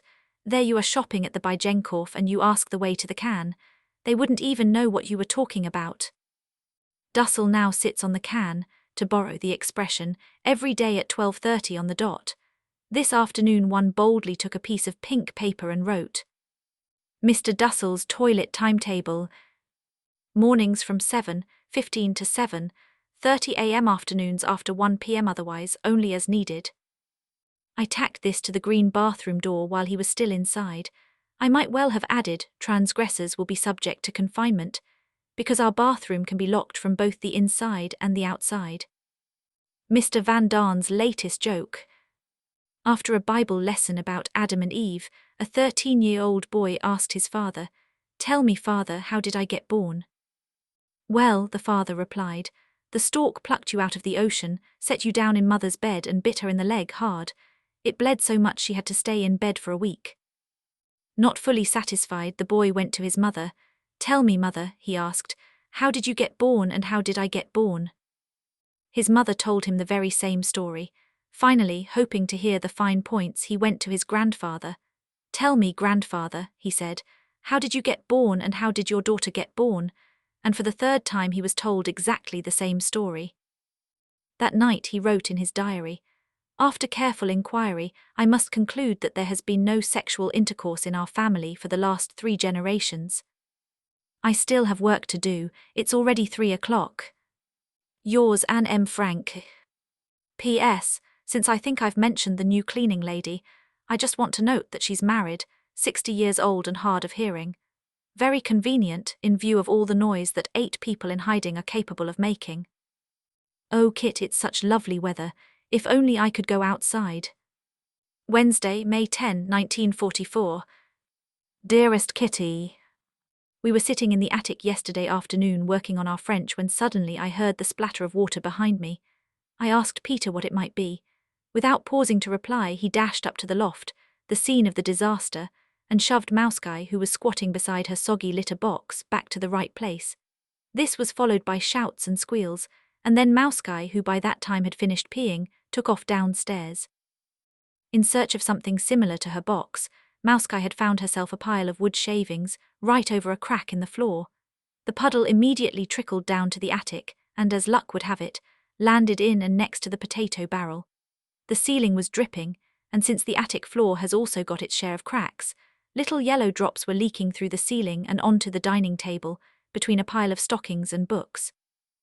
I was doubled up with laughter, it was such a funny sight. There was Mouse Guy crouched under a chair, Peter armed with water, powdered bleach and a cloth, and Mr. Van Daan trying to calm everyone down. The room was soon set to rights, but it's a well-known fact that cat puddles stink to high heaven. The potatoes proved that all too well, as did the wood shavings, which father collected in a bucket and brought downstairs to burn. Poor Mouse Guy, how were you to know it's impossible to get peat for your box? And Thursday, May 11, 1944. Dearest Kitty, a new sketch to make you laugh. Peter's hair had to be cut, and as usual his mother was to be the hairdresser. At 7:25 Peter vanished into his room and reappeared at the stroke of 7:30, stripped down to his blue swimming trunks and a pair of tennis shoes. "Are you coming?" he asked his mother. "Yes, I'll be up in a minute, but I can't find the scissors." Peter helped her look, rummaging around in her cosmetics drawer. "Don't make such a mess, Peter," she grumbled. I didn't catch Peter's reply, but it must have been insolent because she cuffed him on the arm. He cuffed her back, she punched him with all her might, and Peter pulled his arm away with a look of mock horror on his face. "Come on, old girl." Mrs. Van D stayed put. Peter grabbed her by the wrists and pulled her all around the room. She laughed, cried, scolded and kicked, but nothing helped. Peter led his prisoner as far as the attic stairs, where he was obliged to let go of her. Mrs. Van D came back to the room and collapsed into a chair with a loud sigh. "Die ent furung dea mutter," I joked. "Yes, but he hurt me." I went to have a look and cooled her hot, red wrists with water. Peter, still by the stairs and growing impatient again, strode into the room with his belt in his hand, like a lion tamer. Mrs. Van D didn't move but stayed by her writing desk looking for a handkerchief. "You've got to apologize first." "All right, I hereby offer my apologies, but only because if I don't, we'll be here till midnight." Mrs. Van D had to laugh in spite of herself. She got up and went toward the door where she felt obliged to give us an explanation. By us I mean father, mother and me, we were busy doing the dishes. "He wasn't like this at home," she said. "I'd have belted him so hard he'd have gone flying down the stairs. He's never been so insolent. This isn't the first time he's deserved a good hiding. That's what you get with a modern upbringing, modern children." "I'd never have grabbed my mother like that. Did you treat your mother that way, Mr. Frank?" She was very upset, pacing back and forth, saying whatever came into her head, and she still hadn't gone upstairs. Finally, at long last, she made her exit. Less than 5 minutes later, she stormed back down the stairs, with her cheeks all puffed out, and flung her apron on a chair. When I asked if she was through, she replied that she was going downstairs. She tore down the stairs like a tornado, probably straight into the arms of her putty. She didn't come up again until 8, this time with her husband. Peter was dragged from the attic, given a merciless scolding and showered with abuse. Ill-mannered brat, no good bum, bad example, and this, Margaret, that I couldn't hear the rest. Everything seems to have calmed down again today. Yours, Anne M. Frank. P.S. Tuesday and Wednesday evening our beloved Queen addressed the country. She's taking a vacation so she'll be in good health for her return to the Netherlands. She used words like soon when I'm back in Holland, a swift liberation, heroism and heavy burdens. This was followed by a speech by Prime Minister Gerbrandy. He has such a squeaky little child's voice that Mother instinctively said, "Ooh." A clergyman, who must have borrowed his voice from Mr. Edel, concluded by asking God to take care of the Jews, all those in concentration camps and prisons, and everyone working in Germany. Thursday, May 11, 1944. Dearest Kitty, since I've left my entire junk box, including my fountain pen upstairs, and I'm not allowed to disturb the grown-ups during their nap time, until 2:30, you'll have to make do with a letter in pencil. I'm terribly busy at the moment, and strange as it may sound, I don't have enough time to get through my pile of work. Shall I tell you briefly what I've got to do? Well then, before tomorrow I have to finish reading the first volume of a biography of Galileo Galilei, since it has to be returned to the library. I started reading it yesterday and have gotten up to page 220 out of 320 pages, so I'll manage it. Next week I have to read Palestine at the Crossroads and the second volume of Galilei. Besides that, I finished the first volume of a biography of Emperor Charles V yesterday, and I still have to work out the many genealogical charts I've collected and the notes I've taken. Next I have 3 pages of foreign words from my various books, all of which have to be written down, memorized and read aloud. Number 4, my movie stars are in a terrible disarray and are dying to be straightened out, but since it'll take several days to do that and Professor Anne is, as she's already said, up to her ears in work, they'll have to put up with the chaos a while longer. Then there are Theseus, Oedipus, Peleus, Orpheus, Jason and Hercules all waiting to be untangled, since their various deeds are running crisscross through my mind like multicolored threads in a dress. Myron and Phidias are also urgently in need of attention, or else I'll forget entirely how they fit into the picture. The same applies, for example, to the 7 Years' War and the 9 Years' War. Now I'm getting everything all mixed up. Well, what can you do with a memory like mine? Just imagine how forgetful I'll be when I'm 80.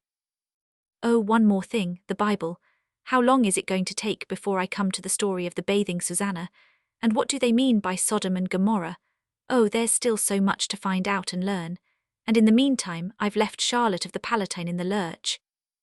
You can see, can't you, Kitty, that I'm full to bursting. And now something else. You've known for a long time that my greatest wish is to be a journalist and later on a famous writer. We'll have to wait and see if these grand illusions or delusions will ever come true, but up to now I've had no lack of topics. In any case, after the war I'd like to publish a book called The Secret Annex. It remains to be seen whether I'll succeed, but my diary can serve as the basis. I also need to finish Cadie's life. I've thought up the rest of the plot. After being cured in the sanatorium, Cadie goes back home and continues writing to Hans. It's 1941, and it doesn't take her long to discover Hans's Nazi sympathies, and since Cadie is deeply concerned with the plight of the Jews and of her friend Marion, they begin drifting apart. They meet and get back together, but break up when Hans takes up with another girl. Cadie is shattered, and because she wants to have a good job, she studies nursing. After graduation, she accepts a position at the urging of her father's friends as a nurse in a TB sanatorium in Switzerland. During her first vacation, she goes to Lake Como, where she runs into Hans. He tells her that 2 years earlier he'd married Cadie's successor, but that his wife took her life in a fit of depression. Now that he's seen his little Cadie again, he realizes how much he loves her, and once more asks for her hand in marriage. Cadie refuses, even though in spite of herself she loves him as much as ever, but her pride holds her back. Hans goes away, and years later Cadie learns that he's wound up in England where he's struggling with ill health. When she's 27, Cadie marries a well-to-do man from the country named Simon. She grows to love him, but not as much as Hans. She has 2 daughters and a son, Lillian, Judith and Nico. She and Simon are happy together, but Hans is always in the back of her mind until one night she dreams of him and says farewell. It's not sentimental nonsense, It's based on the story of father's life. Yours, Anne M. Frank. Saturday, May 13, 1944. My dearest Kitty. Yesterday was father's birthday, father and mother's 19th wedding anniversary, a day without the cleaning lady, and the sun was shining as it's never shone before in 1944. Our chestnut tree is in full bloom. It's covered with leaves and is even more beautiful than last year. Father received a biography of Linnaeus from Mr. Clayman, a book on nature from Mr. Kugler, the canals of Amsterdam from Dussel, a huge box from the Van Daans, wrapped so beautifully it might have been done by a professional, containing 3 eggs, a bottle of beer, a jar of yogurt and a green tie. It made our jar of molasses seem rather paltry. My roses smelled wonderful compared to Meep and Bep's red carnations. He was thoroughly spoiled. 50 Petties fours arrived from Siemens Bakery, delicious. Father also treated us to spice cake, the men to beer and the ladies to yogurt. Everything was scrumptious. Yours, Anne M. Frank. Tuesday, May 16, 1944. My dearest Kitty. Just for a change, since we haven't had one of these in so long, I'll recount a little discussion between Mr. and Mrs. Van D last night. Mrs. Van D, the Germans have had plenty of time to fortify the Atlantic Wall, and they'll certainly do everything within their power to hold back the British. It's amazing how strong the Germans are. Mr. Van D, oh yes, amazing. Mrs. Van D, it is. Mr. Van D, so strong they're bound to win the war in the end, is that what you mean? Mrs. Van D, they might, I'm not convinced that they won't. Mr. Van D, I won't even answer that. Mrs. Van D, you always wind up answering. You let yourself get carried away every single time. Mr. Van D, no, I don't. I always keep my answers to the bare minimum. Mrs. Van D, but you always do have an answer and you always have to be right. Your predictions hardly ever come true, you know. Mr. Van D, so far they have. Mrs. Van D, no, they haven't. You said the invasion was going to start last year. The Finns were supposed to have been out of the war by now. The Italian campaign ought to have been over by last winter, and the Russians should already have captured Lemberg. Oh no, I don't set much store by your predictions. Mr. Van D, leaping to his feet. Why don't you shut your trap for a change? I'll show you who's right. Someday you'll get tired of needling me. I can't stand your belly aching a minute longer. Just wait, one day I'll make you eat your words. End of Act 1. Actually, I couldn't help giggling. Mother couldn't either, and even Peter was biting his lips to keep from laughing. Oh, those stupid grown-ups. They need to learn a few things first before they start making so many remarks about the younger generation. Since Friday, we've been keeping the windows open again at night. Yours, Anne M. Frank. What our Annex family is interested in, a systematic survey of courses and reading matter. Mr. Van Daan, no courses, looks up many things in Nor's encyclopedia and lexicon, likes to read detective stories, medical books and love stories, exciting or trivial. Mrs. Van Daan, a correspondence course in English, likes to read biographical novels and occasionally other kinds of novels. Mr. Frank is learning English Dickens, and a bit of Latin, never reads novels but likes serious, rather dry descriptions of people and places. Mrs. Frank, a correspondence course in English, reads everything except detective stories. Mr. Dussel is learning English, Spanish and Dutch with no noticeable results, reads everything, goes along with the opinion of the majority. Peter Van Daan is learning English, French correspondence course, shorthand in Dutch, English and German, commercial correspondence in English, woodworking, economics and sometimes math, seldom reads, sometimes geography. Margaret Frank, correspondence courses in English, French and Latin, shorthand in English, German and Dutch, trigonometry, solid geometry, mechanics, physics, chemistry, algebra, geometry, English literature, French literature, German literature, Dutch literature, bookkeeping, geography, modern history, biology, economics, reads everything, preferably on religion and medicine. Anne Frank, shorthand in French, English, German and Dutch, geometry, algebra, history, geography, art history, mythology, biology, Bible history, Dutch literature, likes to read biographies, dull or exciting and history books, sometimes novels and light reading. Friday, May 19, 1944. Dearest Kitty. I felt rotten yesterday, vomiting me of all people. Headache, stomachache, and anything else you can imagine. I'm feeling better today. I'm famished, but I think I'll skip the beans we're having for dinner. Everything's going fine between Peter and me. The poor boy has an even greater need for tenderness than I do. He still blushes every evening when he gets his good-night kiss, and then begs for another one. Am I merely a better substitute for Bosch? I don't mind. He's so happy just knowing somebody loves him. After my laborious conquest, I've distanced myself a little from the situation, but you mustn't think my love has cooled. Peter's a sweetheart, but I've slammed the door to my inner self. If he ever wants to force the lock again, he'll have to use a harder crowbar. Yours, Anne M. Frank. Saturday, May 20, 1944. Dearest Kitty. Last night when I came down from the attic, I noticed, the moment I entered the room, that the lovely vase of carnations had fallen over. Mother was down on her hands and knees mopping up the water, and Margaret was fishing my papers off the floor. What happened? I asked with anxious foreboding, and before they could reply I assessed the damage from across the room. My entire genealogy file, my notebooks, my books, everything was afloat. I nearly cried, and I was so upset I started speaking German. I can't remember a word, but according to Margaret I babbled something about unübersehbare Schaden, schrecklich, entsetzlich, nie zu ersetzen, and much more. Father burst out laughing and Mother and Margaret joined in, but I felt like crying because all my work and elaborate notes were lost. I took a closer look and luckily the incalculable loss wasn't as bad as I'd expected. Up in the attic I carefully peeled apart the sheets of paper that were stuck together and then hung them on the clothesline to dry. It was such a funny sight, even I had to laugh. Maria de Medici alongside Charles V, William of Orange and Marie Antoinette. It's Rassenschande, Mr. Van Daan joked. After entrusting my papers to Peter's care, I went back downstairs.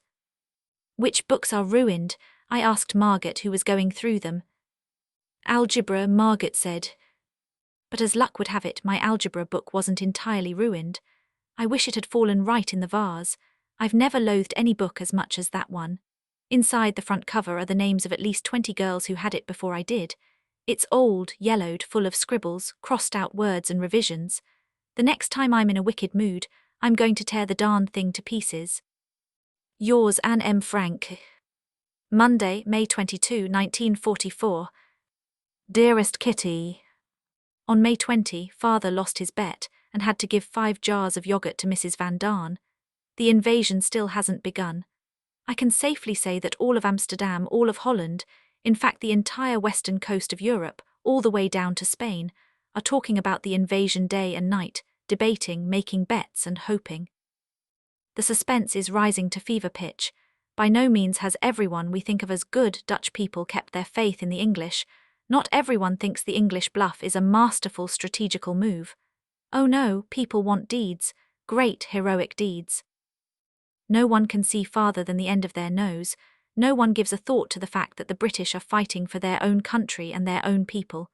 Everyone thinks it's England's duty to save Holland as quickly as possible. What obligations do the English have toward us? What have the Dutch done to deserve the generous help they so clearly expect? Oh no, the Dutch are very much mistaken. The English, despite their bluff, are certainly no more to blame for the war than all the other countries, large and small, that are now occupied by the Germans. The British are not about to offer their excuses. True, they were sleeping during the years Germany was rearming itself, but all the other countries, especially those bordering on Germany, were asleep too. England and the rest of the world have discovered that burying your head in the sand doesn't work, and now each of them, especially England, is having to pay a heavy price for its ostrich policy. No country sacrifices its men without reason, and certainly not in the interests of another, and England is no exception. The invasion, liberation and freedom will come someday, yet England, not the occupied territories, will choose the moment. To our great sorrow and dismay, we've heard that many people have changed their attitude toward us Jews. We've been told that anti-Semitism has cropped up in circles where once it would have been unthinkable. This fact has affected us all very, very deeply. The reason for the hatred is understandable, maybe even human, but that doesn't make it right. According to the Christians, the Jews are blabbing their secrets to the Germans, denouncing their helpers and causing them to suffer the dreadful fate and punishments that have already been meted out to so many. All of this is true. But as with everything, they should look at the matter from both sides. Would Christians act any differently if they were in our place? Could anyone, regardless of whether they're Jews or Christians, remain silent in the face of German pressure? Everyone knows it's practically impossible, so why do they ask the impossible of the Jews? It's being said in underground circles that the German Jews who immigrated to Holland before the war and have now been sent to Poland shouldn't be allowed to return here. They were granted the right to asylum in Holland, but once Hitler is gone, they should go back to Germany. When you hear that, you begin to wonder why we're fighting this long and difficult war. We're always being told that we're fighting for freedom, truth and justice. The war isn't even over, and already there's dissension and Jews are regarded as lesser beings. Oh, it's sad, very sad that the old adage has been confirmed for the umpteenth time. What one Christian does is his own responsibility. What one Jew does reflects on all Jews. To be honest, I can't understand how the Dutch, a nation of good, honest, upright people, can sit in judgment on us the way they do. On us, the most oppressed, unfortunate and pitiable people in all the world. I have only one hope, that this anti-Semitism is just a passing thing, that the Dutch will show their true colours, that they'll never waver from what they know in their hearts to be just, for this is unjust. And if they ever carry out this terrible threat, the meagre handful of Jews still left in Holland will have to go. We too will have to shoulder our bundles and move on, away from this beautiful country, which once so kindly took us in and now turns its back on us. I love Holland. Once I hoped it would become a fatherland to me since I had lost my own, and I hope so still. Yours, Anne M. Frank. Thursday, May 25, 1944. Dearest Kitty. Bep's engaged. The news isn't much of a surprise, though none of us are particularly pleased. Bertus may be a nice, steady, athletic young man, but Bep doesn't love him, and to me that's enough reason to advise her against marrying him. Bep's trying to get ahead in the world and Bertus is pulling her back. He's a labourer without any interests or any desire to make something of himself, and I don't think that'll make Bep happy. I can understand Bep's wanting to put an end to her indecision. 4 weeks ago she decided to write him off, but then she felt even worse. So she wrote him a letter, and now she's engaged. There are several factors involved in this engagement. First, Bep's sick father, who likes Bertus very much. Second, she's the oldest of the Voskuil girls and her mother teases her about being an old maid. Third, she's just turned 24, and that matters a great deal to Bep. Mother said it would have been better if Bep had simply had an affair with Bertus. I don't know, I feel sorry for Bep and can understand her loneliness. In any case, they can get married only after the war, since Bertus is in hiding, or at any rate has gone underground. Besides, they don't have a penny to their name and nothing in the way of a hope chest. What a sorry prospect for Bep, for whom we all wish the best. I only hope Bertus improves under her influence, or that Bep finds another man, one who knows how to appreciate her. Yours, Anne M. Frank. The same day. There's something happening every day. This morning Mr. Van Hoeven was arrested. He was hiding 2 Jews in his house. It's a heavy blow for us, not only because those poor Jews are once again balancing on the edge of an abyss, but also because it's terrible for Mr. Van Hoeven. The world's been turned upside down. The most decent people are being sent to concentration camps, prisons and lonely cells, while the lowest of the low rule over young and old, rich and poor. One gets caught for black marketeering, another for hiding Jews or other unfortunate souls. Unless you're a Nazi, you don't know what's going to happen to you from one day to the next. Mr. Van Hoeven is a great loss to us too. Bep can't possibly lug such huge amounts of potatoes all the way here, nor should she have to, so our only choice is to eat fewer of them. I'll tell you what we have in mind, but it's certainly not going to make life here any more agreeable. Mother says we'll skip breakfast, eat hot cereal and bread for lunch and fried potatoes for dinner, and if possible vegetables or lettuce once or twice a week. That's all there is. We're going to be hungry, but nothing's worse than being caught. Yours, Anne M. Frank. Friday, May 26, 1944. My dearest Kitty. At long last, I can sit quietly at my table before the crack in the window frame and write you everything I want to say. I feel more miserable than I have in months. Even after the break-in, I didn't feel so utterly broken inside and out. On the one hand, there's the news about Mr. Van Hoeven, the Jewish question, which is discussed in detail by everyone in the house, the invasion, which is so long in coming, the awful food, the tension, the miserable atmosphere, my disappointment in Peter. On the other hand, there's Bep's engagement, the Pentecost reception, the flowers, Mr. Kugler's birthday, cakes and stories about cabarets, movies and concerts. That gap, that enormous gap, is always there. One day we're laughing at the comical side of life in hiding, and the next day, and there are many such days, we're frightened, and the fear, tension and despair can be read on our faces. Miep and Mr. Kugler bear the greatest burden for us, and for all those in hiding, Miep in everything she does and Mr. Kugler through his enormous responsibility for the 8 of us, which is sometimes so overwhelming that he can hardly speak from the pent-up tension and strain. Mr. Clayman and Bep also take very good care of us, but they're able to put the Annex out of their minds, even if it's only for a few hours or a few days. They have their own worries, Mr. Clayman with his health and Bep with her engagement, which isn't looking very promising at the moment. But they also have their outings, their visits with friends, their everyday lives as ordinary people, so that the tension is sometimes relieved, if only for a short while ours never is, never has been, not once in the 2 years we've been here. How much longer will this increasingly oppressive, unbearable weight press down on us? The drains are clogged again. We can't run the water, or if we do, only a trickle. We can't flush the toilet, so we have to use a toilet brush, and we've been putting our dirty water into a big earthenware jar. We can manage for today, but what will happen if the plumber can't fix it on his own? The sanitation department can't come until Tuesday. Miep sent us a raisin bread with Happy Pentecost written on top. It's almost as if she were mocking us, since our moods and cares are far from happy. We've all become more frightened since the Van Hoeven business.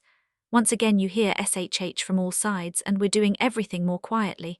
The police forced the door there, they could just as easily do that here too. What will we do if we're ever— No, I mustn't write that down. But the question won't let itself be pushed to the back of my mind today. On the contrary, all the fear I've ever felt is looming before me in all its horror. I had to go downstairs alone at 8 this evening to use the bathroom. There was no one down there, since they were all listening to the radio. I wanted to be brave, but it was hard. I always feel safer upstairs than in that huge, silent house. When I'm alone with those mysterious muffled sounds from upstairs and the honking of horns in the street, I have to hurry and remind myself where I am to keep from getting the shivers. Miep has been acting much nicer toward us since her talk with Father, but I haven't told you about that yet. Miep came up one afternoon all flushed and asked Father straight out if we thought they too were infected with the current antisemitism. Father was stunned and quickly talked her out of the idea, but some of Miep's suspicion has lingered on. They're doing more errands for us now and showing more of an interest in our troubles, though we certainly shouldn't bother them with our woes. Oh, they're such good, noble people. I've asked myself again and again whether it wouldn't have been better if we hadn't gone into hiding, if we were dead now and didn't have to go through this misery, especially so that the others could be spared the burden. But we all shrink from this thought. We still love life, we haven't yet forgotten the voice of nature, and we keep hoping for everything. Let something happen soon, even an air raid. Nothing can be more crushing than this anxiety. Let the end come, however cruel, at least then we'll know whether we are to be the victors or the vanquished. Yours, Anne M. Frank. Wednesday, May 31, 1944. Dearest Kitty. Saturday, Sunday, Monday and Tuesday it was too hot to hold my fountain pen, which is why I couldn't write to you. Friday the drains were clogged, Saturday they were fixed. Mrs. Clayman came for a visit in the afternoon and told us a lot about Jopai. She and Jack Van Marsen are in the same hockey club. Sunday Bep dropped by to make sure there hadn't been a break-in and stayed for breakfast. Monday, a holiday because of Pentecost, Mr. Giles served as the Annex watchman, and Tuesday we were finally allowed to open the windows. We've seldom had a Pentecost weekend that was so beautiful and warm. Or maybe hot is a better word. Hot weather is horrible in the Annex. To give you an idea of the numerous complaints, I'll briefly describe these sweltering days. Saturday, wonderful, what fantastic weather, we all said in the morning. If only it weren't quite so hot, we said in the afternoon when the windows had to be shut. Sunday, the heat's unbearable, the butter's melting, There's not a cool spot anywhere in the house, the bread's drying out, the milk's going sour, the windows can't be opened. We poor outcasts are suffocating while everyone else is enjoying their Pentecost. According to Mrs. Van D. Monday, my feet hurt, I have nothing cool to wear, I can't do the dishes in this heat. Grumbling from early in the morning to late at night. It was awful. I can't stand the heat. I'm glad the wind's come up today but that the sun's still shining. Yours, Anne M. Frank. Friday, June 2, 1944. Dear Kitty. If you're going to the attic, take an umbrella with you, preferably a large one. This is to protect you from household showers. There's a Dutch proverb, high and dry, safe and sound, but it obviously doesn't apply to wartime guns, and to people in hiding cat box. Mousekai's gotten into the habit of relieving herself on some newspapers or between the cracks in the floorboards, so we have good reason to fear the splatters and, even worse, the stench. The new mooch in the warehouse has the same problem. Anyone who's ever had a cat that's not housebroken can imagine the smells, other than pepper and thyme, that permeate this house. I also have a brand new prescription for gunfire jitters. When the shooting gets loud, proceed to the nearest wooden staircase. Run up and down a few times, making sure to stumble at least once. What with the scratches and the noise of running and falling, you won't even be able to hear the shooting, much less worry about it. Yours truly has put this magic formula to use with great success. Yours, Anne M. Frank. Monday, June 5, 1944. Dearest Kitty. New problems in the Annex. A quarrel between Dussel and the Franks over the division of butter. Capitulation on the part of Dussel. Close friendship between the latter and Mrs. Van Daan, flirtations, kisses and friendly little smiles. Dussel is beginning to long for female companionship. The Van Daans don't see why we should bake a spice cake for Mr. Kugler's birthday when we can't have one ourselves. All very petty. Mood upstairs, bad. Mrs. Van D has a cold. Dussel caught with brewer's yeast tablets while we've got none. The Fifth Army has taken Rome. The city neither destroyed nor bombed. Great propaganda for Hitler. Very few potatoes and vegetables. One loaf of bread was mouldy. Charming Celt, name of new warehouse cat, can't stand pepper. She sleeps in the cat box and does her business in the wood shavings. Impossible to keep her. Bad weather, continuous bombing of Pas-de-Calais and the west coast of France. No one buying dollars, gold even less interesting. The bottom of our black money box is in sight. What are we going to live on next month? Yours, Anne M. Frank. Tuesday, June 6, 1944. My dearest Kitty. This is D-Day, the BBC announced at 12. This is the day, the invasion has begun. This morning at 8, the British reported heavy bombing of Calais, Boulogne, Le Havre and Cherbourg, as well as Pas-de-Calais as usual. Further, as a precautionary measure for those in the occupied territories, everyone living within a zone of 20 miles from the coast was warned to prepare for bombardments. Where possible, the British will drop pamphlets an hour ahead of time. According to the German news, British paratroopers have landed on the coast of France. British landing craft are engaged in combat with German naval units, according to the BBC. Conclusion reached by the Annex while breakfasting at 9. This is a trial landing, like the one 2 years ago in Dieppe. BBC broadcast in German, Dutch, French and other languages at 10. The invasion has begun, so this is the real invasion. BBC broadcast in German at 11. Speech by Supreme Commander General Dwight Eisenhower. BBC broadcast in English. This is D-Day. General Eisenhower said to the French people, stiff fighting will come now, but after this the victory. The year 1944 is the year of complete victory. Good luck. BBC broadcast in English at 1. 11,000 planes are shuttling back and forth or standing by to land troops and bomb behind enemy lines. 4,000 landing craft and small boats are continually arriving in the area between Cherbourg and Le Havre. English and American troops are already engaged in heavy combat. Speeches by Gerbrandy, the Prime Minister of Belgium, King Haakon of Norway, de Gaulle of France, the King of England, and last but not least Churchill. A huge commotion in the Annex. Is this really the beginning of the long-awaited liberation? The liberation we've all talked so much about, which still seems too good, too much of a fairy tale ever to come true. Will this year, 1944, bring us victory? We don't know yet. But where there's hope, there's life. It fills us with fresh courage and makes us strong again. We'll need to be brave to endure the many fears and hardships and the suffering yet to come. It's now a matter of remaining calm and steadfast, of gritting our teeth and keeping a stiff upper lip.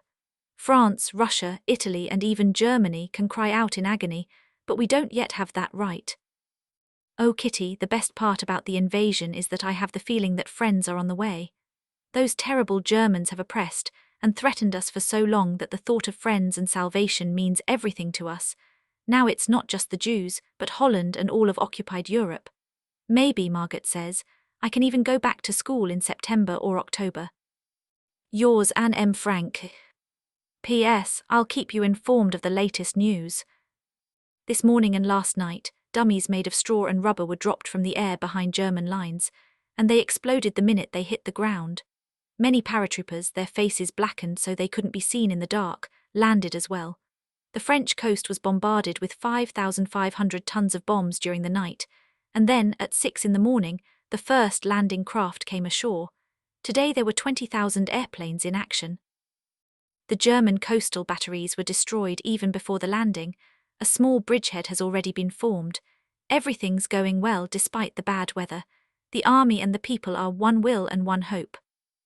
Friday, June 9, 1944. Dearest Kitty. Great news of the invasion.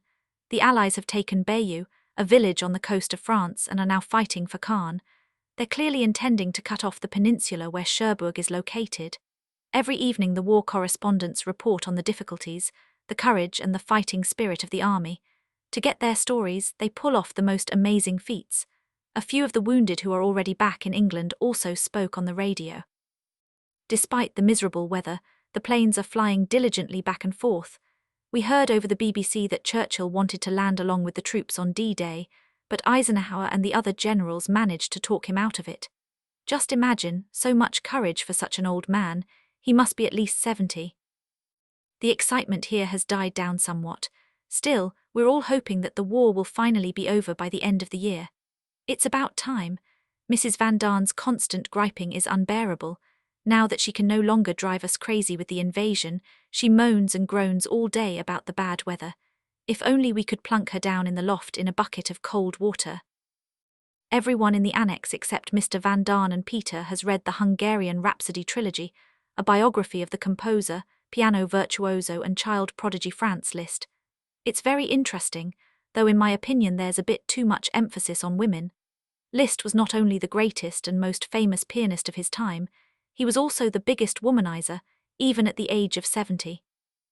He had an affair with Countess Marie Dagult, Princess Caroline Sayn-Wittgenstein, the dancer Lola Montez, the pianist Agnes Kingworth, the pianist Sophie Mentor, the Circassian Princess Olga Janina, Baroness Olga Meyendorff, actress Lilla What's-Her-Name, etc., etc., and there's no end to it. Those parts of the book dealing with music and the other arts are much more interesting.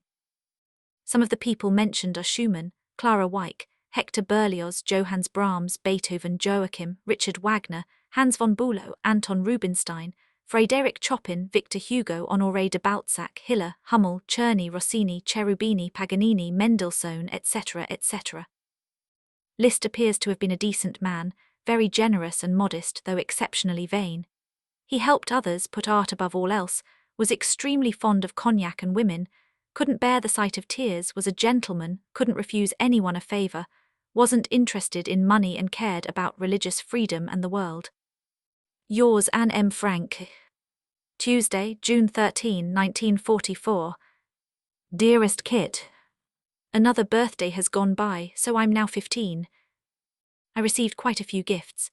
Springer's 5-volume art history book, a set of underwear, 2 belts, a handkerchief, 2 jars of yogurt, a jar of jam, 2 honey cookies, small, a botany book from father and mother, a gold bracelet from Margaret, a sticker album from the Van Daans, biomalt and sweet peas from Dussel, candy from Meep, candy and notebooks from Bep, and the High Point, the book Maria Theresa, and 3 slices of full cream cheese from Mr. Kugler. Peter gave me a lovely bouquet of peonies. The poor boy had put a lot of effort into finding a present, but nothing quite worked out. The invasion is still going splendidly, in spite of the miserable weather, pouring rains, gale winds and high seas. Yesterday Churchill, Smuts, Eisenhower and Arnold visited the French villages that the British have captured and liberated. Churchill was on a torpedo boat that shelled the coast. Like many men, he doesn't seem to know what fear is, an enviable trait. From our position here in Fort Annex, it's difficult to gauge the mood of the Dutch. No doubt many people are glad the idle British have finally rolled up their sleeves and gotten down to work. Those who keep claiming they don't want to be occupied by the British don't realize how unfair they're being. Their line of reasoning boils down to this: England must fight, struggle and sacrifice its sons to liberate Holland and the other occupied countries. After that, the British shouldn't remain in Holland. They should offer their most abject apologies to all the occupied countries, restore the Dutch East Indies to its rightful owner, and then return, weakened and impoverished, to England. What a bunch of idiots. And yet, as I've already said, many Dutch people can be counted among their ranks. What would have become of Holland and its neighbours if England had signed a peace treaty with Germany, as it's had ample opportunity to do? Holland would have become German, and that would have been the end of that. All those Dutch people who still look down on the British, scoff at England and its government of ageing lords, call the English cowards yet hate the Germans, should be given a good shaking, the way you'd plump up a pillow. Maybe that would straighten out their jumbled brains. Wishes, thoughts, accusations and reproaches are swirling around in my head. I'm not really as conceited as many people think. I know my various faults and shortcomings better than anyone else, but there's one difference. I also know that I want to change, will change and already have changed greatly. Why is it, I often ask myself, that everyone still thinks I'm so pushy and such a know-it-all? Am I really so arrogant? Am I the one who's so arrogant, or are they? It sounds crazy, I know, but I'm not going to cross out that last sentence because it's not as crazy as it seems. Mrs. Van Daan and Dussel, my two chief accusers, are known to be totally unintelligent, and not to put too fine a point on it, just plain stupid. Stupid people usually can't bear it when others do something better than they do. The best examples of this are those two dummies, Mrs. Van Daan and Dussel.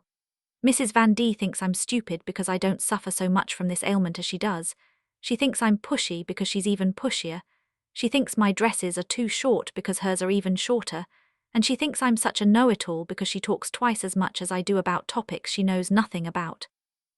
The same goes for Dussel, but one of my favourite sayings is where there's smoke there's fire, and I readily admit I'm a know-it-all. What's so difficult about my personality is that I scold and curse myself much more than anyone else does. If Mother adds her advice, the pile of sermons becomes so thick that I despair of ever getting through them. Then I talk back and start contradicting everyone until the old familiar Anne refrain inevitably crops up again. No one understands me.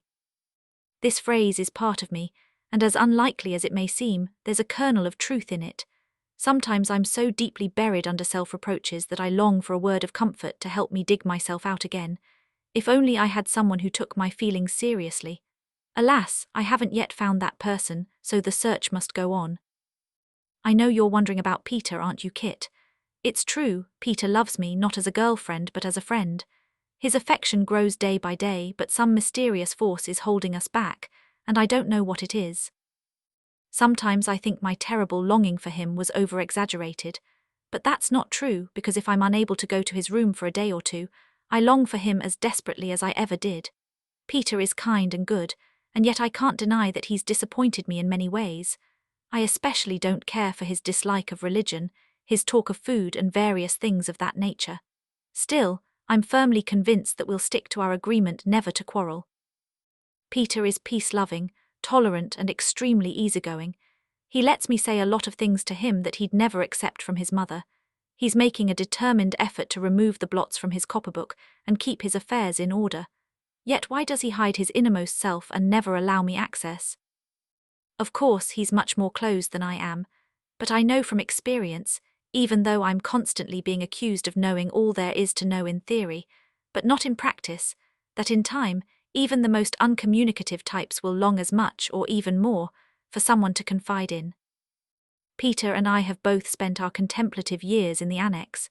We often discuss the future, the past and the present, but as I've already told you, I miss the real thing, and yet I know it exists.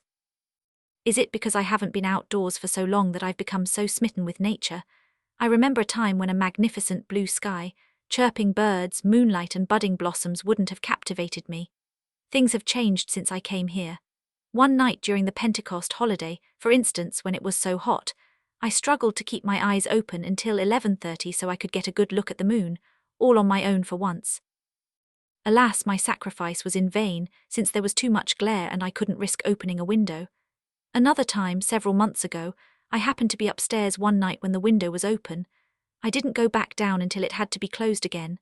The dark, rainy evening, the wind, the racing clouds, had me spellbound. It was the first time in a year and a half that I'd seen the night face to face. After that evening, my longing to see it again was even greater than my fear of burglars, a dark rat-infested house or police raids.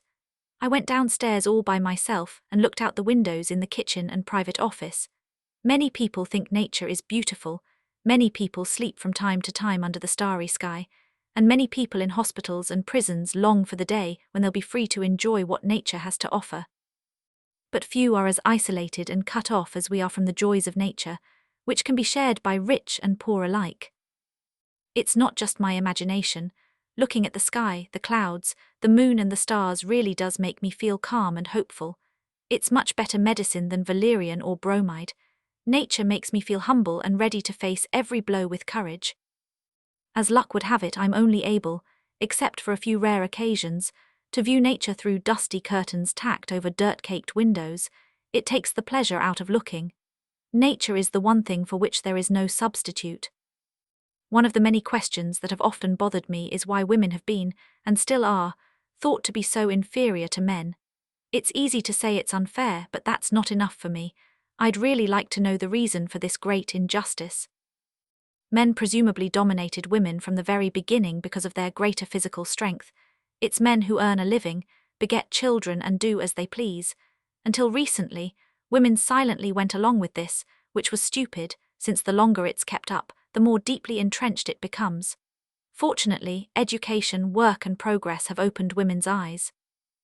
In many countries they've been granted equal rights. Many people, mainly women, but also men, now realize how wrong it was to tolerate this state of affairs for so long. Modern women want the right to be completely independent. But that's not all. Women should be respected as well. Generally speaking, men are held in great esteem in all parts of the world, so why shouldn't women have their share? Soldiers and war heroes are honored and commemorated, explorers are granted immortal fame, martyrs are revered, but how many people look upon women too as soldiers? In the book Men Against Death, I was greatly struck by the fact that in childbirth alone, women commonly suffer more pain, illness and misery than any war hero ever does. And what's her reward for enduring all that pain? She gets pushed aside when she's disfigured by birth, her children soon leave, her beauty is gone. Women, who struggle and suffer pain to ensure the continuation of the human race, make much tougher and more courageous soldiers than all those big-mouthed freedom-fighting heroes put together. I don't mean to imply that women should stop having children.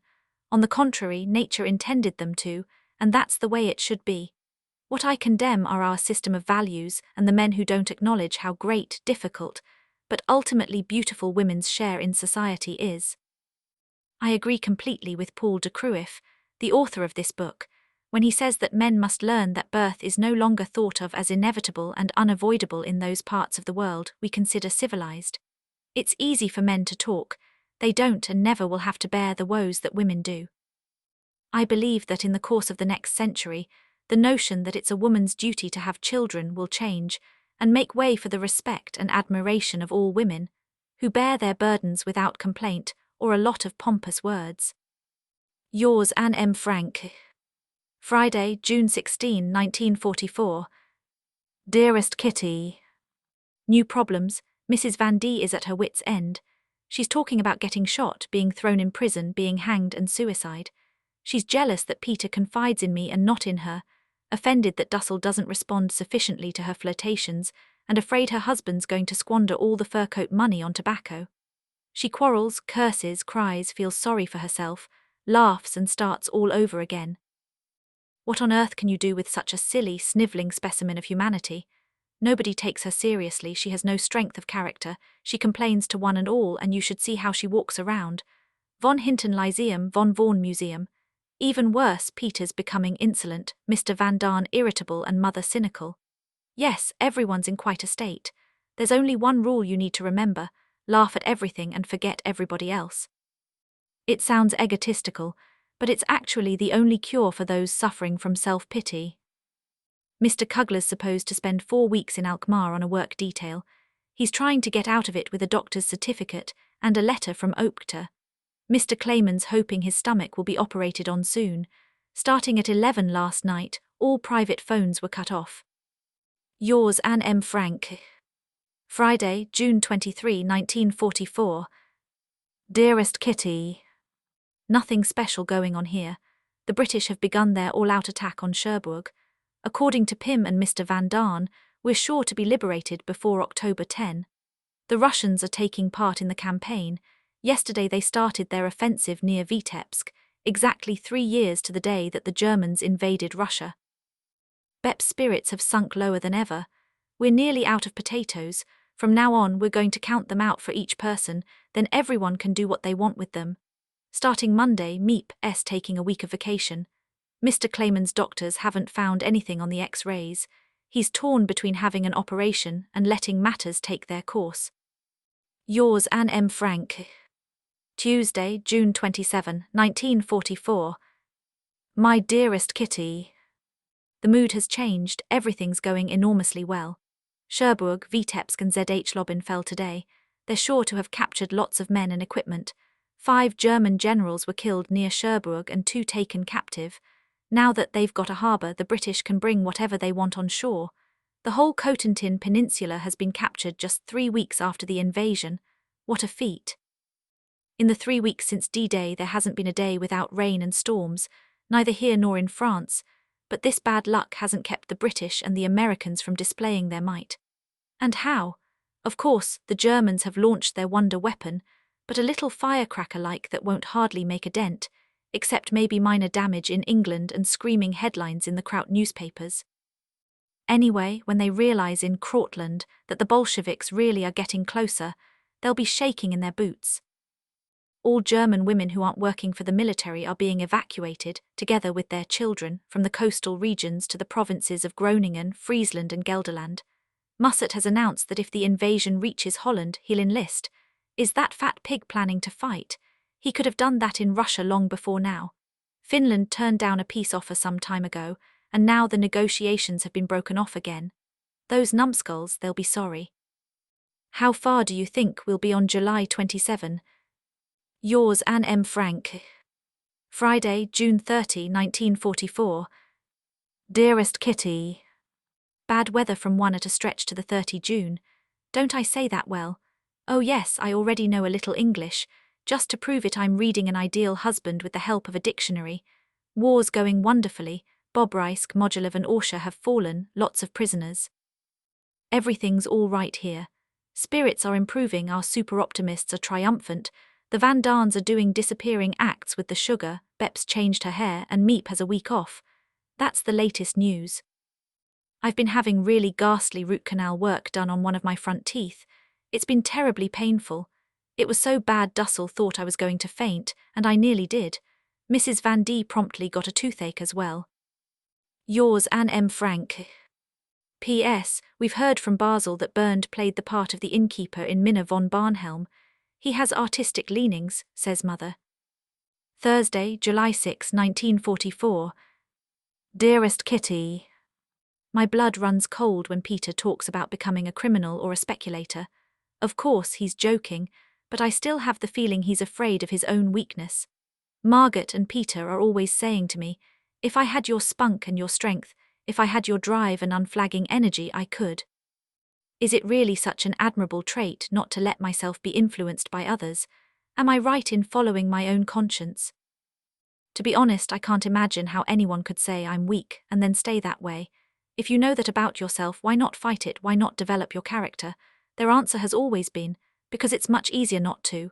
This reply leaves me feeling rather discouraged. Easy? Does that mean a life of deceit and laziness is easy too? Oh no, that can't be true. It can't be true that people are so readily tempted by ease and money. I've given a lot of thought to what my answer should be. to how I should get Peter to believe in himself and, most of all, to change himself for the better. I don't know whether I'm on the right track.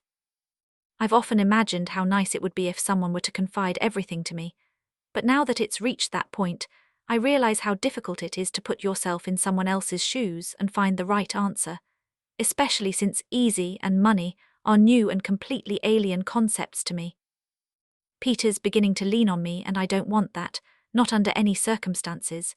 It's hard enough standing on your own 2 feet, but when you also have to remain true to your character and soul, it's harder still.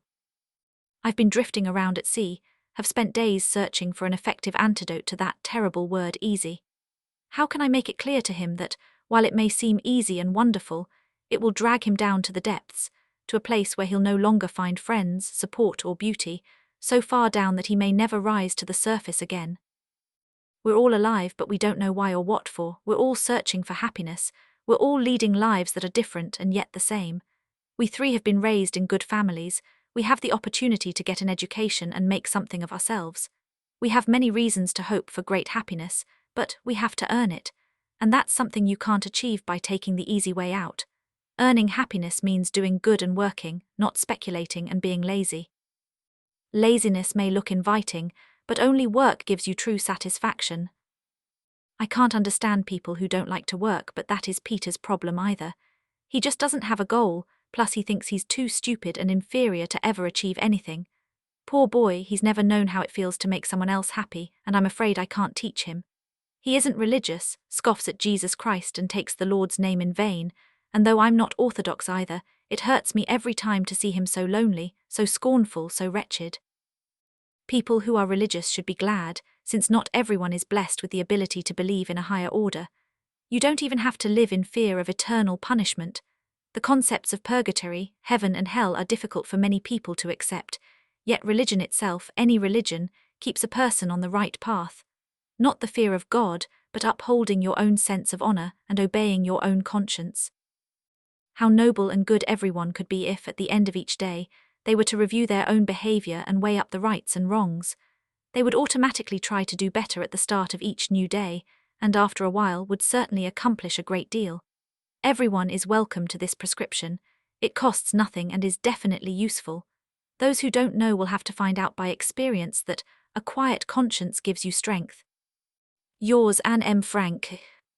Saturday, July 8, 1944. Dearest Kitty, Mr. Brox was in Beverwake and managed to get hold of strawberries at the produce auction. They arrived here dusty and full of sand, but in large quantities. No less than 24 crates for the office and us. That very same evening we canned the first 6 jars and made 8 jars of jam. The next morning Meep started making jam for the office. At 12:30 the outside door was locked. Crates were lugged into the kitchen, with Peter, father and Mr. Van Daan stumbling up the stairs. Anne got hot water from the water heater, Margaret went for a bucket, all hands on deck. With a funny feeling in my stomach, I entered the overcrowded office kitchen. Meep, Bep, Mr. Clayman, Jan, father, Peter, the Annex contingent and the supply corps all mixed up together, and that in the middle of the day. Curtains and windows open, loud voices, banging doors. I was trembling with excitement. I kept thinking, are we really in hiding? This must be how it feels when you can finally go out into the world again. The pan was full, so I dashed upstairs where the rest of the family was hulling strawberries around the kitchen table. At least that's what they were supposed to be doing, but more was going into their mouths than into the buckets. They were bound to need another bucket soon. Peter went back downstairs, but then the doorbell rang twice. Leaving the bucket where it was, Peter raced upstairs and shut the bookcase behind him.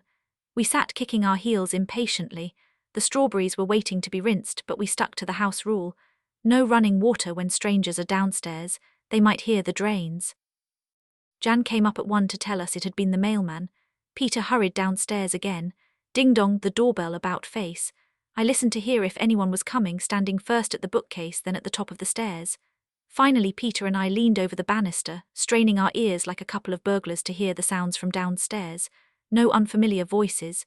Peter tiptoed halfway down the stairs and called out, "Bep," once more. "Bep." His voice was drowned out by the racket in the kitchen. So he ran down to the kitchen, while I nervously kept watch from above. "Go upstairs at once, Peter, the accountant, here, you've got to leave. It was Mr. Cugler's voice. Sighing, Peter came upstairs and closed the bookcase. Mr. Cugler finally came up at 1:30. My gosh, the whole world's turned to strawberries. I had strawberries for breakfast, Jan's having them for lunch, Clayman's eating them as a snack, Meep's boiling them, Bep's hulling them, and I can smell them everywhere I go. I come upstairs to get away from all that red, and what do I see? People washing strawberries. The rest of the strawberries were canned. That evening, 2 jars came unsealed. Father quickly turned them into jam. The next morning, 2 more lids popped up, and that afternoon, 4 lids. Mr. Van Daan hadn't gotten the jars hot enough when he was sterilizing them, so Father ended up making jam every evening. We ate hot cereal with strawberries, buttermilk with strawberries, bread with strawberries, strawberries for dessert, strawberries with sugar, strawberries with sand. For 2 days there was nothing but strawberries, strawberries, strawberries, and then our supply was either exhausted or in jars, safely under lock and key. "Hey Anne," Margaret called out one day, "Mrs. Van Hoeven has let us have some peas, 20 pounds. "That's nice of her," I replied, "and it certainly was, but it's so much work. On Saturday you've all got to shell peas," Mother announced at the table. And sure enough, this morning after breakfast our biggest enamel pan appeared on the table, filled to the brim with peas. If you think shelling peas is boring work, you ought to try removing the inner linings. I don't think many people realize that once you've pulled out the linings, the pods are soft, delicious and rich in vitamins. But an even greater advantage is that you get nearly 3 times as much as when you eat just the peas. Stripping pods is a precise and meticulous job that might be suited to pedantic dentists or finicky spice experts, but it's a horror for an impatient teenager like me. We started work at 9:30, I sat down at 10:30, got up again at 11, sat down again at 11:30. My ears were humming with the following refrain: snap the end, strip the pod, pull the string, pod in the pan, snap the end, strip the pod, pull the string, pod in the pan, etc., etc. My eyes were swimming. Green, green, worm, string, rotten pod, green, green. To fight the boredom and have something to do, I chatted all morning, saying whatever came into my head and making everyone laugh. The monotony was killing me. Every string I pulled made me more certain that I never ever want to be just a housewife. At 12 we finally ate breakfast, but from 12:30 to 1:15 we had to strip pods again. When I stopped, I felt a bit seasick, and so did the others. I napped until 4, still in a daze because of those wretched peas. Yours, Anne M. Frank. Saturday, July 15, 1944. Dearest Kitty, we've received a book from the library with the challenging title, "What Do You Think of the Modern Young Girl?" I'd like to discuss this subject today.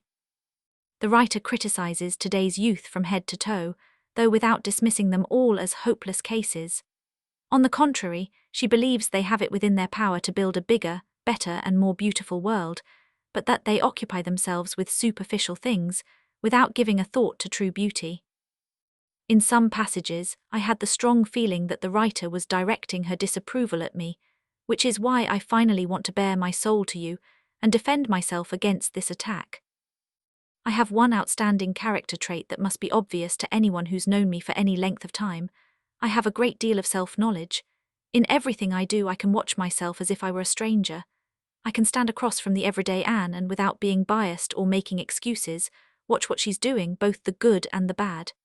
This self-awareness never leaves me, and every time I open my mouth I think, "You should have said that differently," or "That's fine the way it is." I condemn myself in so many ways that I'm beginning to realize the truth of Father's adage. Every child has to raise itself. Parents can only advise their children or point them in the right direction. Ultimately, people shape their own characters. In addition, I face life with an extraordinary amount of courage. I feel so strong and capable of bearing burdens, so young and free. When I first realized this, I was glad, because it means I can more easily withstand the blows life has in store. But I've talked about these things so often. Now I'd like to turn to the chapter, "Father and Mother Do Understand Me." My parents have always spoiled me rotten, treated me kindly, defended me against the Van Daans and done all that parents can. And yet for the longest time I felt extremely lonely, left out, neglected and misunderstood. Father did everything he could to curb my rebellious spirit, but it was no use. I've cured myself by holding my behavior up to the light and looking at what I was doing wrong. Why didn't Father support me in my struggle? Why did he fall short when he tried to offer me a helping hand? The answer is, he used the wrong methods. He always talked to me as if I were a child going through a difficult phase. It sounds crazy, since father's the only one who's given me a sense of confidence and made me feel as if I'm a sensible person. But he overlooked one thing. He failed to see that this struggle to triumph over my difficulties was more important to me than anything else. I didn't want to hear about typical adolescent problems, or other girls, or you'll grow out of it. I didn't want to be treated the same as all the other girls, but as Anne in her own right, and Pim didn't understand that. Besides, I can't confide in anyone unless they tell me a lot about themselves, and because I know very little about him, I can't get on a more intimate footing. Pim always acts like the elderly father who once had the same fleeting impulses, but who can no longer relate to me as a friend, no matter how hard he tries. As a result, I've never shared my outlook on life or my long-pondered theories with anyone but my diary, and once in a while Margaret. I've hid anything having to do with me from father, never shared my ideals with him, deliberately alienated myself from him. I couldn't have done it any other way. I've let myself be guided entirely by my feelings. It was egotistical, but I've done what was best for my own peace of mind. I would lose that, plus the self-confidence I've worked so hard to achieve, if I were to be subjected to criticism halfway through the job. It may sound hard-hearted, but I can't take criticism from Pim either, because not only do I never share my innermost thoughts with him, but I've pushed him even further away by being irritable. This is a point I think about quite often. Why is it that Pim annoys me so much sometimes? I can hardly bear to have him tutor me, and his affection seems forced. I want to be left alone, and I'd rather he ignored me for a while until I'm more sure of myself when I'm talking to him. I'm still torn with guilt about the mean letter I wrote him when I was so upset. Oh, it's hard to be strong and brave in every way. Still, this hasn't been my greatest disappointment. No, I think about Peter much more than I do father. I know very well that he was my conquest and not the other way around. I created an image of him in my mind, pictured him as a quiet, sweet, sensitive boy badly in need of friendship and love. I needed to pour out my heart to a living person. I wanted a friend who would help me find my way again. I accomplished what I set out to do and drew him slowly but surely toward me. When I finally got him to be my friend, it automatically developed into an intimacy that, when I think about it now, seems outrageous. We talked about the most private things, but we haven't yet touched upon the things closest to my heart. I still can't make head or tail of Peter. Is he superficial, or is it shyness that holds him back, even with me? But putting all that aside, I made one mistake. I used intimacy to get closer to him, and in doing so, I ruled out other forms of friendship. He longs to be loved, and I can see he's beginning to like me more with each passing day. Our time together leaves him feeling satisfied, but just makes me want to start all over again. I never broach the subjects I long to bring out into the open. I forced Peter, more than he realizes, to get close to me, and now he's holding on for dear life. I honestly don't see any effective way of shaking him off and getting him back on his own 2 feet. I soon realized he could never be a kindred spirit, but still tried to help him break out of his narrow world and expand his youthful horizons. Deep down, the young are lonelier than the old. I read this in a book somewhere and it stuck in my mind. As far as I can tell, it's true. So if you're wondering whether it's harder for the adults here than for the children, the answer is no, it's certainly not. Older people have an opinion about everything and are sure of themselves and their actions. It's twice as hard for us young people to hold on to our opinions at a time when ideals are being shattered and destroyed, when the worst side of human nature predominates, when everyone has come to doubt truth, justice, and God. Anyone who claims that the older folks have a more difficult time in the Annex doesn't realize that the problems have a far greater impact on us. We're much too young to deal with these problems, but they keep thrusting themselves on us until, finally, we're forced to think up a solution, though most of the time our solutions crumble when faced with the facts. It's difficult in times like these. Ideals, dreams, and cherished hopes rise within us, only to be crushed by grim reality. It's a wonder I haven't abandoned all my ideals. They seem so absurd and impractical. Yet I cling to them because I still believe, in spite of everything, that people are truly good at heart. It's utterly impossible for me to build my life on a foundation of chaos, suffering, and death. I see the world being slowly transformed into a wilderness. I hear the approaching thunder that one day will destroy us too. I feel the suffering of millions. And yet, when I look up at the sky, I somehow feel that everything will change for the better, that this cruelty too will end, that peace and tranquility will return once more. In the meantime, I must hold on to my ideals. Perhaps the day will come when I'll be able to realize them. Yours, Anne M. Frank. Friday, July 21, 1944. Dearest Kitty, I'm finally getting optimistic. Now at last things are going well. They really are great news. An assassination attempt has been made on Hitler's life, and for once not by Jewish communists or English capitalists, but by a German general who's not only a count but young as well. The Führer owes his life to divine providence. He escaped, unfortunately, with only a few minor burns and scratches. A number of the officers and generals who were nearby were killed or wounded. The head of the conspiracy has been shot. This is the best proof we've had so far that many officers and generals are fed up with the war and would like to see Hitler sink into a bottomless pit, so they can establish a military dictatorship, make peace with the Allies, rearm themselves, and after a few decades, start a new war. Perhaps Providence is deliberately biding its time getting rid of Hitler, since it's much easier and cheaper for the Allies to let the impeccable Germans kill each other off. It's less work for the Russians and the British, and it allows them to start rebuilding their own cities all that much sooner. But we haven't reached that point yet, and I'd hate to anticipate the glorious event. Still, you've probably noticed that I'm telling the truth, the whole truth and nothing but the truth. For once, I'm not rattling on about high ideals. Furthermore, Hitler has been so kind as to announce to his loyal, devoted people that as of today all military personnel are under orders of the Gestapo, and that any soldier who knows that one of his superiors was involved in this cowardly attempt on the Führer's life may shoot him on sight. A fine kettle of fish that will be. Little Johnny's feet are sore after a long march and his commanding officer bawls him out. Johnny grabs his rifle, shouts, You tried to kill the Führer, take that. One shot and the snooty officer who dared to reprimand him passes into eternal life, or is it eternal death? Eventually, every time an officer sees a soldier or gives an order, he'll be practically wetting his pants because the soldiers have more say-so than he does. Were you able to follow that, or have I been skipping from one subject to another again? I can't help it, the prospect of going back to school in October is making me too happy to be logical. Oh dear, didn't I just get through telling you I didn't want to anticipate events? Forgive me, Kitty, they don't call me a bundle of contradictions for nothing. Yours, Anne M. Frank. Tuesday, August 1, 1944. Dearest Kitty. A bundle of contradictions was the end of my previous letter and is the beginning of this one. Can you please tell me exactly what a bundle of contradictions is? What does contradiction mean?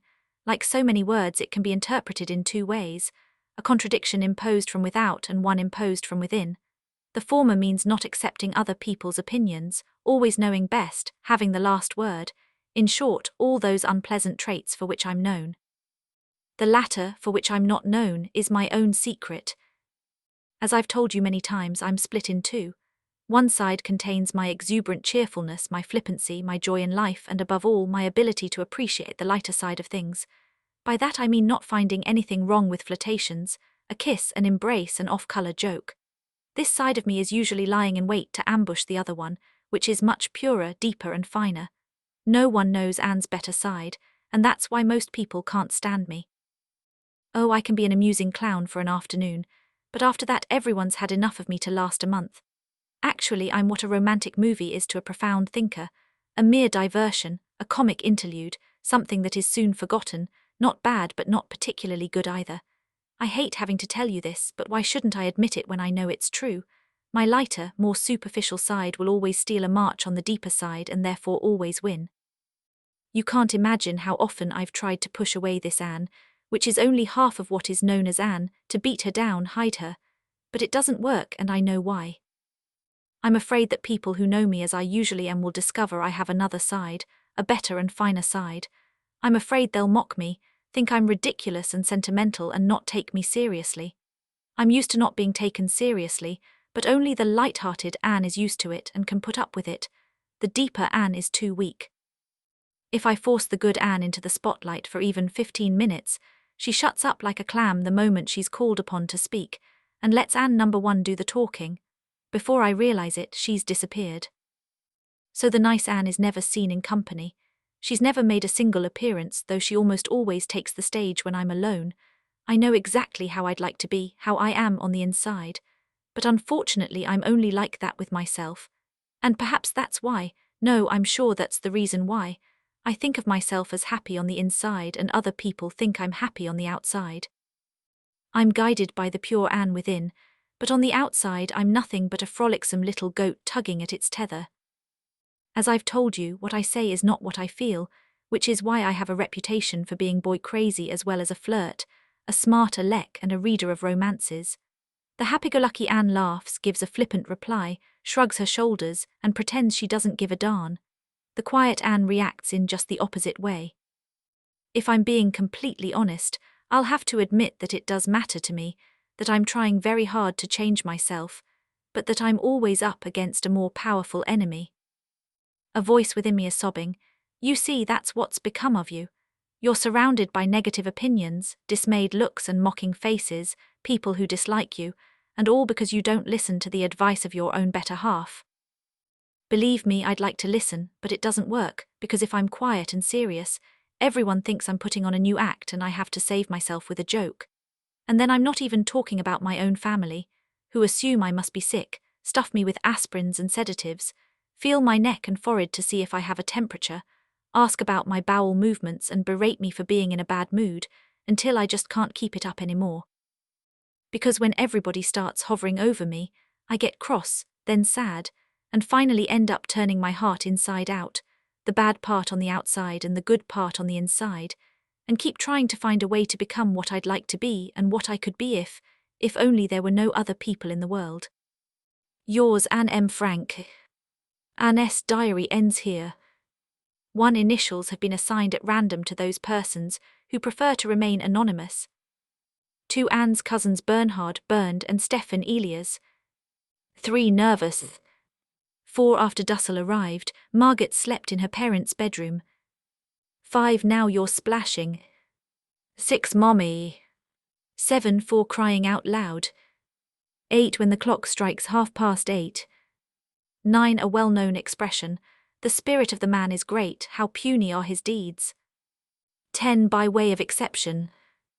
11 a famous line from Goethe, on top of the world or in the depths of despair. 12 Anne's grandmother was terminally ill.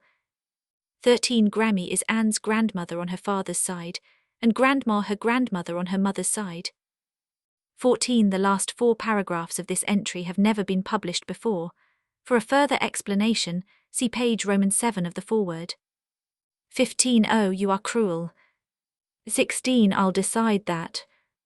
17 Thank you, God, for all that is good and dear and beautiful. 18 should be preservative prophylactics. 19 Anne's second home. 20 cervix. 21 Oh, for heaven's sake. 22 Gerrit Bolkestein was the Minister of Education, and Pieter Gerbrandy was the Prime Minister of the Dutch government in exile in London. See Anne's letter of March 29, 1944. 23 disappeared. 24 necking. 25 until we speak again. 26 the abduction of mother, a possible reference to Mozart's opera The Abduction from the Seraglio. 27 incalculable loss, terrible, awful, irreplaceable. 28 an affront to racial purity. 29 acts like a schoolgirl, looks like a frump. 30 the leader of the Dutch National Socialist, Nazi, Party. 31 Anne's English. 32 cousin Bernhard Buddy, Elias. Afterward, on the morning of August 4, 1944, sometime between 10 and 10:30, a car pulled up at 263 Prinsengracht. Several figures emerged, an SS sergeant, Carl Joseph Silberbauer, in full uniform, and at least 3 Dutch members of the security police, armed but in civilian clothes. Someone must have tipped them off. They arrested the 8 people hiding in the annex, as well as 2 of their helpers, Victor Kugler and Johannes Kleiman, though not Miep Gijs and Elizabeth Bepp Voskuele, and took all the valuables and cash they could find in the annex. After the arrest, Kugler and Kleiman were taken to a prison in Amsterdam. On September 11, 1944, they were transferred, without benefit of a trial, to a camp in Amersfoort, Holland. Clayman, because of his poor health, was released on September 18, 1944. He remained in Amsterdam until his death in 1959. Kugler managed to escape his imprisonment on March 28, 1945, when he and his fellow prisoners were being sent to Germany as forced labourers. He immigrated to Canada in 1955 and died in Toronto in 1989. Elizabeth Bepp Voskuil-Wake died in Amsterdam in 1983. Miep Santrauskits Gijs is still living in Amsterdam. Her husband Jan died in 1993. Upon their arrest, the 8 residents of the Annex were first brought to a prison in Amsterdam and then transferred to Westerbork, the transit camp for Jews in the north of Holland. They were deported on September 3, 1944, in the last transport to leave Westerbork, and arrived 3 days later in Auschwitz, Poland. Herman van Pels, Van Daan, was, according to the testimony of Otto Frank, gassed to death in Auschwitz in October or November 1944, shortly before the gas chambers were dismantled. August van Pels, Petronella van Daan, was transporting from Auschwitz to Bergen-Belsen, from there to Buchenwald, then to Theresienstadt on April 9, 1945, and apparently to another concentration camp after that. It is certain that she did not survive, though the date of her death is unknown. Peter van Pels, Van Daan, was forced to take part in the January 16, 1945, death march from Auschwitz to Mauthausen, Austria, where he died on May 5, 1945, 3 days before the camp was liberated. Fritz Pfeffer, Albert Dussel, died on December 20, 1944, in the Neuengamme concentration camp, where he had been transferred from either Buchenwald or Sachsenhausen. Edith Frank died in Auschwitz-Birkenau on January 6, 1945, from hunger and exhaustion. Margot and Anne Frank were transporting from Auschwitz at the end of October and brought to Bergen-Belsen, a concentration camp near Hanover, Germany. The typhus epidemic that broke out in the winter of 1944-1945, as a result of the horrendous hygienic conditions, killed thousands of prisoners, including Margot and a few days later, Anne. She must have died in late February or early March. The bodies of both girls were probably dumped in Bergen-Belsen's mass grave. The camp was liberated by British troops on April 12, 1945. Otto Frank was the only one of the 8 to survive the concentration camps. After Auschwitz was liberated by Russian troops, he was repatriated to Amsterdam by way of Odessa and Marseille. He arrived in Amsterdam on June 3, 1945, and stayed there until 1953, when he moved to Basel, Switzerland, where his sister and her family, and later his brother, lived. He married Elfriede Markowitz Geringer, originally from Vienna, who had survived Auschwitz and lost a husband and son in Mauthausen. Until his death on August 19, 1980, Otto Frank continued to live in Bursfelden, outside Basel, where he devoted himself to sharing the message of his daughter's diary with people all over the world.